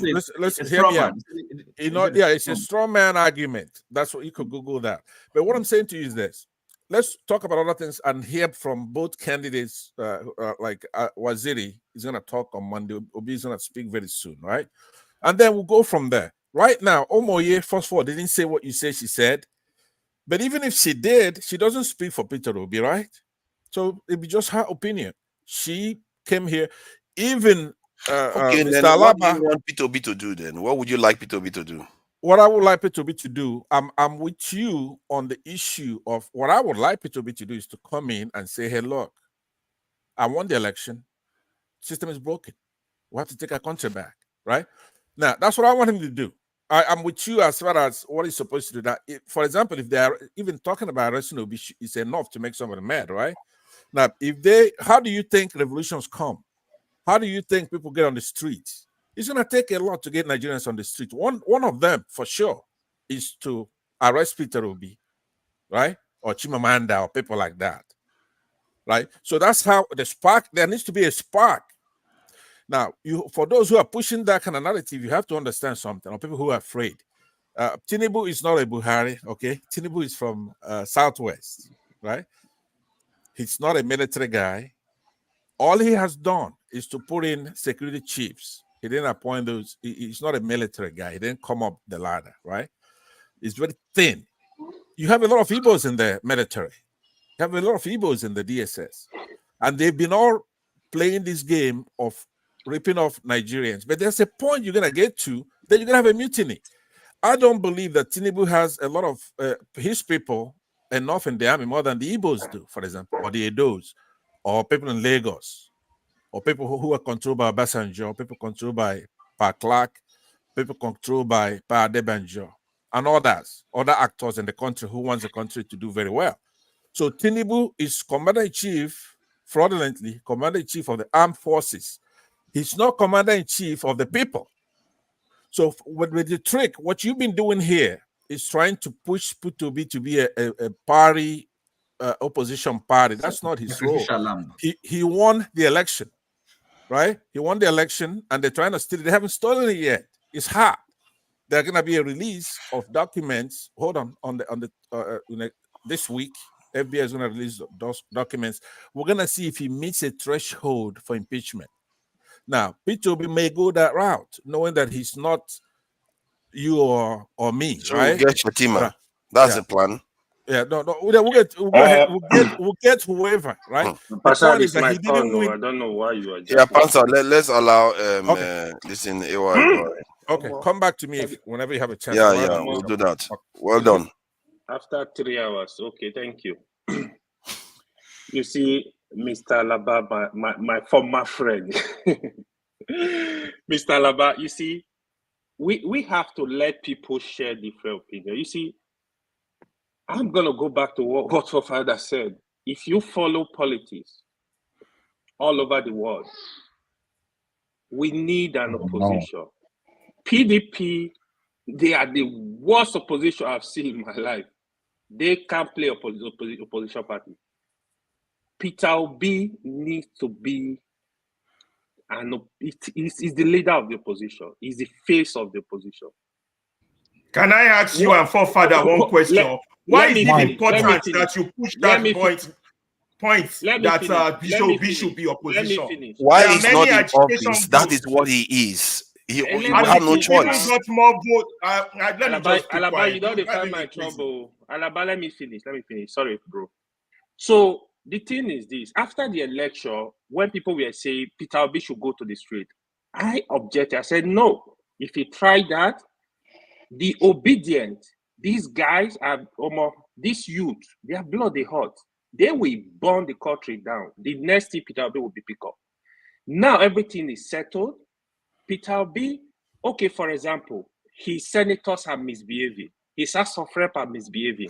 Exactly. Peter Obi needs to be the face, telling them these are the issues we should pursue in the rep. Speak for Nigeria. Let Nigeria see you doing it. Nobody will touch Peter Obi. They're not born aware. Nobody. What is he doing? You can't touch him. He's not doing anything wrong. Nobody will. You guys keep setting your position. Let me be clear to you. It was not only Obi's case that was dismissed. Atiku's case was also dismissed. What is wrong with you people? Who cares about Atiku? Obi didn't even push anything about certificate. It was Atiku. You are not pushing Atiku to go lead. What do you understand? Do you understand what we are talking about at all? Why is that talking point important? And by the way, and the Obi came third, by the way. Why is that? He got 6 million votes without breaking a sweat. He didn't break his sweat. He got it very quickly. What can he do if he can enforce change right now? He can hold the government accountable right now. Let's not shout. Hold on. Yeah, shouting, man. Alaba, hold on. If you know the history of Atiku, go and confirm. After election, if Atiku lose, he's out in Dubai. Atiku is not in Nigeria. If you want to contest now, the next 4 years he will come back. This is how they operate. That's why I'm telling you. If you wait for PDP to be an opposition, you waiting for nothing. In 2015, I'm tired. I need your help. Answer them. I don't fit talk again. I don't tire. Hold on. So we need the face of an opposition. Come and save you now. Peter Obi is able to do that. Peter Obi is not a violent person. I don't see any reason why anybody will arrest Peter Obi now. Peter Obi is not a violent person. Exactly. He's a calm person. He just needs to speak. You see why I say you guys are pushing APC position? You see why I said that earlier? Okay. Alabama, you calm down. Forget. It's not APC position. I don't understand. For me, I see power. Please, I'm sorry. You want to say something? Because I kind of understand from both sides what both sides are saying, and I think there's sense in what both sides are saying. Even though I'm a supporter of Peter Obi, I want to really know from Alaba's perspective, what do you think should be the next step? I already said it. I told you guys. We put the Supreme Court on trial. They failed. Right now, Obi's critics has called him a fraud, a fake. He's not a revolutionary. He's not a showore. That's what he's critical. Now, Obi is on trial. What does he do? Does he stay with the status quo and say, we keep trying new election because I got 6 million votes, according to forefathers? Or does he say the country is broken? My hands is off. You people do whatever you do. Because he's a politician, I don't expect him to lead a riot. Abiola even didn't lead one back in those days. It took a while. You understand? He's a politician. I don't know what his call will be. I'll wait for his speech. But either way, whatever Obi decides, you understand? He ain't got nothing to do with the Labour Party. There's an assumption in this conversation that keep assuming that Obi controls the Labour Party and everybody that voted for him are members of the Labour Party. That is wrong. Nigerians voted for him. It's not everybody that voted for him. Not PDP people voted for him. APC people voted for him. Stop making that assumption because he has 6 million votes or whatever number of votes. Be real. Now, this position you guys are pushing, Obi should come and lead. Why Obi is even third according to your result sheet? You're not clamoring that the guy who is second come and lead this issue. You're clamoring for the guy who is third. So that tells me, I bet you, by the time Alake or their press secretary comes out, that's their agenda. They're waiting for Obi to fall into their trap so they can lock him up. I don't understand what you're saying. You are the one clamoring for Obi to come front. Can I contribute and add something? Okay. I want to direct it to forefathers and AY. See, let me tell you, there is no opposition in Nigeria. So if you are waiting for LP, thank you, or PDP to be any opposition, you are wasting your time. You understand? There's no opposition in Nigeria. APC, that's why PDP took over from APC. Listen, I want to tell you where I'm coming from.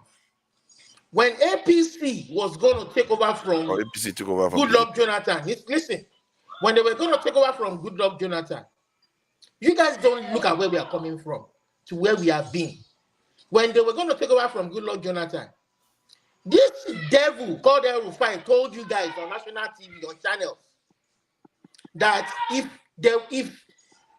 PDP, they brought foreigners, foreign Fulani people, that if Jonathan was not going to hand over to a transition power to APC, you understand?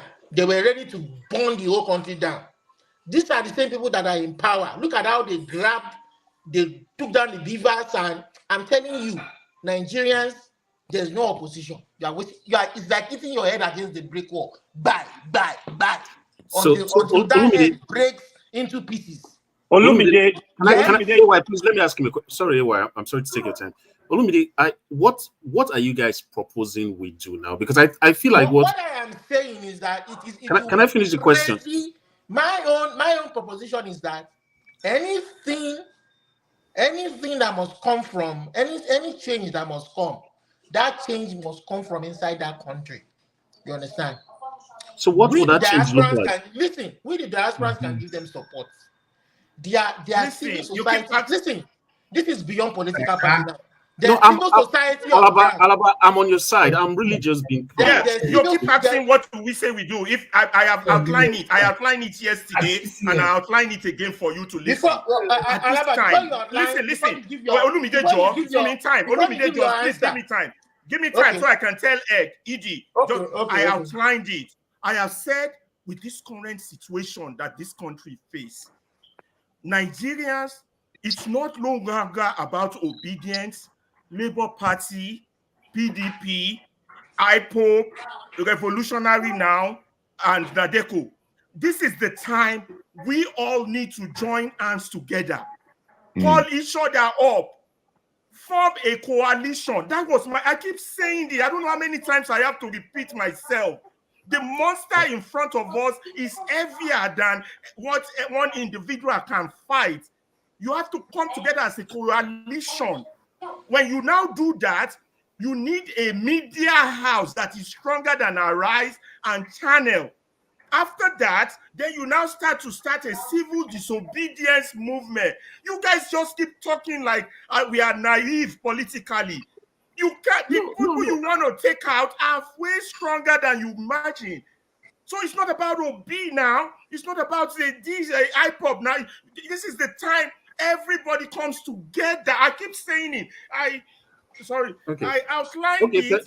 I outlined it yesterday. That is right. The way forward I for outlined it everybody. today. Civil society, everybody. That's why I keep telling obedience. Obedience needs to wise up. They don't have to wait for Obi's pronouncement. Obi is just one Nigerian, just like them. I'm telling the truth. We don't have a Okay. I understand your points now. Like now that you've outlined it, but I also want us to be a little bit more generous with forefathers and AY, because they are looking at the situation as it is now and seeing that there's still some crumbs that we can put together in terms of. No. They want us to keep playing politics. That's not going to happen. Forget it. That's not going to happen. These Labour Party people are in the assembly and sharing money and not talking. They're not even talking. Because isn't that where leadership holds them accountable and make them recall them as electricity is talking about? A lot of opportunities took advantage of that party and rise to power. By this time next year, all of them are going to let's be allow Ferreira. Guys, wake up and smell the coffee. See, all these legislators, everybody is going to the house. You need a vehicle to get there. And when you get to your destination, your real character comes out. Either APC, Labour Party, or PDP, they are all thieves. They are all thieves, and there is nothing these guys will do. They can't impeach him. They can't say what this guy is doing is wrong, because they are all based on the same feather. They flock together. They are all thieves. They don't have your interest. The only way is for us to face them face to face, go to the assembly, block the gates, disturb them, give us our request.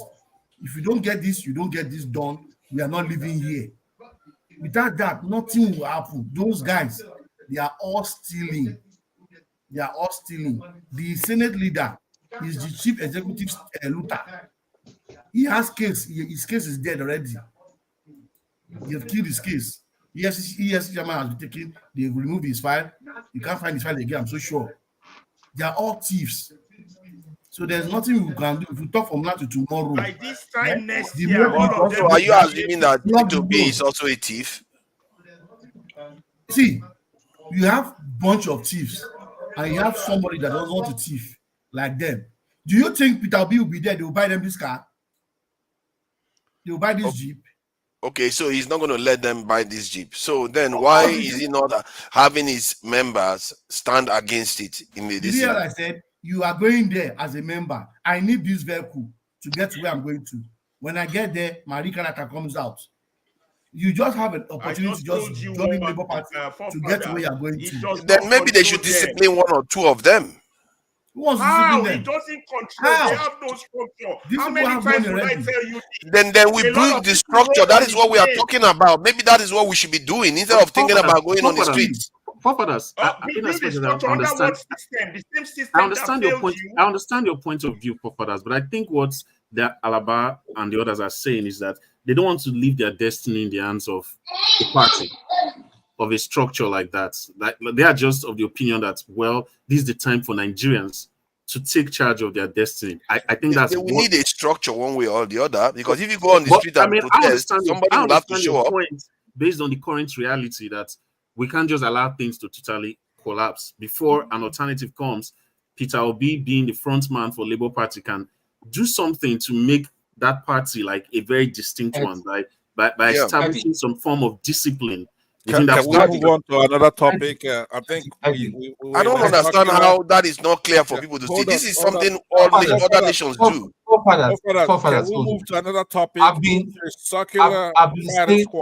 saying this is what I've been saying for the past few months, and especially for my IPOB brothers. I've been saying, listen, we all have one common enemy. Let us join hands together. When we deal with the criminals, then we'll talk about how if we're going to break up or if we're going to stay together, then we'll come to that discussion will come on the table. We cannot be saying one thing and this person will be saying, I want to fight this. Listen, the reality, the real reality is that like IPOB does not have the resources to even fight the federal government using their military might. They will crush, they'll just kill everybody. It's going to be a suicide. So right now, what we are talking about, we've been talking and talking and talking and talking. Omoye says something which I agree this evening earlier.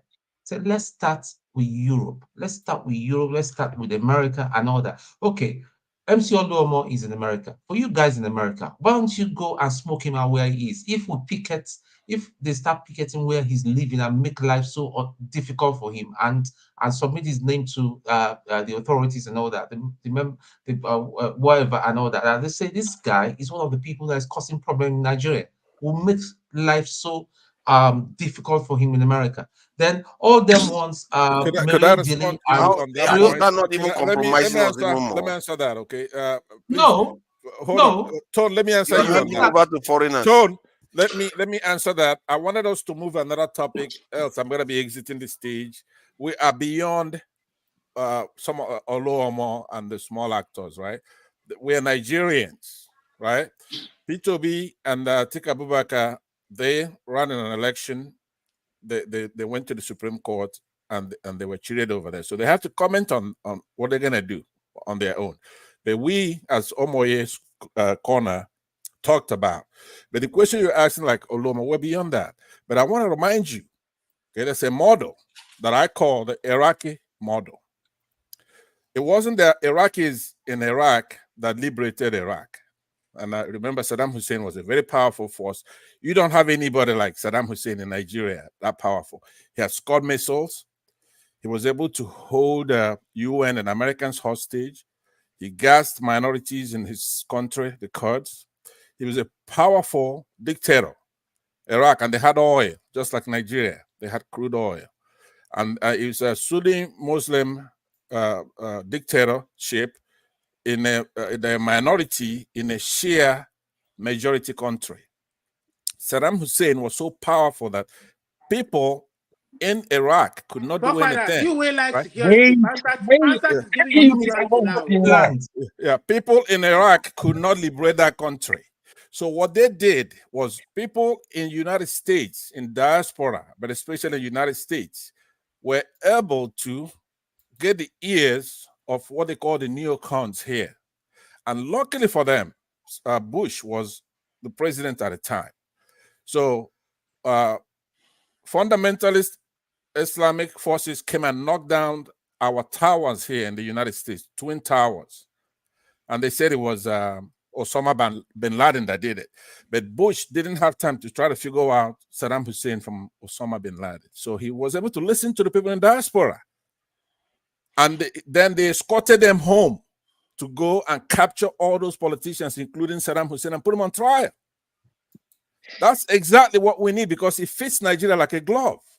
So what Omoye's Corner was saying here, that we should protest in our front yards, no matter where it is. If once we're aware and we say that we're going to fix Nigeria, from here in the United States, a lot of Nigerians here who know that what's going on there is unacceptable. The economy is no good. You don't have but Iraq is a lot worse off now than it was before. That's not the issue, though, because their buildings are. Remember, what did they have before? They don't have now. The dictator had a lot of palaces that were beautiful, right? Yeah, hold on. They had a lot of beautiful palaces for the head of state, right? But Nigerians are not Iraqis. Nigerians are Democrats. Iraqis, they are Muslims. And they don't like democracy, right? Let me just land. I'm almost landed. So the fundamental question that you're asking, what are we debating here? We're saying that we can do something from the diaspora. I'm giving you now an example where something was done. Go and check it out. It was diasporan Iraqis, especially Mr. Shalaby. Now, there's something he said that's indelible in my mind. He says to Americans, the Congress, when America punishes her friends and rewards her enemies, the world makes progress. Now, that's the kind of things that we in diaspora should be talking to this American government.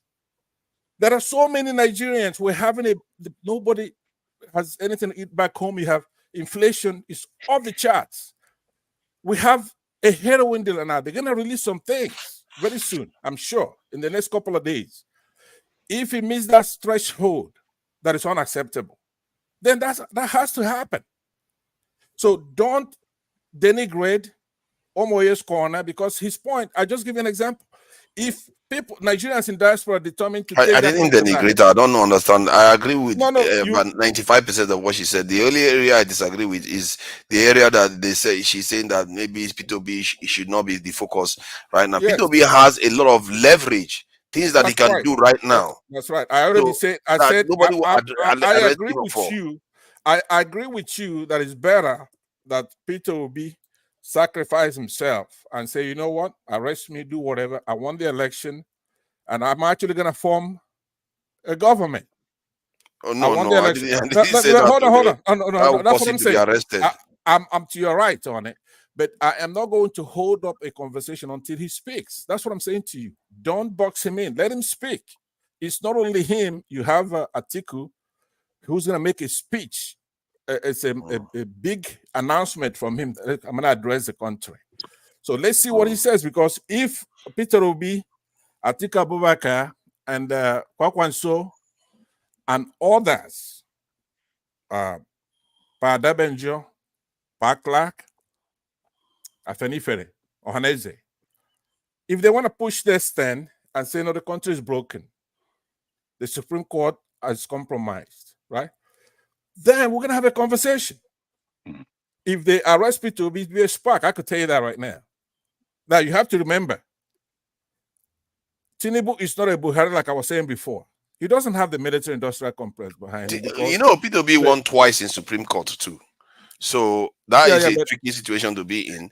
Right. I don't want him to be arrested in any way, because he has a lot of room to play in without getting They arrested. cannot try it. They cannot try it. If they try it, it's an instant revolution in the country. So it's going to be instant. Okay, let's bring Clifford in, and he hasn't said anything. I don't know, Clifford, if you're listening. Otherwise, we are going to be going to KJ. KJ is the luckiest man in town. He came in immediately. It's his turn. KJ, you can go ahead, please. Okay. Clifford, I don't know where you were doing, Clifford. He's a bit late now. Okay. Thank you, forefather. And I want to say this. I'm just coming up now. I've been listening to all of you guys since morning. I had a conference today, and immediately after the conference around 2, I tuned in and I've been listening. I didn't want to come in because coming in would be that I don't even believe myself what I said, earlier before we got to this point. Here I said that, all is going to be in vain. And at the end of the day, the Supreme Court will do what it has done. So I'm not surprised. But I like to commend people like Jagun, like Ed, even AY, because not everything he said that I agree with, but, he has a point. And many of you guys have made a lot of good points and also made a lot of bad ones. The truth remains. You just forgot my name. It's not like I didn't make a good point. Oh no, Pastor. No. You are even the reason why I'm coming, because you made a very good, point. I mean, everything. I was just kidding. Sorry, yeah, go ahead. I agree with. Now, I want to come from this point. I mean, Peter Obi, if I was Peter Obi, you want me to leave my wife and go and be declaring this thing? That is fine, wife. The next day, you'd see one of the Nigerian millionaires will take over. Look, I will go nowhere. I'll march to nowhere, and I will leave the whole thing to the Nigerian people. It is the Nigerian people. Remember, I said on this platform, Tinubu's son, Shea, didn't go to rig election. It is the very poor that we defend. The very poor, the people who are defending him now in court, are the ones who have gone to school, made their good grades. They suffered. They burned a midnight candle. But today they can confidently defend him in the court and say what he has is true, even though they know the opposite. Now, the irony of the whole situation is that his lawyer, just like the Peter Obi's lawyers quoted, has gone to the Supreme Court before with a new evidence, which was admitted in that judgment. But this time, it is no longer can be admitted, because if they do that, it will mean that whatever they set up will crumble. Now, I am a follower of Nnamdi Kanu. I listen to his broadcast. And if you listen to Nnamdi Kanu's broadcast, 9 years ago, he said there was a deal that was struck between the North and the South and the West. And that at the end of Buhari's government, it will be Tinubu, to be handed over to Tinubu. So that was the first time he was saying, those who want to contest from the East shouldn't waste their time, because this time been concluded. Now, well, I don't want to call him a prophet, because some of you on this platform don't believe him, but I believe, because majority of what he has spoken has come to pass. Now, what is the way forward? The way forward, if I were anybody in Nigeria, see, it is difficult to have a mass movement when it is few individuals that are leading it. Because I said here before that I was one of those people who were in the forefront of the Goodluck Jonathan fuel subsidy, we no go green. And that was the last time I said I will ever march out. Why? Because while we were in Area 1 gathered and singing, solidarity, we no go agree. A friend of mine who's a journalist in the Aso Rock called me and said, "Oh boy, I tell you to make you not waste your time. These people don't want to connect, Ghana must go." And I'm drafting the speech that I'm going to read out. And the speech is going to say, "You people have done so well. We have held the government. Go home. Tomorrow, we will tell people whether to come out or not to come out." Go back to history and check what I'm saying. Okay? That is how that thing ended and was supposed to come back in the morning of Thursday. By the evening, after we're all in our houses, they broadcast that they're suspending the thing until further notice. Nobody should come out. Now, if Peter Obi march out, he'll be left in the rain. If what's his name? I think we'll march out, he'll be left in the rain. The truth of the matter is that Peter Obi don't have any, yes, people may see him as being a point of position of power right now. But I'm telling you the truth, see, the biggest challenge in our system is once one person is taken, it's like the theory that the devil used in the Bible. If you strike the shepherd, the disciples will scatter. So now the government have said our law court is the final arbiter, but they forget something. The supremacy of the law court or the power of the law court come from the sovereignty of the Nigerian people. A court cannot exist on its vacuum, on its own. So if the Nigerian people say we don't agree with this judgment, it will not stand. But they've agreed with it. Everybody have gone to their house. The street is back, people are walking. Okay? And bags have been distributed to those who are likely to be the people who ferment trouble. My brothers, let us understand the Nigerian situation. And I'm sorry for those who have been saying, let us move on to 2027.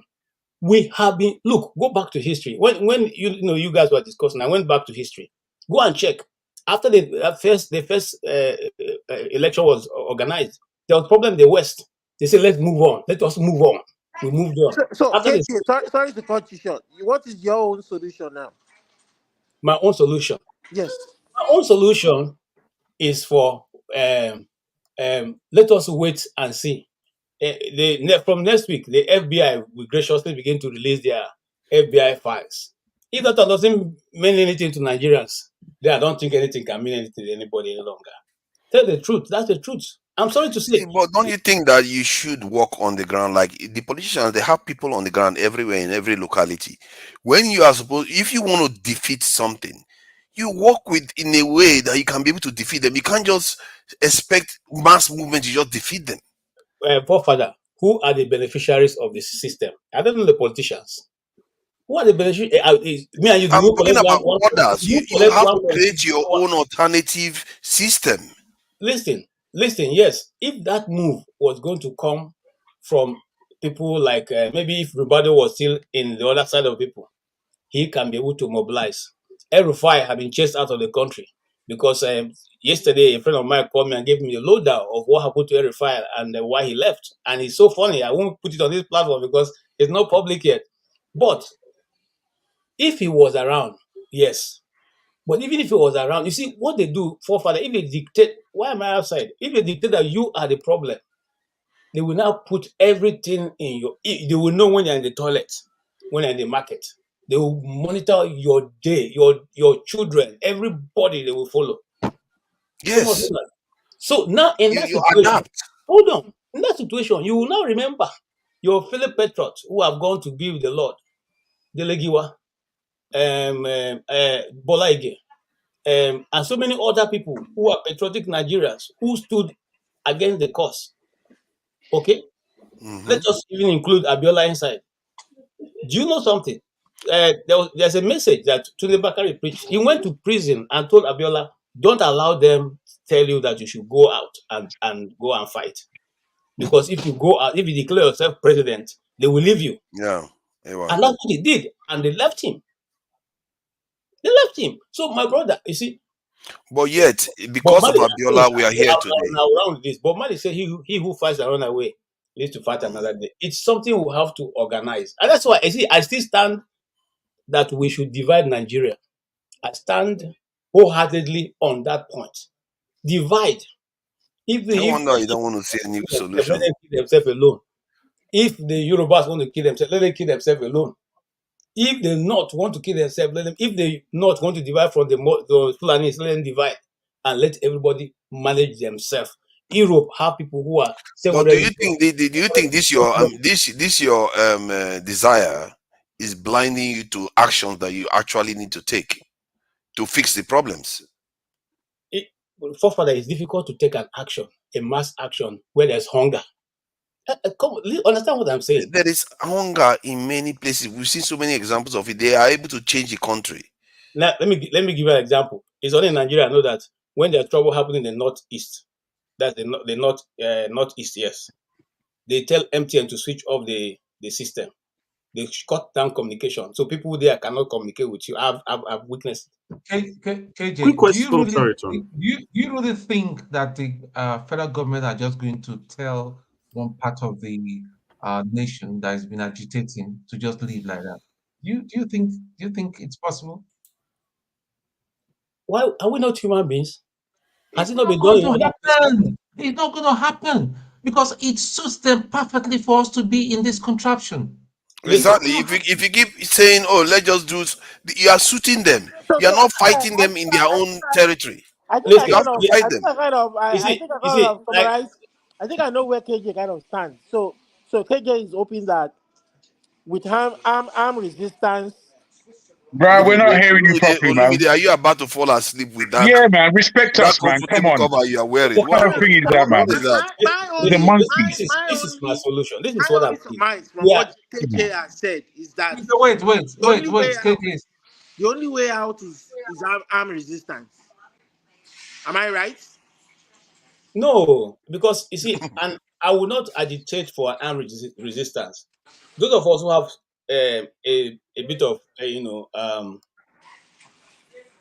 brush with those people like Free Nigeria, you find out that in the military you have hot head enough who can say no, this has gone too far.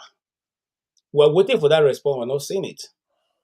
So maybe when the FBI begin to release the files they have, the Supreme Court or those who are in the place of authority will now say this is gone too far.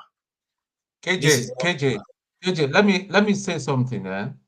You know we're in the second phase, and right now, because a lot of people think that Peter Obi is a very smart guy. He's not stupid. Dati is not stupid. All these people are not stupid.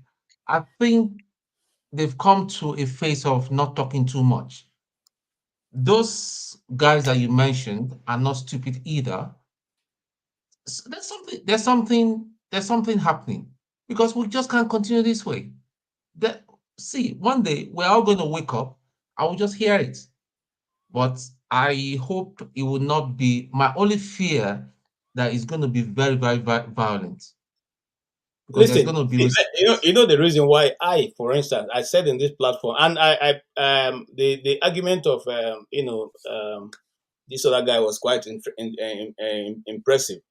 My only reason is this: why I am saying we cannot go that route. Okay, the problem is things are quickly moved to religious level. Things are quickly moved to tribal level.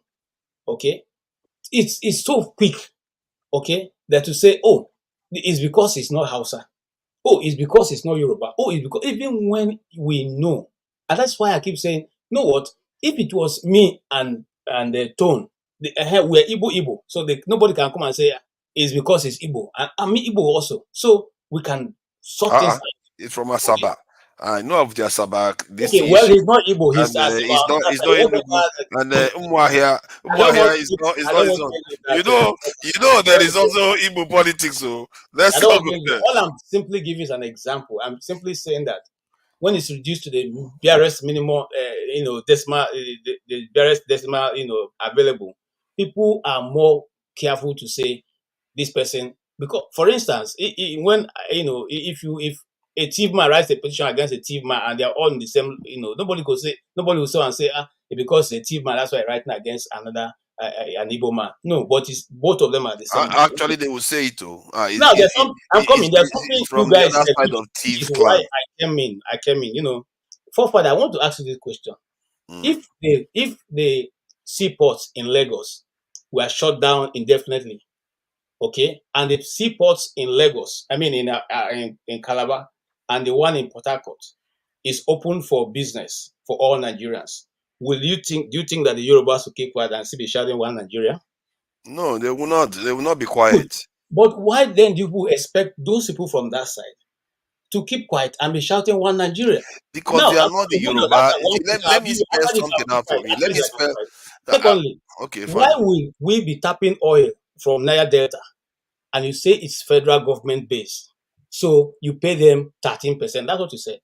But when you get oil, when you get gold from Sokoto, from Zamfara, okay, it is winner take all.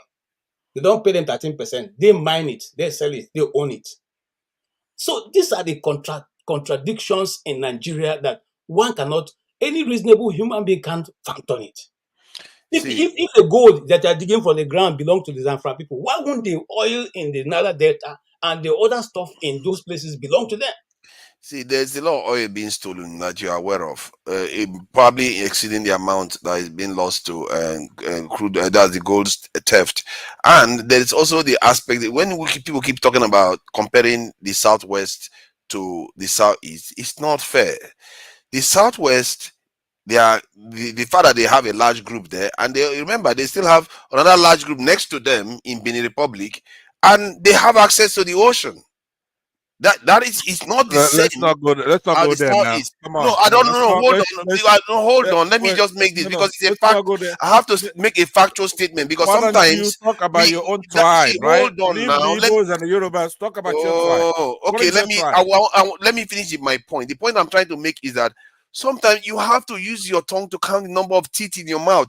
Know where you are in the equation so you know how to strategize properly. You know what one man said in one program that I was watching? Please. Let me say what this person said in this program. You guys may have heard this stuff before. He said, a man should not overestimate what they are worth, because it's a dangerous thing to do. Okay. Let me respond to you. Hold on this. And then move this conversation to like Clifford and others, right? Or you could take 5 minutes and talk about your own topic. Stop trying to create argument between the Yorubas and Igbos when we don't know. No, it's not an argument. I'm just trying to say that they have some advantages. Remember something. The Igbos have succeeded from Nigeria before. Let us sink in. We fought Nigeria before. We succeeded for 3 years, manufactured our own things, including weaponry, right? Our own stamps, our own currency, our own build our roads, generate our own electricity for 3 years, a country, right? So nobody else has ever done that or could. We fought the entire country. Don't play with the Igbos. Now, many people don't want us to go that route, and we shouldn't go that route. But if it's brought to us, you could bet your ass we're equal to the tax. We've done it before. Your people cannot do it. Nobody's talking about fighting each other. I'm just describing. Okay, I'm saying you're why are you becoming combative? It's just about them having some advantages that people are not recognizing. I discourage you from discussing Igbos and Yorubas. Stop doing that. Right now, the issue at hand has nothing to do with tribes. What it has to do with Nigerians. Now, all areas have their own grievances, right? This is what Omoye was trying to explain to you. Yes, you do have the Igbo IPOB one, and then you have the Igbos. Then you have the Southeasterners, right? Not all Southeasterners are Igbos. Not all IPOB, not all IPOB even are Igbos. Not all Igbos, you know what I mean, right? So here's what I want you to understand. And you stop doing that every time you're giving something to host here. And I'm surprised you're still doing it while I'm here. You don't even have any respect. What is wrong with you, bastards, man? What is wrong with you? I'm saying we're having a nice conversation. Can we allow Clifford to talk, please? Yeah, please move it around. Let's allow Clifford to talk, please. This is getting out of control. Do you know what? Forefathers, I'm even surprised that you can even quote. You are going to quote a Yoruba person. You are quoting one man full of poo-poo. I'm so surprised. What man? I didn't quote one man. That's not one man. That's what you said. You said one man will say that you should know your strength or whatever you just quoted now. No. I said some program that I watched. Maybe some people have watched that program. It says, "Do not overestimate. A man should not overestimate their worth." But you said you quoted one man.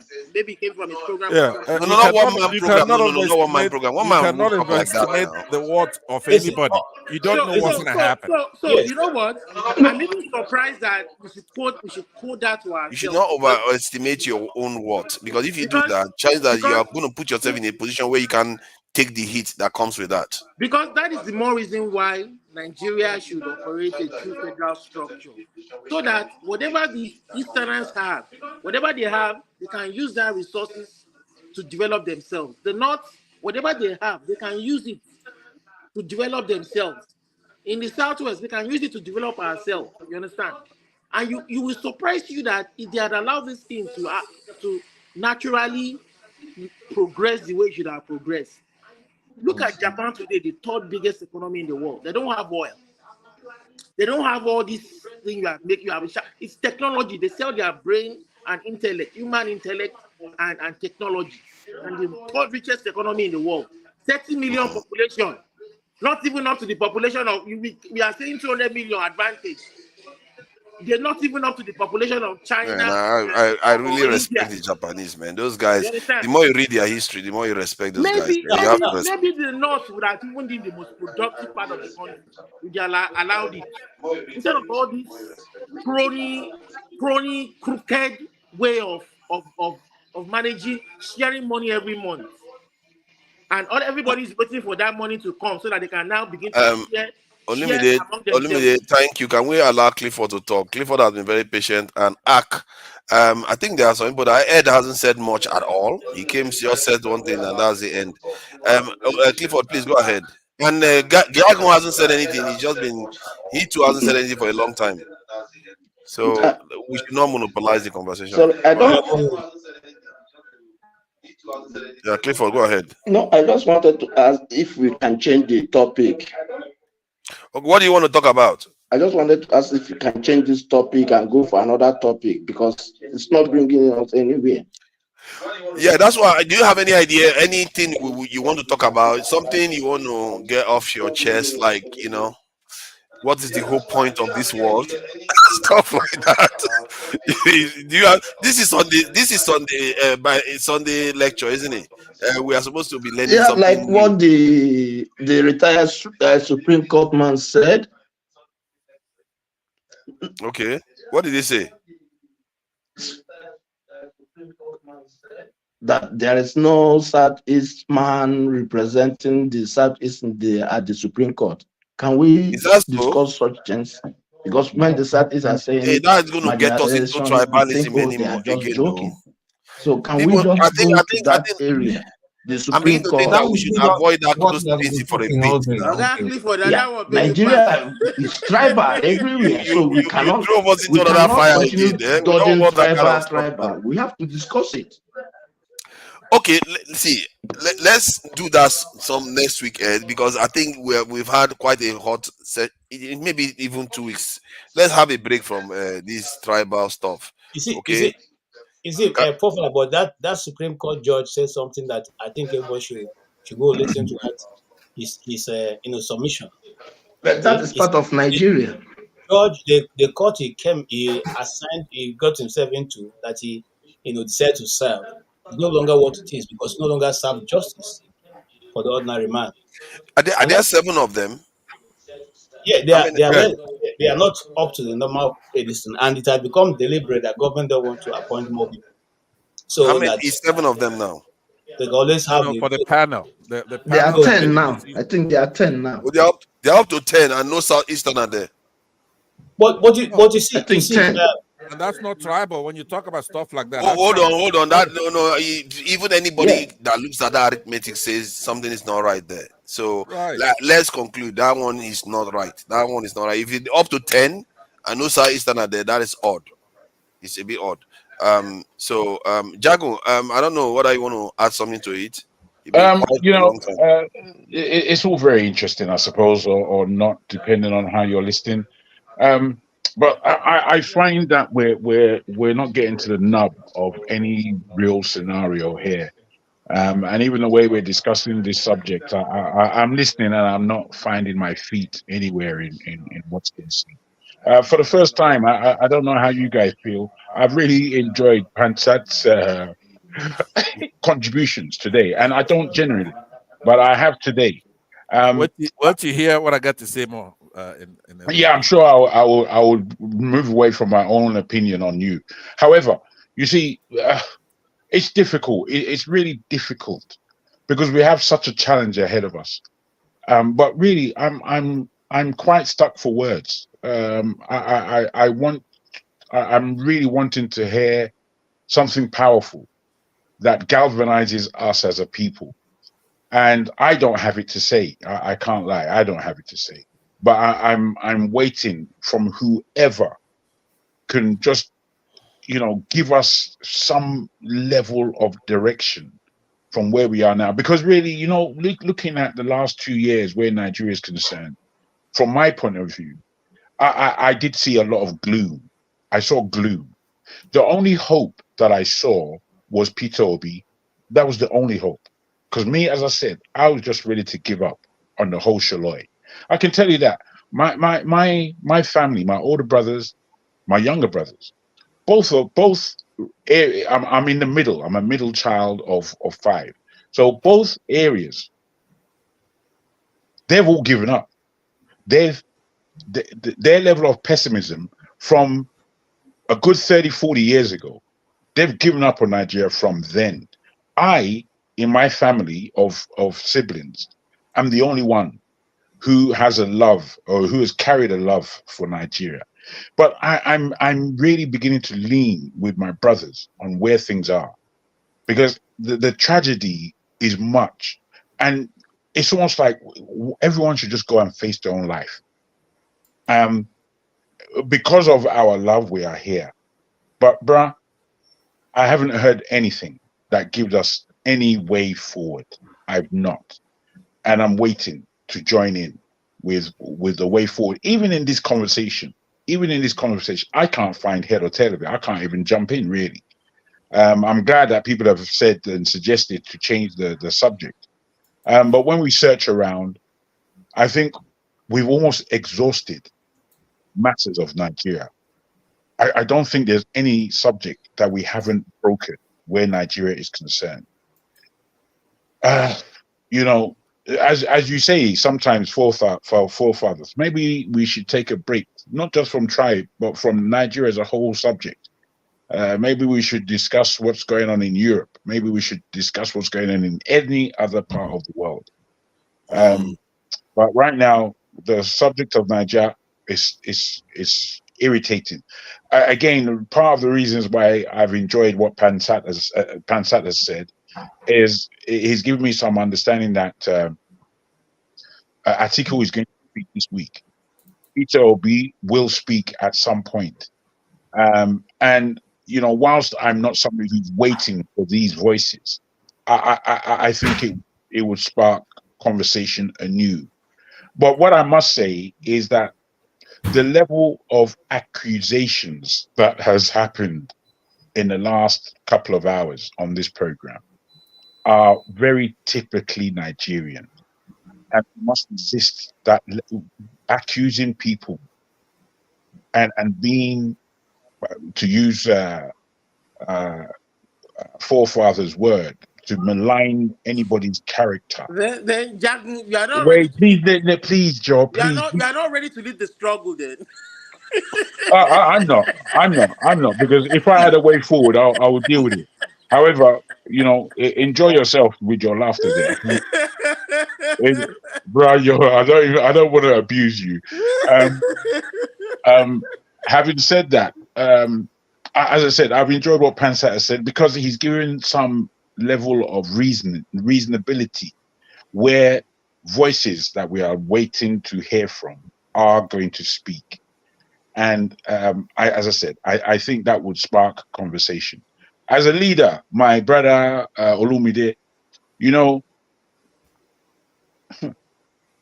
I know what I've done in this planet since I've been on this planet in terms of leadership. And bruh, believe me, I'm a strong leader. And what I lead comes to fruition. It appears in real life. But we need somebody like Nelson Mandela, though. But you and I are not Nelson Mandela. Nelson Mandela was in prison for something years. I don't know what you're talking about. Maybe we should turn the whole thing into a comedic something. I don't know. The black people in South Africa are not doing that well. They're not doing that much better than. See, if you look at the wealth in the country, it's mostly still in the hands of the Western, the Europeans in that country or the Indians. So. The glory of South Africa today, I've had conversation with South Africans. The glory of South Africa today is mostly still in the hands of the elites. Just like in Nigeria, it's just that the elites in their country is white. They are mostly white. That's the problem. And so we shouldn't necessarily envy them. Nigeria, to an extent, has things that they've managed to keep going compared to other African countries. Like the land ownership in Nigeria is still mostly in the hands of Nigerians. The economy of Nigeria is still mostly in the hand of Nigerians compared to other countries. You'll be surprised how other countries are. Their countries are either in the hands of Europe. The economy is either in the hands of Europeans, Indians, or a mix of all of them. So Niger, the thing is that South African blacks, they are on the ascendancy, right? They were doing horribly from apartheid being the bottom, and then they are on the ascendancy. Right now, they have captured political power. They don't have economic power yet, and that's because obviously Mandela was the kind of person that he was. Now Nigeria is on the descendancy. Okay, we're going down, and the rate of us going down is so fast. Now, the corporates in South Africa may have been whites. There's South Africans and they're white. They are going down too, by the way. No. You have to look at the South Africa is going down too. They are in trouble because of what is happening to their economy now. They are being sabotaged. No. You're not listening to what I'm saying. Okay, they've done worse, right? They've been in worse cases before when they had no political power and no economic power. Right now they have political power. Yeah, but they are going back now. That's what I'm saying. They are having rolling blackouts in their country. No. Yeah, they're not. You could have those kind of cyclic economic things, right? Like I said, too many whites still control a lot of things there, especially in the law enforcement and things like that. But they, believe it or not, you have to be myopic now when it comes to this issue. We have to deal with Nigeria. That if our tormentors in Nigeria, they're not Nigerians, believe it or not. Just like those South African whites are not really South African in the big sense, right? The people who captured Nigeria, their skin may be different. In their head, they're not even Africans. Okay, the people who dictate, or you go to a Lauren and they take over lands over there. They, like I said earlier, in the Tiv lands, Benue, they're putting them in camps and taking their land and massacring them, right? They don't really believe they're Africans. A lot of them. Now, how you gonna know is if you go to the swamp where they originate from, where they come from. Right? If you go there, they are classified as Arabs and Africans. Now go over there and see. The Fulanese over there are the Arabs. And it's quite funny, right? You go to Niger and Chad and all those areas further north, right? Those guys, the way they classified, if they show an Arab there, it's just gonna be like any other not a Nigerian up there, right? Do you understand what I'm saying? But they are Arabs. They're not blacks. And then they are tormenting the Africans, what they call Africans over there, which would be our normal people, right? Flat nose, kinky hair, and stuff like that. So you have to understand that the same situation obtains when you go to Rwanda, for example. If you go to Rwanda, you have the Hutus and the Tutsis. Over there, the Hutus have flat nose, like your Igbo guy or Yoruba guy, right? And then the Tutsis are like the Fulanis. And they're in charge there. In Rwanda, what they did there is what they were trying to do here in Nigeria. Okay? That's the United Nations. This is a big plot. I think your flat nose term to me is a symbolic term for more Niger Congo people because that is not very instructive. Look at Jagun and look at your brother Tone there. They don't have flat noses. That's what I discovered, that we are quite benign features. It's not very clear cut. You know what I mean. Okay. Look, they say if you see but what is the point you are making, that we are divided amongst ourselves? Right. What the point I'm making is that Sorry, can somebody confirm what is happening in Rivers State? Yeah, they said that there's fire in the assembly house, but it's not. Let me see. Rivers State, this thing. Let me confirm.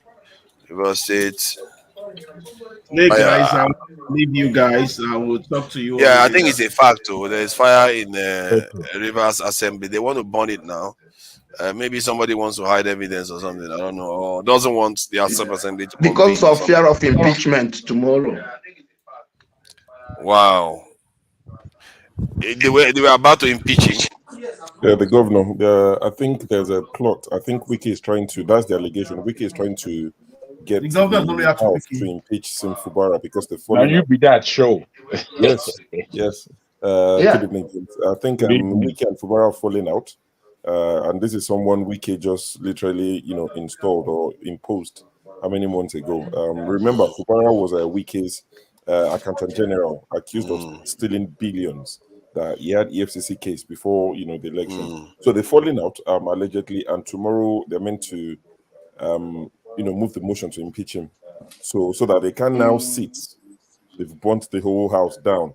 So I was joking that maybe they would start the motion on Zoom or on Teams and just move the So motion. Wike wants to get Fubara impeached, and somehow fire started. Oh my God! Yes. So they've burnt the place. Why?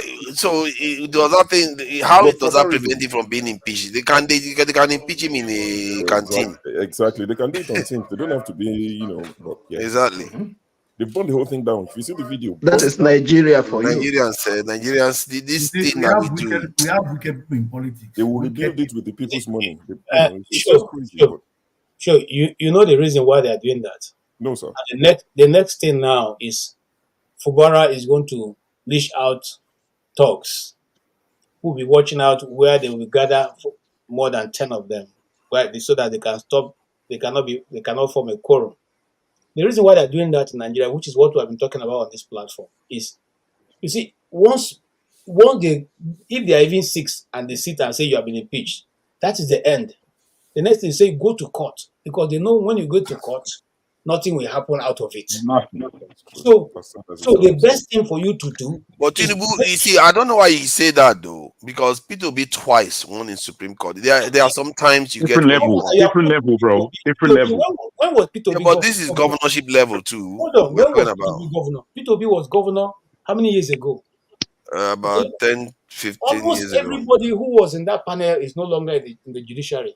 Just like this judge was saying today, when 2 days, 3 days, about a week ago, when he was resigning, and when he was stepping down, and said the judiciary is no longer what it used to be. It's no longer the days where people can tell you the facts on the ground. And remember, Wiki has the president's ears right now, and they will tell him if we leave this guy, we might not win Rivers in 2027. Yeah. So there's a lot at play, Yeah. It's Have an we heard interesting from one. Ark or Mashola? Mashola. Mashola. Okay. I've listened to everybody. Want to change topic? Can I drop this topic here?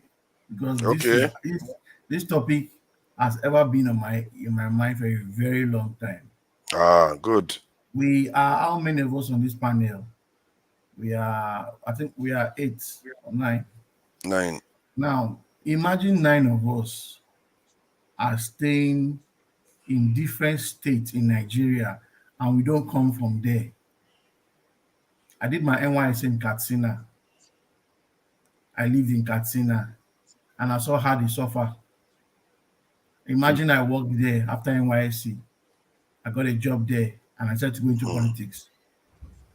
It means no matter what I want to do, I can't aspire to be a governor of that state because I'm from Delta State. Yeah. That is where Nigerian problem is from. The day you have Yoruba man be the governor of Kano, the day you have the governor of Lagos State from Kano State, when we start having different tribes being governors of different states, we will not have problems again in Nigeria. But for the fact that you don't come from that state, you can't rule there. A Igbo man, just imagine a Igbo boy born in Kano, schooled in Kano, did university in Kano, works in Kano, investment is in Kano, and at the end of the day, he cannot aspire to be the governor.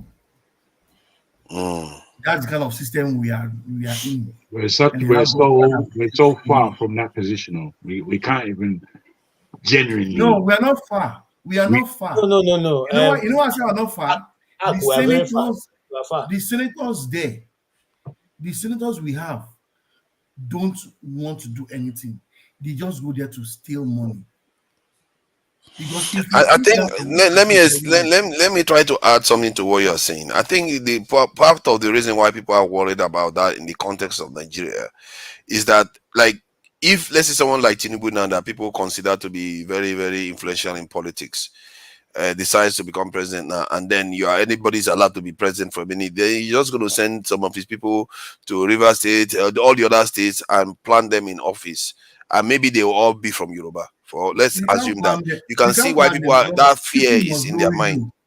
They must know you. They must know that you are from that. They must know you now. They know Tinubu. A lot of people don't like Tinubu, but yet it's the president. So see, for me to be the governor of that state, I should have lived there more than 10 years. I think you should be born there. I think you should be born there before you can rule the state. If you are born there, you have, because they can't just bring you over after 10 years. Then you come and aspire to be president, governor. I'm talking about someone that was born there now. Yes, born there. You should be naturalized there. I think you should be allowed to. You have friends there. All your childhood friends are from there. Gentlemen. What architect is suggesting has it not been done before? The first I know where you are going with this one now. The first representative of Enugu and Onitsha are all Hausa men. They are largest. Okay, that was even before Nigeria got to where it got. They were all representatives they were largest who were known to that place. And Nnamdi Azikiwe said, the one in Onitsha, allow him go represent people. And he was the mayor. He was the one who was representing there's somebody who was the mayor of Enugu, who was also a Hausa man. Okay, the Igbos have given more than any other person have given, and I'm saying that with understanding that even Lagos State under Tinubu, an Igbo man was commissioner. Okay, yes. So, but you see, the system deliberately do not want these things to function that way. Okay, and we ourselves are helping the system not to allow it to function that way. I'll give you another example. There was a man called Ojukwu who was the DG of the Population Commission. And when he was appointed by Jonathan, he looked at the record and said, wow, even from the very first time census was conducted in Nigeria, it was not accurate. It was all, crooked papers. Okay? And the North, led by the Southerner, and I'm calling names, went to Jonathan and said, if you don't remove this man, we will not support you. Okay? Because the man had taken all the information that had been cooking the books for many years. He knew I was going to go to the press with it. All right? And Jonathan eventually succumbed to the pressure and removed the Juku and put someone else there who covered it. You haven't you asked yourself, why is that when you are doing census in Nigeria, they remove tribe, they remove religion? Why? Because with that, you know exactly how many everybody who claim to be millions, how many they are. I thought there was tribe in it because that's how you identified in different groups. No, they remove it. Go check. They remove religion. There was no religion. No, I mean tribe, like Hausa and stuff. Because if you do that, you find out that the Fulanis are not more than 7 million. So absolutely, what are we saying? They're not up to 3 million. I don't know. Let me check this map. I'm being nice to say they should be up to 7 million.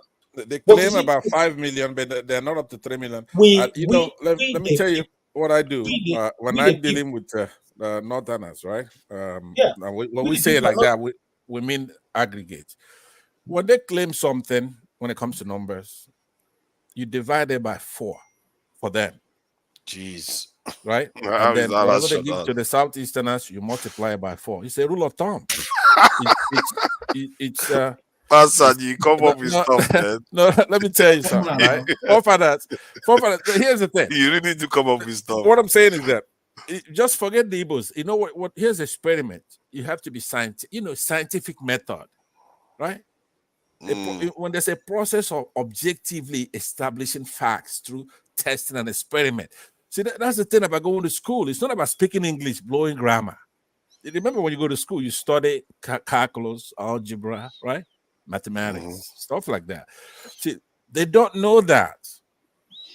They think education is speaking English, right? A lot of things are by observation. A lot. It's a scientific method. If you go and you turn off that BVAS, right? Right? And I say to you that Muslims turned off the BVAS. And you start laughing and you go, no, that's not true. You're talking about it. You're talking about it. Now, let's not remove the Igbos completely. Let's look at Nigeria without the Igbos and what's happening to the country. Right now, we have a president, vice president, Senate president, speaker, chief of army staff. I could just go all the way down. They're all Muslims. They are all Sunni Muslims. Okay, then make the country work with that. Fine. I'm not, because then the argument will be flat. If inflation is curtailed, there are jobs, there's movement in the country is going the right way. No, somebody who's talking tribal or religion becomes a goofball, right? But nothing is working, not even a single thing. So now we could go back and plot a graph, x-axis, y-axis, from 2015. Before 2015, when you had Igbos, women, all demographics in our government. Plot the graph. It's astonishing. It's stunning, because right there from 2015, when they successfully removed the Igbos, removed women in government, and use Muslims to run the country, everything fell down. It nosedives right from that day. So I'm looking at a demographic spread of Nigeria here. It says the Hausa is 25%, the Yoruba is 21%, and the Igbos are 18%, Fulani 16%, Ibibio 3%. I didn't know Ibibio was that large. Fulani one is raised. Because everything you just said, I know very well those figures. The Fulani one was 8%. Then I saw it at 12%. Now you're telling me 16%. No, 6%. 6. Oh, yeah, okay. 6. Yeah, it's 6. And Ibibio is quite big. I'm surprised Ibibio is up to 3.5% actually. Tiv alone is 2.4. Kanuri 2.4, Ijo 1.8. Maybe that is, I don't know. Then the other group, this is another one that you guys should listen to. The others that are still present in Nigeria, which is scary, is about 20%. Okay, that so you see, that is a big group there too. But here is, see, they overdo it. That's how stupid they are up north, right? If for me, if I want to cook the books, right? If I want to make my tribe look bigger, I'm gonna try to do it where you're not gonna catch me. I'm gonna do something that's, gives me some edge, but I'm not gonna go stupid with for example, the Igbo. There is nothing, for example, on the internet. You have a lot of Igbos on the internet, right? By observation, even on this platform right now. Or if you go to a restaurant, how many times have you seen a Fulani guy in a restaurant eating a meal? Never, right? So now, if you're gonna take Igbo's way of which, if you go to even your village right now, I don't know where the hell you come from, right? Forefathers. You go to your village, you have a lot of Igbos there. Did you just say how many times we see the Fulani eating a meal? Never. What does that mean? No, let me learn. What I'm saying to you is that you have so many Igbos that I'm actually arguing that you have more Igbos than every other tribe combined. That's the kind of realistic observation. But let me land. You're not exactly running over people everywhere you turn. Let me land now, because it's absolutely, they have us intimidated. Our people don't talk the way I talk, right? Igbos, they don't want to say anything. Look at Tone here. He's not going to say anything. He's actually embarrassed the way I'm talking. but see, okay. He doesn't want his friends. Pastor, let me ask you something. Let me ask you this though. Yeah, I didn't land. Go ahead. Yeah, I know. Sorry. Let me ask you, like most of the Igbo people, the family members, and all the Southern Easterners, on average, what is the birth rate that that they tend to have? The birth rate? Yes. Okay, Igbo's birth rates are in multiplications, whereas the Northerners are in additions. Because I know you say they married 3 or 4 wives, right? But it's still 1 plus 2, or 1 plus 1 plus 1 up to 4 wives, right? Okay, but Igbos, yes. we are all over the place, and you count us not just a multiplication, maybe factorial. I don't think you're answering the question. Or I am answering the question. What is the birth rate? 4 plus 4. Hold up. 4 plus 4 is what? 8. Do you know? Okay, then 4 times 4 is what? 16. Okay, which one is more? Where multiplication, they are in addition, because they have 4 wives. Okay, now, so what is go the to the birth rate? north, right? The birth rate of the Igbos, I just told you. The way you 16? have to count it. In that case, with that example I'm giving you, it's a One multiplication. woman having 16 children. Are you serious? 8. 6 children. 8. 8 children. Okay. No, what I'm saying is that you have, maybe if you have 16 women having 1 child, right? And then you have 4, one man having 4 wives and they're having 4 kids, right? It's like 4 plus 4. Do you understand what I'm saying? So there are more Igbos, period. Now, it's not only you. Your math is so fuzzy. It's like I can't make head of it. Because See, I asked you a simple question. I've seen you make this argument. What is the birth rate that you know of the people you know? How many on average do they have? In what happens, like if you are in diaspora, wait a minute, let me tell you, in diaspora, right, the childbirth rate, in Nigeria, the death rate for having children in Nigeria, especially in northern Nigeria. Can I help in this topic? Yeah, please go ahead if you have an answer. Oh, is this Clifford that was talking? Let me just say to Pansak, my uncle, he's late now. He had corrected it. Sorry.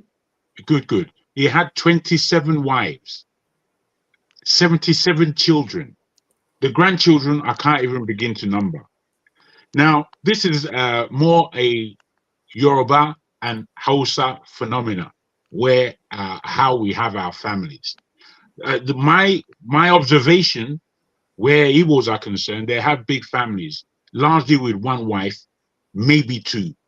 In our generation, between maybe our father's generation and us down here, largely amongst Yorubas, especially in the cities, they would have 1 wife. But we maintain our traditions in the village. You see, when you make claims, wild claims as far as I'm concerned, where you say Igbos are more than every other, I'm thinking, bro, let's just throw that out and move on, because it makes no sense, I'm afraid. It may make sense to you and you may utter it every time, but it really, bro, it doesn't add up to a hill of beans. It really doesn't. Okay, let me answer you, please, because that's a good point to Pastor, please, can I help this let me just let Clifford ask on the hold on, let me answer Jegun now. I have myself a Let me You're not just say answering something, even before you go on. the birth rate that you know of. How are you going to answer that one? Let me just answer Jegun, then I pass it to Clifford. That's the way conversation goes. Okay. Hold on, he makes a point. Okay, 30 seconds, please. Now, Jegun, because I talked about scientific method here a minute ago, right?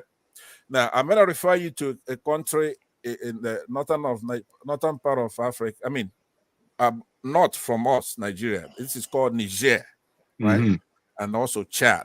So now, Niger population is almost indistinguishable from northern Nigeria. They're the same people, right?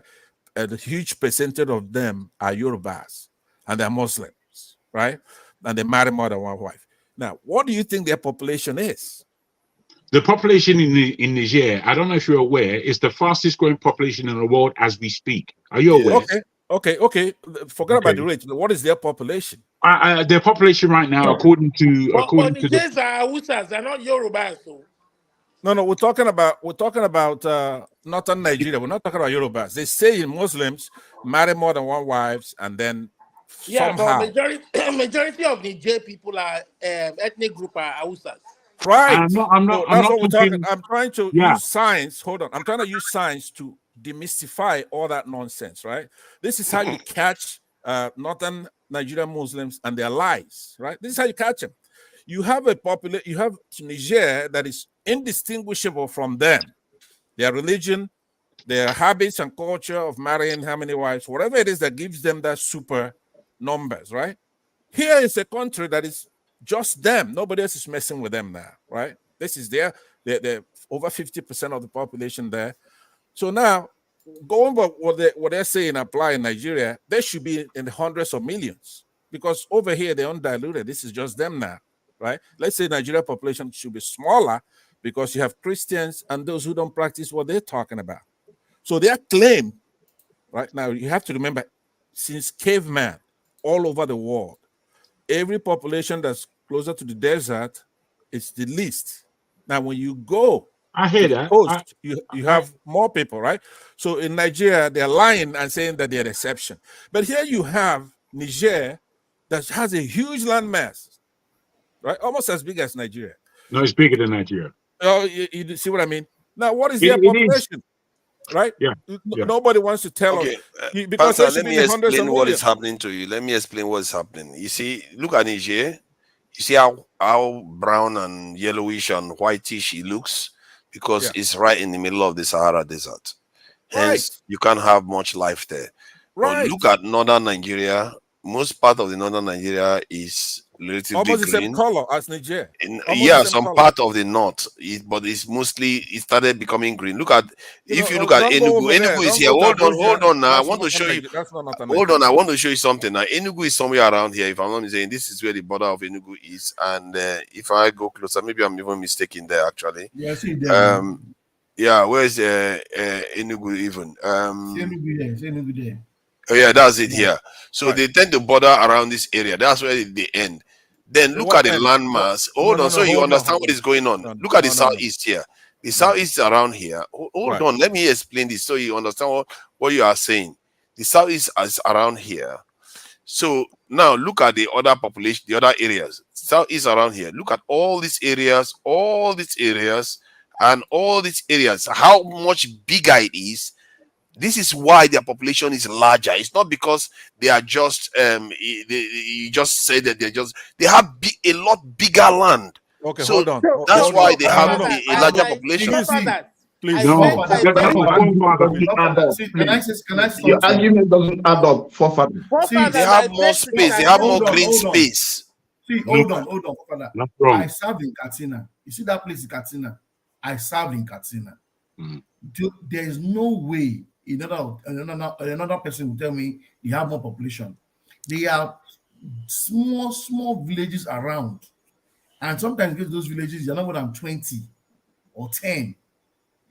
They are scattered everywhere around. You can go from one local government to another local government. It could take you an hour moving from Katsina town to Dusima. No, Katsina. Look at Katsina. Katsina is in the desert, so that's agreeable.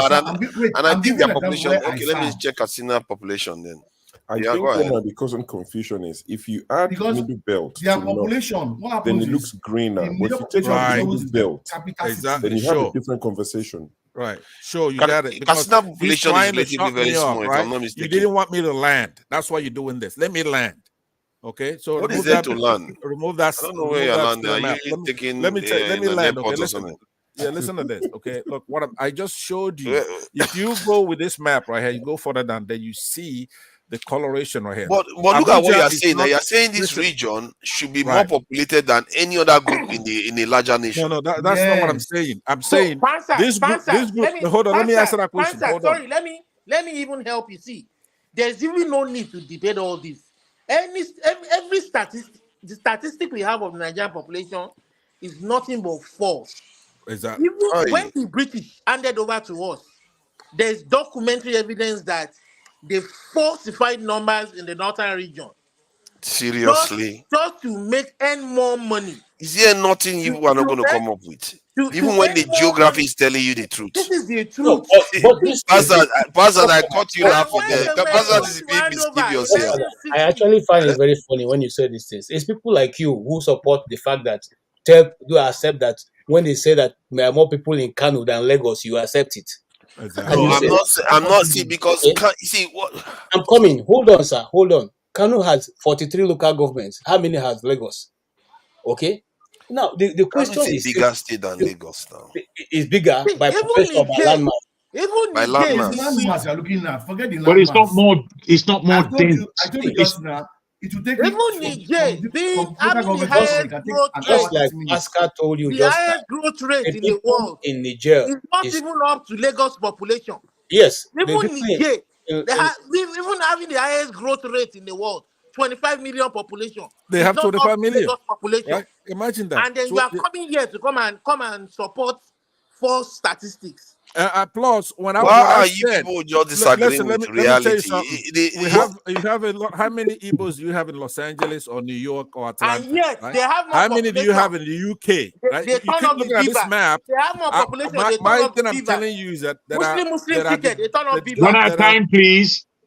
Yeah, what I'm saying to you, it's not pointing at this area. I'm saying you have a lot of Igbos now. You could go to the North Pole, you have Igbos there. You could go to Port Harcourt, you have Igbos there. You go to Lagos, you have Igbos there, right? You go to a restaurant, you have Igbos in a restaurant. You don't have these people in a restaurant. They're not on here. They're not on this platform. I don't even know if they're on the internet, right? No. So what I'm saying to you is that you cannot let them keep fooling you because you want to be gullible because you come from a small planet, right? Wait a minute. So by that standard, River State and Bayelsa and the other ones that are closer to the sea should be by far more populated than the. Let me direct you, forefather. Go to a map that underlines the density of the populations, and then you will see the density of the East. The density of the East is not a joke. It's crowded. Yeah, that is the whole point. That's why they've got 18% of the population. If you look at the Southwest, it's relatively large. Actually. No, but it's not about the size. Besides, it's about the size of the land. I am agreeing with you. Okay. Because the population, the area is relatively small, and yet they have 18% of the population of the country. That is large. Because if that is true, then this region, this entire whole region, doesn't have as much population as just these small areas. Forefather, if you study geography, you find out that all over the world, except Nigeria, population gets bigger towards the sea, towards the river, towards where you have. And it's consistent with this one too. I'm coming now. Hold on. It's only in Nigeria that you have more population in the north than you have in the south. Go and check. You see, you are not okay. Look at what they call it north. They call it no. Wait, forefather. Before you go on, it's too big. The north is too big. Sorry, my brother. Before you go on, apart from understanding what KJ has just said, and then throwing out what Olumide said, which is a reality. It's a real thing. The first ever elections, the English told the North to up their population. Whether you know this or not is not here or there. It's been said here by Olumide, and I'm backing that statement. You understand? I'm not necessarily disagreeing with that. I'm just saying that if you entertain those posits, then you would have a different coloration on your own point of view. I see. I'm looking. Something that we have to use a level of what the numbers are saying. Remember when they carried out it's in the census, Obasanjo was in office, and secondly, you look at the landmass. Even when all the this in submission that was made that when you go to the south, there's more population. I agree with that. Even the map is consistent with it. The problem is that you are not taking into account that they have a lot bigger landmass. No, we are. All that, but landmass doesn't mean anything. Right. Okay. London. Hold on. Let me ask him a question. Okay. Look, how many people do you have in Alaska, and how big is Alaska? And Canada. Let's use Canada. Yes. How many people you have in Canada? Absolutely. Canada is different. I agree with you. No. Don't start that. Follow your logic. You have to compare regions in Canada to make up the same point. Let me give you an example. Wait a minute. From Warri to Benin, assuming the roads are good, it will take you an hour. That's moving from one state to another. Now I'm in Katsina. I'm moving from Katsina. I'm going to Dusima. It takes me 1 hour 30 minutes sometimes to get to Dusima. I'm in one state. My first day in Katsina, I saw "Welcome to Katsina State." I did not get to inside Katsina until 2 hours later. And driving that road, there was no development along the road, left and right. If you're on the road, you will see a vehicle coming from a very far distance. Till you get to it, you meet it from a far distance. The same car you're seeing, you will definitely meet on the road, but you're seeing from a very far distance because the land mass is wide, very big, and they can't farm everything. Right. They don't have ground. And you know, the problem here is that Nigeria is not being sincere. He's not being candid, right? Hold on, I'm about to measure the entire area of the southeast. The debate we're having here is not issue of area. If you have gone to the north, if you have stayed in the north, and you go from once you are coming to the north, once you get to Jos, from Jos upward, you will drive. You can drive 1 hour. You will not see any community. I think I may have gone too far. No, hold on. I'm trying to measure it. Let's actually do the real numbers. Look, it's not Look important. At the distance. Hold on, please. How can it not be important? You know why? The argument you've always made in other platforms on this issue is that the Muslims they marry more than 1 or 2 or 3 wives. That's what you. They have a higher birth rate. They have a higher birth rate based on how many wives they have. That's the argument. No, they have a higher birth rate. It's not based on how many wives they have. It's just a higher birth rate per woman. Okay, hold on. So now my question to you is that then when I brought Niger, that has a similar population, similar tribes, right? You have Fulfidid, and then you have Hausas as a majority, but just like the northern Nigerians, they're next door. So I bust you because they have 25 million population, right? Right? So it's not true. It's a lie. Look at what I did here. Look at what I did here. You go for land mass and you hold on. I want to give you an idea of what I'm talking about. You see what I did here? I created a kind of fall with around the southeast of the size of the southeastern area. Look at that. It gave me around 574. If I try to do that same with the north, let's say I come here. Let me clear this thing. If I try to do the same kind of stuff with the north, I say I start from Katsina, measure distance, brought it down to somewhere below this Abuja, then went north. This way. Abuja is not northern Nigeria. But that is what they account as north. That's the problem. No. It's not geographic, right? When you talk about the north, we know it's like pornography. You know it when you see it, right? Abuja is not northern Nigeria. So just go to kind of like you did over here. Kaduna. So you're looking at 2,000. You're looking at 2,000. I'm not even. Let me put it back. I think it's a bit much here. No, you're looking at 1,800 from 500. So that is almost Abuja. That I've removed this thing. I've removed this thing from it. Do you know what? So you want me to leave Kaduna even keep going further north to the Sahara before you rest? When you want to start, I've left Abuja now. I've left Abuja and started going north. And yet, look at the area. Hold on now. I've left Abuja and started going north. Still look at the area. Look at that. What father? You know what father proved them wrong? That's 2,000. It was this last election that proved them wrong. In 2019, when they did that election, are you seeing it? When they did the last 2019 election, the size. By the time they declared Katsina and Kanu results, forget it. I think exactly. But this election, the moment they saw the thing swinging, Katsina result came out. By the time they saw the whole thing swinging, they just closed the beavers. They turned it off. The area that is regarded as the geographical north is the area that is regarded. See, Pansat. The area that is regarded as the geographical north. Can you just try to hear me out, please? The area that is regarded as the geographical north is about 6 times larger than the area that is regarded referred to as the southeast. So this is the reason why you tend to get more population in that area. It's not necessarily because match for match, you don't have more population in the area. We showed you in terms of population density, you are higher. Larger than Nigeria. The issue is, like I told you, you have not been to the north. You need to be there to justify what you're saying. I've been to the north. Where? I'm sorry. Where? I've been to Kaduna. Kaduna is I've been to Zaria. Kaduna is like going to Lagos.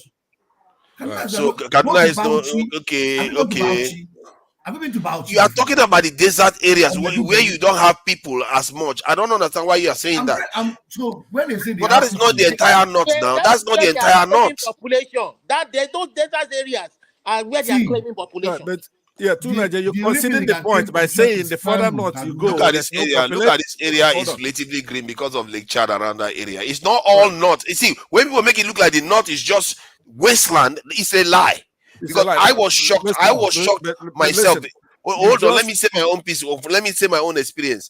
I was so shocked by it because I was the same way you are talking. You gave me the impression that the north is basically a wasteland, and every time I see it on the TV, it's like a dry area. But when I went to Kaduna, no, it's not dry. It's almost like the south. You see mango trees. You will see. Okay. I went to Zaria too.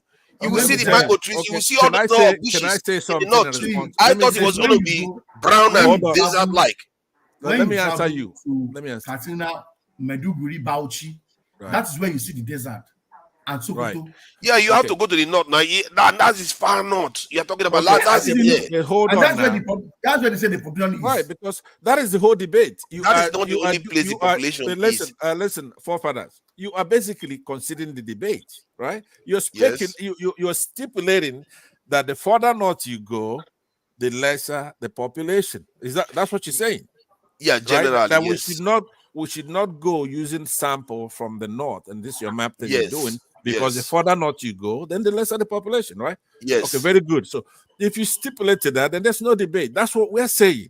That the further north you go, that you shouldn't have that many people over there, right? In the north. Now, Kaduna and all those places are not really northern Nigeria. It's just that they have so much hubris, they've taken over people, even in Yoruba land. Watch yourself walking. Let me land now. Let me land. Okay, land now. The Kaduna and Kanu is like Lagos to the Hausa people. You see, now he just said it himself. You just considered it yourself.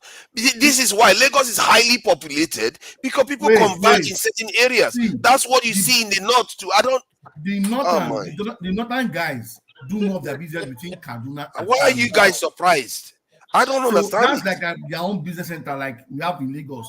Like the Igbo man sells his spare parts in Lagos. People go to Lagos. You understand now, don't you? Now you understand. The same way the northerners take Kanu as their main base for business. So everybody that is from the north comes to that place. Makes it but not only that, do you know how many Igbos and Yorubas are in Kaduna or Kano? I must tell you. Do you know how many Igbos are in Lagos? When I went to Katsina, I never built our former discussion was population and the percentage. Right. Play for this one. Go ahead, sir. Go ahead. Okay. So what I'm trying to say, I say this and I'll sign off. Okay. What I'm trying to say is this: in every state where you go to, you find Igbos. In every state, in majority of the place where you go to in the north, you find Yorubas. But it's not in every place you go, apart from Lagos, that you find houses. You find Fulanis. True. So now, for those of us who have worked so much, because there's no part of the north I've not worked. Like I said, I've worked in every state of the north except for Missouri. I've gone there. I've traveled far and wide. In fact, it is through the north that I went to Rugby, which is the place where they built railway to. Now, once you leave the major city, example, if you go to Kaduna, once you leave Kaduna town as a whole, after a few inches outside the city, you will not see any other thing land. Now, in Zamfara, after you leave, in fact, we went to Zamfara before it even was. Once you leave Sokoto town, where is the best hotel, by the way, is Sokoto State Hotel. Okay. No, it's not Sokoto State Hotel. Gingija Hotel. Well, that Bikini, I prefer Sokoto State Hotel because I get that one wasn't safe for me, and they used to bring women, so I stayed at Sokoto State Hotel. Just for notice, we are going to be running off at 10 hours today. So now, if you leave that Sokoto town, every other place is a desert. In fact, you can actually, if you have a 4-wheel, you can actually turn your vehicle.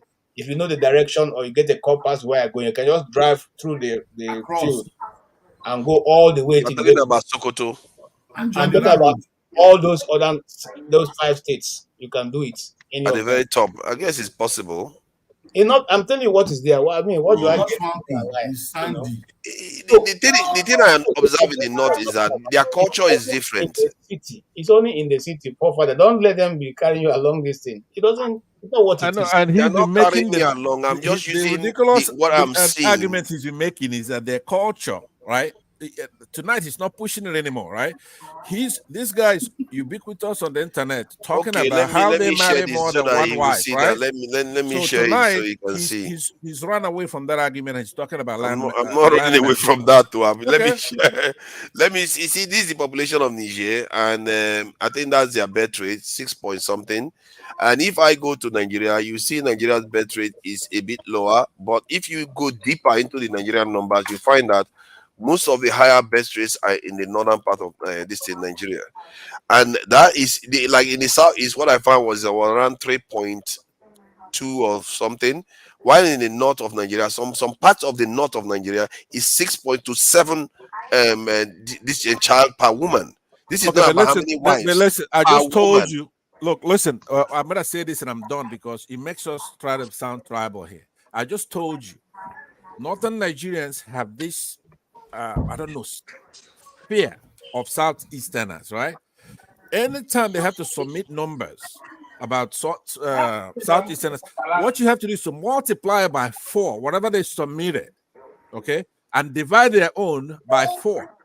That is the rule of thumb. I have seen them. They are a bunch of liars. So I don't know why you are saying that. I have seen the people that are doing have not these seen things. anything. You have not seen anything. I just busted that myth with and it's funny enough, Niger, right? I was in Southeast. I was with the Southeasterner when I found this. When I confirmed this stuff. So you are quoting liars. Okay, they hate Southeasterners. When there's an election, they will turn off the beavers because they would lose the election if you let it run. Right? Listen to me. Listen. So let me say something here. Let me say something. Like the birth rate forefather was saying, last Sokoto State, I was in Sokoto State before I came to Germany. Then my sister was working at Shafe local government health center there. Now they are under Zamfara. So they cannot get the rare birth rate there because 80% of child deliverance home. They do it at home, not at hospital. Most of them, they are not registered. So all these numbers, they just made it up. In Nigeria, if you look at the state of origin and the whole population of the state, the second number is Igbo people. So the 18% Igbo population in Nigeria is also not correct. You have more Igbos in a restaurant right now than the entire. There are more Igbos in every state in Nigeria. If you can't be the indigenous people in that state, the second is Igbos. So all the numbers they are posting here is not correct. Yeah, I think this may be showing some signs of the birth rate. I think this is tied to birth rate. They say viable. I don't know what that means because they didn't include anything. Look at birth rates here. So and yeah. Until we have a good government. Okay, I think this is the best. Okay, look at the fertility chart table here. So look at what we are talking about. You notice that Abuja is quite low, city, which is normal. All the numbers in Nigeria, they are all cooked up numbers. They are all cooked up. Now. Why is it that even the stuff you see with your own eyes? Let me tell you one thing I saw with my own eyes when I was in Abuja. I saw some young men, that barely is 20 years. They are riding Okada. I said, all these people, why are they not going to school? Because I remember they were talking about how Jonathan wanted to do something about all these children hanging around and stuff like that. The guy said, and it was a Southeasterner that told me, hey, don't do that. You don't know. These people, they already got one wife. I said, you have to be joking. That's not true. That go and ask that guy because the guy just dropped us with an Okada. I said, go and ask him whether that is true. Then he go and ask him. He said the guy said he's got already married one wife. I said, then ask him how does he manage to feed the wife. He said with the money that he's getting from there.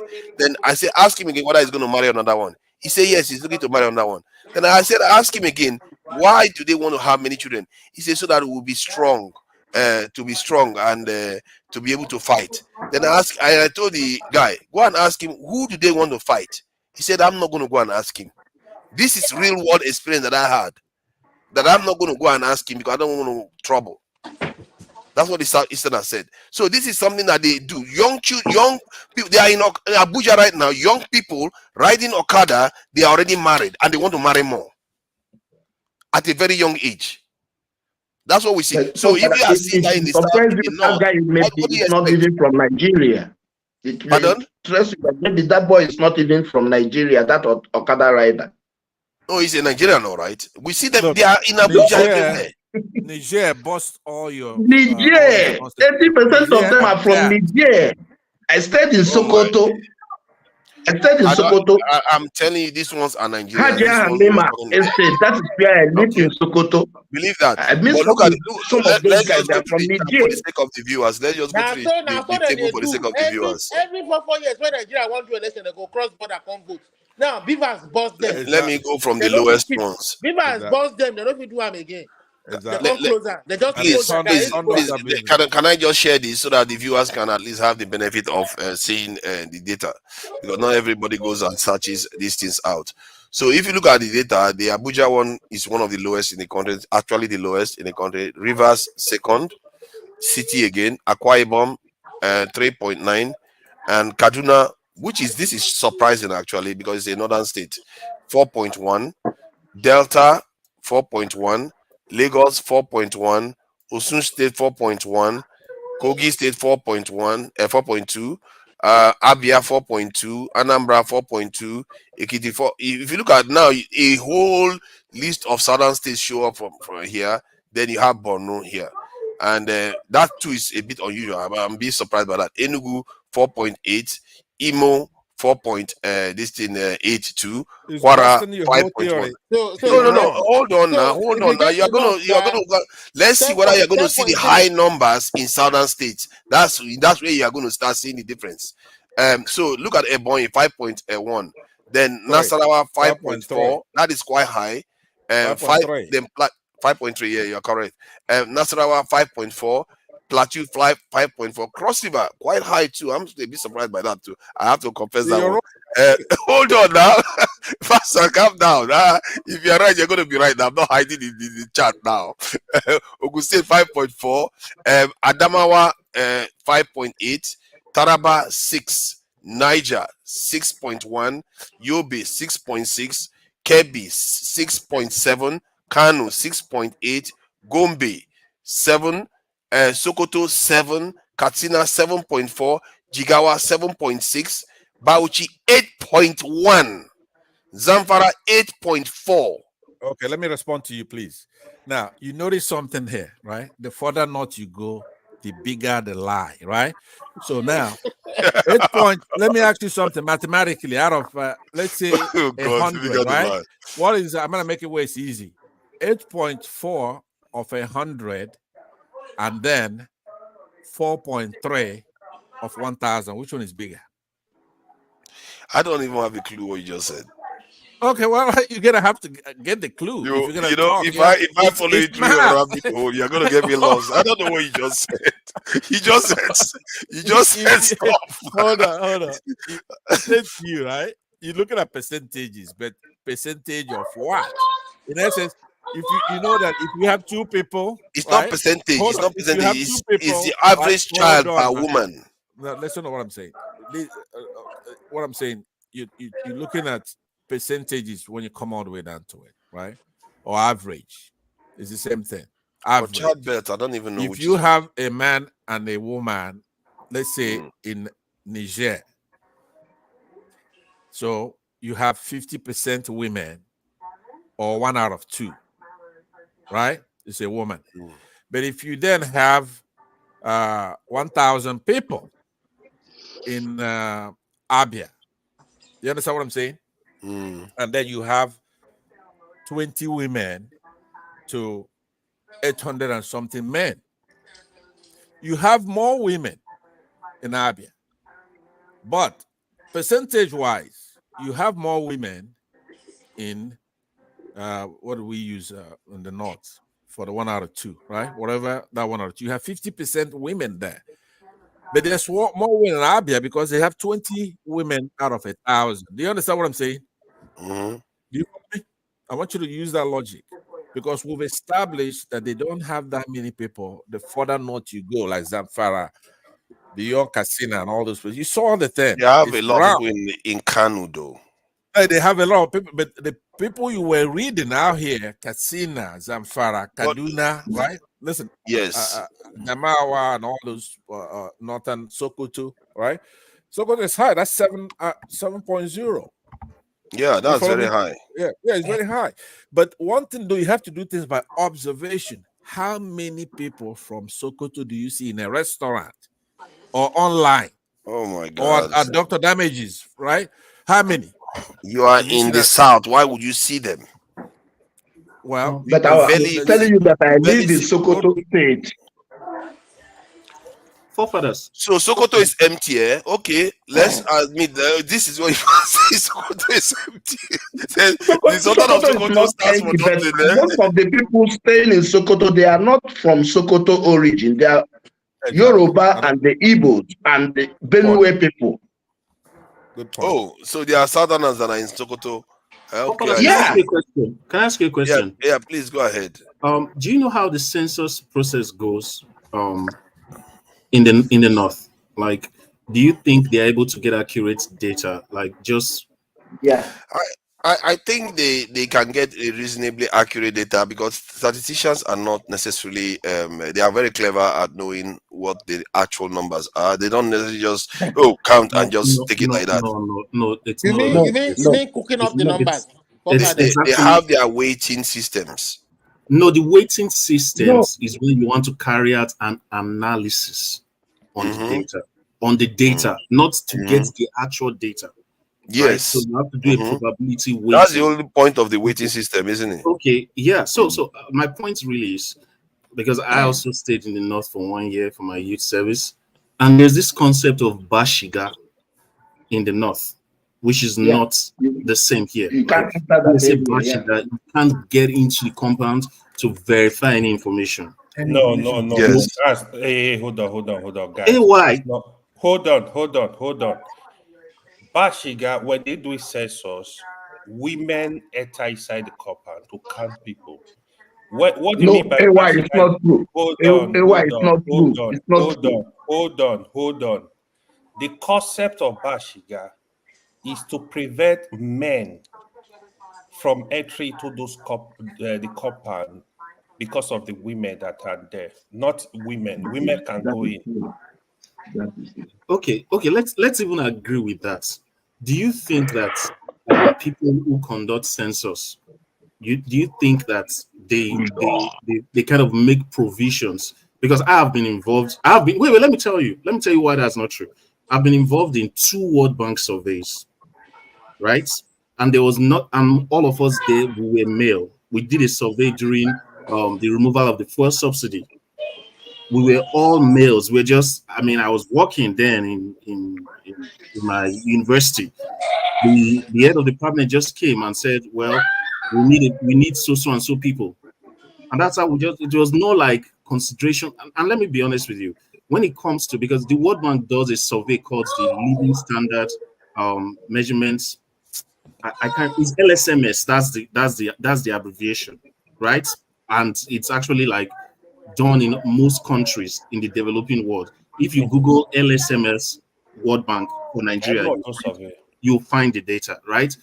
So, having said that, Nigeria's LSMS data are actually among the poorest in the world. And it's because those considerations that you are making, they are not necessarily incorporated there. Bro, every Nigeria data is fraud. Forget it. Okay. Nigeria data. I'm glad. You know what? I think even with my armchair, this thing can. If you give me certain data, I can ask for certain data from Nigeria, and I can estimate the population of the country. The fact that the idea that people say the Nigerian data is fraudulent, I really don't agree with that. No, we have bank account details, we have phone records, we have so many records. How many people own bank accounts? it's quite a significant. You can carry out a kind of analysis, have a kind of it's not sample, even 50%. Extrapolate out. It's not 50%. I'm talking of people in development economics that have actually done surveys. Yeah, man, wake up. And they tell you that there is a lot of limitation. It's not as good as maybe a place like Malawi, whose data I've used. I've used Malawian data. So now we don't know the population of Nigeria anymore. So we are what not I'm trying to 200 tell million. you is what I'm trying to tell you is that there are already some intrinsic limitations to that data collection process.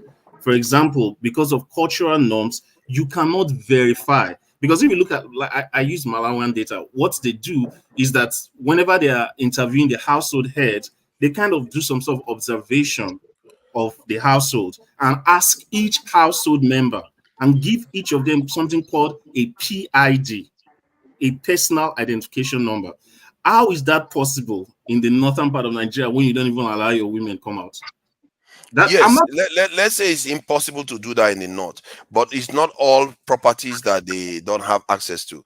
The ones that they have, let's say with the female, they are going with female surveyors, people that are doing the counting. The ones that have access to it, they will use their averages to average out what the numbers are saying, and this is what the point of weighting is. The ones that have let's say the ones that have let's say you go into some compound and they don't let you in, and the man of the house or whoever sends somebody in there to go and count, and they give you their numbers, the average that they come with. Then you compare it to the ones where people actually have access to verify the numbers. Hold on now. The ones that actually have access to count the people, you can use that to say, okay, compare them. If there is no consistency, let's say the ones that nobody has access to them, and they just go and give you the number. If the number is so lopsided from the ones you have access to, it tells you that something is wrong.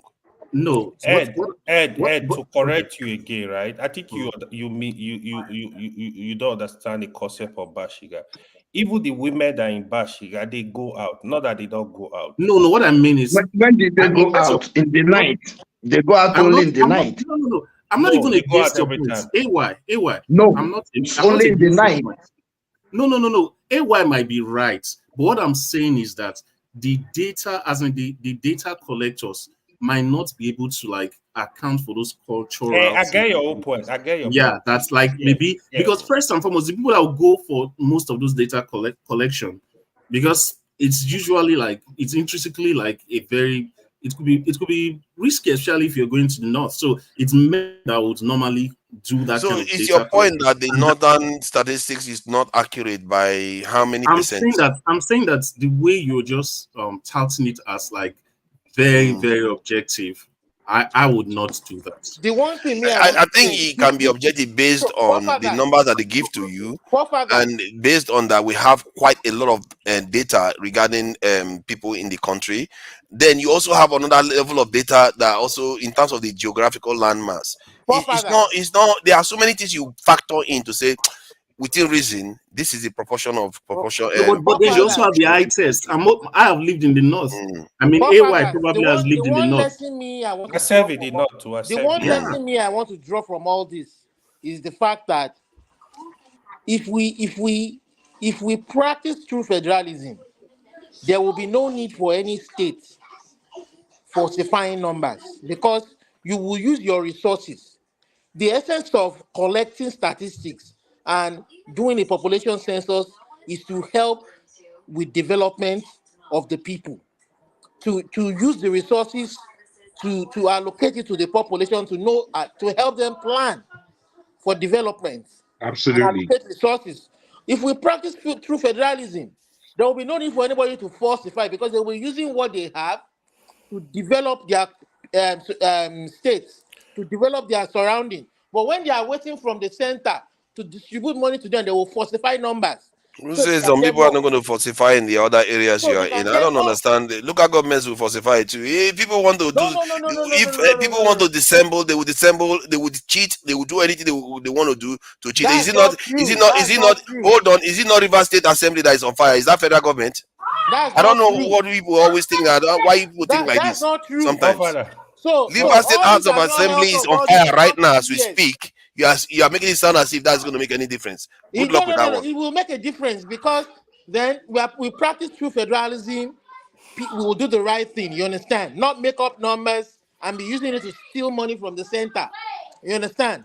Waiting for the country to sell their Sometimes you oil. act as if all your elders are stupid. All the Yoruba people, all the Igbo people, all of them are stupid. They are not that stupid.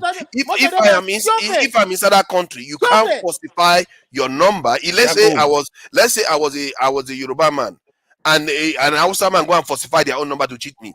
I'm telling you, I'm not going to let it fly. I will reveal it from the statistics, and I know that a lot of Yoruba clever people are there.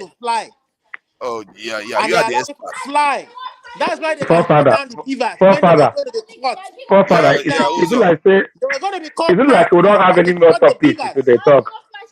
And this is one is an interesting topic because I think sometimes when we are talking, we always make it sound as if in an area that is 6 times smaller than another area has more population than that area that is 6 times bigger. I don't understand. By what you just said, it doesn't compete. If everything remains the same. Your mass is not mapping. Forefather, have you been to the north before? Wait. Forefather, yeah, go ahead. Have you been to the north before? If not Kaduna, that's Zaria. Have you been to the royal area? I take jobs which are blue. From Johnstown to Shandala government over 4 hours. And that 4 hours they can only see to local government. Okay, you cannot tell me for listening, they not have a very big land map, not population. Yes. All right. Now if you talk about population, are you counting if you come to Lagos, like example now, you come to Kano to count people. You count everybody there, whether Igbo, Yoruba, Hausa, everybody is the population. It don't count by okay, Hausa, this population, Igbo, this population. Everybody is in the population. So if you are talking about one Nigeria here, everybody is in that population. If you are counting, okay, during the census, everyone go to your village and be counted. Like the Northerners in Lagos State, they all go back to the north to be counted. But the Southerners doesn't move. We count where we belong. During the election, they will travel back to their home to go and vote. That was the Southerners say where they are and be counted and contribute to the development of that community. All right. Okay. Now, if you're counting Kanu now, if you remove the Southerners, you know how many Southwest people in Kaduna and Kanu? That many people in Kaduna and Kanu. Enjoy from Kaduna and Kanu. If you remove that population of non-indigenous from Kaduna and Kanu, how many do you think they are? All right. The same thing all over Nigeria. So let's leave this part of counting or no counting. Everybody is being counted. Igbo, you know, everybody head they count. It doesn't matter where you come from. That's just it. So I'm looking at the density map here. Let's see if I can pull a density map up. See, the reason why I say this is because it's not. Sometimes what you are saying is true, but it still doesn't. It doesn't lead you to the conclusion that some people are reaching. The south is more. But if you look at the density map, this region is it not more densely populated? It's clearly showing it that it's more densely populated. But then when you take it out, you see that they have many in the north that is spread out. This is what I'm talking about. They are more spread out.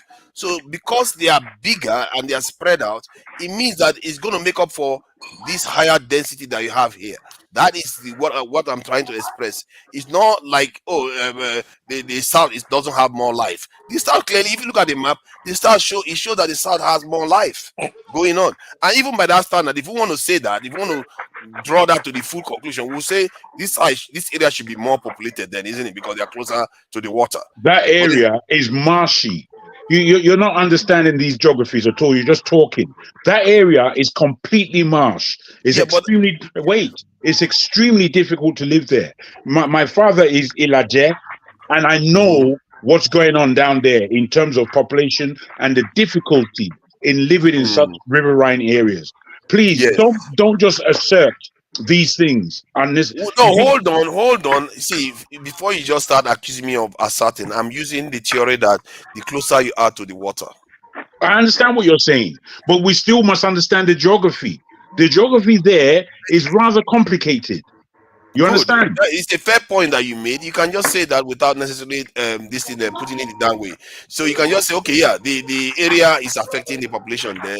This area is better in terms of population growth here, population growth, which it is. Nobody's disputing that. But can you imagine a Northerner looking at this small area will be thinking, why are they claiming this population anyway? They shouldn't be that much. They will have more case to ask. Why are they claiming that they have this high population here when they have all these areas and they are not claiming to even have that much more population than the south east? Let me just say this. Let me just say this. Let me say, only Niger State is bigger than the Southeast on land map. But the human population, they are not. So you should know that. Niger State only bigger than the Southeast state in terms of land map. But on human population, they are not. If you go to the north, no place in my place, in those Southeast, you can go for a kilometer without seeing a community that's full of more than maybe Nigeria is not even up to 200 million with all this lie with and lie. It's not totally empty. Wait, like 200 million, is it on people from the Niger Republic and Benin Republic? Benin Republic. No, we're talking about the Niger Republic. What of the Oroko border, all those areas? The crossings are going on there in a joke. I'm gonna leave that in a bag. Nigeria is just the way it is. So, I wanted you to see the 1993 elections. I put a link there for you to see the distribution of votes per state and see whether that's what we're experiencing today. Yeah. Now, so what is the conclusion from what you have read from it? No, what I see is that we don't see that great disparity in the number of votes, which I can use as a proxy of the population, right? We don't see that great disparity as we see it today. So I'm just wondering, like, what happened all of a sudden from 1993 to now? What happened all of a sudden? So are you saying now we have a bigger great disparity than? Yeah, we see the KKK states. Whenever those states are mentioned, that's Abiola. Abiola, is it? Yes. Are we talking about the Abiola running there? Okay. Yeah. That was 1993. You can be regarded as an odd time now when the military was in office. But don't forget, their population definitely increased more than the South, though, because they have more children. I have birth rate too, and they are surviving now. They have 3-4 wives too, so they I agree with all those sentiments, but I just don't believe. So what's of infant mortality in the north too? With our traditional religion, we don't marry more than one wife. See, Olumide will never see settle one. Olumide, no be religion. You don't marry one. You don't marry one. You don't marry two. You don't marry one finish. One way you marry, they give you cat and blue with the children. You don't marry two. Uzo, your mic is very fuzzy today. All that one. Uzo, your mic is having problem. They have a higher mortality rate in the north too. Now they count down one put. Yeah, that's another point too. They count goat and camel in the north, Joe.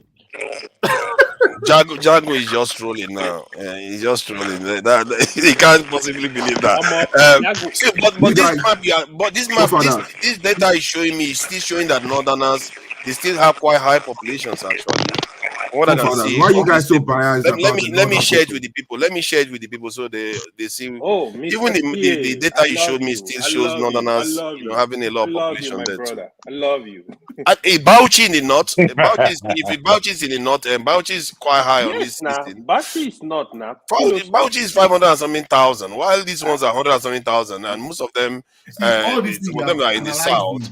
Then you see another big one. Look at another big one, Kanu. Kanu is quite low there, actually, if you ask me. But Katsina is large. Look at Ogun State there, the total. Look at Ogun State. Yeah, we look at Ogun State. The Kogi, this thing is quite high too. Niger, Kwara. Yeah, Kwara 80,000 is really small. Where is this thing? River State is very big here. It's very big here. Where is Ogun? Total votes. Just look at Ogun. So it's alphabetical. I'm trying to find Ogun. Where is Ogun now? Wait. Oh yeah, that's Ogun. 59,000. No, you're looking at the wrong side. I'm looking at the wrong side. Yeah. How are you calculating population? Is it indigenous people or Nigeria living there? How are you calculating it? I think Abiola is Ogun State man. You should expect that now to an extent, if I'm not mistaken. But look at Plateau. Plateau is 1 point something million. So you can see, somebody tells me that whoever Abiola is running against may be from that region. Then you look at Kwara is quite high too. I don't think the distribution is necessarily that much different from what it is now. I'm not sure it's that different from what I can But see. to Nigeria, Gaza is answer quite my high. question. I have a question for you. Yeah, To Nigeria, yeah. my question is this: is it the indigenous people or Nigerians living in that state? I don't know. This is weird, That though. what you should understand. Sorry. Is it indigenous people or Nigerians living in that state? Oh, Nigerians, of course. So let's leave that part, my brother. Let's know even the drag Okay, on the it state. doesn't count. It doesn't count. It doesn't count, That's man. Don't leave it as a it fair is. question. All these are government figure. They're trying to use it to collect more allowance. But the more people in that state, the more government give them more money. So that they will, that's just But it. what is surprising me is that when you look at the north, the gap in the population of the north versus the south is not that big. That is what people keep saying. It's not that big. Even if they have such a large this in landmass. Forefather, I want to point something out. So that result, right? There was a day I was looking for that result. One day I made sure here that when I made sure that Abiola lost election in the southeast, people were here argue with me blindly. I forgot the person. I would have told him to go check the result. That's the result. When you talk in politics, they think it's just emotion. What you don't understand, they will never explain it. Some states, now he wins some states, he lost some states. He only won one state. He's not a win. He only win one. He's not a win. AY, what do you expect? He lost in general. Say AY, listen. What do you expect? If someone can come on this chat here and start talking about someone is what's it called? Nnamdi Kanu is what's it called? Is a prophet of their time. So what do you expect? See, it's not everything on this place here you have to take to heart. It's not everything on the comment section that you have to take to heart. Where's this going? Sorry, bro. Sorry, I'm just I'm talking let's to not AY divert now, it. please. Actually, Please. I was just listen. I was Respect. Just, Yeah, I'm talking to AY. See, so things like this here, if you bring something forward, people will disagree with it. Also, you don't have to take it to heart that somebody was saying that look, Abiola didn't win. Wow, I was supposed to have closed down. What's it called? All the state in the east. So it's normal. So I'm just trying to let you know that look, it's not everything that you hear in this place that you I know. I was explaining that they based on the politics of Nigeria. This is how it. Thank you anyway. I think that we should not underestimate our ability to count our people. The idea that we cannot count our people is not accurate, because if I go into the country, I can reasonably take samples of different areas, look at data, and I can extrapolate a number that is within range, maybe 2, 5, 10 million accurate in terms of the population of the country. I don't think it's entirely impossible to do that. I don't know. I have to be rounding up. Today is Sunday. We all have a busy day tomorrow. This in TA. That is African Woman for President. This guy, man, it's okay. I'm not going to get caught in that one. This is we want to round up. Let's go one round, and then so that we can just say our goodbyes for the week ahead. Wow. Except she want to go longer. Sure, you want to go longer? Not to go longer. Okay, good. All right, thank you. Yeah, it's a shame what is happening in River State. Actually, I think. Okay, so good. I was discussing on that on chat with Show. So this is what when people keep saying this stuff. Is for me, it's not surprising. It's people that don't understand what is going on that will be crying now. Like for me, I walked past it. I knew he's coming. See, what are you talking about, bro? Help us out, man. It's the River State situation. I see. Yeah. Thank you. These people are disgraceful, man. They are disgraceful. All these governors are too powerful. I keep saying it. When they give them immunity, nobody's going to touch him now. But when they said our president was powerful, you said they're not powerful. Which one is it now, man? No, I am saying that our president is not as powerful compared to, because like other countries, the president have immunity, but others don't. But we have so many people with immunity now. We have at least 40, not up to 40, 37 that have got immunity in the country. They can do and undo. So the mistake the political godfather make is you install a governor, you give him all the power, all the security apparatus under his watch. On top of that, go and give him that police. You want to control him. You want to tell him, go bring water for me to drink. I pray. It doesn't work. The only way, if you support anybody, stay away. The only person that be able to checkmate governors was Tinubu in Lagos. And if you go to Fashola case, if he had tried it with Fashola, what happened in case of Fashola? When Fashola was going to second tenure, Tinubu never wanted to support him. Fashola was so popular to the extent that PDP were ready to deploy their machinery to Lagos. With popularity of Fashola, take over Lagos. Tinubu quickly pushed back. That was when Tinubu reign would have ended. So when he did that to Abode, the reason he did that was it was APC government. He knew Buhari does not play politics, not interested in politics. He knew Buhari would not do anything. That was why they kick Abode out and nothing happened. This is what happened. I didn't like that Ambode kick out. Nigerian politics, man, it's a mess. I don't like this. Is why we were having this conversation that Peter Obi's brand of politics should be what should be prevailing, and the fact that some people say he should sit back, I don't get it. But that's a story for another day. Well, I'm saying forefathers. I'm one of those people that don't believe in Peter Obi. So that's a story for another day. It's fine. Because if someone could can you just have your say so that we can start rounding up upwards? Yeah. Anyway, but now forefathers, I just want to see you guys' faces anyway, just to say hi. I'm about to leave. But another thing there. Sorry, we don't want to see your face. You can go. Why you all against this guy? Like because he has that come here and say some stupid things that that's not nice. If you're not with Obi, you understand?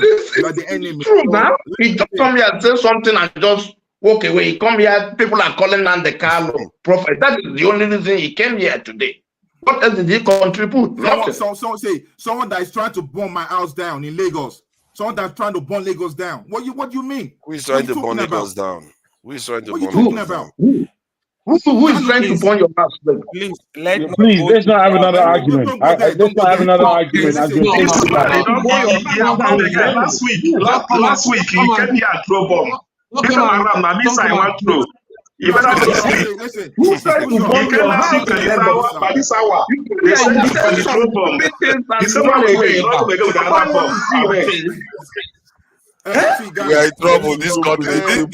This is why we have problems in this country. See, guys, I just posted on the private chat here another perception, about Biafra by Dr.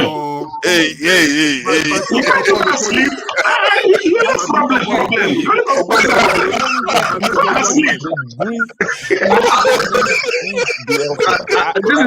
is somebody that's calling himself pastor.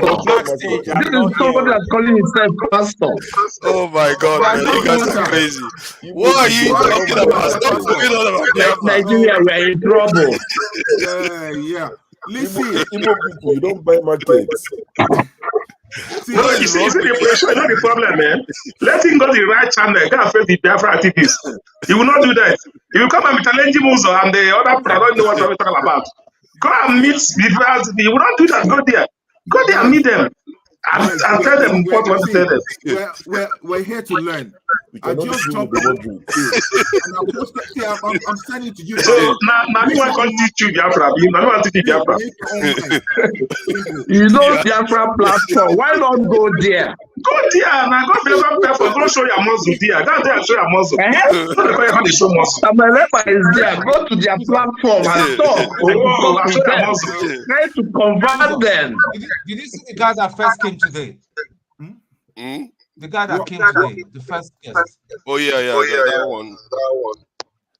I wish I got to ask him a question though. We gave him breakfast, lunch, and supper. He ran away. He wanted to come back. He couldn't come back. So I think most of the stuff he was saying, he kept that guy saying. get mind, though. That guy get mind, though. The guy get mind. No, he should come. He should come. I think we should be having more of people like him. I think one of the things he kept saying was that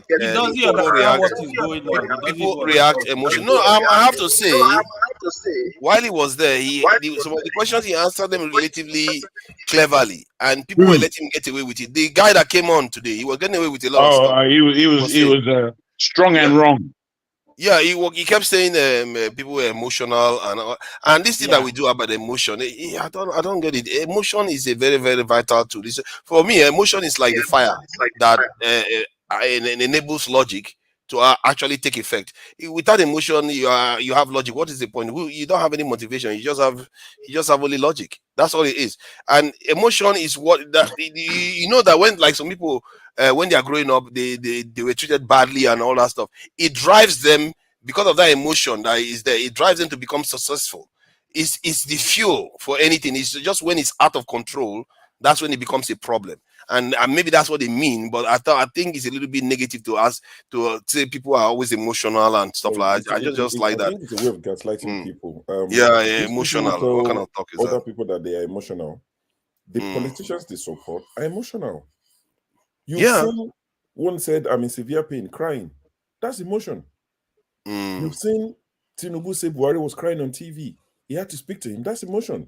Peter Obi shed a tear about somebody buying microwave. That's emotion. People cried. That's emotion.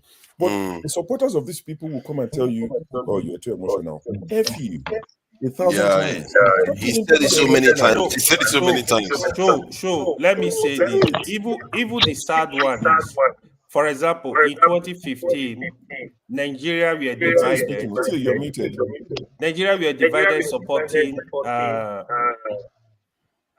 Why the? So I was saying that if you truly there's love reverb, Nigeria, guys. Of course, it's him. Okay, that's Uzo. All the troublemakers. You can tell Uzo is chilling out. Go ahead, TA. Let's see whether you are. I was saying that. You're not. If you truly love Nigeria, you support someone like Shewore. You understand what I'm saying? You come with another side swipe. Let him round up, let him round up. Yeah, round up so others can round up. Okay, let me round up.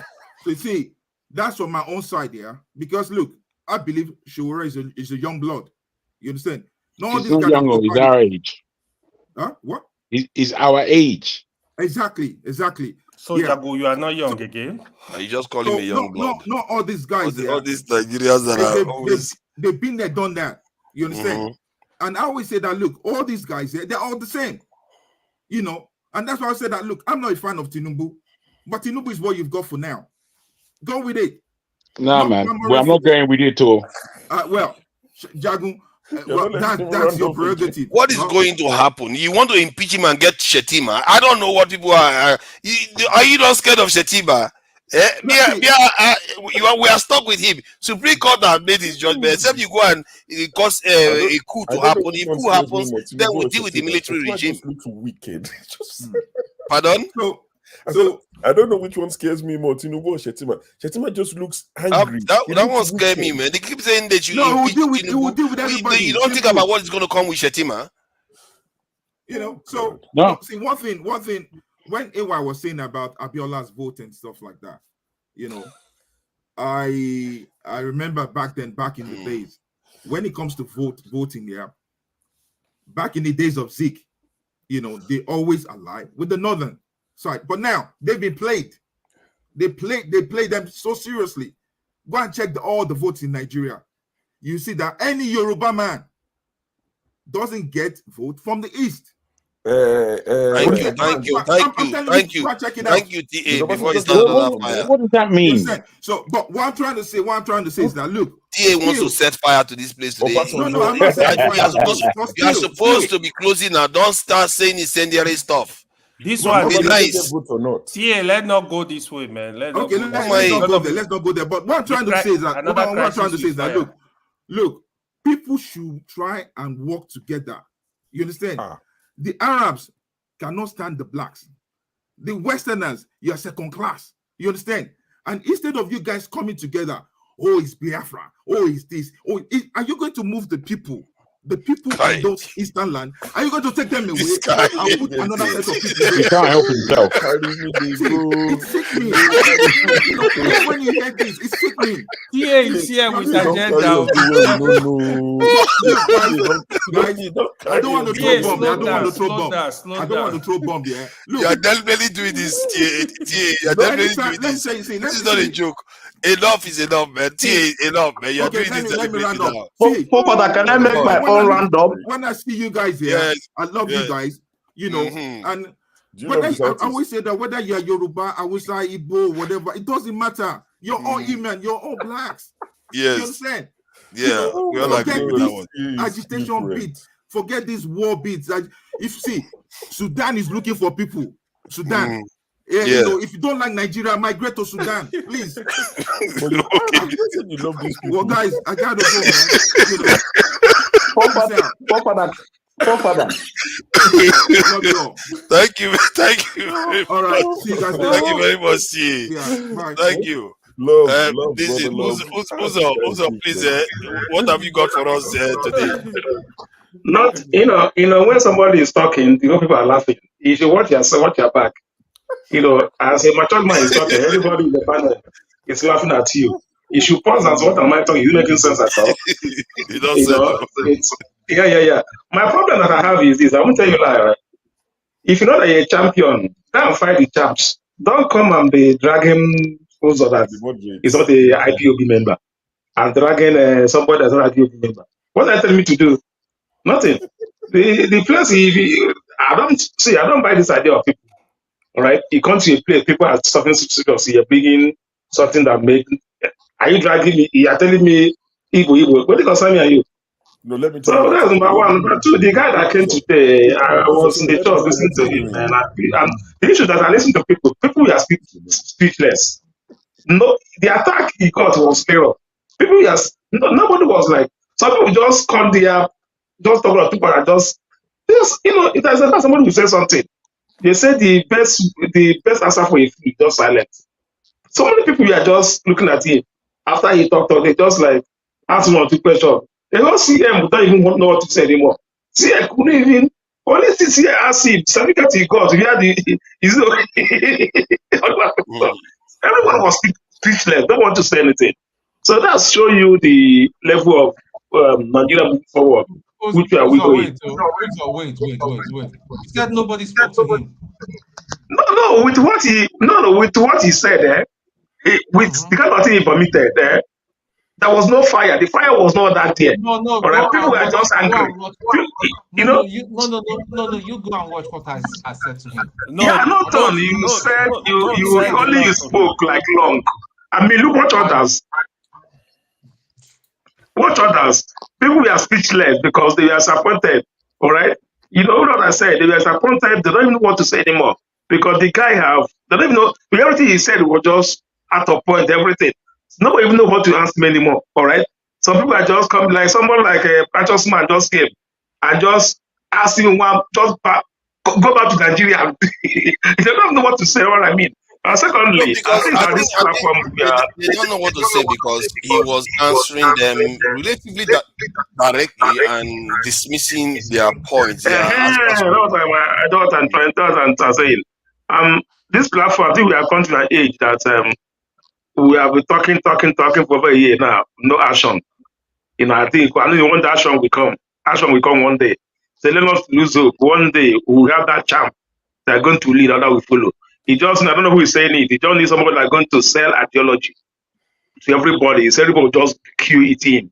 Just like Obi came under 3 months. He sold an ideology from consumption, from consumption to production. Everybody uses that as a slogan and followed him. One day somebody will come and say something that everybody will just follow the person. So my own point, let's not to lose this. Let's to keep on talking. Let's not to lose hope. Jargon said that.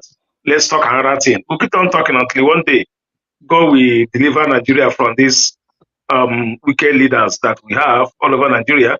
It's not, as I say, it's not affecting anybody. People think what I'm saying is a lot. Nigeria is bad, it's affecting everybody from east, west, north, and south. If you know that you're enjoying your own, tell me where you're enjoying your own. both from the east, north, south, everybody is suffering on the same thing. Don't you are saying about population? Did they count indigenous people or the whole Nigeria? You can't count. Let me tell you the truth. The people in Lagos, in Oshodi, and Ajegule is more than people in 3 states in the north. If you like, use drum. Go to Oshodi. If you want to count Oshodi as a whole, I live in Oshodi. You can count Oshodi for a month. You have nothing people that come out. Like in my compound where I live here, they counted this for 2 days. 2 days, they're still counting people coming out of one compound. But yeah, 2 days, they're still counting population of people. All right. So, some in Oshodi only is more than people living in that Oshodi only. Local government is more than Lagos 2 states in the north. All right, Lagos is huge. So the other way around is that they don't not to be doing population because our populations are let me say they are fraud. All right, Nigeria, like you say, what kind of person? Guy, what kind of people drive what kind of Abuja? Na Niger people. Go 80% are from Niger. Even part of Lagos, they are all Nigerians. All right, people see Nigerians as Nigerians. People don't estimate Niger or Nigerians. Nobody stop them. They feed and Niger people. And if you want to people outside, you see, for see them as outside, everybody you see, they are all Nigerians. All right, it's just like Udioroko border, Ogun State side. That border there, people cross like see the brothers and sisters. You go to Benin Republic, same thing. All right. So let's population. Let's talk about indigenous people, not about every Nigerians. Every Nigerians make population of where they belong to. Except we say you're not Nigerians, then you can tell me that okay, this or that. But you're Nigerian, nothing like these people are bigger than these people. What a politician does is when they use population, they use it to collect more allocation to the state. And the people that are counting it doesn't even benefit from it. All right. Kano will tell you they're bigger than Lagos. I'll tell you where. Where can Kano be bigger than Lagos? All right. So they collect that allocation for themselves. They don't even take it down to the people. That's very but this election exposed many things. This election exposed population of Nigeria a lot. He exposed population of Nigeria a lot. Before you will see him even in my village. One politician will bring a 20 list of books, give somebody 10,000. They will printing people's name, even dead people's name. Like a population of a village can be 10. They would print 100. They are also so it didn't happen much on this election. So that exposed many things. So that's just it. Yeah, let's allow Clifford go. I want to finish. Okay, let's take it turn by turn. Clifford, please go ahead so that others can speak. Clifford, please go ahead. Yeah, please. What I have one request. Can you put that Abiola result back? Let's just see the Southeast vote. Yeah, please. I think I went on. That's my only request and my conclusion. Please. Let me see if I can find it. I may have closed it. I think I can pull it back up again anyway. So let's see if I can get the link.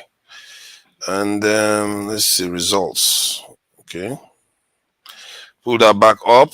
Yeah, Southeast vote. And share screen. Where is it? Oh, that's odd. It's not loading. Okay, that's it. The results there. Okay, let's see. Do you need the link? I can't find my this thing again. The links are there. I just misplaced this window that I need. Hold on, just hold on. It's coming up. Present. That's it there.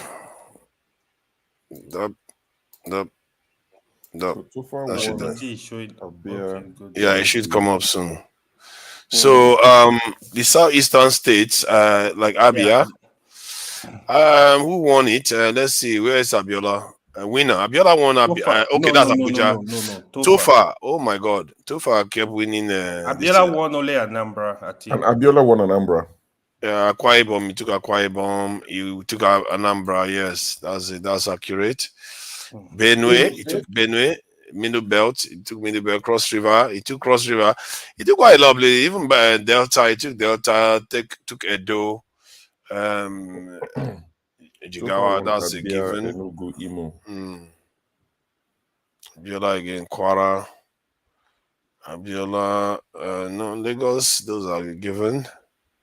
Yeah, look at that. They completely sweep the whole thing. So far, won 3 out of the 4 eastern states at the time. But if you look at the numbers, from what I'm reading here, if I read it quickly, according to a report, so far won in Abia with 334,490 votes, Enugu with 349,902, and Imo with 228,388. Meanwhile, Abiola won Anambra State with a very wide margin of 847. So the numbers come to almost the same. But in terms of states, Tofa won more. But Abiola won by 847 votes. Wow. Anambra. So the numbers are the same, almost the same numbers they got from South. In the Southeast, okay. That's not exactly the theory that I think TA was. So why pulling this thing out now? Why are you guys pulling it out now? What is it? Why pulling it out?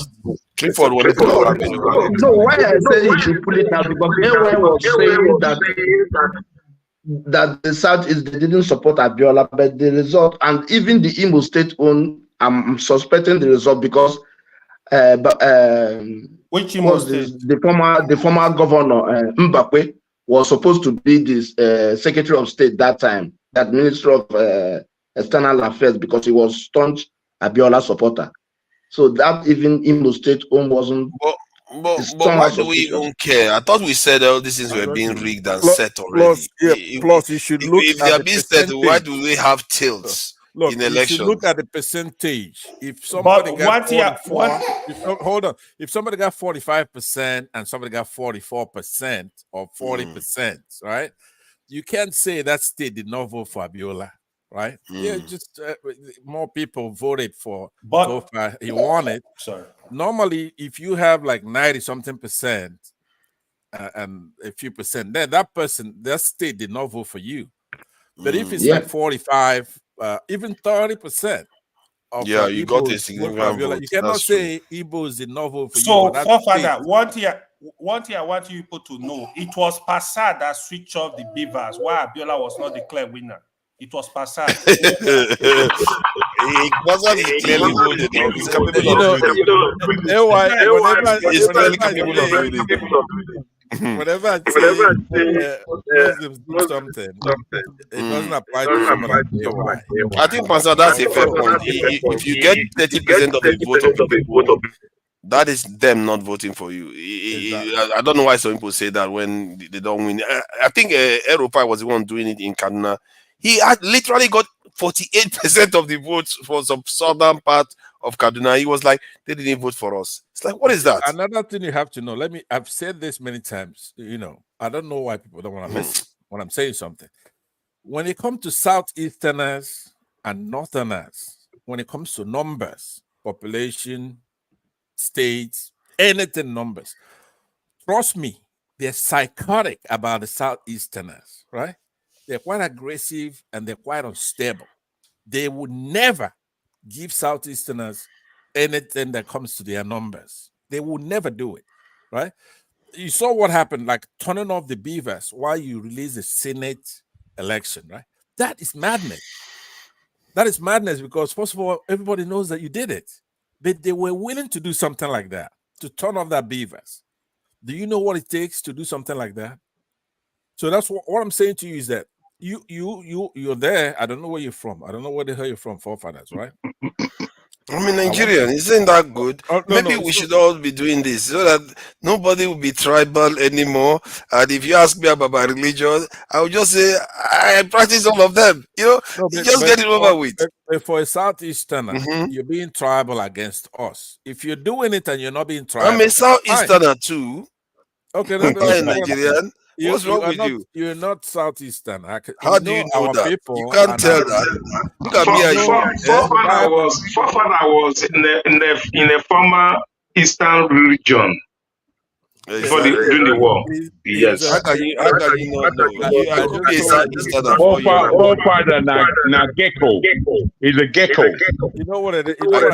I think chameleon. You mean? I think it's from Cross River State. Chameleon would be worse. Forefathers from Cross River State, right? There's a bit of a noise coming through. I think it's Uzo. When is Uzo not? I'm muted. It's Uzo.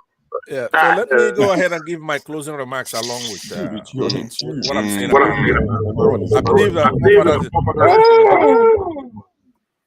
that forefathers is from Cross River State. That's what it is. Wow, that's a new one. That's a new one. I really would like to be from Cross River. You've learned something from Rudolph. See, when he said earlier today that when they say some things, he highlights to say, "Oh, that's new. I've not been tagged that before." You've learned something from Rudolph. So today now they put you in Cross Rivers. Are you adopting that or not? I like Cross River. They keep giving me different states. The northern ones is only what they've not given me. Isn't that the place where the governor said they'll be drinking? But forefather, let me tell you the truth. Your face has become a. Nobody have come here when they say they know you. Me and the Tinu, I don't know the difference between you and Tinu. You know what? That's a fair point. It's meant to be like that. It's meant to be like that. I'm not sure who would identify first, forefathers or Tinubu. I don't know who would really. You probably identify me first.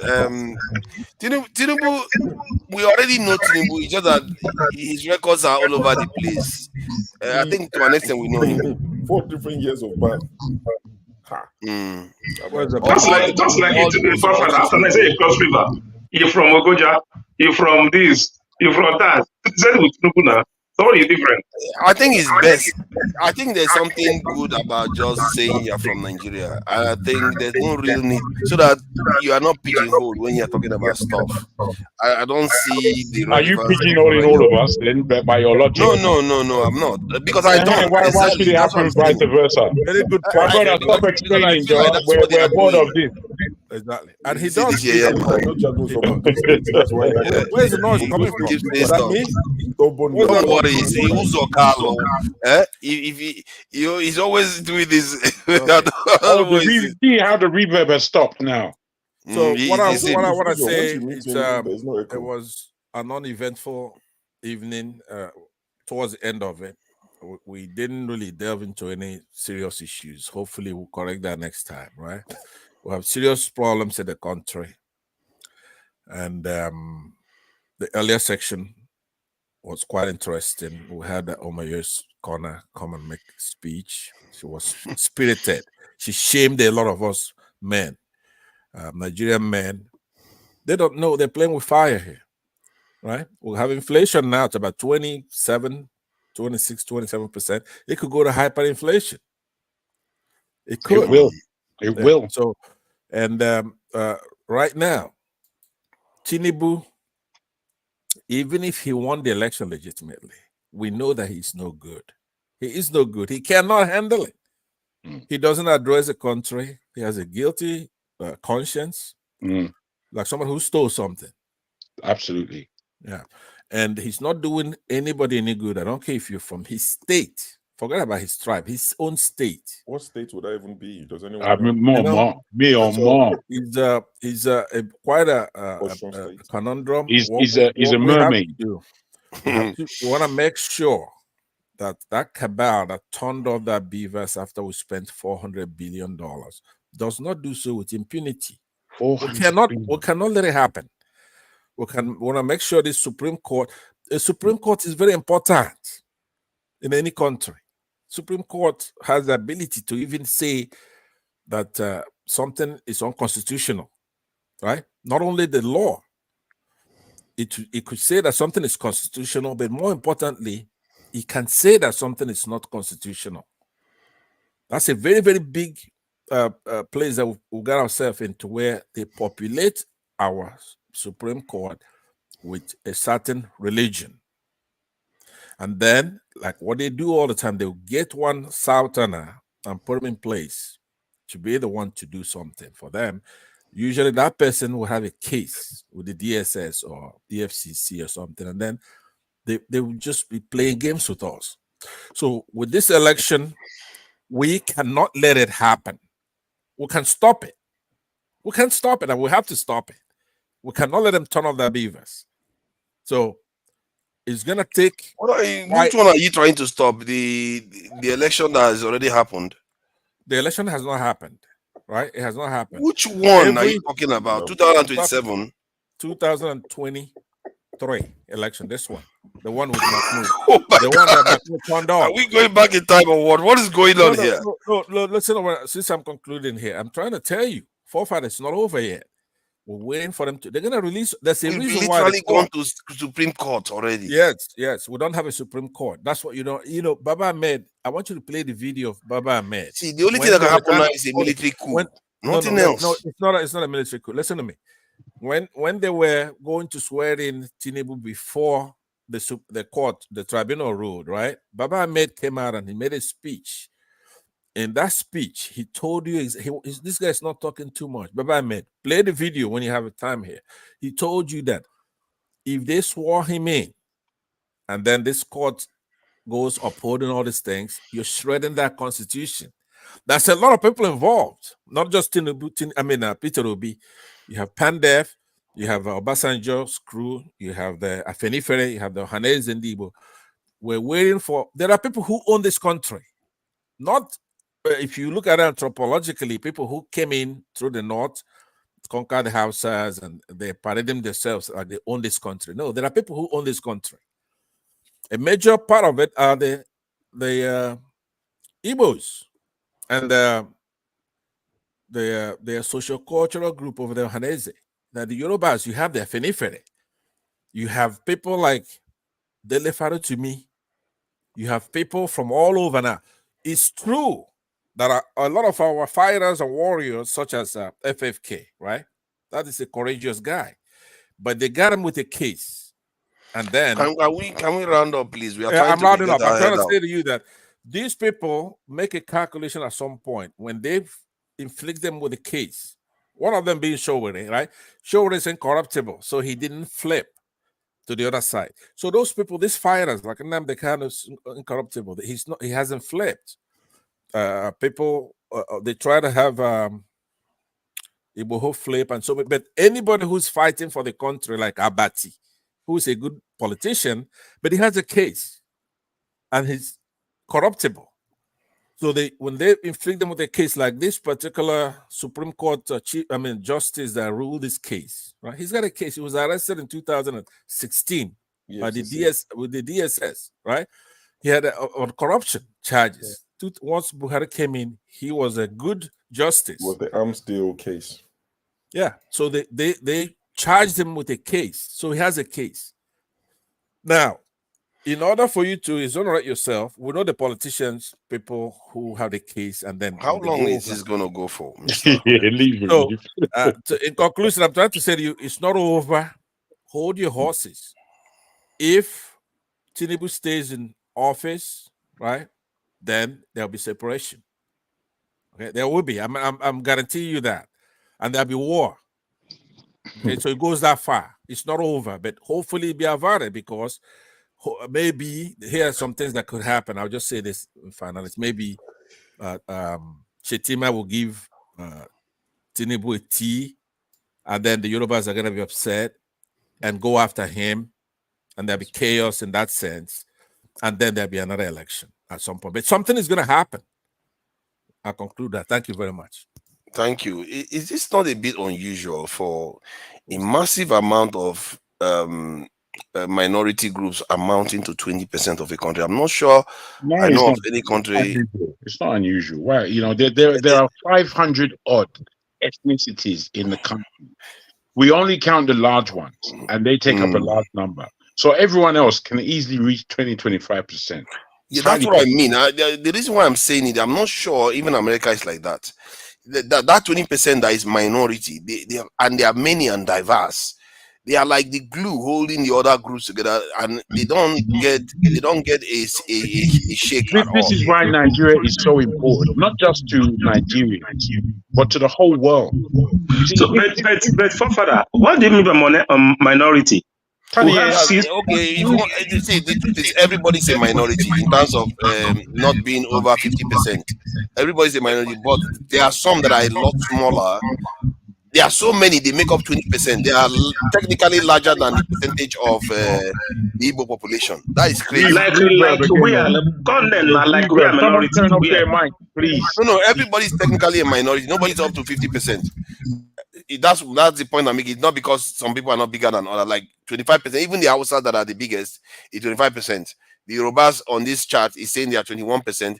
The Igbos 18%. What I find fascinating is this number. They are so small, they cannot quantify them as individual minorities, but altogether they make 20%. That seems like a lot of minorities.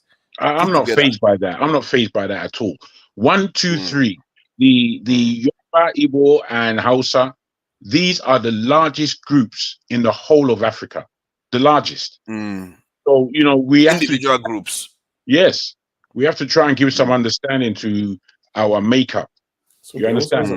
This is our makeup. But what has that got to do with the point I'm making is that we have a 20% minority group that's larger than one major group in one country. Have you listened to people speak about tribes in Nigeria? And you'll be mentioning, I mean, there are some common ones like the Jukuns and the Kanuris, you know, and all this. Yeah. Stuff. You listen to people and they're mentioning tribes and you're like, I've never heard of these people. Never heard of them, mate. There's so many. There were some tribes that, I think in the last 10 years, there was one tribe that they found walking around naked, or they didn't even know they were there. The whole tribe. No, but that's true. I was in Mina. I think Babangida is from Mina. I was in Mina around 2001 or 2002, and I saw people walking around naked in some remote villages. Naked. Unbelievable. No electric pole. They've never seen electricity. We have no idea of our country. I'm telling you, and I'm looking at that number. I'm seeing that is highly unusual. I've looked at some data before, but this is highly unusual. That they are not one of them that make up that 20% number up to 1%. That's why they are not even worthy of being named there. But yet, all together, there are so many small groups. Forefather, we are the one making the mistake. All right, you know why I say we make the mistake? Because an average man doesn't know you from Edo State or you from a Benue State. They look, all of us are the same. The average Igbo person, average Edo guy, you know who is the Kanuri? They all are also they don't. for Fulani. You understand my point? That's what I mean. So now way that we go too much, when you go too much, you be confused the way you do. Average Hausa man don't know me that you be Edo or you be all they know. All of you are in the same place. All right. Either you be Yoruba, if it's not even a Yoruba person, an Igbo person, they can't differentiate both. All of you are the same south. So it's quite interesting. They group the Igbo people separately from the Ijaw people in the south, but technically they are part of the South. Which but they're not the same people. They don't have the same language. Yeah, they are not the same people. That is true. Yeah, South is not. What is Jagun? You need to hold on. Let me explain something. I don't know what your problem is. Any problem? I'm trying to explain something. So I don't know why you just keep jumping into my mouth. I'm trying to explain something here that you make up 5% of the population. I'm trying to understand the structure of what I'm looking at here. That's all I'm trying to say. When I was mentioning Yoruba, you're not complaining, but when I talk about that, you just keep complaining. Why should I complain when you mention Yoruba? If you're saying sense, I would agree. If you're saying rubbish, I won't agree. I'm not saying rubbish. Go on, Jerry. Talk about it. Can I be saying rubbish? I'm trying I said if the word if was there. Don't have this selective hearing, my friend. We don't have to argue unnecessarily. Stop with your this thing there. Because you keep coming at me. Stop it. I don't. You really need to stop it. I don't come at you. You need to stop it. My brother. Enough. There's a point in time somebody says enough. You need to stop it. No, you're taking things too personally. I never come at you. That's why. Bro, you're taking it personally. I'm not being personal. I'm just saying that the nature of us in Nigeria. Let me talk without coming at me constantly. Bruh, all right.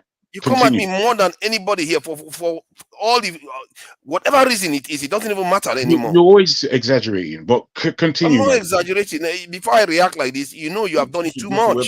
Have a drink on a Friday. You know I do push back, but I don't push back often. My brother, continue. Okay.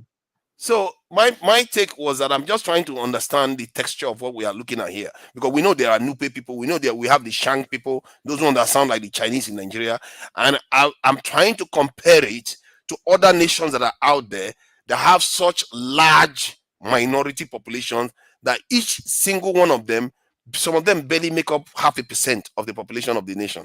There The are only so way many. I can side you, I can side you in your sort of surprise, if you like, in the Nigerian makeup. We being the most populous, and in Africa, the country with the largest degree of different ethnicities, is indeed a wonder, because you have to wonder why have all these people conjoined in one specific area. I agree with that, but I think we also need to appreciate that we don't really know Nigeria. Is all I'm putting to you. It's nothing personal. Nothing personal. That I agree with. We don't know Nigeria. I'm discovering Nigeria every other day from some of the discussions we're having here.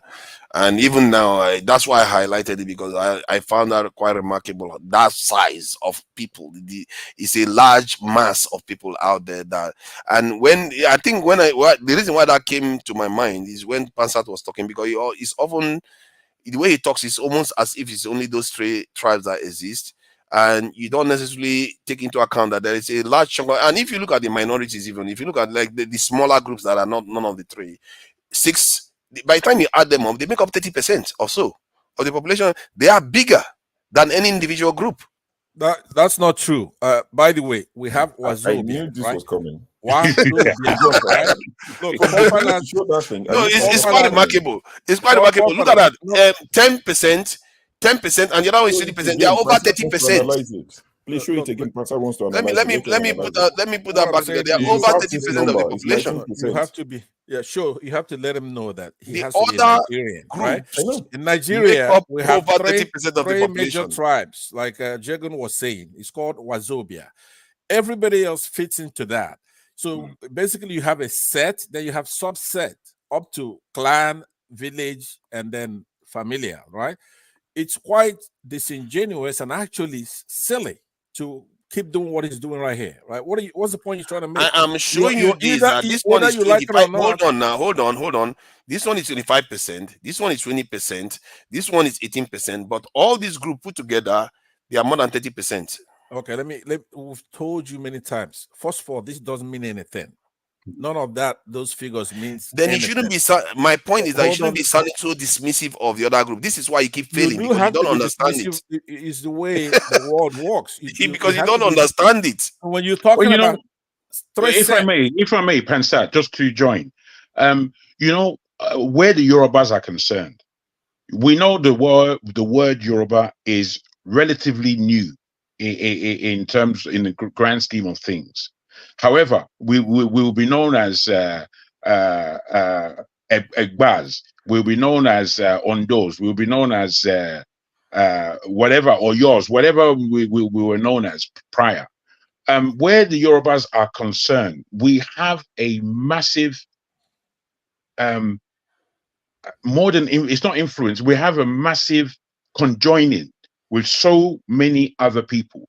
The Igalas, their language is Yoruboid, and if you hear them, you're hearing Yoruba at the end of the day.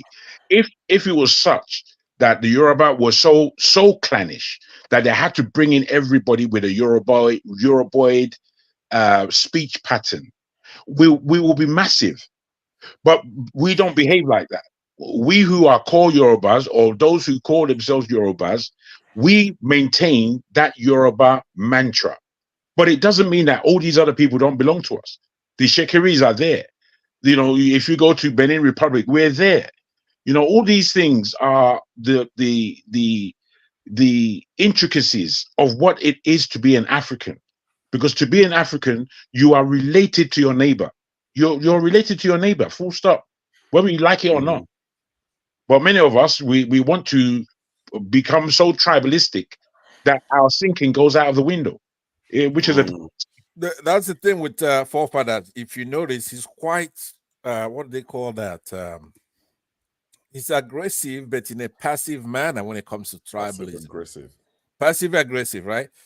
If you watch him carefully, he's quite clever in the way he does it. Everything ends up being tribal for him, right? But he is You are the one that is tribe, insulting right? other tribes. I'm saying you shouldn't be doing it. I may be, but listen to what I'm saying though, right? At least you know where I'm coming from, right?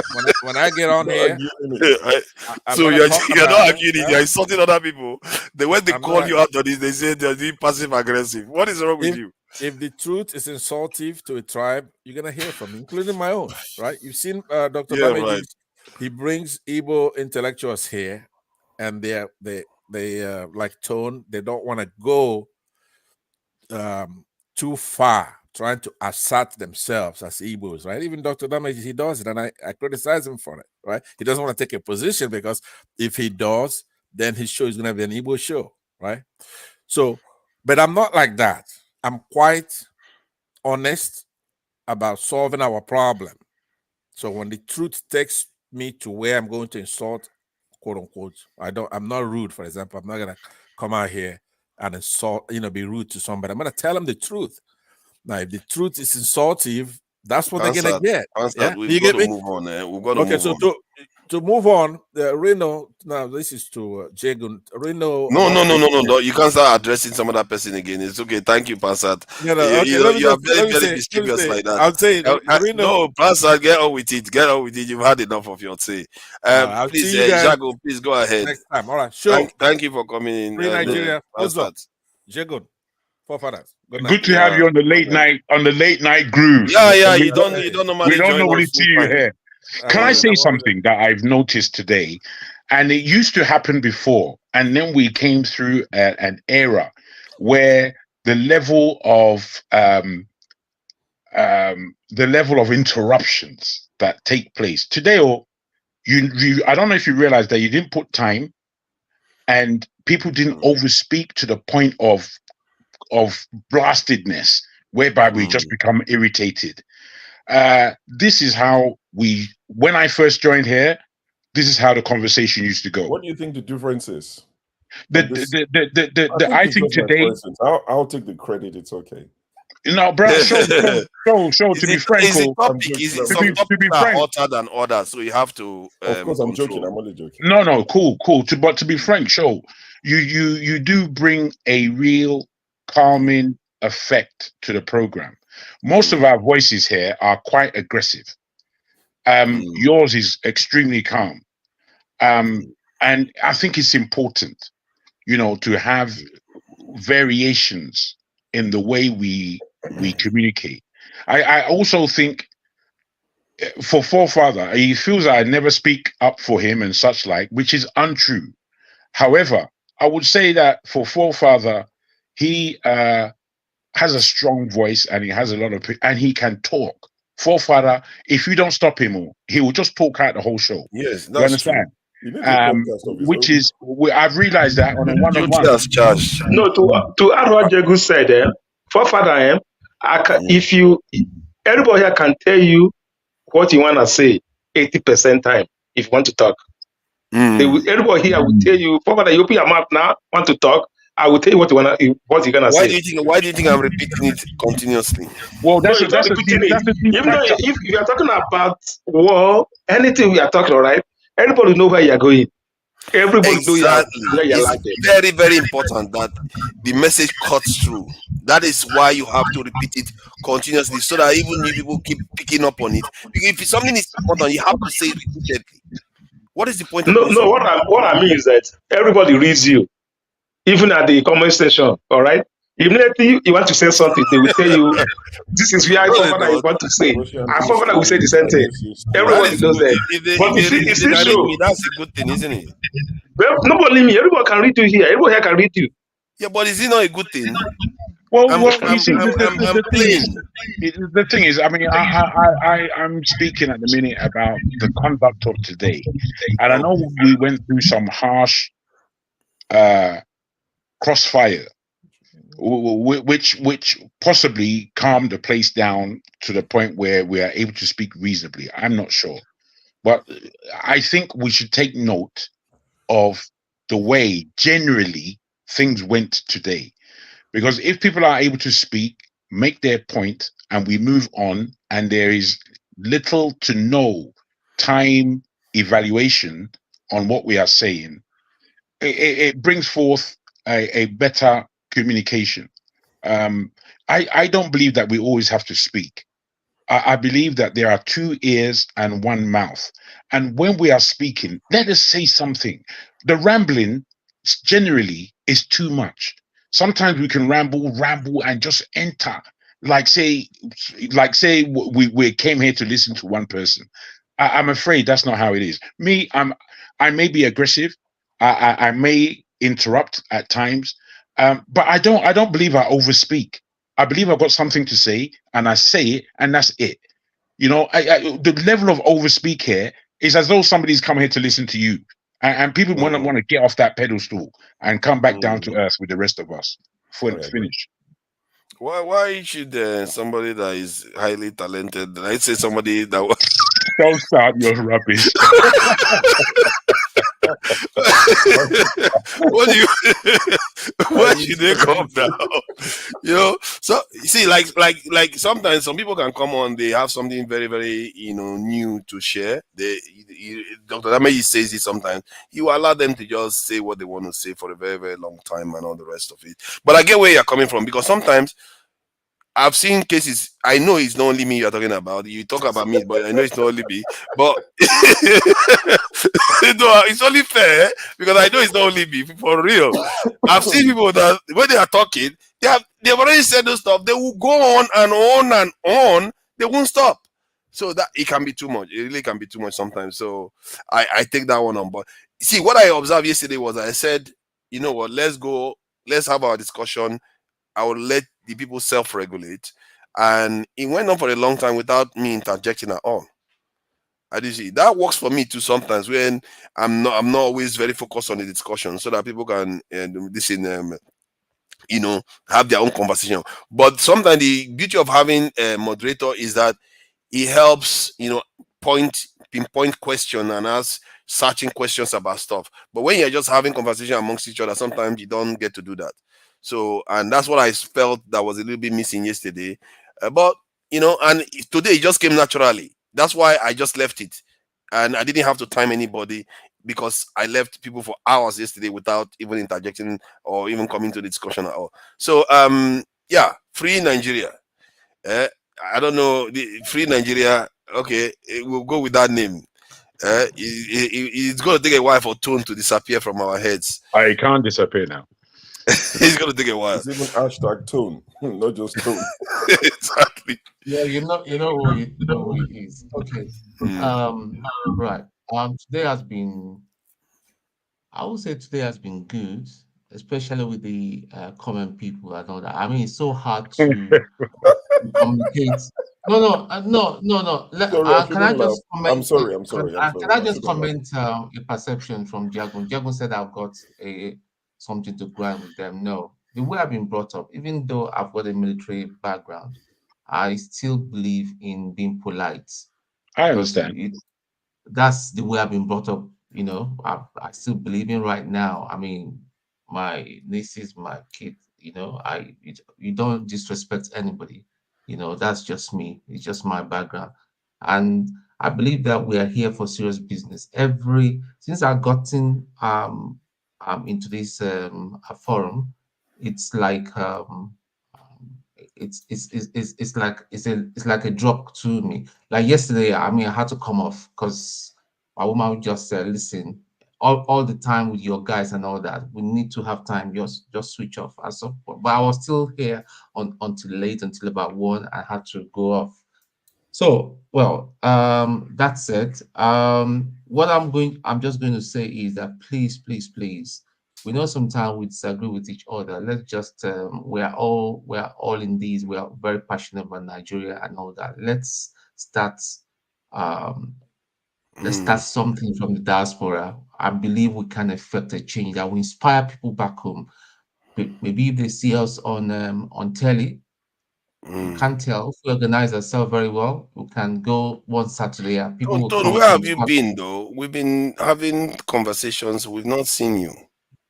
No. Last the other weekend I went to watch Arsenal because I get free tickets. I keep giving away, but that Seriously, match I couldn't go. Arsenal better than your country. Yeah? You see, all these people, all they did is a No, ticket and they forget their country. And no.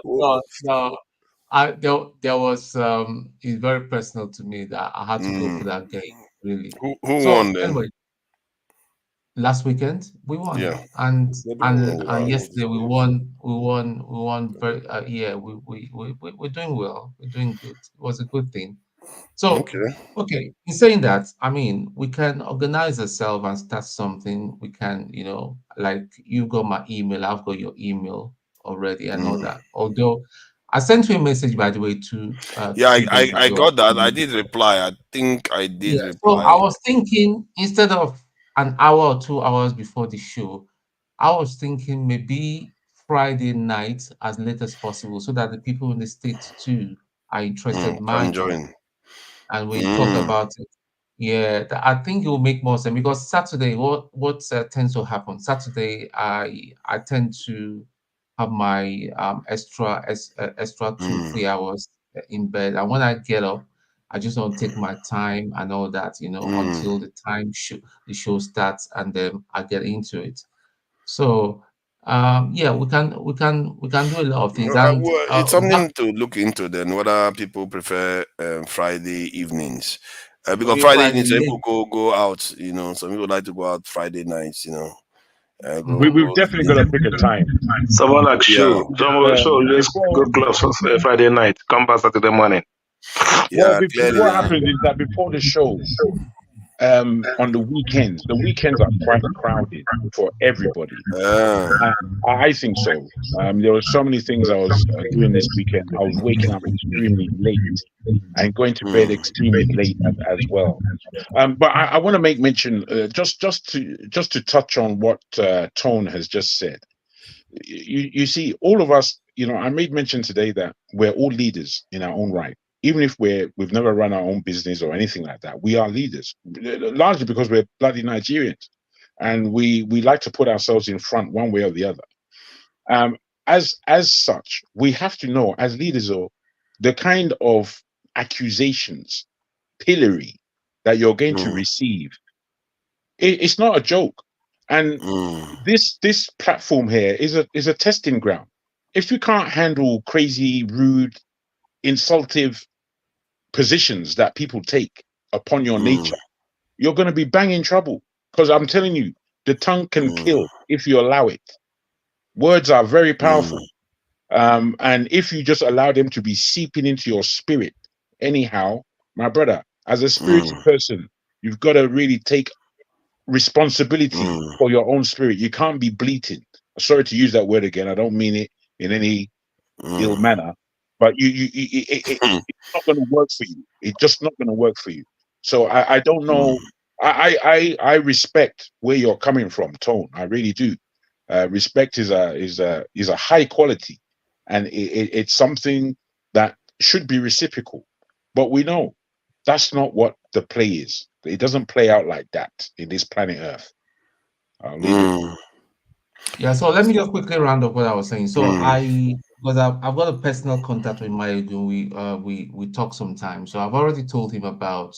He's aware of what is going on, and he just saying anytime Dr. Damages want him to appear, as long as it does not clash with his own show. He's got his own thing going, and he will be very happy to be here, especially the day Peter Obi will be here.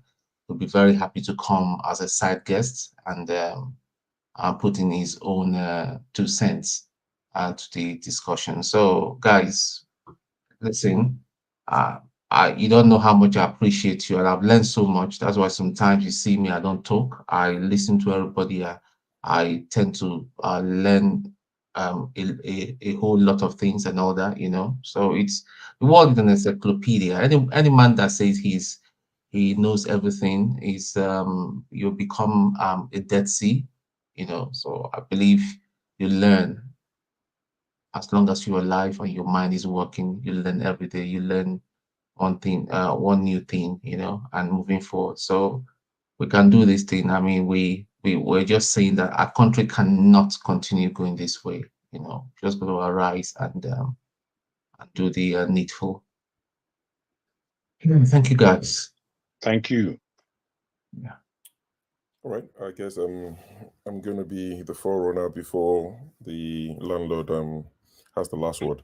Landlord. I'm going to take a slightly different route. You guys have spoken very mature, very, I'm going to troll people, and not individuals, group of people. I'm going to troll a bit and go to bed happy. But before I do that, I'd just like to commend forefathers. I've said it in the comment section many times. Honestly, there's a way he laughs off a lot of things. Maybe it hurts deep down, I don't know. But, when he's been having a public appraisal for the last month, literally every weekend. He's been having an appraisal on his moderating skills, his temperament, his ways. And I'm not making excuses to say he's perfect or he's doing a good job. That's not even what I'm discussing. People can, decide what they want about him. But the way he sort of laughs off people, some comments that I'm thinking, you say that to me, I'm coming for your head. And he would just smile and he would laugh about it. And him and Pansat would bounce off each other. I'm thinking, wow, bro, you say that, I'm not forgiving you for a while. I would like, so there's a way he handles it in a very matured manner that I quite like. And I think you should continue that way. Being able to almost like water off the dog's back type of thing. We're all learning. No one is perfect. I'm not sure if you've done this before, until maybe this election cycle and all of that. Maybe your channel has been going for longer. I'm not sure. For me, all this YouTube thing is pretty new in terms of appearing anywhere. I only started last summer when Peter Obi declared. So I appreciate, the way you handle things. That said, what I actually want to say, also Jagun mentioned something that, and this is not to do with forefathers, that it's not every time we have to speak. I see a lot of people who come up and just speak for the sake of speaking. Some people join and they say, what's the topic? That's the one that gets me. Like, bro, why are you on the panel? What's the topic? Are you kidding? Like, are you going to send this to your village to say, look, I'm famous? Why are you here asking us what's the topic? Stay in the background, find out what's going on, and come on and add to it. Do a bit of research on what you're going to discuss if you're not familiar with it. And that's why sometimes, like today, I'm not sure. Okay, most of the guys here, 4-1. We live in the UK. Uzo, see, it's the UK power. 4 against you in the US. I'm not sure if you guys experienced it in the UK. YouTube, and I checked on Twitter, because sometimes when things like that happen, I'll check on Twitter, and I realized that YouTube was having a mare. I could not watch what was going on today. When you have that circle of death, it was just loading. I tried on my laptop. It was actually the internet. The internet was throttled today. I don't know what the government have. Bro, yeah, in the UK. But YouTube as well had an issue. YouTube. Yeah, YouTube. Yeah, that's interesting. I thought it was my system. Same here. Wow. My girlfriend actually sent me. My girlfriend actually sent me a message and said, "Are you having problems with your internet?" I said, "Well, I'm on the show, but it's just going round and round." She said, "Well, she's just done a speed check on her, because in our house they've got 2 connections that that's it seems, and she's rang someone. That was when I know that there was some issues with the internet." Yeah, but wow. I couldn't watch the interview. The Tinubu guy that came, I tried. I couldn't watch the other person that came. I missed all of it. So if you guys recommend is that the first time we've had this? Yeah. No, I can't remember ever having this problem before in the UK. But what I realized is that as soon as I came onto the platform end, that the stream was completely different from YouTube stream. StreamYard, not longer. You've left YouTube to StreamYard. Correct. Because I thought about that, because I thought that would be a way of me listening, but I didn't want to participate. I didn't want to ask any questions. Going to what you said, it's not every time you want to say something. So I was like, if I go through StreamYard, I'll be. But I was like, I don't want to say anything. I just want to listen today. So I couldn't watch anything. If you think it's worth my time, if you recommend it, I'll go watch the interviews. If you think it's any good. So in terms of people coming on and just rambling for the sake of rambling, we can cut it down. Your village people have seen you, they know you're famous. Well done, you've done well, you've made it. And the last thing, the trolling part of it itself is I'm not trolling actually. On a serious note, I would encourage more Tinubu supporters, APC supporters, because it goes beyond Tinubu now. Buhari was the president for the last 8 years. And every time along those 8 years that we tried to check Buhari or criticize what they were doing, they told us, stop hating. Buhari is doing well. Your grandchildren would thank God Buhari lived. Now, the APC government that took over from APC are saying we took over a dead horse, or what did Soludo say? And, you know, Tinubu's wife said we inherited. So I would like to hear from APC supporters, if there's any genuine one amongst them. And I would encourage those of us who are on the opposite side of the street not to sort of chastise or be hostile towards them. I don't know why people get so enraged when you see them. Let them come. Let them speak. We can engage them without necessarily heckling and shouting at them, because I've seen some of them in the comment section say, oh, you bully us. We would like to come. I would like to hear from them. What do you genuinely think happened in the last 8 years?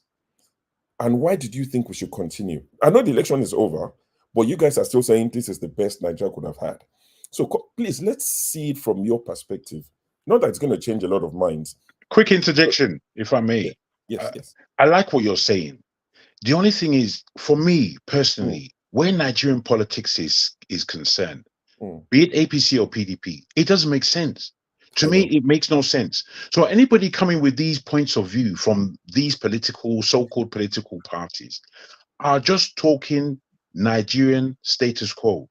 They're not talking development. They're not talking any encouragement. They're not talking wisdom. So they will come on board here and talk a plethora of lying, nonsensical bullfart. I agree.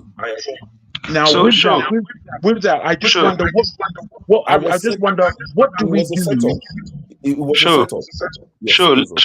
Let me tell you something. The visit that came to them, he said something. I don't know who asked Mena his tone. I asked him, what do he think about the appointment made by Tinubu? All right. Then the guy replied, if we see, are we going to agree or not? That this is just the 1% of total appointment.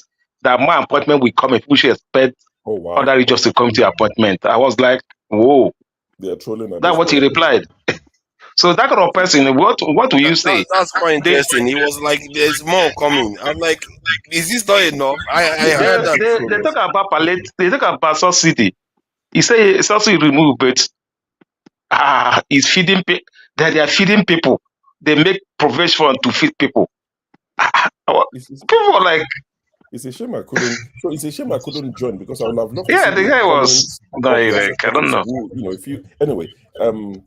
In rounding up, those who said that my statistics will go chop when Peter Obi, was trolled for quoting statistics, and someone famously said my statistics will go chop. Now they are chopping Shege. I think statistics will have been a better meal than Shege that they're easily. And when they say people will cry for 8 years, I've seen it in the comment section here a lot. I don't, discuss it when they type it. But they're telling us now that we're going to cry for 8 years. We're going to wail for 8 years, like they told us under Buhari. And I'm asking them, genuinely, who are the people crying the most in Nigeria? Believe. Market women in Ibadan or Joe Market were crying, literally crying. And I can tell you, looking at that demographic, less than 0.5% of them voted for Peter Obi. We know who they voted for, but they were crying 2 days ago. They were saying that a box of mackerel fish that they bought for 30,000 naira a few months ago now sell for 80,000 naira. They said the Ibadan people have refused to buy fish because they cannot afford it. Now, the consumers can say, no, I'm not eating it because I can't afford it. But the seller is saying, what else do I sell to make money to feed my children? They were literally crying. So when they tell us that we're going to cry for 8 years, Buhari can come back and roll. Who's off your mic? Buhari can come back and roll alongside Tinubu as a deputy or the other way around for the next 50 years. And I know that, Jago, you're not crying. I'm not crying. These guys on the platform are not crying. Most of the people in the comment section are not crying. So when they say we're going to cry for 8 years, we are not the ones who are going to cry. And I wish no Nigerians will cry, but we really know those who are going to cry, because during the election, they told us that their supporters are not online, which tells you something. They target a specific demographic. Those that are not online, the uneducated. And that's why they won't educate Nigerians. I kept saying it during the election. What's the incentive for APC, PDP to educate Nigerians?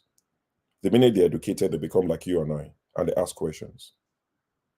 They were literally proud of themselves. You don't win elections on Twitter. Our voters are not on Twitter. What does that tell you? They're saying that our voters are uneducated. They're downtrodden. And the way to go is to keep them there if you're a politician. Even So- some of the educated ones, I'm afraid, even some of the educated ones, once they've found themselves in a position where they have made the vote and today they are crying, if you go to them and let them know it's because of their vote that they did that this has taken place, you will have a fight on your hands. They're not going to agree. The level of ignorance, it's past the uneducated, it's ignorance. We are That's a form happy. of education. We are, Ignorance is not knowing. we are happy in our Maya. And when I say that, I say not that to say that Nigerians are happy, but once we've found the position, the Yorubas who voted for Tinubu, they're just happy for Tinubu to be there as a Yoruba. Yeah. Even though they're crying, Yeah. they would not admit that they've made a wrong choice. They won't admit it. And this is our I don't know what to call it, blatancy of ignorance. It's much. It is. It's much. I beg So, your pardon, but I like what you're saying, Joe. So, rounding off, I wish Nigeria well. I don't pray for Nigeria. When people say, I saw someone in the comment section yesterday, a very educated one of the ringleaders of the Tinubu camp, and they said, just pray or something like pray for Nigeria. And I thought to myself, you elect a crooked person that can't do the job, and you say we should pray. And I gave an analogy, and one of his guys laughed and quoted me and laughed. I said, it's like you accepting or selecting a surgeon that has a dodgy record, is medical school, there's some discrepancies about him going to medical school, but you elected him to perform surgery on you. Now you're praying that you don't die during the I read procedure. that. You're I read dead, man. that. Yeah. You're dead. You cannot select a surgeon that has dodgy medical school record to perform surgery, and you're now praying that he doesn't kill you. It will be your death. That's all I've got to say. Well said, my brother. You're muted. Your mic, forefather. Thank you. Yeah, my own issue today that I found in the discussion was the guy just dismissing most of the questions. It's emotional stuff. It wasn't like being rude to people. He was trying to be rational with people sometimes, and I felt like people didn't have any proper way of pinning them. I think it was a CM that seemed to have landed in terms of logically a point on him. Well, you notice that some people is just about passion. They just use passion, and because of that, he just says they are emotional about it. That said, I felt like the discussion especially when Omoye came on, when he was saying they were showing that we should go and protest in London and all of that, I was like, why? You just giving those people ammunition. Because I put myself in their shoes. If I was them, I would take every opportunity people share information to gather information to compromise you even further. And then you also have Peter Obi that has done all these great things in the country already in terms of this accomplishment. And Peter Obi won some states in the Nasarawa and all those places. This is it's not mean feat. He's done all these things, and you are saying he should sit it out. He has ability to change the narrative on the ground. We are in the UK where Nigel Farage, that wasn't even elected into the House of Parliament, was able to force the UK out of the European Union. Farage is a fighter. You know that. He's a proper exactly. Exactly. Different type of person. Oh, sorry, carry on. It's crazy stuff. You can see people that are not even in they are not even in the mainstream politics. They've not joined fully, and yet they are able to influence the system. Not to mention, like even Lib Dems, when they were in this thing and they managed to end up in government. You can change things, especially if you have a brand and you feel like people are saying P2B is a Nigerian, he doesn't do tribalism, he doesn't do religious stuff, he's not corrupt, he's empathetic. Use those things, and you are not corrupt. Use it. Make your party like that. And I don't see any reason why they keep saying he's not controlling Labour Party. He has the power to control it. He's a member now, isn't he? He has the power to control the Labour Party. He has 6 million votes. Take over the Labour Party, reshape it in your own image. Those people have men on the ground. You have men on the ground now. You know on the what, ground to invest in Nigeria. not to stop you at all. I'm in agreement with you in many ways, because it is the character of the leader that should, dispense itself into the character of the party. And that's very true. But you see, when Shore and Mogalu, when they were attempting presidential levels, both of them seemed to disappear when the thing was over. It's because we don't have Nigeria is not England. So whilst you're thinking of opposition and that kind of thing, I understand where you're coming from. It just isn't apparent in Nigeria. It's not apparent. It hasn't been apparent since the 1960s, 60s to 66. That kind of thing was palatable. Today, all that is once we took on the American system and we Nigerianized it, everything is democracy is not what we're doing in Nigeria. It's not democracy. If it's not apparent in Nigeria, then... but there's so many. It's not. There's so many things that I unlike yourself, that I throw out where Nigeria is concerned. I throw it out because nobody is in that mindset. No one. It's only you who has come to the UK, had a good understanding of how things work, how things can work. What is the power of the citizen? What is the power of the individual? These things you realize and understand and appreciate. My brother, that's not the game we're playing back home. It's not a game we're playing. Yeah. My fear is that if we don't capitalize, if this is what we are doing, it means that some of the leaders we've had in the past, they are not the real ones. Because the truth is that if you believe in something, you don't stop because election is over. As a matter of fact, you don't even only see election. You see a continuous change of the country. You change mind on a daily basis. Everything you do is about changing mind to move your agenda forward. That is how it works. And this is why I was saying that if Peter Obi has accomplished all these things in just 8 months or so, why don't we just capitalize on that? Because if you have a lever to wield and change something in a nation, why go and use a blunt tool that is harder to do? You want to protest in other capitals, you want to do all those things. When you have a viable leader that can actually take over this party, forge it, have men on the ground, expand into the north, form alliances with the north, and before you know it, you'll be surprised. Tinubu may have to start dancing to his own tone. First, you can't touch him because he's doing everything, playing the game right, and before you know it, and he's revealing all the nonsense. If Tinubu is not governing very well, he's revealing that, okay, look at them, they unify the currency, and look at the mess they made. They destroy the currency, and keep telling Nigerian people that they may not like him, but they can't arrest him, and he's doing it legally. By the time before you know it, Tinubu will be dancing to his tune, just like David Cameron was dancing to Nigel Farage's tune before he went and called the referendum to leave the European Union without knowing that it's going to happen. And before you know it, that's how you change nations.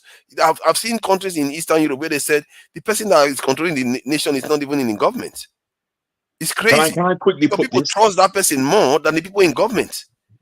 If I can quickly put this, you see, where Nigeria is concerned and politics, the individuals, like I've mentioned, Sowore, Mogalu, who I think largely we have certain levels of respect for. Sowore to me is not a politician, he's an agitator. And if he rose to the political heights that he desires, maybe he is an individual who can actually crash the system down to the ground in order for it to be rebuilt. Mogalu, he is a comparable, strong, well-reasoned political mind, I would suggest. The thing is, these people, if they really love Nigeria more than their own pride, they would have joined Peter Obi. But this is not what's going on. We need strong men to join each other. And that, unfortunately, is not happening in Nigeria. Look at Fela Durotoye. I don't really rate the guy. I know, but what I'm saying is, when they tried the third force in 2019, he came up trumps. He won the ticket for the third force. And today he's working for Tinubu. I'm just trying to say, like what you're saying, these guys have a price. All of them they disappeared. And even Mogalu, What happened to Moghalu was in his party, YPP or whatever party it was rigged out. He didn't think that there was going to be their delegate system was going to be monetized. Some guy came, I can't remember the guy's name, and they monetized it. It was like sure banker for him that was going to win the ticket. So when he lost the ticket at the primaries, he was so disillusioned, he was so disappointed, and he said he was returning from active politics. And people were like, support. People were literally begging him on Twitter every day, support Peter Obi, and he said no, he can't support anybody. And I'm thinking, why? Why? Peter Obi is the closest to what you stand for. To what you stand for. Why? And These just are the issues. For me, these are the issues, because the political violence in Nigeria is not the political violence of the West. So, you know, unless strong men who are righteous to a level join each other arm by arm, knowing they're going to take this thing down, because with that, there is major support. If imagine Shore, Moghalu, Obi, Dati are a living ticket where people are ready to take an understudy position, because their time will come. You know, if Peter Obi would be the first, and then let's say for argument's sake, Dati is the second, Obi and Moghalu and Shore would be the third and fourth within one single party. I fully appreciate what you're saying, forefather, that Labour Party should become a household party of significance. It has that opportunity. Have you seen what they've done to the Labour Party? They've flung it already. It's already spoiled. Going everywhere saying that Tinubu should be left alone. It's the winner. It's they already are the ones spoiled. saying that Peter Obi forged his certificate. They are the ones who started it. No, the other faction of the Labour Party. Sure. There's no repercussion. If I don't understand why Peter Obi is so laid back. There's no repercussion. I wanted to share something before we go. I don't want us to go deeper into this. That's something that maybe we good to go into next week. Regarding it just came on. The information just came on from the African Union. Because I think somebody was saying that maybe we should be talking more about other parts of this thing. This is another area that is interesting because it sounds interesting. Introducing PAPS, the Pan-African Payment and Settlement System, supported by Afrexim Bank, the African Union, and the AFCFTA, that's connecting cross-border payments in Africa today, linking banks, payment service providers, governments and fintechs, making intra-African trade faster, more affordable, more inclusive, and supporting our shared vision to be one unified market under the African Continental Free Trade Agreement, overcoming the fragmentation that created new borders, hampering intra-African trade for generations. With PAP's digital capability, you can reap the rewards of this transformation by enabling your clients' cross-border payments to be instant and cost-efficient, with transactions initiated and settled in local currencies, fully secure with best-in-class ISO 222 encoding, and totally transparent with enhanced analytics for better informed decision-making. If you're ready to extend your reach across Africa and accelerate trade across borders for you and your clients, it's time to connect to PAPS. Connecting payments, accelerating Africa's trade. Discover what PAPS can do for you at paps.com.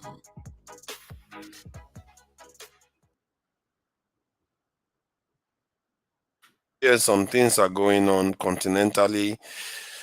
There are sometimes I may be suspicious about what's going on in the African Union, but this one is going to be hard to be suspicious about it, because if it's intra-African trade where they can trade with each other with local currency, that's what I don't see. What currency? That you can't argue with that, can you? It's quite a good initiative for them to put forward, and I hope it's something we can be able to talk about maybe sometime next week. Thank you, gentlemen, for coming in. Jagun, you have been troubling me, and me and you, there's something we are going to have a fight to at this rate. You know, you are an elder. Right, you don't want to fight me, to be You are honest. an elder at this rate. But I can tell you that I'm not thinking in the same way that you are thinking, or of course you are not. Or neither am I thinking in the way that you believe I should be thinking. You see me, or I'm a realist, and I love my people, whoever they are, and many times when you come at me, it says that, well, not come at me, but just caution me in that I'm disturbing you. I'm not speaking to disturb you. I'm speaking on principles. I'm a principled person. People may not take me as that, but I'm a principled. I am like my old man. I'm like my father, and he's an extreme. My father cannot take rudeness. He cannot take nonsense. He hasn't. The Jagun is my dad's name. Yeah, that's where I get the name from. I'm not here to play with any human being. You know, me growing up from age 0 to about 15, I was an extremely violent person. People couldn't come next to me and do nonsense. I was able to stop my violent approach by the time I left school. By the time I left school, I didn't need to fight anybody. You understand? Physically, because they knew who I was. So it's now all returned to my violence is in my tongue. You don't want the violence of my physicality. I'm telling you. And you're from Ondo State. That Straight Ondo is double trouble. You understand us No, already? no, mind the. It's not though. Is that where Ijebu is? I don't know. That's not where Ijebu. Ijebu is Ogun State. Ijebu Ogun State, not be Ondo. Okay, I see. Ondo State, Ondo people amongst the Yoruba people are known as stubborn might be a derogatory word, but they stand for what they stand for. They're not shifting. They're like, this is me. Don't F about you. F about you. Find out. You know, that kind of stubborn. That's cool. Yeah, somebody was asking. I don't want to entertain. He was asking what we learned from 2000 and this election cycle. But that said, I think there's a lot to discuss, and I think Peter Obi is going to be here next week. That's going to be a very interesting session. It's going to be really, really charged. Man, my God, I can't even imagine the amount of people that will be here then. So, gentlemen, before we close, I just want to give a compliment. A compliment. I'm a man that I really enjoy people's voices, and there are voices that disturb my ear that I can't take because they're a bit itchy and scratchy. But forefather, your voice is full of richness, or rich. I don't know if anyone's told you or if you understand the richness in your voice. I don't know where this is going. This is going well, it's going here. It's going here because when I listen to voices across Nigeria, in the East, I want Igbos. They too have a rich voice. Sometimes their voice can be full of gravel and depth. And I'm not saying our Igbo man they talk. When I hear your voice, or even given that you don't give up your identity, I do wonder where that richness comes from. And from Igbo, Nana, from Igbo, all these states. We just don't know. He's not really. All these states. Don't mind now. All these nonsense. How do you know where I'm from? Yeah? When I said you're from Southeast, people disown me. No, Fafara, looking at you now, you not say no, Fafara, but for real, Jogo just looking at you the way you behave. You know that you are from Biafra, all these states. No, you don't know that. You don't have a clue. You don't have a clue. That one. Jago said your voice there's a lot of richness in it. Then he went and said the Igbos have a lot of richness in their voice, and they left it there.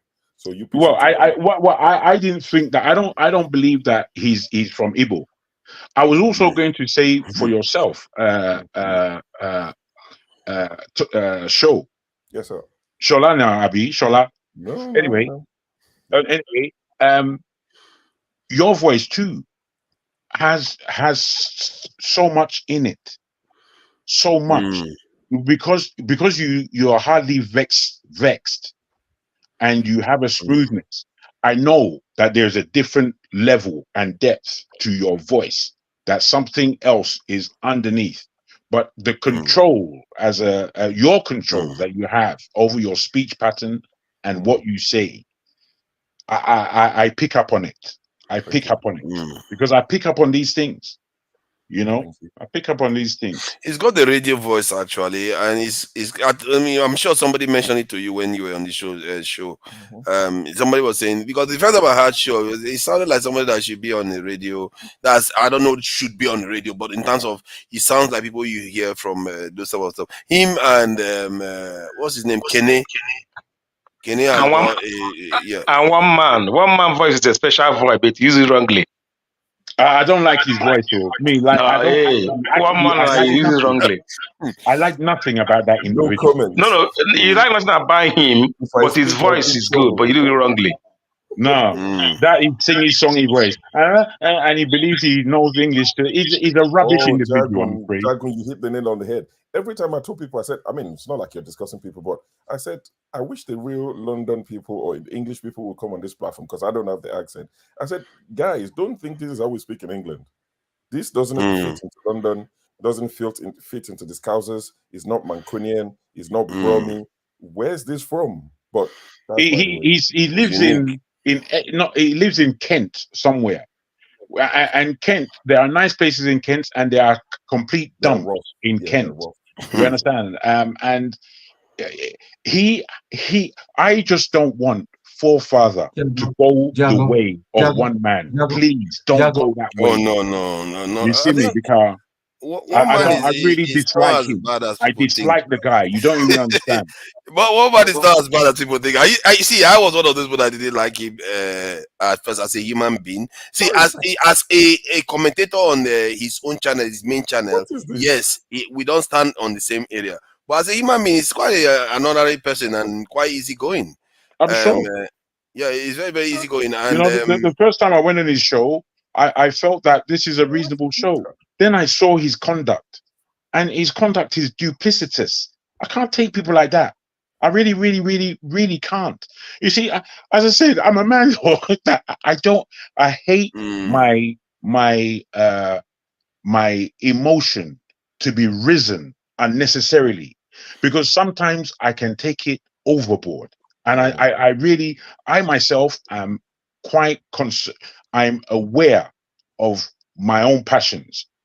And I really don't want to start looking for anybody in this panel, because if I find it, people are complex. That's what I have found. People are complex, and indeed, what I found with one man is that the first time I went on this panel, I was like, "You are too tribalist. I don't like it."